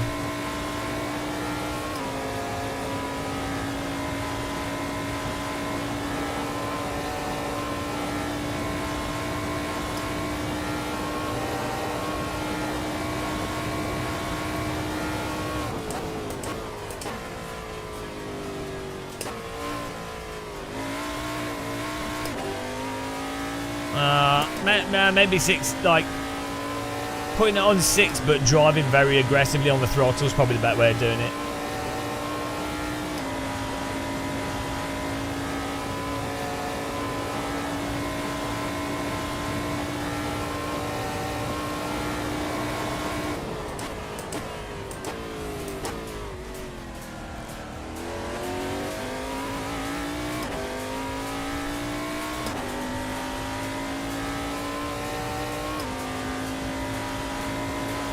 But so normally in AC, you don't want TC because it's basically like it just gives you it doesn't work as well as like real cars traction control, and so basically it just slows you down.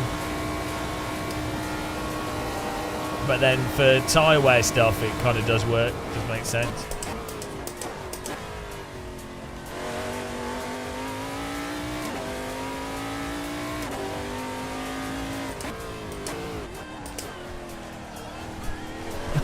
We're just drifting. Oh dear, we're driving on wheel rims. Don't worry about it though, it's all fine.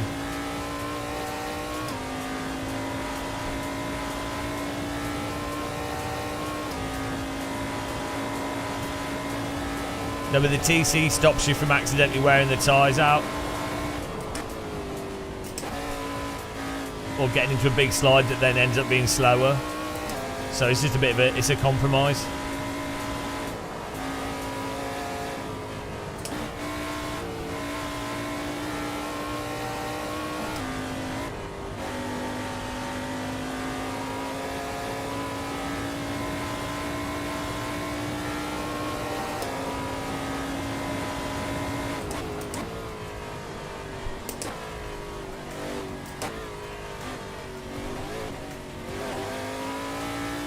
There we go.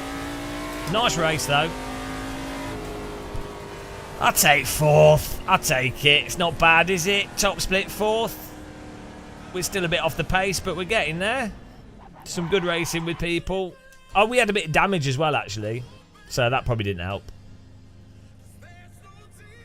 I drove into the wall. Yeah, we're doing 348s. Oh, look, he's doing 343s. That's probably draft as well, though. I don't know. P1's 42s. We've done a 47 in quali. I don't know how he's doing 42s. I can see 45s. I could do 45, I think, myself.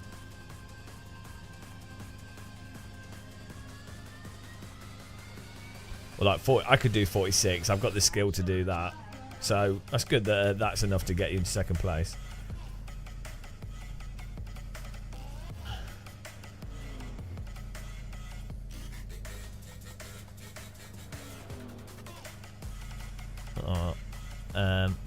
That was fun. It was a fun race there. It was pretty good. It went pretty well. Look at this. The LFM rating increases. We're gonna do MX5 race next, I think. Yeah, in 2 minutes.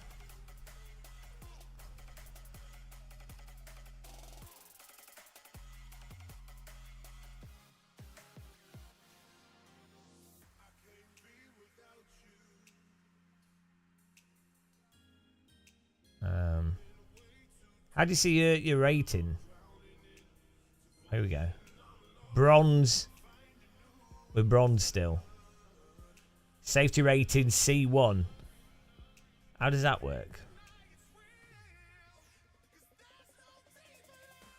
Oh, see, C1's we're moving up 6. The pace car is out of control. Vape God, hello. So we need to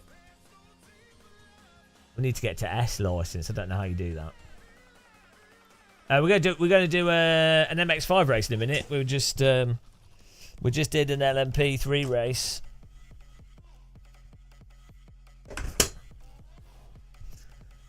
How that racing works? Well, you drive a car as fast as you can around the track. If you go to Low Fuel Motorsport, then you'll see how it works. Yeah, just go to Low Fuel Motorsport and read the instructions, or go on YouTube and type Low Fuel Motorsport. Basically, you just sign up for it. You've got Assetto Corsa. They have you link accounts with it, and you have like this online racing. They have events that you can take part in. But if you go to Low Fuel Motorsports, is the website. They do it for R-Factor 2, AC. Why do I have the same safety rating in? Is this safety rating shared across different simulators?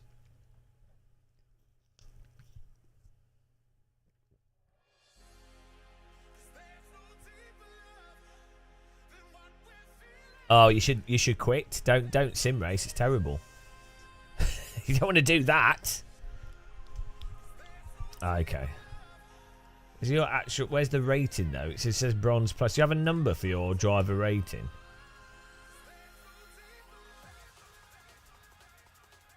Show. Well, is it on profile page?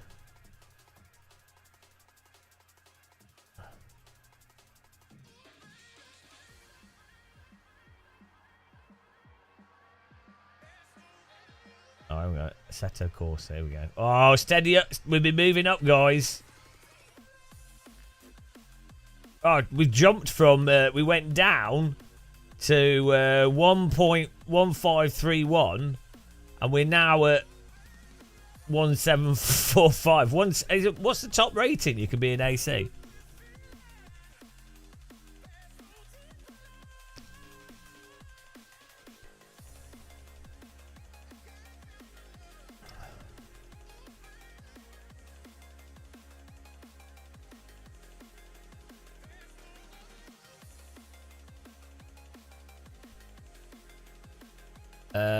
Not at the moment. No, it's all day still. Here we go. Joining the next server. Get in there. Thanks for clicking the like button, guys.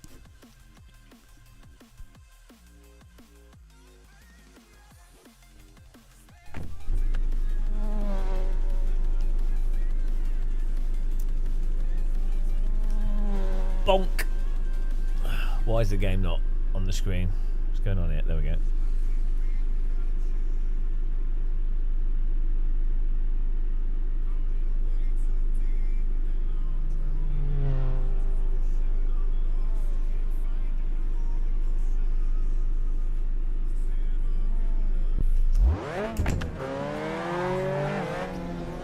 Oh, I'm in the green car of doom.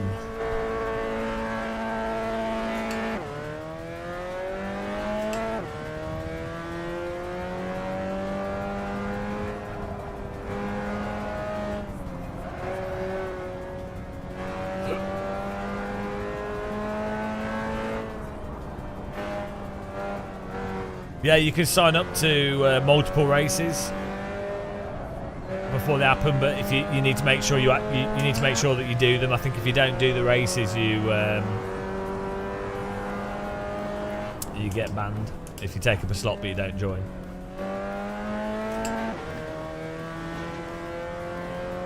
I signed up to like 3 LMP and Mazda races.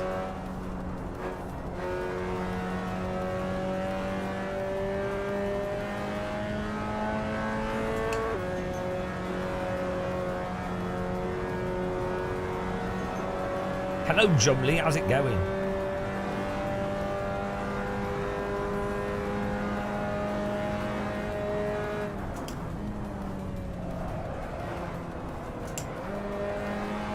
Welcome to the top split camera car. That's what I'm going to put the thumbnail for these live streams. LFM top split camera car.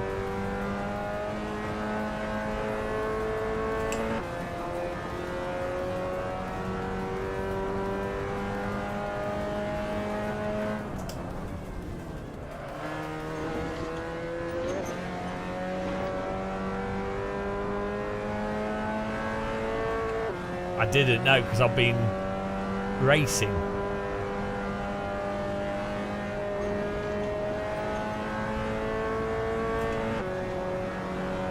Cat Noir, if you don't attend the race, you will only lose ELO automatically. Okay.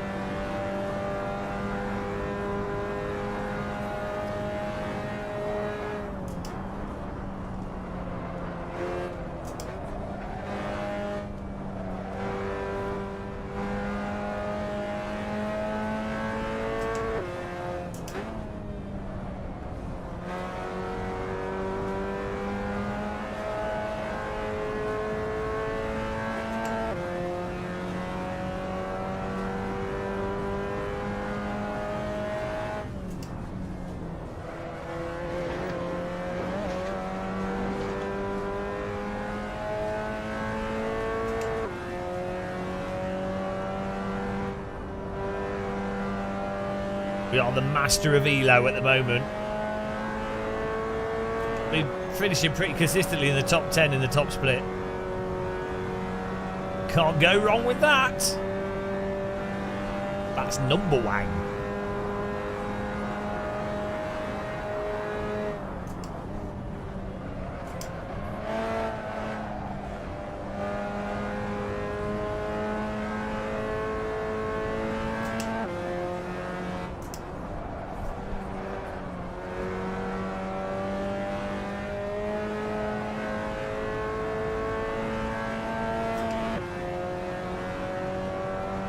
Well, I do hosted races as well, though, that people can join, so.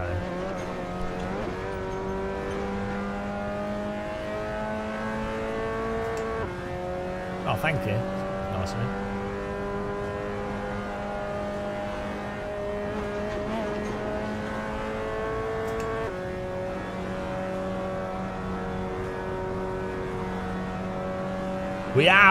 We go hardcore. No softcore here, just full on brick. Glorious 7th.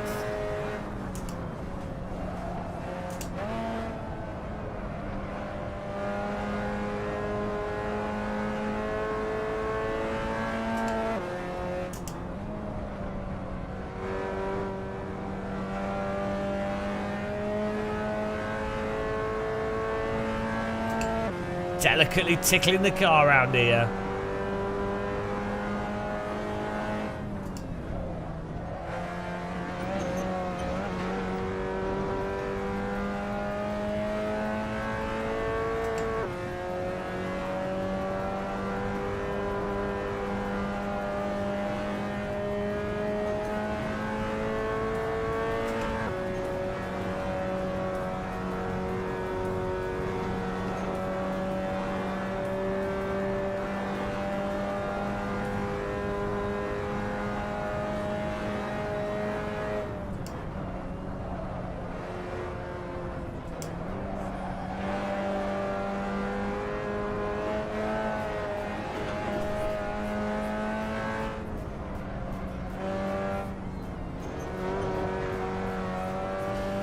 That didn't work.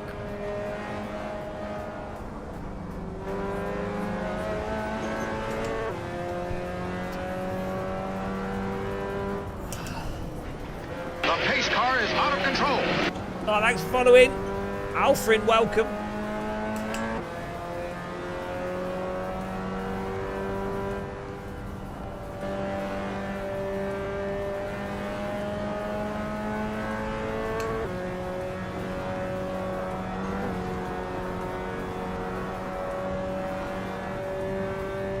Welcome to the camera car zone.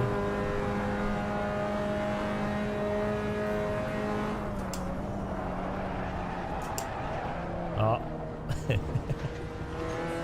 Just trying some different things here to see if we can get any more time. What is our lap time that we've done? 58.9, 58.1, so we're 1 second off, which has got to be mostly the chicane. T1 and the chicane.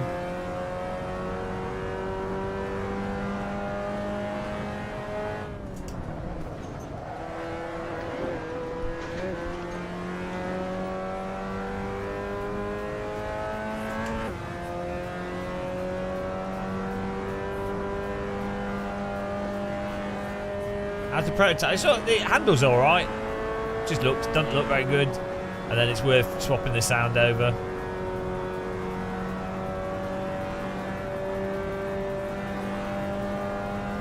Well, there's other corners, but these are the ones I can tell. These are the ones that are costing me the time.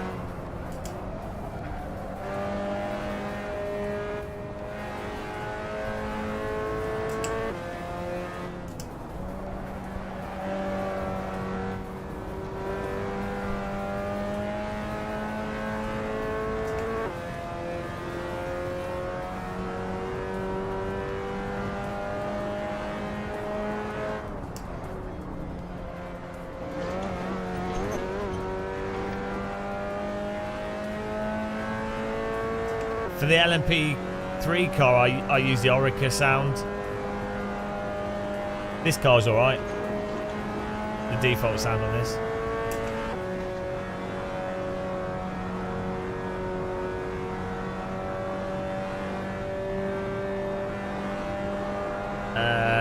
You might be able to stay in fourth, but I don't know. No, you need to be in third for this, I think.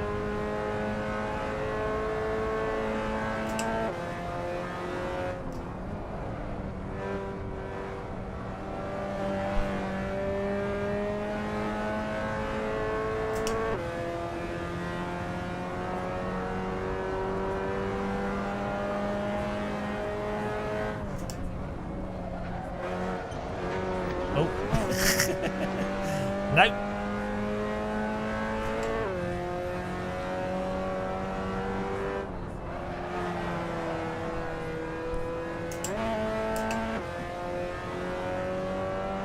Oh, hang on. TC was on. That can't be right. That'd be costing us a lot of time.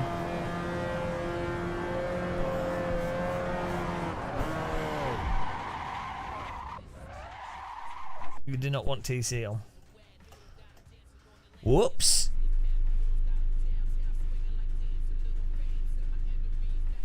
Oh, no, maybe it's messed up. I don't know.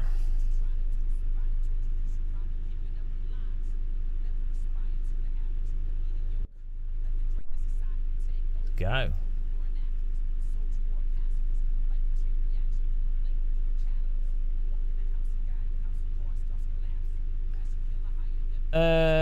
Yeah, you just need to brake at the right strength of brake to get the back out into the corner. Like brake hard initially in a straight line and then come off the brake so the oversteer from the braking follows you through into the corner. We're doing pretty good.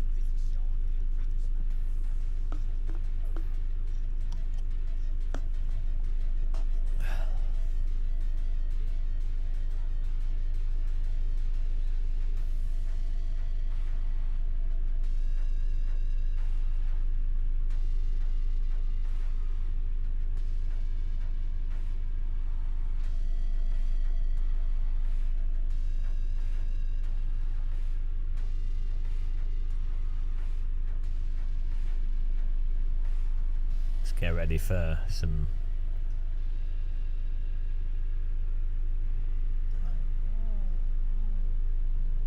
wrecking.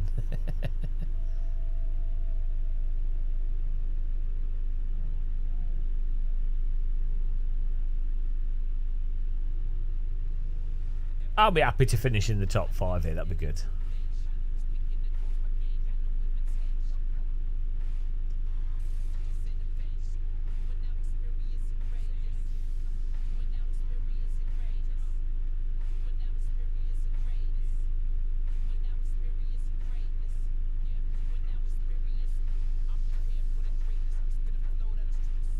Oh, I don't know. It's fine though. The track drive's alright.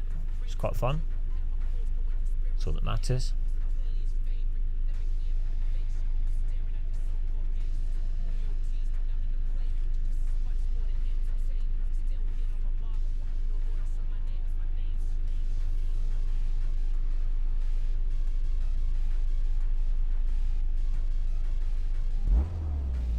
Every mod has a controversy.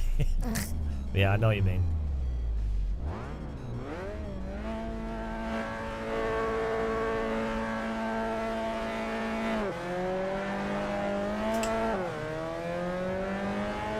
Let's go.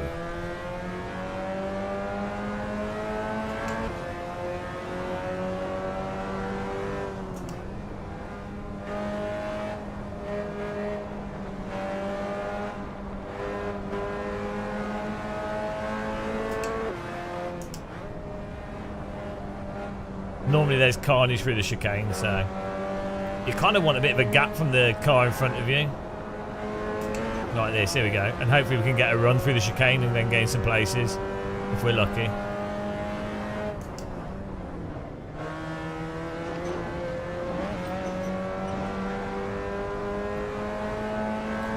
Mind the gap.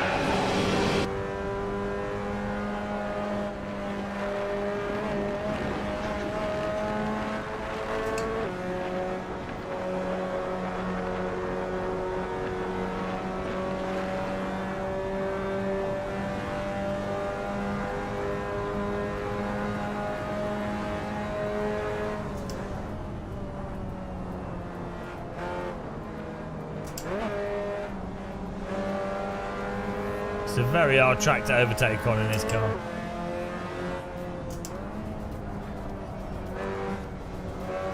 Oh, contact up front. Oh, this chicane is going to be proper spicy.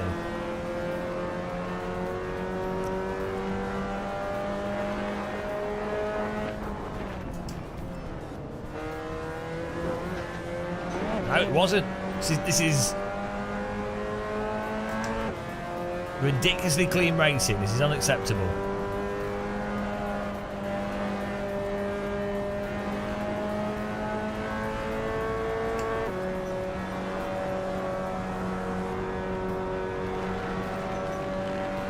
Do you think we can... He's moved. There you go. He left it open.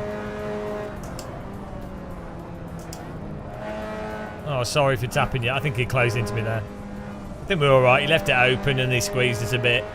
I think he turned into us there rather than me going into him. Don't feel too bad. Oh.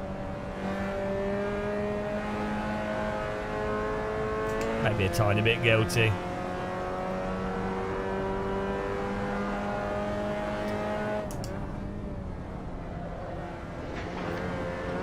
He should have just stayed on the inside though, going into the corner. I don't know why he gave it up, why he left the inside open.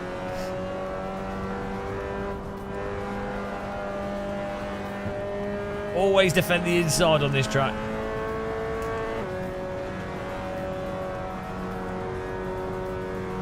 He's alright, he's a friendly little tickle.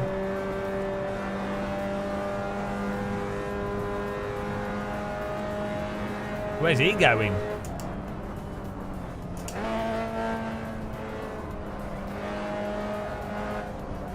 Can't it? Oh, hang on, we've got drift display going on here. Bloody hell. It's all happening, guys.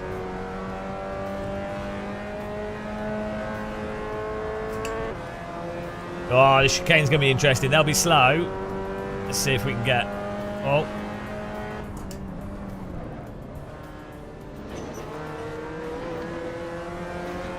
There we go. Got alongside him. The pace car is out of control. Woo! Spicy sandwich. Are they going to crash? He's not going to be happy about losing 2 places, is he? He's on the grass. The pace car is oh, thanks for following. Welcome. Appreciate the follows. Welcome along, guys.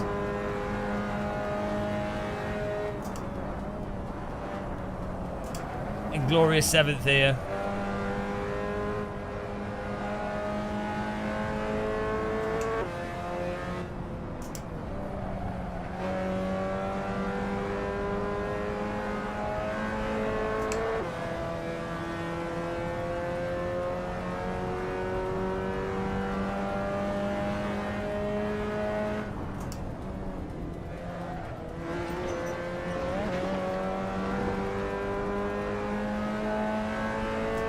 Yeah, it's really nice. It's really satisfying driving it smoothly, and leaning it through the corners and just feeling the tyres.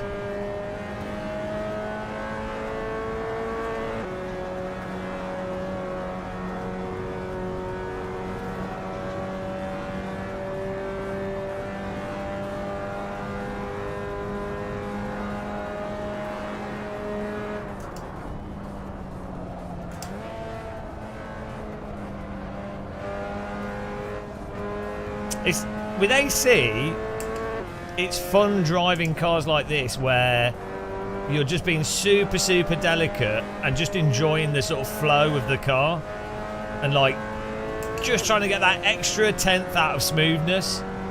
Whereas that's just not really in other sims. Like the force feedback's just not there in other sims to really give you that sensation.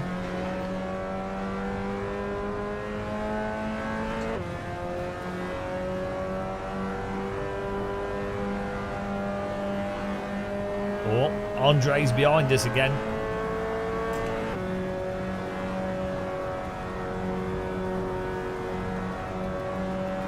Spend the inside. Hello, Noah.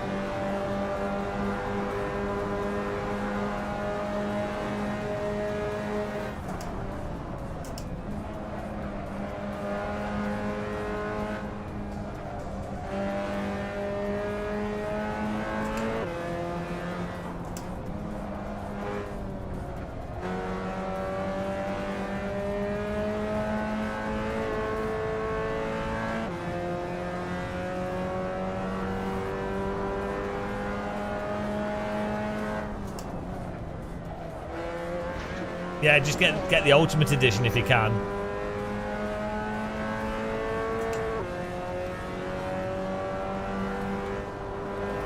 Yeah, that's why these cars are really popular in real life. I think is that they're affordable, and but even if you're not like poning it in them, they're just very fun and balanced and nice to drive.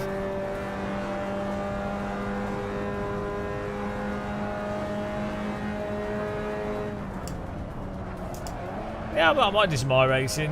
Like, probably won't do another full day of LFM. It's nice to mix it up.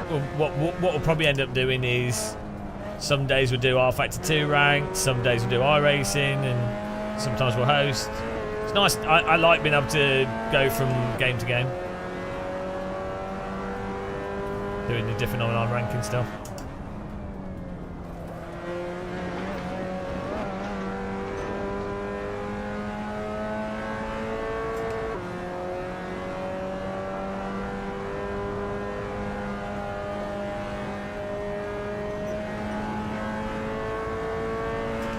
Everything's revolutionary. It's game changing.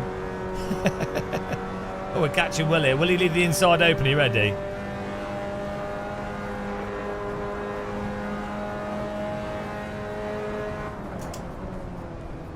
Why don't people defend the inside? Why not move diagonally slowly across the track so that the other car doesn't know if the inside's going to be open? If you leave the inside open, well, it's open, isn't it?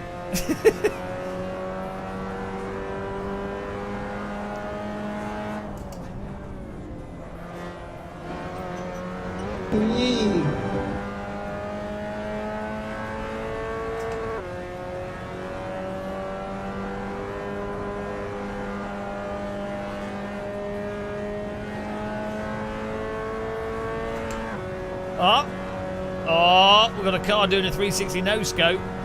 Oh, it's a back marker. That's a shame. Oh, Alfie Bevan's in front of us. We know Alfie Bevan. Mind the gap. What a Bevan. Oh, we're drifting. Did that on purpose, guys. I thought I'd put a bit of a display for you. Just wanted to test use my wheel rim. Pay for the whole wheel rim. Use the whole wheel rim. Bit of opposite lock. It's fine. Everything's so slow in a Mazda. No worries. I like to keep things exciting. You know, a bit boring otherwise. 900 degrees opposite lock spontaneously through the corner. Why not? Keep you awake.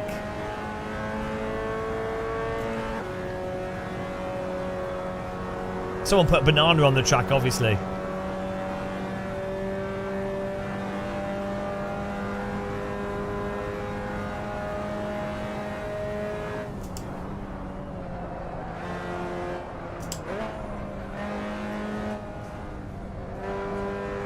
Yeah, it's awesome.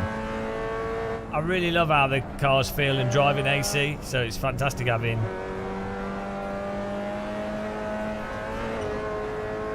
online ranked racing with random people to drive into.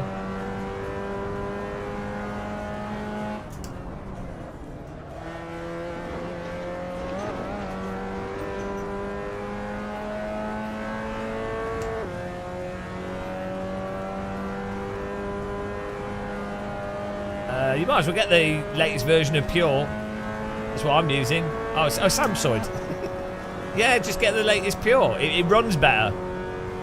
You need the latest shader patch, the latest Pure off their Patreon for £1. It runs better. You get better performance off it.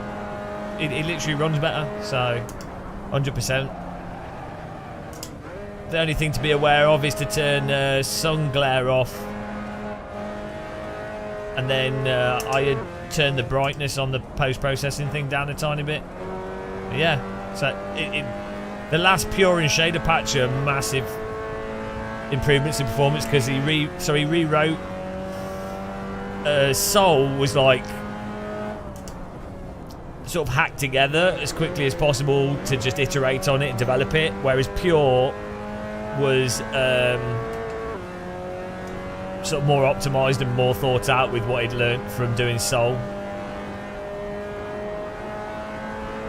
Yeah, it's a little bit confusing. I understand why LFM has put Soul on LFM for this set. Oh, carnage! Oh shit! There you go. Okay. That's a back marker. Oh, it's a back marker and a front runner. Oh, where's he going? Okay. Okay, that's what we're doing. The nice thing is it's Soul's free, so it makes sense for them to put it on there.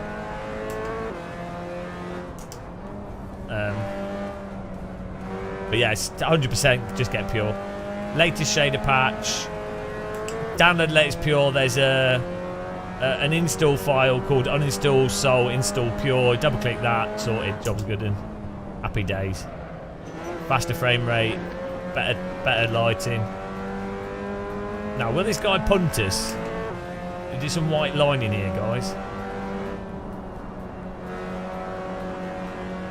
Kevin Budgeon and Alfie Bev in here. I'm expecting a punting.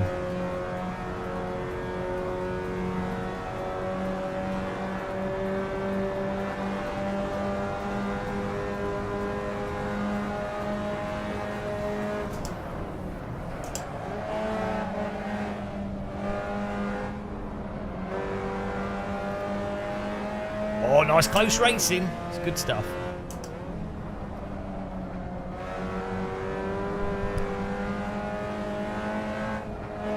Oh, I could get my car stuck in there.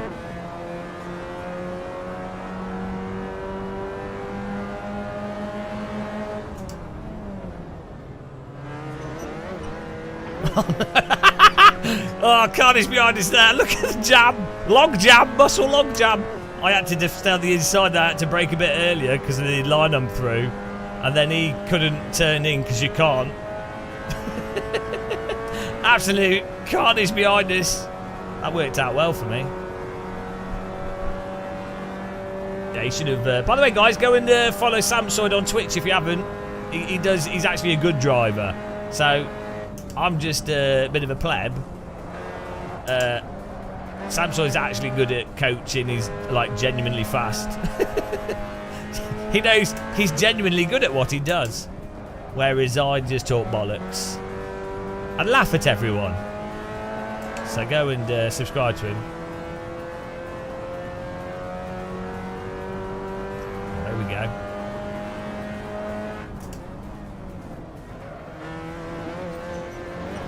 The bollocks. All the bollocks. Alfie Bevin's coming at us again. Oh, he's going to bev me. Here comes the Bevin. Oh, there's no way we're getting through this race without getting smashed.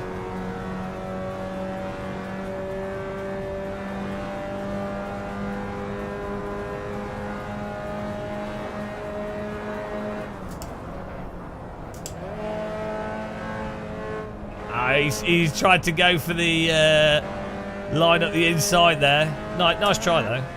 That can work sometimes. I'm white lining. I'm not blocking. I'm just holding the line. No, he's up our inside. Fair play to him. Good move.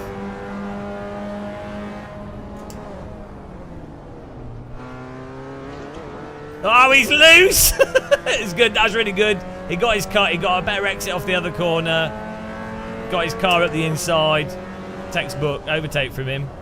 And I'm slow through here for this other car. He's going to run away.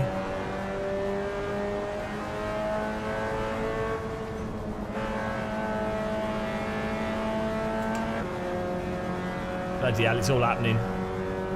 Yeah, it's good overtake from him. Can't be bitter. Jesus, Al, here comes the beehive.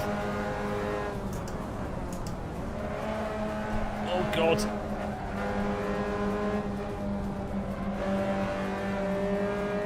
Oh, they've gone. Yeah, that's the edge of the track, guys. Got to be careful of that.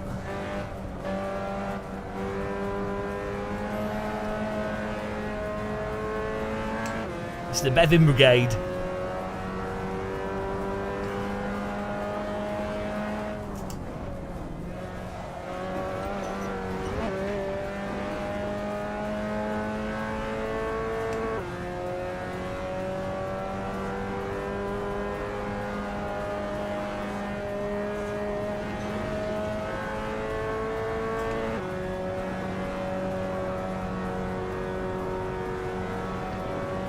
Man, you lose so much. Oh, they all died behind us. You lose so much pace just by rubbing the curbing.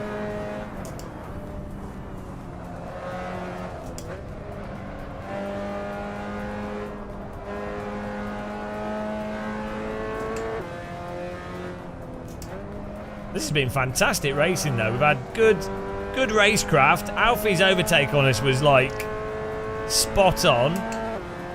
Nice battling with him, bit of defensive driving. I mean, what more could you want? It's honestly incredible. Car force feedback lets you drive really smooth and just enjoy the driving. The pace car is out of control. You know, this looks great. What more could you want? It's insane.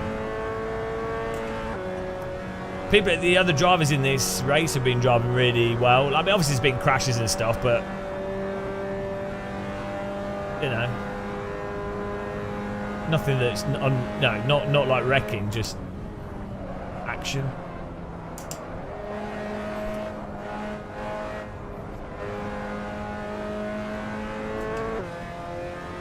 This is what's weird, right? Is like the whole GT, yeah, voice chat would be good.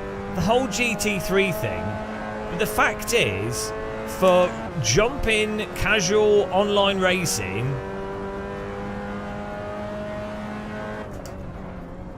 like an MX-5 is a better car.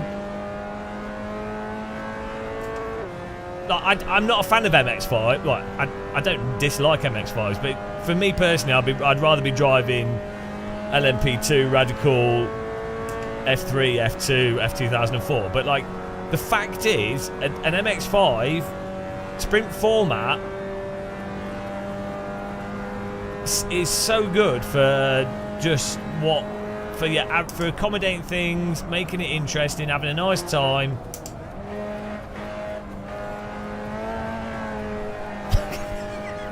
Didn't even lose any time for that. Don't worry about the rear tyres spinning up, guys. It's part of a I like to just rotate the wheel, you know, any excuse. MX-5 is good on any flowing track.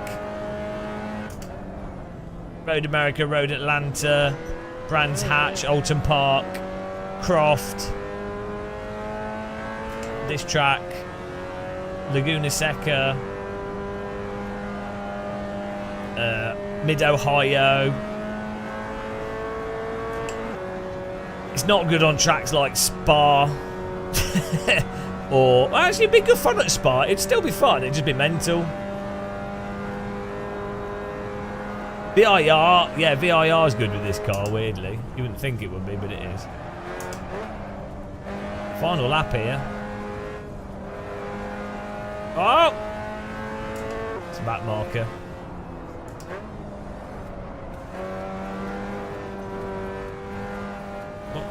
What is he doing? Drunk are us. Oh my god, he almost drove into me.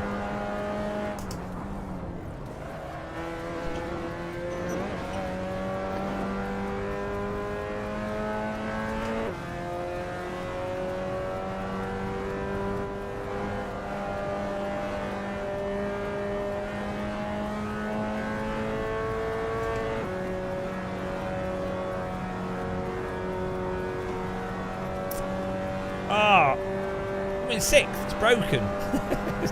Sixth place, I'll take it. Top split, sixth, we're getting up there, guys. Doing a lot better.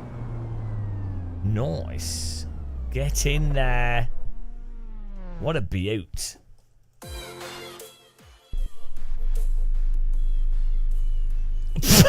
Sergio Batista's type dumb ass mother effer. Well, he's probably going to get banned. Does he realise? Why has he typed that in chat? Is he stupid? Presumably he likes racing. He needs a holiday.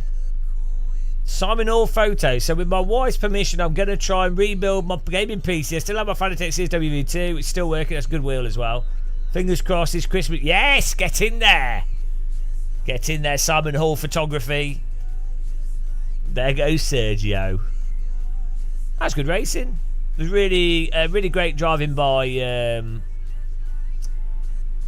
There is a auto pit and there is a pit limiter, but it's auto pit. There's really good driving by Alfie Bevin. Really nice overtake on us, he did. Oh, let's have a look at the times here. 58.8 I'm doing. 57.7, so I'm like a second off the pace. That's about right for me. 58.2, 57.8. Yeah, I'm a second off the pace. That's basically my pace. I have to get another tenth or so on that. I have to put a lot of time in.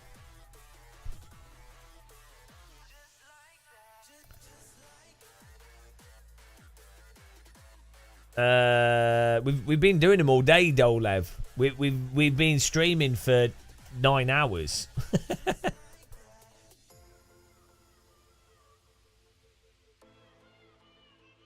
A second, yeah. Well, look, I'm not a pro driver, am I? Some of these guys are proper speedy potatoes. It's not. I can't help that.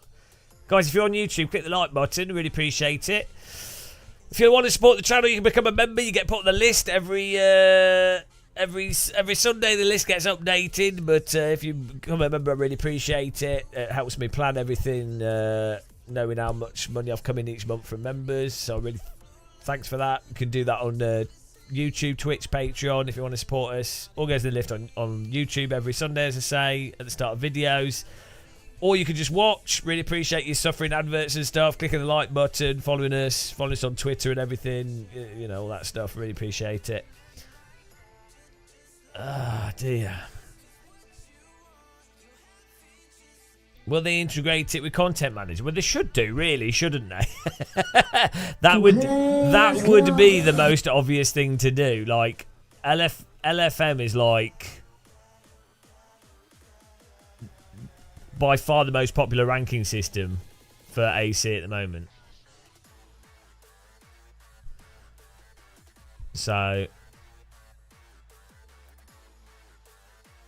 right, nice one, guys, nice. I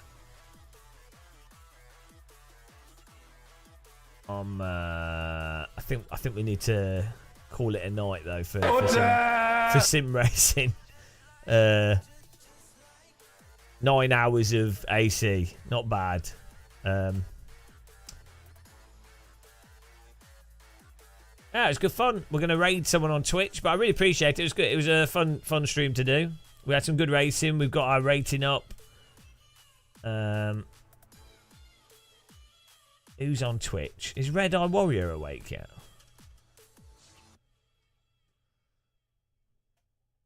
No. Everyone's asleep now. This is like dead time. Anyone playing Assetto Corsa? See. Hot lapping. No one's playing LFM. Who's this guy?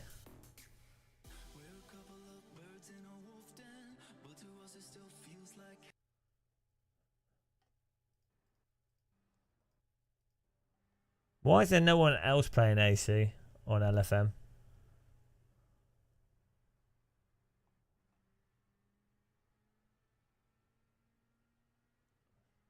We could raid a small channel. Hang on.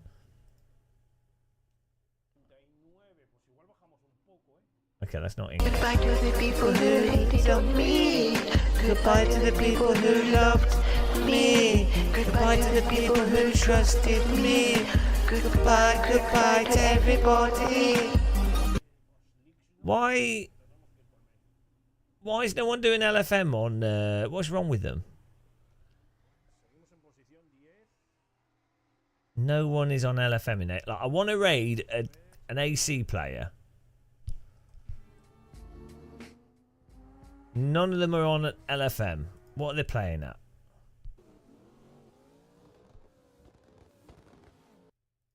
What is AI racing? Oh no, it's AI racing. I don't want to watch that rubbish.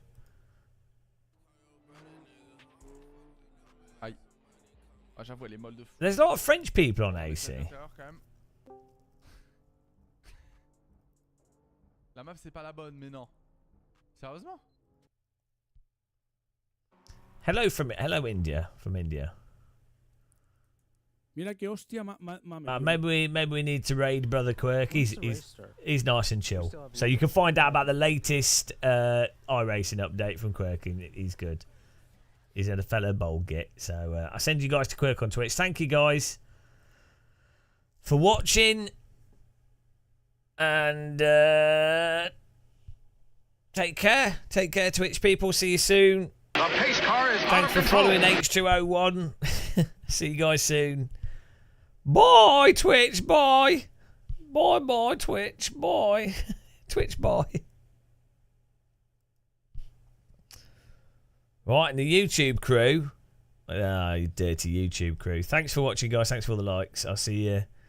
See you soon. See you soon. Goodbye. Goodbye, YouTube. Goodbye. Can I suggest, me bro, I go with the Fanatec GT DD Pro? Yeah, go with the Fanatec DD Pro 5 Newton meter.